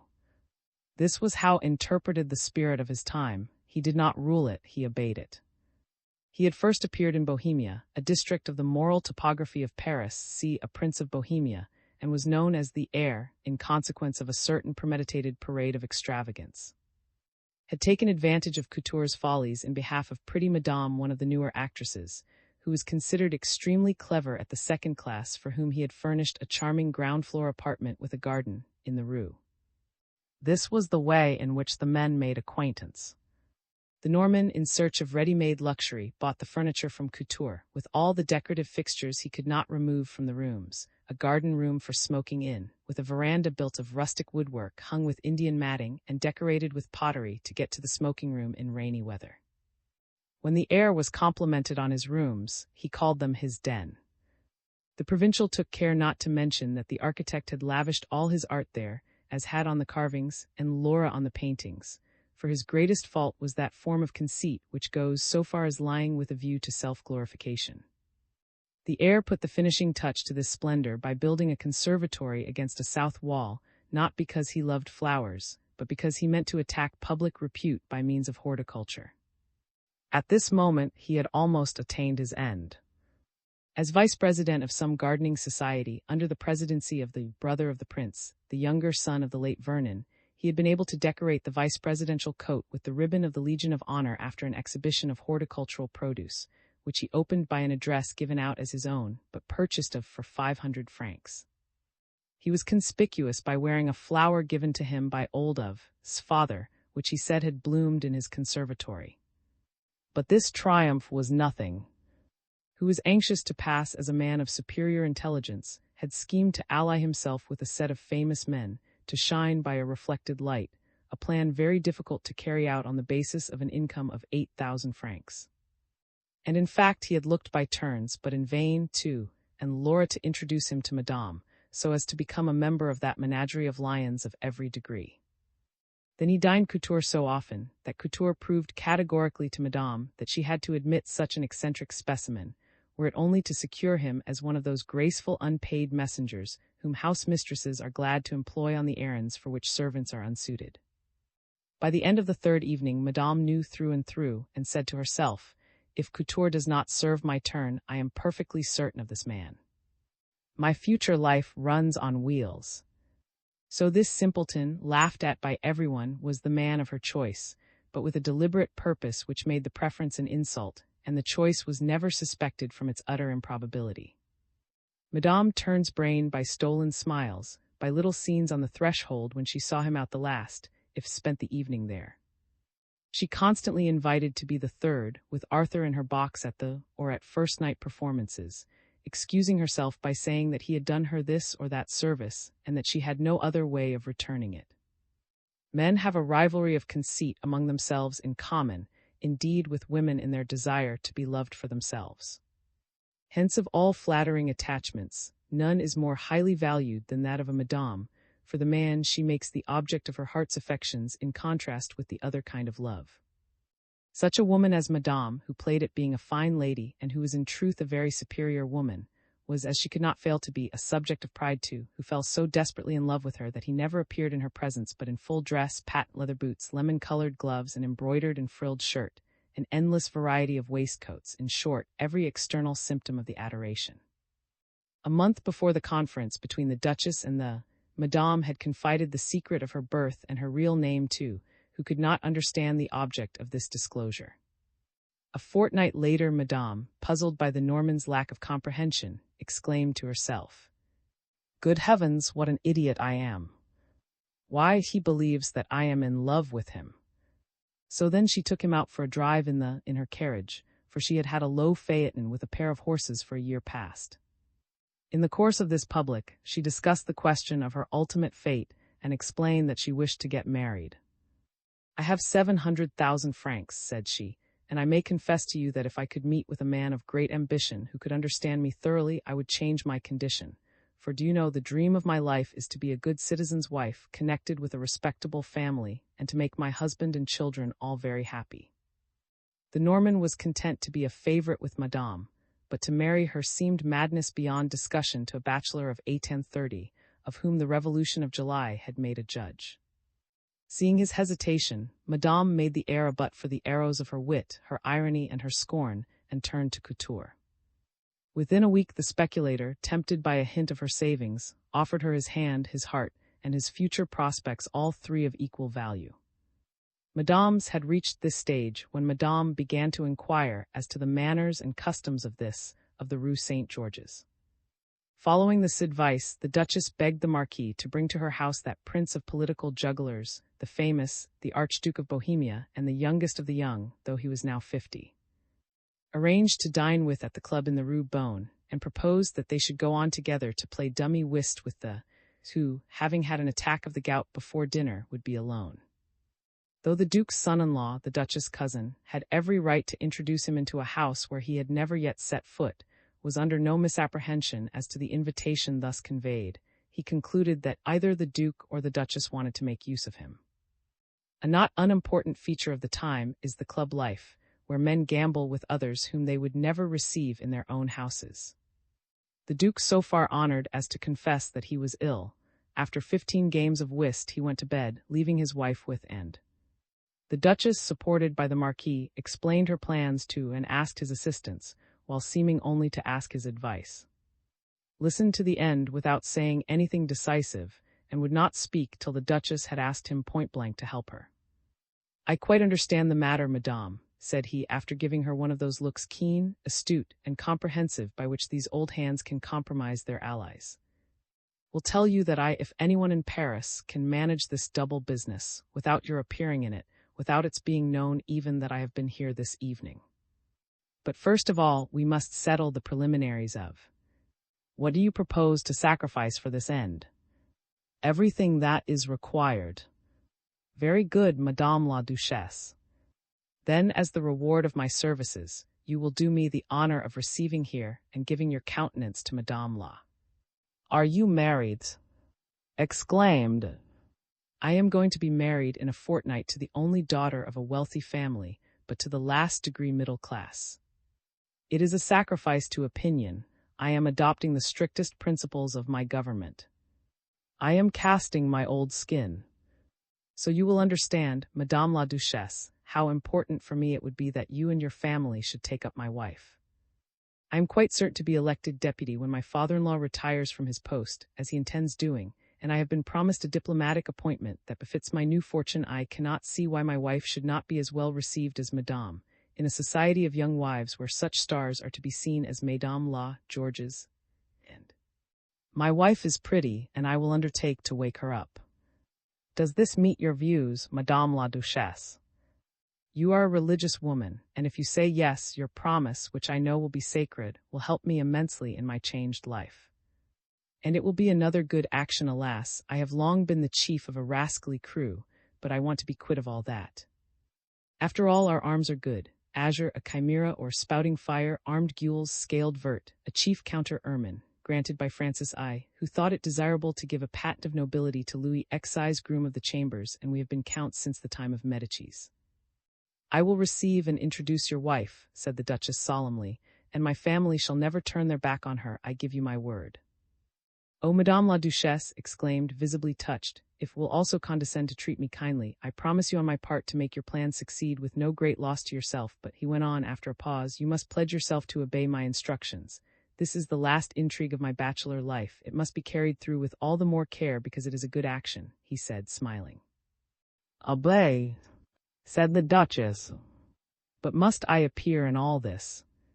Indeed, Madame, I will not compromise you, cried, and I respect you too implicitly to ask for security. You have only to follow my advice. Thus, for instance, must be carried off by his wife like a sacred object and kept away for 2 years. She must take him to see Switzerland, Italy, Germany, the more strange lands the better. Ah, that answers a fear expressed by my director, exclaimed the Duchess guilelessly, as she remembered this judicious observation, and could not help smiling at the idea of this coincidence of heaven and hell. To prevent Madame from ever seeing again, she added, we will all travel, and his wife and Sabine and I will leave with her father. Do not let us shout victory just yet, Madame said. I foresee immense difficulties. I shall conquer them, no doubt. Your esteem and favor are a prize for which I will plunge through much dirt, but it will be. Dirt, said the Duchess, interrupting the modern with a face equally expressive of disgust and surprise. And you will have to step in it, Madame, since I act for you. Are you really so ignorant of the pitch of blindness to which Madame has brought your son-in-law? I know it through and between whom she was hesitating when threw himself into that lioness, Ma. Has made the noble Breton believe that she never loved anyone but him, that she is virtuous, that her attachment to was of the head only, and that her heart and the rest had very little to do with it, a musical passion, in short. As to that was a matter of duty. So you understand, she is virginal. And she proves it by forgetting her son. For a year past she has not made the smallest attempt to see him. The little Count is, in point of fact, nearly 12 years old, and he has found a mother in Madame. Motherhood is the mania, as you know, of women of that stamp. Would be cut in pieces, and let his wife be cut in pieces, for. And do you suppose that it is easy to drag a man back from the depths of the abyss of credulity? Why, Madame, Shakespeare would waste all his handkerchiefs in such a task. It is generally imagined that his younger brother and Saint, and other lovers who are famous, typify love. Their icy-hearted creators never knew what was meant by an absorbing passion, alone had a suspicion of it. Love, Madame la Duchesse, is not an attachment to a noble woman, to a great achievement that, on my word, love is to say to one's self, the woman I worship is a wretch, she is deceiving me, she will deceive me again, she is an old hand, she smells of the burning pit, and to fly to her to find the blue of heaven, the flowers of paradise. That is how loved and how we love, we scamps and rips, for I can cry at the great scene in. That is how your son-in-law loves. I shall have some difficulty in getting from Madame, however, Madame can no doubt be got to abet us, I will study her household. As to and it will need an axe to divide them, treachery of the best quality, infamy so base that your virtuous imagination could not go so low unless your director held your hand. You have asked for the impossible, you shall have it. Still, in spite of my determination to employ the sword and fire, I cannot absolutely pledge myself to success. I know lovers who do not shrink under the most entire disenchantment. You are too virtuous to understand the power of women who have no virtue. Do not attempt these infamies till I shall have consulted to know how far I am involved in them, cried the Duchess, with an artlessness that revealed how selfish religion can be. You know nothing about it, my dear mother, said the Marquis. On the steps, while waiting for his carriage to come up, the Marquis said to, You have frightened our good Duchess. But she has no idea of the difficulty of the thing she wants done. Are we going to the Jockey Club? Must ask me to dine tomorrow at its rooms. In the course of tonight my plans will be laid, and I shall have chosen the pawns in my chessboard that are to move in the game I mean to play. In the days of her splendor would have nothing to say to me. I will settle accounts with her, and avenge your sister-in-law so cruelly that perhaps she will think I have overdone it. On the following day told Madame that was coming to dinner. This was to warn her to display the utmost luxury, and prepare the very best fare for this distinguished connoisseur, who was the terror of every woman of Madame's class, and she gave as much care to her toilet as to arranging her house in a fitting way to receive the great man. In Paris there are almost as many royal heads as there are different arts or special sciences, faculties, or professions. The best of those who exercise each has a royal dignity proper to himself. He is revered and respected by his peers, who know the difficulties of his work and admire unreservedly the man who can defy them. In the eyes of the corps ballet and courtesans was an extremely powerful and capable man, for he had succeeded in being immensely loved. He was admired by everybody who knew how hard it is to live in Paris on decent terms with your creditors, and he had never had any rival in elegance, demeanor, and wit but the famous, who had employed him on political missions. This is enough to account for his interview with the Duchess, his influence over Madame, and the authority of his tone in a conference he intended to hold on the boulevard with a young man, who was already famous though recently introduced to the Bohemia of Paris. As he rose next morning, Hurd announced to whom he had sent the night before. He begged him to arrange a fortuitous meeting at breakfast at the between Couture and himself, where they would chat in his hearing. Who was as a lieutenant in the presence of a marshal of France, could refuse him nothing. It was indeed too dangerous to provoke this lion. So when came into breakfast, he found and his two friends at a table. The conversation had already been directed towards the subject of Madame Couture, cleverly steered by, and who, unknown to himself, was Sabetr, let out everything that they wanted to know about Madame. By 1 o'clock, chewing his toothpick, was talking to Tillet on the steps of Tortoni's, where speculators form a little bourse preliminary to real dealings on 'change. He seemed to be absorbed in business, but he was waiting to see the young Law, who must pass that way sooner or later. The boulevard is now what it was in 1650. Everybody who is anybody crosses it at least once a day. In fact, within 10 minutes, took his hand from Tillet's arm, and nodding to the young Prince of Bohemia, said with a smile, "2 words with you, Count." The rivals, one a setting star, the other a rising sun, took their seat on 4 chairs outside the Paris. Was careful to place himself at a sufficient distance from certain old, who, from sheer habit, plant themselves in a row against the wall after 1 in the afternoon, to dry out their rheumatic pains. He had ample reasons for distrusting these old men. "See, a man of business. Have you any debts?" asked of the young man. "If I had not, should I be worthy to succeed you?" replied Law. "When I ask you such a question, it is not to cast any doubt on the matter," said. "I only want to know if they amount to a respectable sum total, running into 5 or 6. "5 or 6 what?" said Law. "6 figures. Do you owe 50,000? 100,000 my debts ran up to 600,000 francs. Law took off his hat with an air of mocking respect. "If I had credit enough to borrow 100,000 francs, replied he, "I would cut my creditors and go to live at Venice in the midst of its masterpieces of painting, spending the evening at the night with pretty women, and at my age, where would you be?"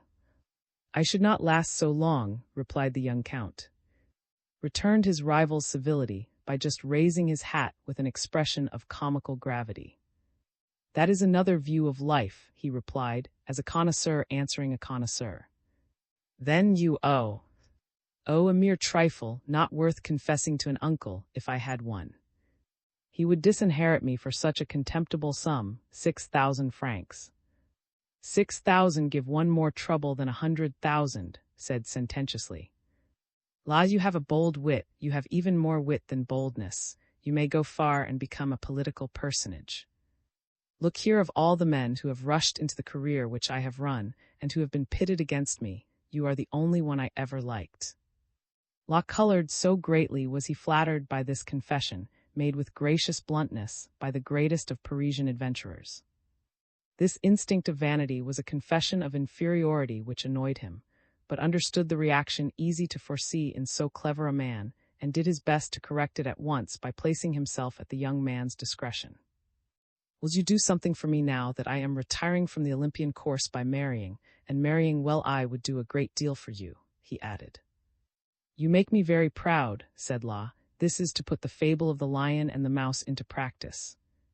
"In the first place, I will lend you 20,000 francs, went on. 20,000 francs. I knew that if I walked this boulevard long enough," said La in a parenthesis. "My dear boy, you must set yourself up in some sort of style," said, smiling. "Do not trot about on your 2 feet, set up 6. Do as I have done, I never get lower than a Tilbury. But then you must want me to do something quite beyond my powers." "No, only to make a woman fall in love with you within a fortnight." "A woman of the town?" "Why, that would be out of the question, but if she is a lady, quite a lady, and very clever. She is a marquise of the first water." "You want her letters," said the young Count. "Ah, you are a man after my own heart," cried. "No, that is not what is wanted. I am really to love her. Yes, really and truly." If I am to go beyond aesthetics, it is quite impossible, said La. With regard to women, you see, I have a kind of honesty. We may trick them, but not. Then I have not been mistaken, exclaimed. Do you suppose I am the man to scheme for some little meanness? No, you must go, you must dazzle and conquer. I give you 20,000 and 10 days to win in till this evening at Madame. I am dining there. Good, said. By and by, when you want me, you will find me, he added, with the air of a king pledging his word rather than promising. The poor woman has done you some terrible mischief then? Asked La. Do not try to sound the depth of my waters, my son, but let me tell you that, if you succeed, you will secure such powerful interest, that when you are tired of your bohemian life you may, like me, retire on the strength of a rich marriage. Does a time come then when we are tired of amusing ourselves, said La, of being nothing, of living as the birds live, of hunting in Paris like wild men and laughing at all that turns up? We tire of everything, even of hell. Said with a laugh till this evening. The two scamps, the old one and the young one, rose. As got into his one-horse cab, he said to himself, Madame Spard cannot endure, she will help me to the, he cried to the coachman, seeing pass. Find a great man without a weakness. Found the Duchess, Madame, and in tears. What has happened? He asked the Duchess. Did not come in, it is the first time, and my poor Sabine is in despair.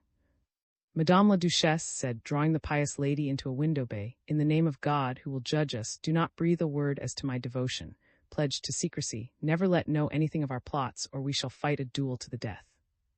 When I told you this would not cost you much, I meant that you would not have to spend any monstrous sum. I want about 20,000 francs, but everything else is my business. You may have to find some good appointments, one receiver general, perhaps. The Duchess and left the room. When Madame came back to her two daughters, she heard a fresh lament from Sabine, full of domestic details, even more heartbreaking than those which had put an end to the young wife's happiness. Be calm, my child, said the Duchess to her daughter, will pay dearly for all your tears and misery. She will endure 10 humiliations for each one of yours. Madame had sent word to Claude, who had frequently expressed a wish to make the acquaintance of. She invited Couture, Laura, La, and whom begged to have first benefit. Thus she had a party of 9, all of the first water excepting, but the heir's Norman vanity and brutality were a match for Claude's literary force. First poetry, La's acumen, Couture's keen eye to the main chance, wit's foresight's depth, and Laura's genius. Madame, who aimed at appearing young and handsome, fortified herself in such a toilet as women of that class alone can achieve: a point-lace cape of spiderweb fineness, a blue velvet dress, of which the elegant bodice was buttoned with opals, her hair in smooth bands and shining like ebony. Madame owed her fame as a beauty to the and color of a warm, creamy complexion like a Creole's, a face full of original details, with the clean-cut, firm features of which the Merlin was the most famous example, and the most perennially young, peculiar perhaps to southern faces. Unluckily, since her life had been so calm, so easy, little Madame had grown decidedly fat. Her neck and shoulders, bewitchingly round, were getting coarse.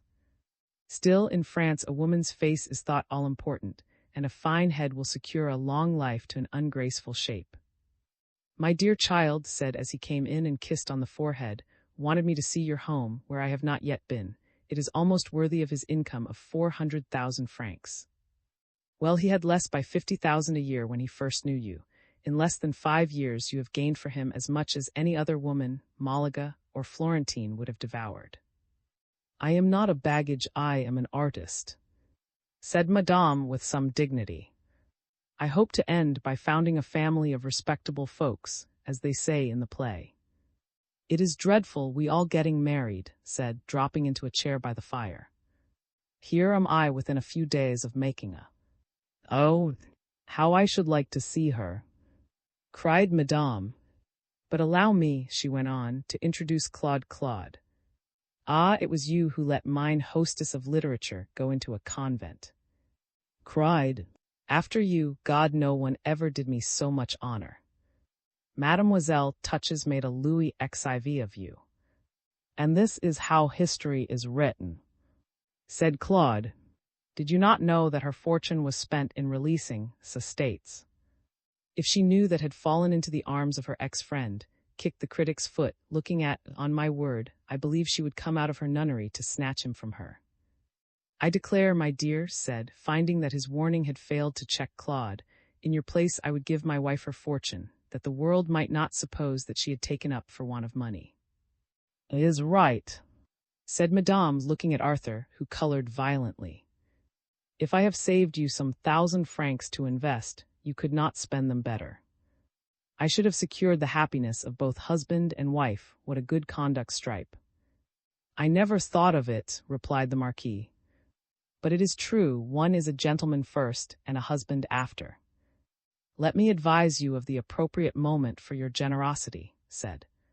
Arthur said is right.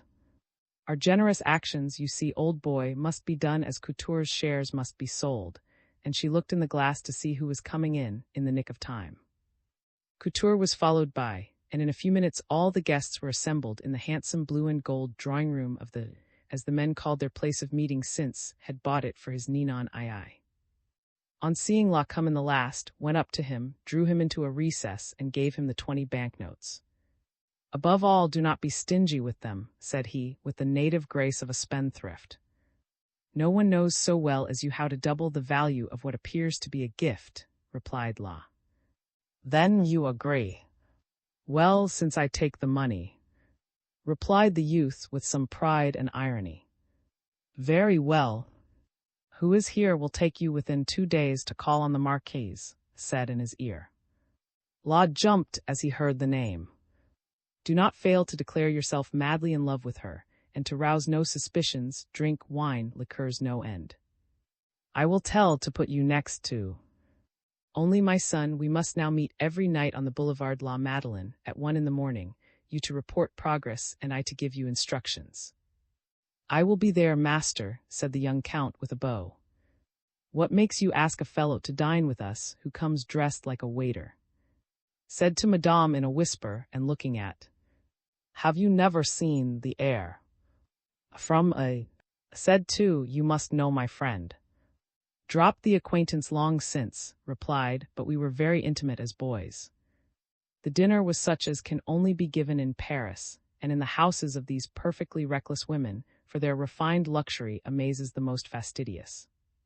It was at a supper of this kind, given by a rich and handsome courtesan like Madame, that declared that he had never eaten such food at the table of any sovereign, nor drunk such wine in any prince's house, nor heard such witty conversation, nor seen such attractive and tasteful magnificence. And Madame were the first to return to the drawing-room, at about 10 o'clock, leaving the other guests, who had ceased to veil their anecdotes, and who boasted of their powers, with sticky lips glued to liqueur glasses that they could not empty. Well, pretty one, said, you are quite right. Yes, I came to get something out of you. It is a serious matter, you must give up Arthur. But I will see that he gives you 200,000 francs. And why am I to give him up, poor old boy? To marry that noodle who came from on purpose. He has already been a judge. I will get him made president of the court in the place of old, who is nearly 82, and if you know how to catch the wind, your husband will be elected deputy. You will be people of importance, and crush Madame La. Never, cried Madame, she is a countess. Is he of the stuff they make counts of? Well, he has a coat of arms, said, seeking a letter in a handsome bag that hung by the fireplace and handing it to. What does it all mean? There are combs on it. He bears quarterly the first argent 3 combs gules, second and third 3 bunches of grapes with stems and leaves all proper, fourth azure 4 pens or laid in fret. Motto and a squire's helmet, no great things. They were granted by Louis XV. They must have had some haberdasher grandfather. The maternal ancestry made money in wine, and the who got the arms must have been a registrar, but if you succeed in throwing off Arthur, this shall be barons at least, I promise you, my pretty pigeon. You see, child, you must lie in pickle for 5 or 6 years in the country, if you want to bury La and Madame La. The rascal cast eyes at you, of which the meaning was quite clear. You have hooked him. No, said. When I offered him my hand, he was as quiet as brandy is in the market. I will make up his mind for him if he is tipsy. Go and see how they are all getting on. It is not worth the trouble of going. I hear no one but giving one of his caricatures to which nobody is listening, but I know my Arthur, he thinks it necessary to be polite too, and he is staring at him still, even if his eyes are shut. Let us go back then. By the by, for whose benefit am I doing all this? Said Madame suddenly.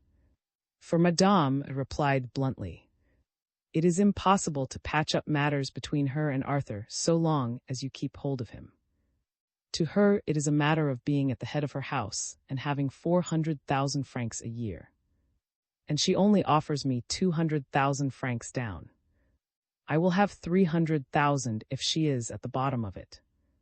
What I have taken every care of her brat and her husband, I have filled her place in every way, and she is to beat me down. Look here, my dear fellow, I shall then have just 1,000,000. And besides that, you promise me the presidency of the court, and if only I can make up for Madame. Right you are, said. How I shall be bored in that little town. Said philosophically. I have heard so much about that part of the country from, and Madame Valnoble, that it is as though I had lived there already. But if I could promise you the help of the title. Oh, if you can really do that, but the pigeon refuses to fly. And he is very ugly, with his skin like a plum. He has bristles instead of whiskers and looks like a wild boar, though he has eyes like a bird of prey. He will be the finest president ever seen, be easy. In 10 minutes he will be singing you Isabel's song in the 4th act of Robert, Sways. But you must undertake to send Arthur back to fall at its feet. It is difficult, but among us we may manage it. At about 10:30, they came into the drawing-room to take coffee. In the position in which Madame Couture and found themselves, it is easy to imagine the effect that was produced on the ambitious Norman by the following conversation between Couture and in a corner, carried on indeed in an undertone that they might not be overheard, but which contrived to hear. My dear fellow, if you were wise, you would accept the place of Receiver General in some out-of-the-way place. Madame would get it for you. 1,000,000 francs would enable you to deposit the security, and you would settle everything on her as your wife. Then, if you steered your boat cleverly, you would be made deputy, and the only premium I ask for having saved you will be your vote in the chamber. I shall always be proud to serve under you. Oh, my boy, you have had a very close shave. Just fancy thought herself in love with that Norman from. She wanted to have him made a baron, president of the court in his native town, and officer of the Legion of Honor. The noodle never guessed what Madame was worth, and you owe your good fortune to her disgust, so do not give such a clever woman time to change her mind. For my part, I will go and put the irons in the fire. So left Couture in the 7th heaven of happiness, and said to Law, shall I take you with me, my son? By 11 o'clock, found herself left with Couture, and Arthur was asleep in an armchair. Couture and were trying to outstay each other, but without success. Madame put an end to this contest by saying to Couture, till tomorrow, dear boy. Which he took in good part. Mademoiselle said in a low voice, when you saw me so unready to respond to the proposal you made me indirectly, do not imagine that there was the smallest hesitation on my part, but you do not know my mother, she would never consent to my happiness. You are of age to address her with a 5, my dear fellow, retorted insolently. However, if you are afraid of mamma, you are not the man for my money. Oh, said the heir affectionately, as he boldly put his right arm round Madame's waist, I believed that you loved me. And what then? I might perhaps pacify my mother, and gain more than her consent. How? If you would use your influence. To get you created baron, officer of the Legion of Honor, and president of the court, my boy, is that listen to me, I have done so many things in the course of my life that I am capable of being virtuous. I could be an honest woman, a loyal wife, and take my husband in tow to upper regions, but I insist on being so loved by him that not a glance, not a thought, shall ever be given to any heart but mine, not even in a wish. How does that do for you? Do not bind yourself rashly, it is for life, my boy. With a woman like you, done, without looking twice. Cried, as much intoxicated by a look as he was by the West Indian liqueurs. You shall never repent of that word, my brave boy. You shall be a peer of France as to that poor old chap, she went on, looking at asleep. It is a double L, all over ver all over. She said it so cleverly, so prettily, that seized Madame and kissed her with an impulse of passion and joy, in which the intoxication of love and wine were second to that of happiness and ambition. "But now, my dear child," said she, "you must remember henceforth to behave respectfully to your wife, not to play the lover, and to leave me to get out of my slough as decently as may be in Couture, who believed himself a rich man and receiver general." "I have a horror of the man," said. "I wish I might never see him again." "I will have him here no more," said the courtesan with a little prudish air. "Now that we understand each other, my go, it is 1 o'clock." This little scene gave rise in the household, hitherto so perfectly happy, to a phase of domestic warfare between Arthur, and such as any covert interest on the part of one of the partners is certain to give rise to. The very next day Arthur woke to find himself alone. Madame was cold, as women of that sort know how to be. "What happened last night?"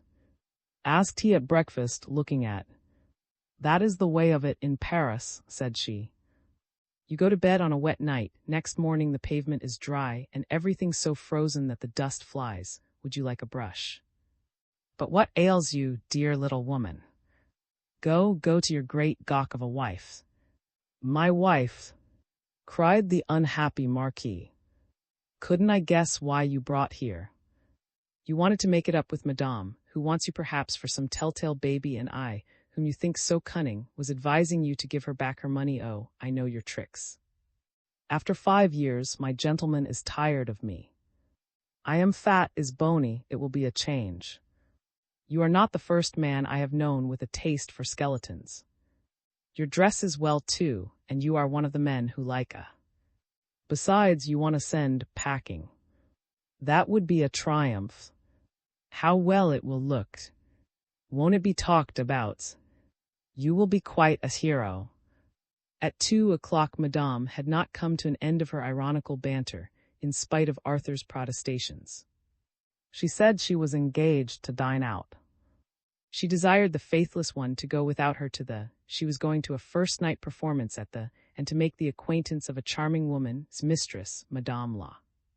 To prove his eternal attachment to his little and his aversion for his wife, Arthur offered to set out the very next day for Italy, and to live as her husband in Rome, Naples, or Florence, whichever might prefer, giving her 60,000 francs a year. "All that is pure whims," said she. "That will not hinder your making it up with your wife, and you will be wise to do so." At the end of this formidable discussion, Arthur and parted, he to play and dine at the club, she to dress and spend the evening with.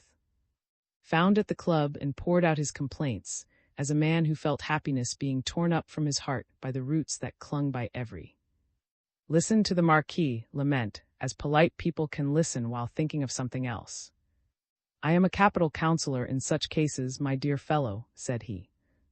"Well, you make a great mistake in letting see how much you care for her. Let me introduce you to Madame a heart to let. You will see la sing very small. Why, she is 37, is your, and is but 26. And such a woman! Her wits are not all in her brains, I can tell you. Indeed, she is my pupil. If Madame still struts out her pride, do you know what it means?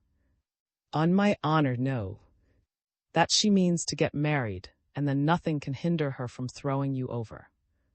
After a 6 years, least the woman has a right to do it, but if you will listen to me, you can do better than that. At the present time your wife is worth 1,000, and of the St. George's Quarter. She will be hard to win, but not impossible, and she will make you as happy as. At any rate, if you do not wish to look like a fool, come to supper tonight at's. No, I love too well. I will not allow her to have any cause for blaming me. Oh, my dear fellow, what a life you are making for yourself!" Cried. "It is 11 o'clock. She will have returned from the," said, going off. And he roared at the coachman to drive as fast as he could to the Rue Law. Madame had given distinct orders and was admitted exactly as though he and Madame were the best of friends. But Madame, informed of his return, took care to let hear the slam of her dressing-room door, shut as doors shut when a lady is taken by surprise. Then on the corner of the piano was hat, intentionally forgotten, and conspicuously fetched away by the maid as soon as, and Madame were engaged in conversation. So you did not go to the play, little woman? No, I changed my mind. And who has been here? He asked quite simply, seeing the maid carry away the hat. Nobody. To this audacious falsehood Arthur could only bow his head. This was passing under the forks of submission. True love has this magnanimous cowardice. Arthur behaved to Madame as Sabine did to. Within a week there was a change like that of a grub to a butterfly in the handsome and clever young Count, Charles Law, the hero of the sketch called A Prince of Bohemia, which makes it unnecessary to describe his person and character in this place. Hitherto he had lived very poorly, making up his deficits with the audacity of a now he paid his debts. By his advice he had a little low carriage, he was elected to the Jockey Club, to the club in the Rue, he became superlatively elegant. Finally he published in the Journal a novel which earned him in a few days such a reputation as professional writers do not achieve after many years of labor and success, for in Paris nothing is so vehement as what is to prove ephemeral. Perfectly certain that the Count would never write anything more, praised this elegant and impertinent youth to Madame in such terms, that, spurred on by the poet's account of him, expressed a wish to see this prince of fashionable vagabonds. He will be all the more delighted to come here, replied, because I know he is so much in love with you as to commit any folly. But he has committed every folly already, I am told. Every folly? No, replied, he has not yet been so foolish as to love a decent woman. A few days after the plot of the boulevard had been laid between and the seductive Count Charles, this young gentleman on whom nature had bestowed an irony, no doubt a pathetically melancholy countenance, made his first incursion into the nest in the Rue, where the dove, to receive him, fixed an evening when was obliged to go out with his wife. If ever you meet Law, or when you come to the Prince of Bohemia, in the third part of this long picture of modern manners you will at once understand the triumph achieved in a single evening by that sparkling wit, those astonishing high spirits, especially if you can conceive of the capital byplay of the sponsor who agreed to second him on this occasion. Was a good fellow, he showed off the young Count as a jeweler shows off a necklace he wants to sell, by making the stones sparkle in the light. Law discreetly was the first to leave. He left and the Marquise together, trusting to the great author's cooperation, which was admirable. Seeing the Marquise quite amazed, he fired her fancy by a certain reticence, which stirred in her such chords of curiosity as she did not know existed in her. Gave her to understand that it was not so much Law's wit that won him his successes with women as his superior gifts in the art of love, and he cried him up beyond measure. This is the place for setting forth a novel result of the great law of contrasts, which gives rise to many a crisis in the human heart and accounts for so many vagaries that we are forced to refer to it sometimes, as well as to the law of affinities. Courtesans, including all that portion of the female sex which is named, unnamed, and renamed every quarter of a century, all preserve, in the depths of their hearts, a vigorous wish to recover their liberty, to feel a pure, saintly, and heroic love for some man to whom they can sacrifice everything. See scenes from a courtesan's life. They feel this antithetical need so keenly that it is rare to find a woman of the kind who has not many times aspired to become virtuous through love. The most frightful deception cannot discourage them. Women who are, on the contrary, restrained by education and by their rank in life, fettered by the dignity of their family, living in the midst of wealth, crowned by a halo of virtue, are tempted secretly, of course, to try the tropical regions of passion. These two antagonistic types of women have, at the bottom of their hearts, the one a little craving for virtue, the other a little craving for dissipation, which Jean first had the courage to point out. In those it is the last gleam of the divine light not yet extinct, in these it is a trace of the primitive clay. This remaining claw of the beast was tickled, this hair of the devil was pulled with the greatest skill by. The Marquise seriously wondered whether she had not hitherto been the dupe of her intellect, whether her education was complete. Vice is perhaps the desire to know everything. Next day was seen by as what he was, a perfect and loyal gentleman, devoid of spirit and wit. In Paris, to be known as a wit, a man's wit must flow as water flows from a spring, for all men of fashion and Parisians in general are witty. But was too much in love, he was too much absorbed to observe the change in and satisfy her by opening up fresh veins. He was very colorless in the reflected light of the previous evening, and could not give the greedy the smallest excitement. A great love is a credit account open to such voracious drafts on it that the moment of bankruptcy is inevitable.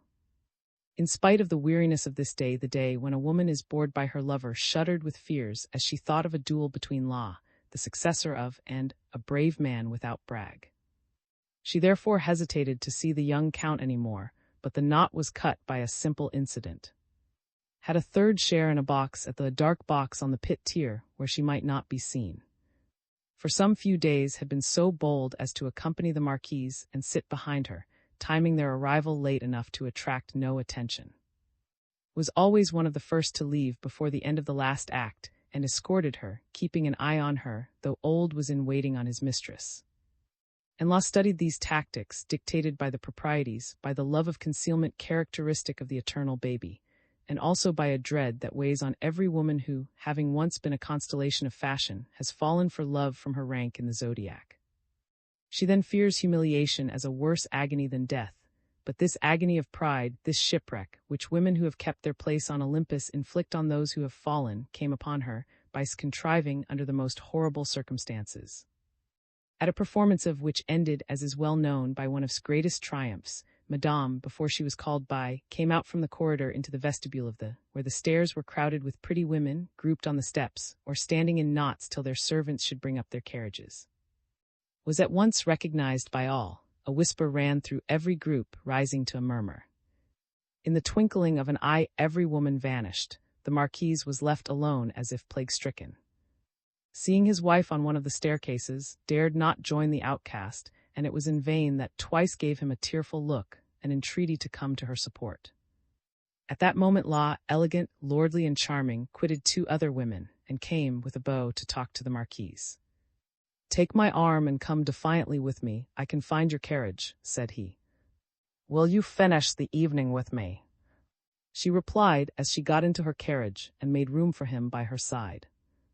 La said to his groom, "Follow Madame's carriage," and got in with Madame to some amazement. He was left standing, planted on his feet as though they were made of lead, for it was on seeing him looking pale and blank that had invited the young count to accompany her. Every dove is in white feathers. 3 carriages arrived together at the Rue with lightning swiftness, La and the marquise. "So you are here," said, on going into her drawing-room, leaning on the young count's arm, and finding already there, his horse having outdistanced the other 2 carriages. "So yon are acquainted with this gentleman," said Toe with suppressed fury. "La was introduced to me by 10 days ago," said, "and you have known me for 4 years." "And I am ready, Madame," said La, "to make Madame Spard repent of having been the first to turn her back on you down to her." "Oh, it was she," cried. "I will pay her out." "If you want to be revenged, you must win back your husband, but I am prepared to bring him back to you," said La in her ear. The conversation thus begun was carried on till 2 in the morning, without giving an opportunity of speaking 2 words apart to, who constantly kept his rage in subjection by her glances. La, who was not in love with her, was as superior in good taste, wit, and charm as was beneath himself, writhing on his seat like a worm cut in 2, and thrice starting to his feet with an impulse to stop La. The 3rd time that flew at his rival, the count said, "Are you in pain?" in a tone that made sit down on the nearest chair, and remain as immovable as an image. The marquise chatted with the light ease of a ignoring's presence. La was so supremely clever as to depart on a last witty speech, leaving the 2 lovers at war. Thus, by skill, the flames of discord were raging in the divided households of and Madame. On the morrow, having heard from La at the Jockey Club, where the young count was playing whist with great profit, of the success of the scene he had plotted, went to ascertain how was managing her affairs. "My dear fellow," cried Madame, laughing as she saw him, "I am at my wit's end. I am closing my career with the discovery that it is a misfortune to be clever." "Explain your meaning." "In the first place, my dear friend, I kept my Arthur for a week on a regimen of kicking his shins, with the most patriotic old stories and the most unpleasant discipline known in our profession. "You are ill," said he with fatherly mildness, "for I have never been anything but kind to you, and I perfectly adore you." "You have one fault, my dear," said I, "you bore me." "Well, but have you not all the cleverest men, and the handsomest young fellows in Paris to amuse you. Said the poor man. I was shut up. Then I felt that I loved him. Said, what is to be done? These ways are too much for us. It is impossible to resist them. Then I changed the stop. I made eyes at that wild boar of a lawyer, my future husband, as great a sheep now as Arthur. I made him sit there in his armchair, and I thought him a perfect fool. How bored I was, but of course, I had to keep there that we might be discovered together. Well, cried, get on with your story. When found you together, what next? You would never guess, my good fellow. By your instructions the banns are published, the marriage contract is being drawn, Dame is out of court. When it is a case of matrimony, something may be paid on account. When he found us together, and me, poor Arthur stole off on tiptoe to the dining room, and began growling and clearing his throat and knocking the chairs about. That great, to whom I cannot tell everything, was frightened, and that, my dear, is the point we have reached. Why, if Arthur should find the couple of us some morning on coming into my room, he is capable of saying, have you had a pleasant night, children? Nodded his head, and for some minutes sat twirling his cane. I know the sort of man, said he. This is what you must do. There is no help for it but to throw Arthur out the window and keep the door tightly shut. You must begin again the same scene with. How intolerable! For after all, you see, the sacrament has not yet blessed me with virtue. You must contrive to catch Arthur's eye when he finds you together, went on. If he gets angry, there is an end of the matter. If he only growls as before, there is yet more an end of it. How? Well, you must be angry, you must say, I thought you loved and valued me, but you have ceased to care for me, you feel no jealousy, but you know it all, chapter and verse under such circumstances, drag me in, would kill his man on the spot, and cry. And make him ashamed of himself by comparing him with, would have a dagger ready to stab you to the heart. That is what I call love. There, go. Good night, goodbye. Take back your house, I am going to marry. He will give me his name, he will. He has thrown over his old mother, in short, you. Of course, of course. I will be magnificent, cried Madame. There will never be but one, as there never was but one. Law is greater than I, said modestly. He is getting on famously. He has a tongue, but you have backbone and a grip. How many people have you kept going? How many have you doubled up? Law has every qualification. He is deep and well informed, while I am ignorant, replied I have seen, who came to terms at once with the keeper of the seals. Will be made president of the court and officer of the Legion of Honor after a year's probation. I will take up religion, replied Madame, emphasizing the phrase so as to win an approving look from.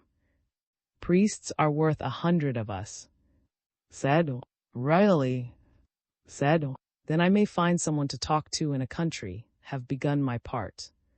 Has already told his mother that grace has dawned on me, and he has bewitched the good woman with my million and his presidency. She agrees that we are to live with her. She asked for a portrait of me and has sent me hers. If love were to look at it, he would fall backwards. Go then. I will demolish the poor man this evening. It goes to my heart. 2 days later, Law and met at the door of the Jockey Club. It is done, said Charles. The words, containing a whole horrible and terrible drama, such as vengeance often carries out, made the smile. We shall have all Jeremiads, said, for you, and have finished together. Has turned Arthur out of doors, and now we must get hold of him. He is to give 300,000 francs to Madame, and return to his wife. We will prove to him that is superior to. We have at least 10 days before us, said Charles sapiently, and not too much in all conscience, for now I know the Marquise and the poor man will be handsomely fleeced. What will you do when the bomb bursts? We can always be clever when we have time to think it out. I am grand when I am able to prepare for it. The two gamblers went into the drawing-room together and found the Marquis looking 2 years older. He had no stays on. He had sacrificed his elegance. His beard had grown. Well, my dear Marquis, said, oh, my dear fellow, my life is broken. And for 10 minutes Arthur talked and gravely listened. He was thinking of his marriage, which was to take place a week hence. My dear Arthur, I advised you of the only means I knew of to keep, and you did not choose. What means? Did I not advise you to go to supper with? Quite true, how can I help it? I love her, and you make love as fences. Listen to me, Arthur, give her 300,000 francs for her little house, and I promise you I will find you something better. I will speak to you again of the unknown fair one by and by. I see, who wants to say 2 words to me. And left the inconsolable man to talk to the representative of the family needing consolation. My dear fellow, said the other marquis in an undertone, the Duchess is in despair, has quietly packed up and procured a passport. Sabine wants to follow the fugitives, catch and claw her. She is expecting another child, and the whole thing looks rather murderous, for she has gone quite openly and bought pistols. Tell the Duchess that Madame is not going, and within a fortnight the whole thing will be settled. Now your hand on it. Neither you nor I have said anything or known anything.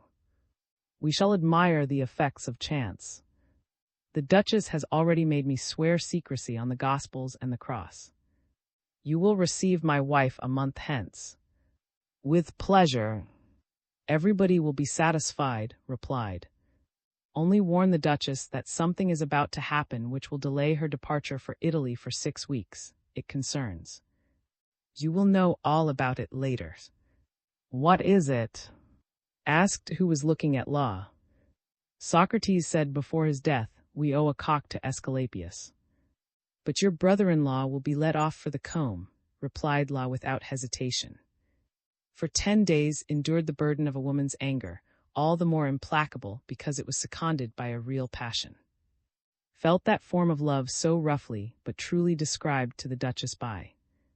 Perhaps there is no highly organized being that does not experience this overwhelming passion once in a lifetime.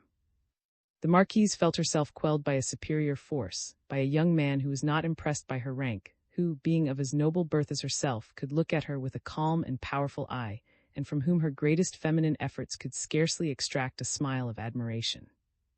Finally, she was crushed by a tyrant, who always left her bathed in tears, deeply hurt, and believing herself wronged.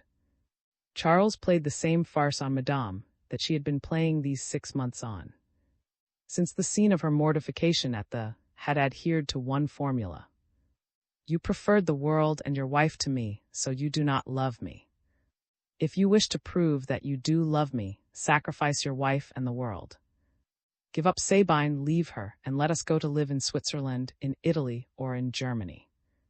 Justifying herself by this cool ultimatum, she had established the sort of blockade which women carry into effect by cold looks, scornful shrugs, and a face like a stone citadel. She believed herself rid of, she thought he would never venture on a breach with the. To give up Sabine, to whom Mademoiselle Touches had given her fortune, meant poverty for him. However, mad with despair, had secretly procured a passport, and begged his mother to forward him a considerable sum. While waiting for the money to reach him, he kept watch over, himself a victim to the jealousy of a Breton. At last, 9 days after the fateful communication made by Latu at the club, the Baron, to whom his mother had sent 30,000 francs, flew to the Rue, determined to force the blockade, to turn out Law, and to leave Paris with his idol appeased. This was one of those fearful alternatives when a woman who has preserved a fragment of self-respect may sink forever into the depths of vice, but may, on the other hand, return to virtue. Hitherto Madame had regarded herself as a virtuous woman, whose heart had been invaded by 2 passions, but to love Charles and allow herself to be loved by would wreck her self-esteem, for where falsehood begins, infamy begins. She had granted rights to, and no human power could hinder the Breton from throwing himself at her feet and watering them with the tears of abject repentance. Many persons wonder to see the icy insensibility under which women smother their passions, but if they could not thus blot out the past, life for them would be bereft of dignity. They could never escape from the inevitable collusion to which they had once succumbed. In her entirely new position would have been saved if Law had come to her, but Old's alertness was her ruin. On hearing a carriage stop at the door, she exclaimed to "Here are visitors." And she hurried away to prevent a catastrophe. A prudent man replied to Charles, who had called solely to hear these very words, "Madame is gone out." When heard from the old servant that the young count had called, and what he had been told, she said, "Quite right," and returned to the drawing-room, saying to herself, "I will be a nun." Who had made so bold as to open the window, caught sight of his rival. "Who was it?" he asked. "I do not know, has not come up yet." "It was La." "Very possibly. You love him, and that is why you find fault with me. I saw him." "You saw him?" "I opened the window." Dropped half dead on the sofa. Then she tried to temporize to save the future. She put off their departure for 10 days on the plea of business, and vowed to herself that she would close her door against if only she could pacify La, for these are the horrible compromises and burning torments that underlie lives that have gone off the rails on which the great train of society runs. As soon as was alone, she felt so miserable, so deeply humiliated, that she went to bed. She was ill. The fearful struggle that rent her heart seemed to leave a horrible reaction, and she sent for the doctor. But at the same time she dispatched to La the following note, in which she avenged herself on with a sort of, "Come to see me, my friend, I am in desperation. Turned you away when your visit would have put an end to one of the most horrible nightmares of my life, by rescuing me from a man I hate, whom I hope never to see again.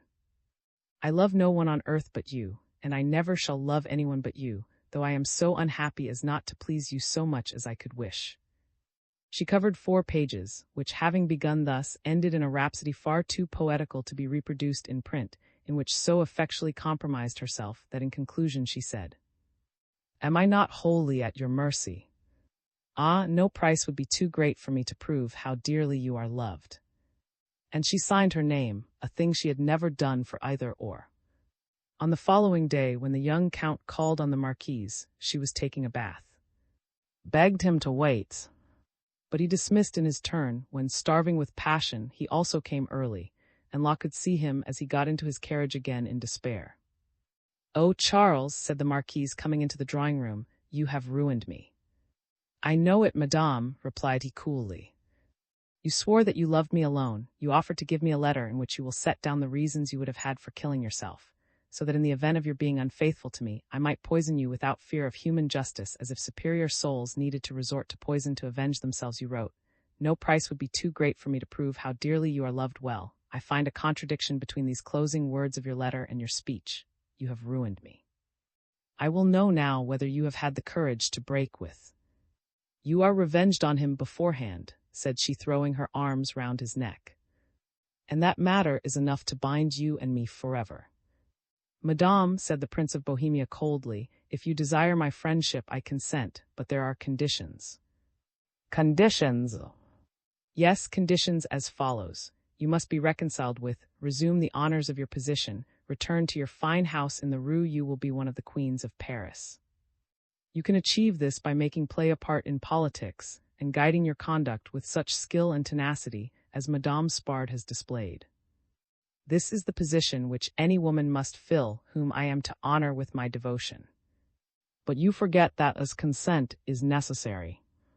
"Oh, my dear child," replied La, "we have prepared him for it.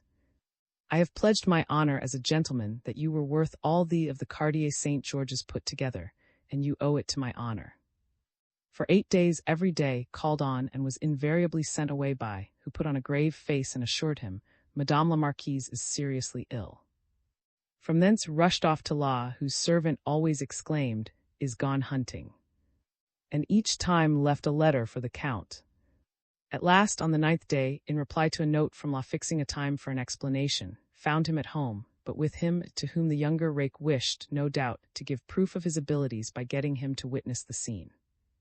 "Baron," said Charles quietly, "here are the 6 notes you have done me the honor of writing to me. They are unopened, just as you sent them.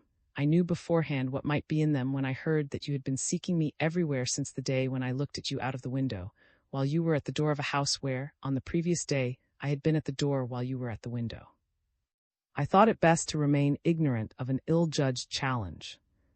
Between you and me, you have too much good taste to owe a woman a grudge because she has ceased to love you. And to fight your preferred rival is a bad way to reinstate yourself. Also, in the present case, your letters were invalidated, null and void, as lawyers say, in consequence of a radical error. You have too much good sense to quarrel with a husband for taking back his wife. feels the marquise's position is undignified. You will no longer find Madame in the Rue. 6 months hence, next winter, you will see her in her husband's home. You very rashly thrust yourself into the midst of a reconciliation between a married couple to which you yourself gave rise by failing to shelter Madame from the mortification she endured at the opera house. As we left, to whom I had already brought some friendly advances on her husband's part, took me in her carriage, and her first words were, "Go and bring Arthur." Oh, heavens! Cried, she was right, I had failed in my devotion. But unfortunately, poor Arthur was living with one of those dreadful women, that Madame, who for a long time had expected every hour to find herself deserted. Madame, who, on the strength of complexion, cherished a desire to see herself some day the marquise, was furious when she saw her castles in the air fallen. Those women will lose an eye if they can spoil two for an enemy. La, who has just left Paris, has been the instrument of spoiling 6.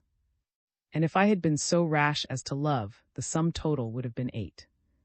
You must have discovered that you need an oculist. Could not help smiling at the change in his face. He turned pale as his eyes were opened to the situation. Would you believe, Baron, that wretched woman has consented to marry the man who furnished her with means of revenge?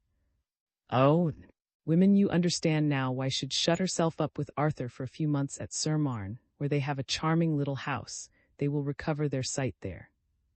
Meanwhile their house will be entirely redecorated. The marquise means to display a princely style of splendor. When a man is sincerely in love with so noble a woman, so great, so exquisite, the victim of conjugal devotion, as soon as she has the courage to return to her duties as a wife, the part of those who adore her as you do, who admire her as I do, is to remain her friends when they can be nothing more. You will forgive me for having thought it well to invite to be present at this explanation, but I was particularly anxious to make this all perfectly clear. For my part, I especially wish to assure you that, though I admire Madame's cleverness as a woman, she is to me supremely odious. And that is what our fairest dreams, our celestial loves end in, said, overwhelmed by so many revelations and disenchantments.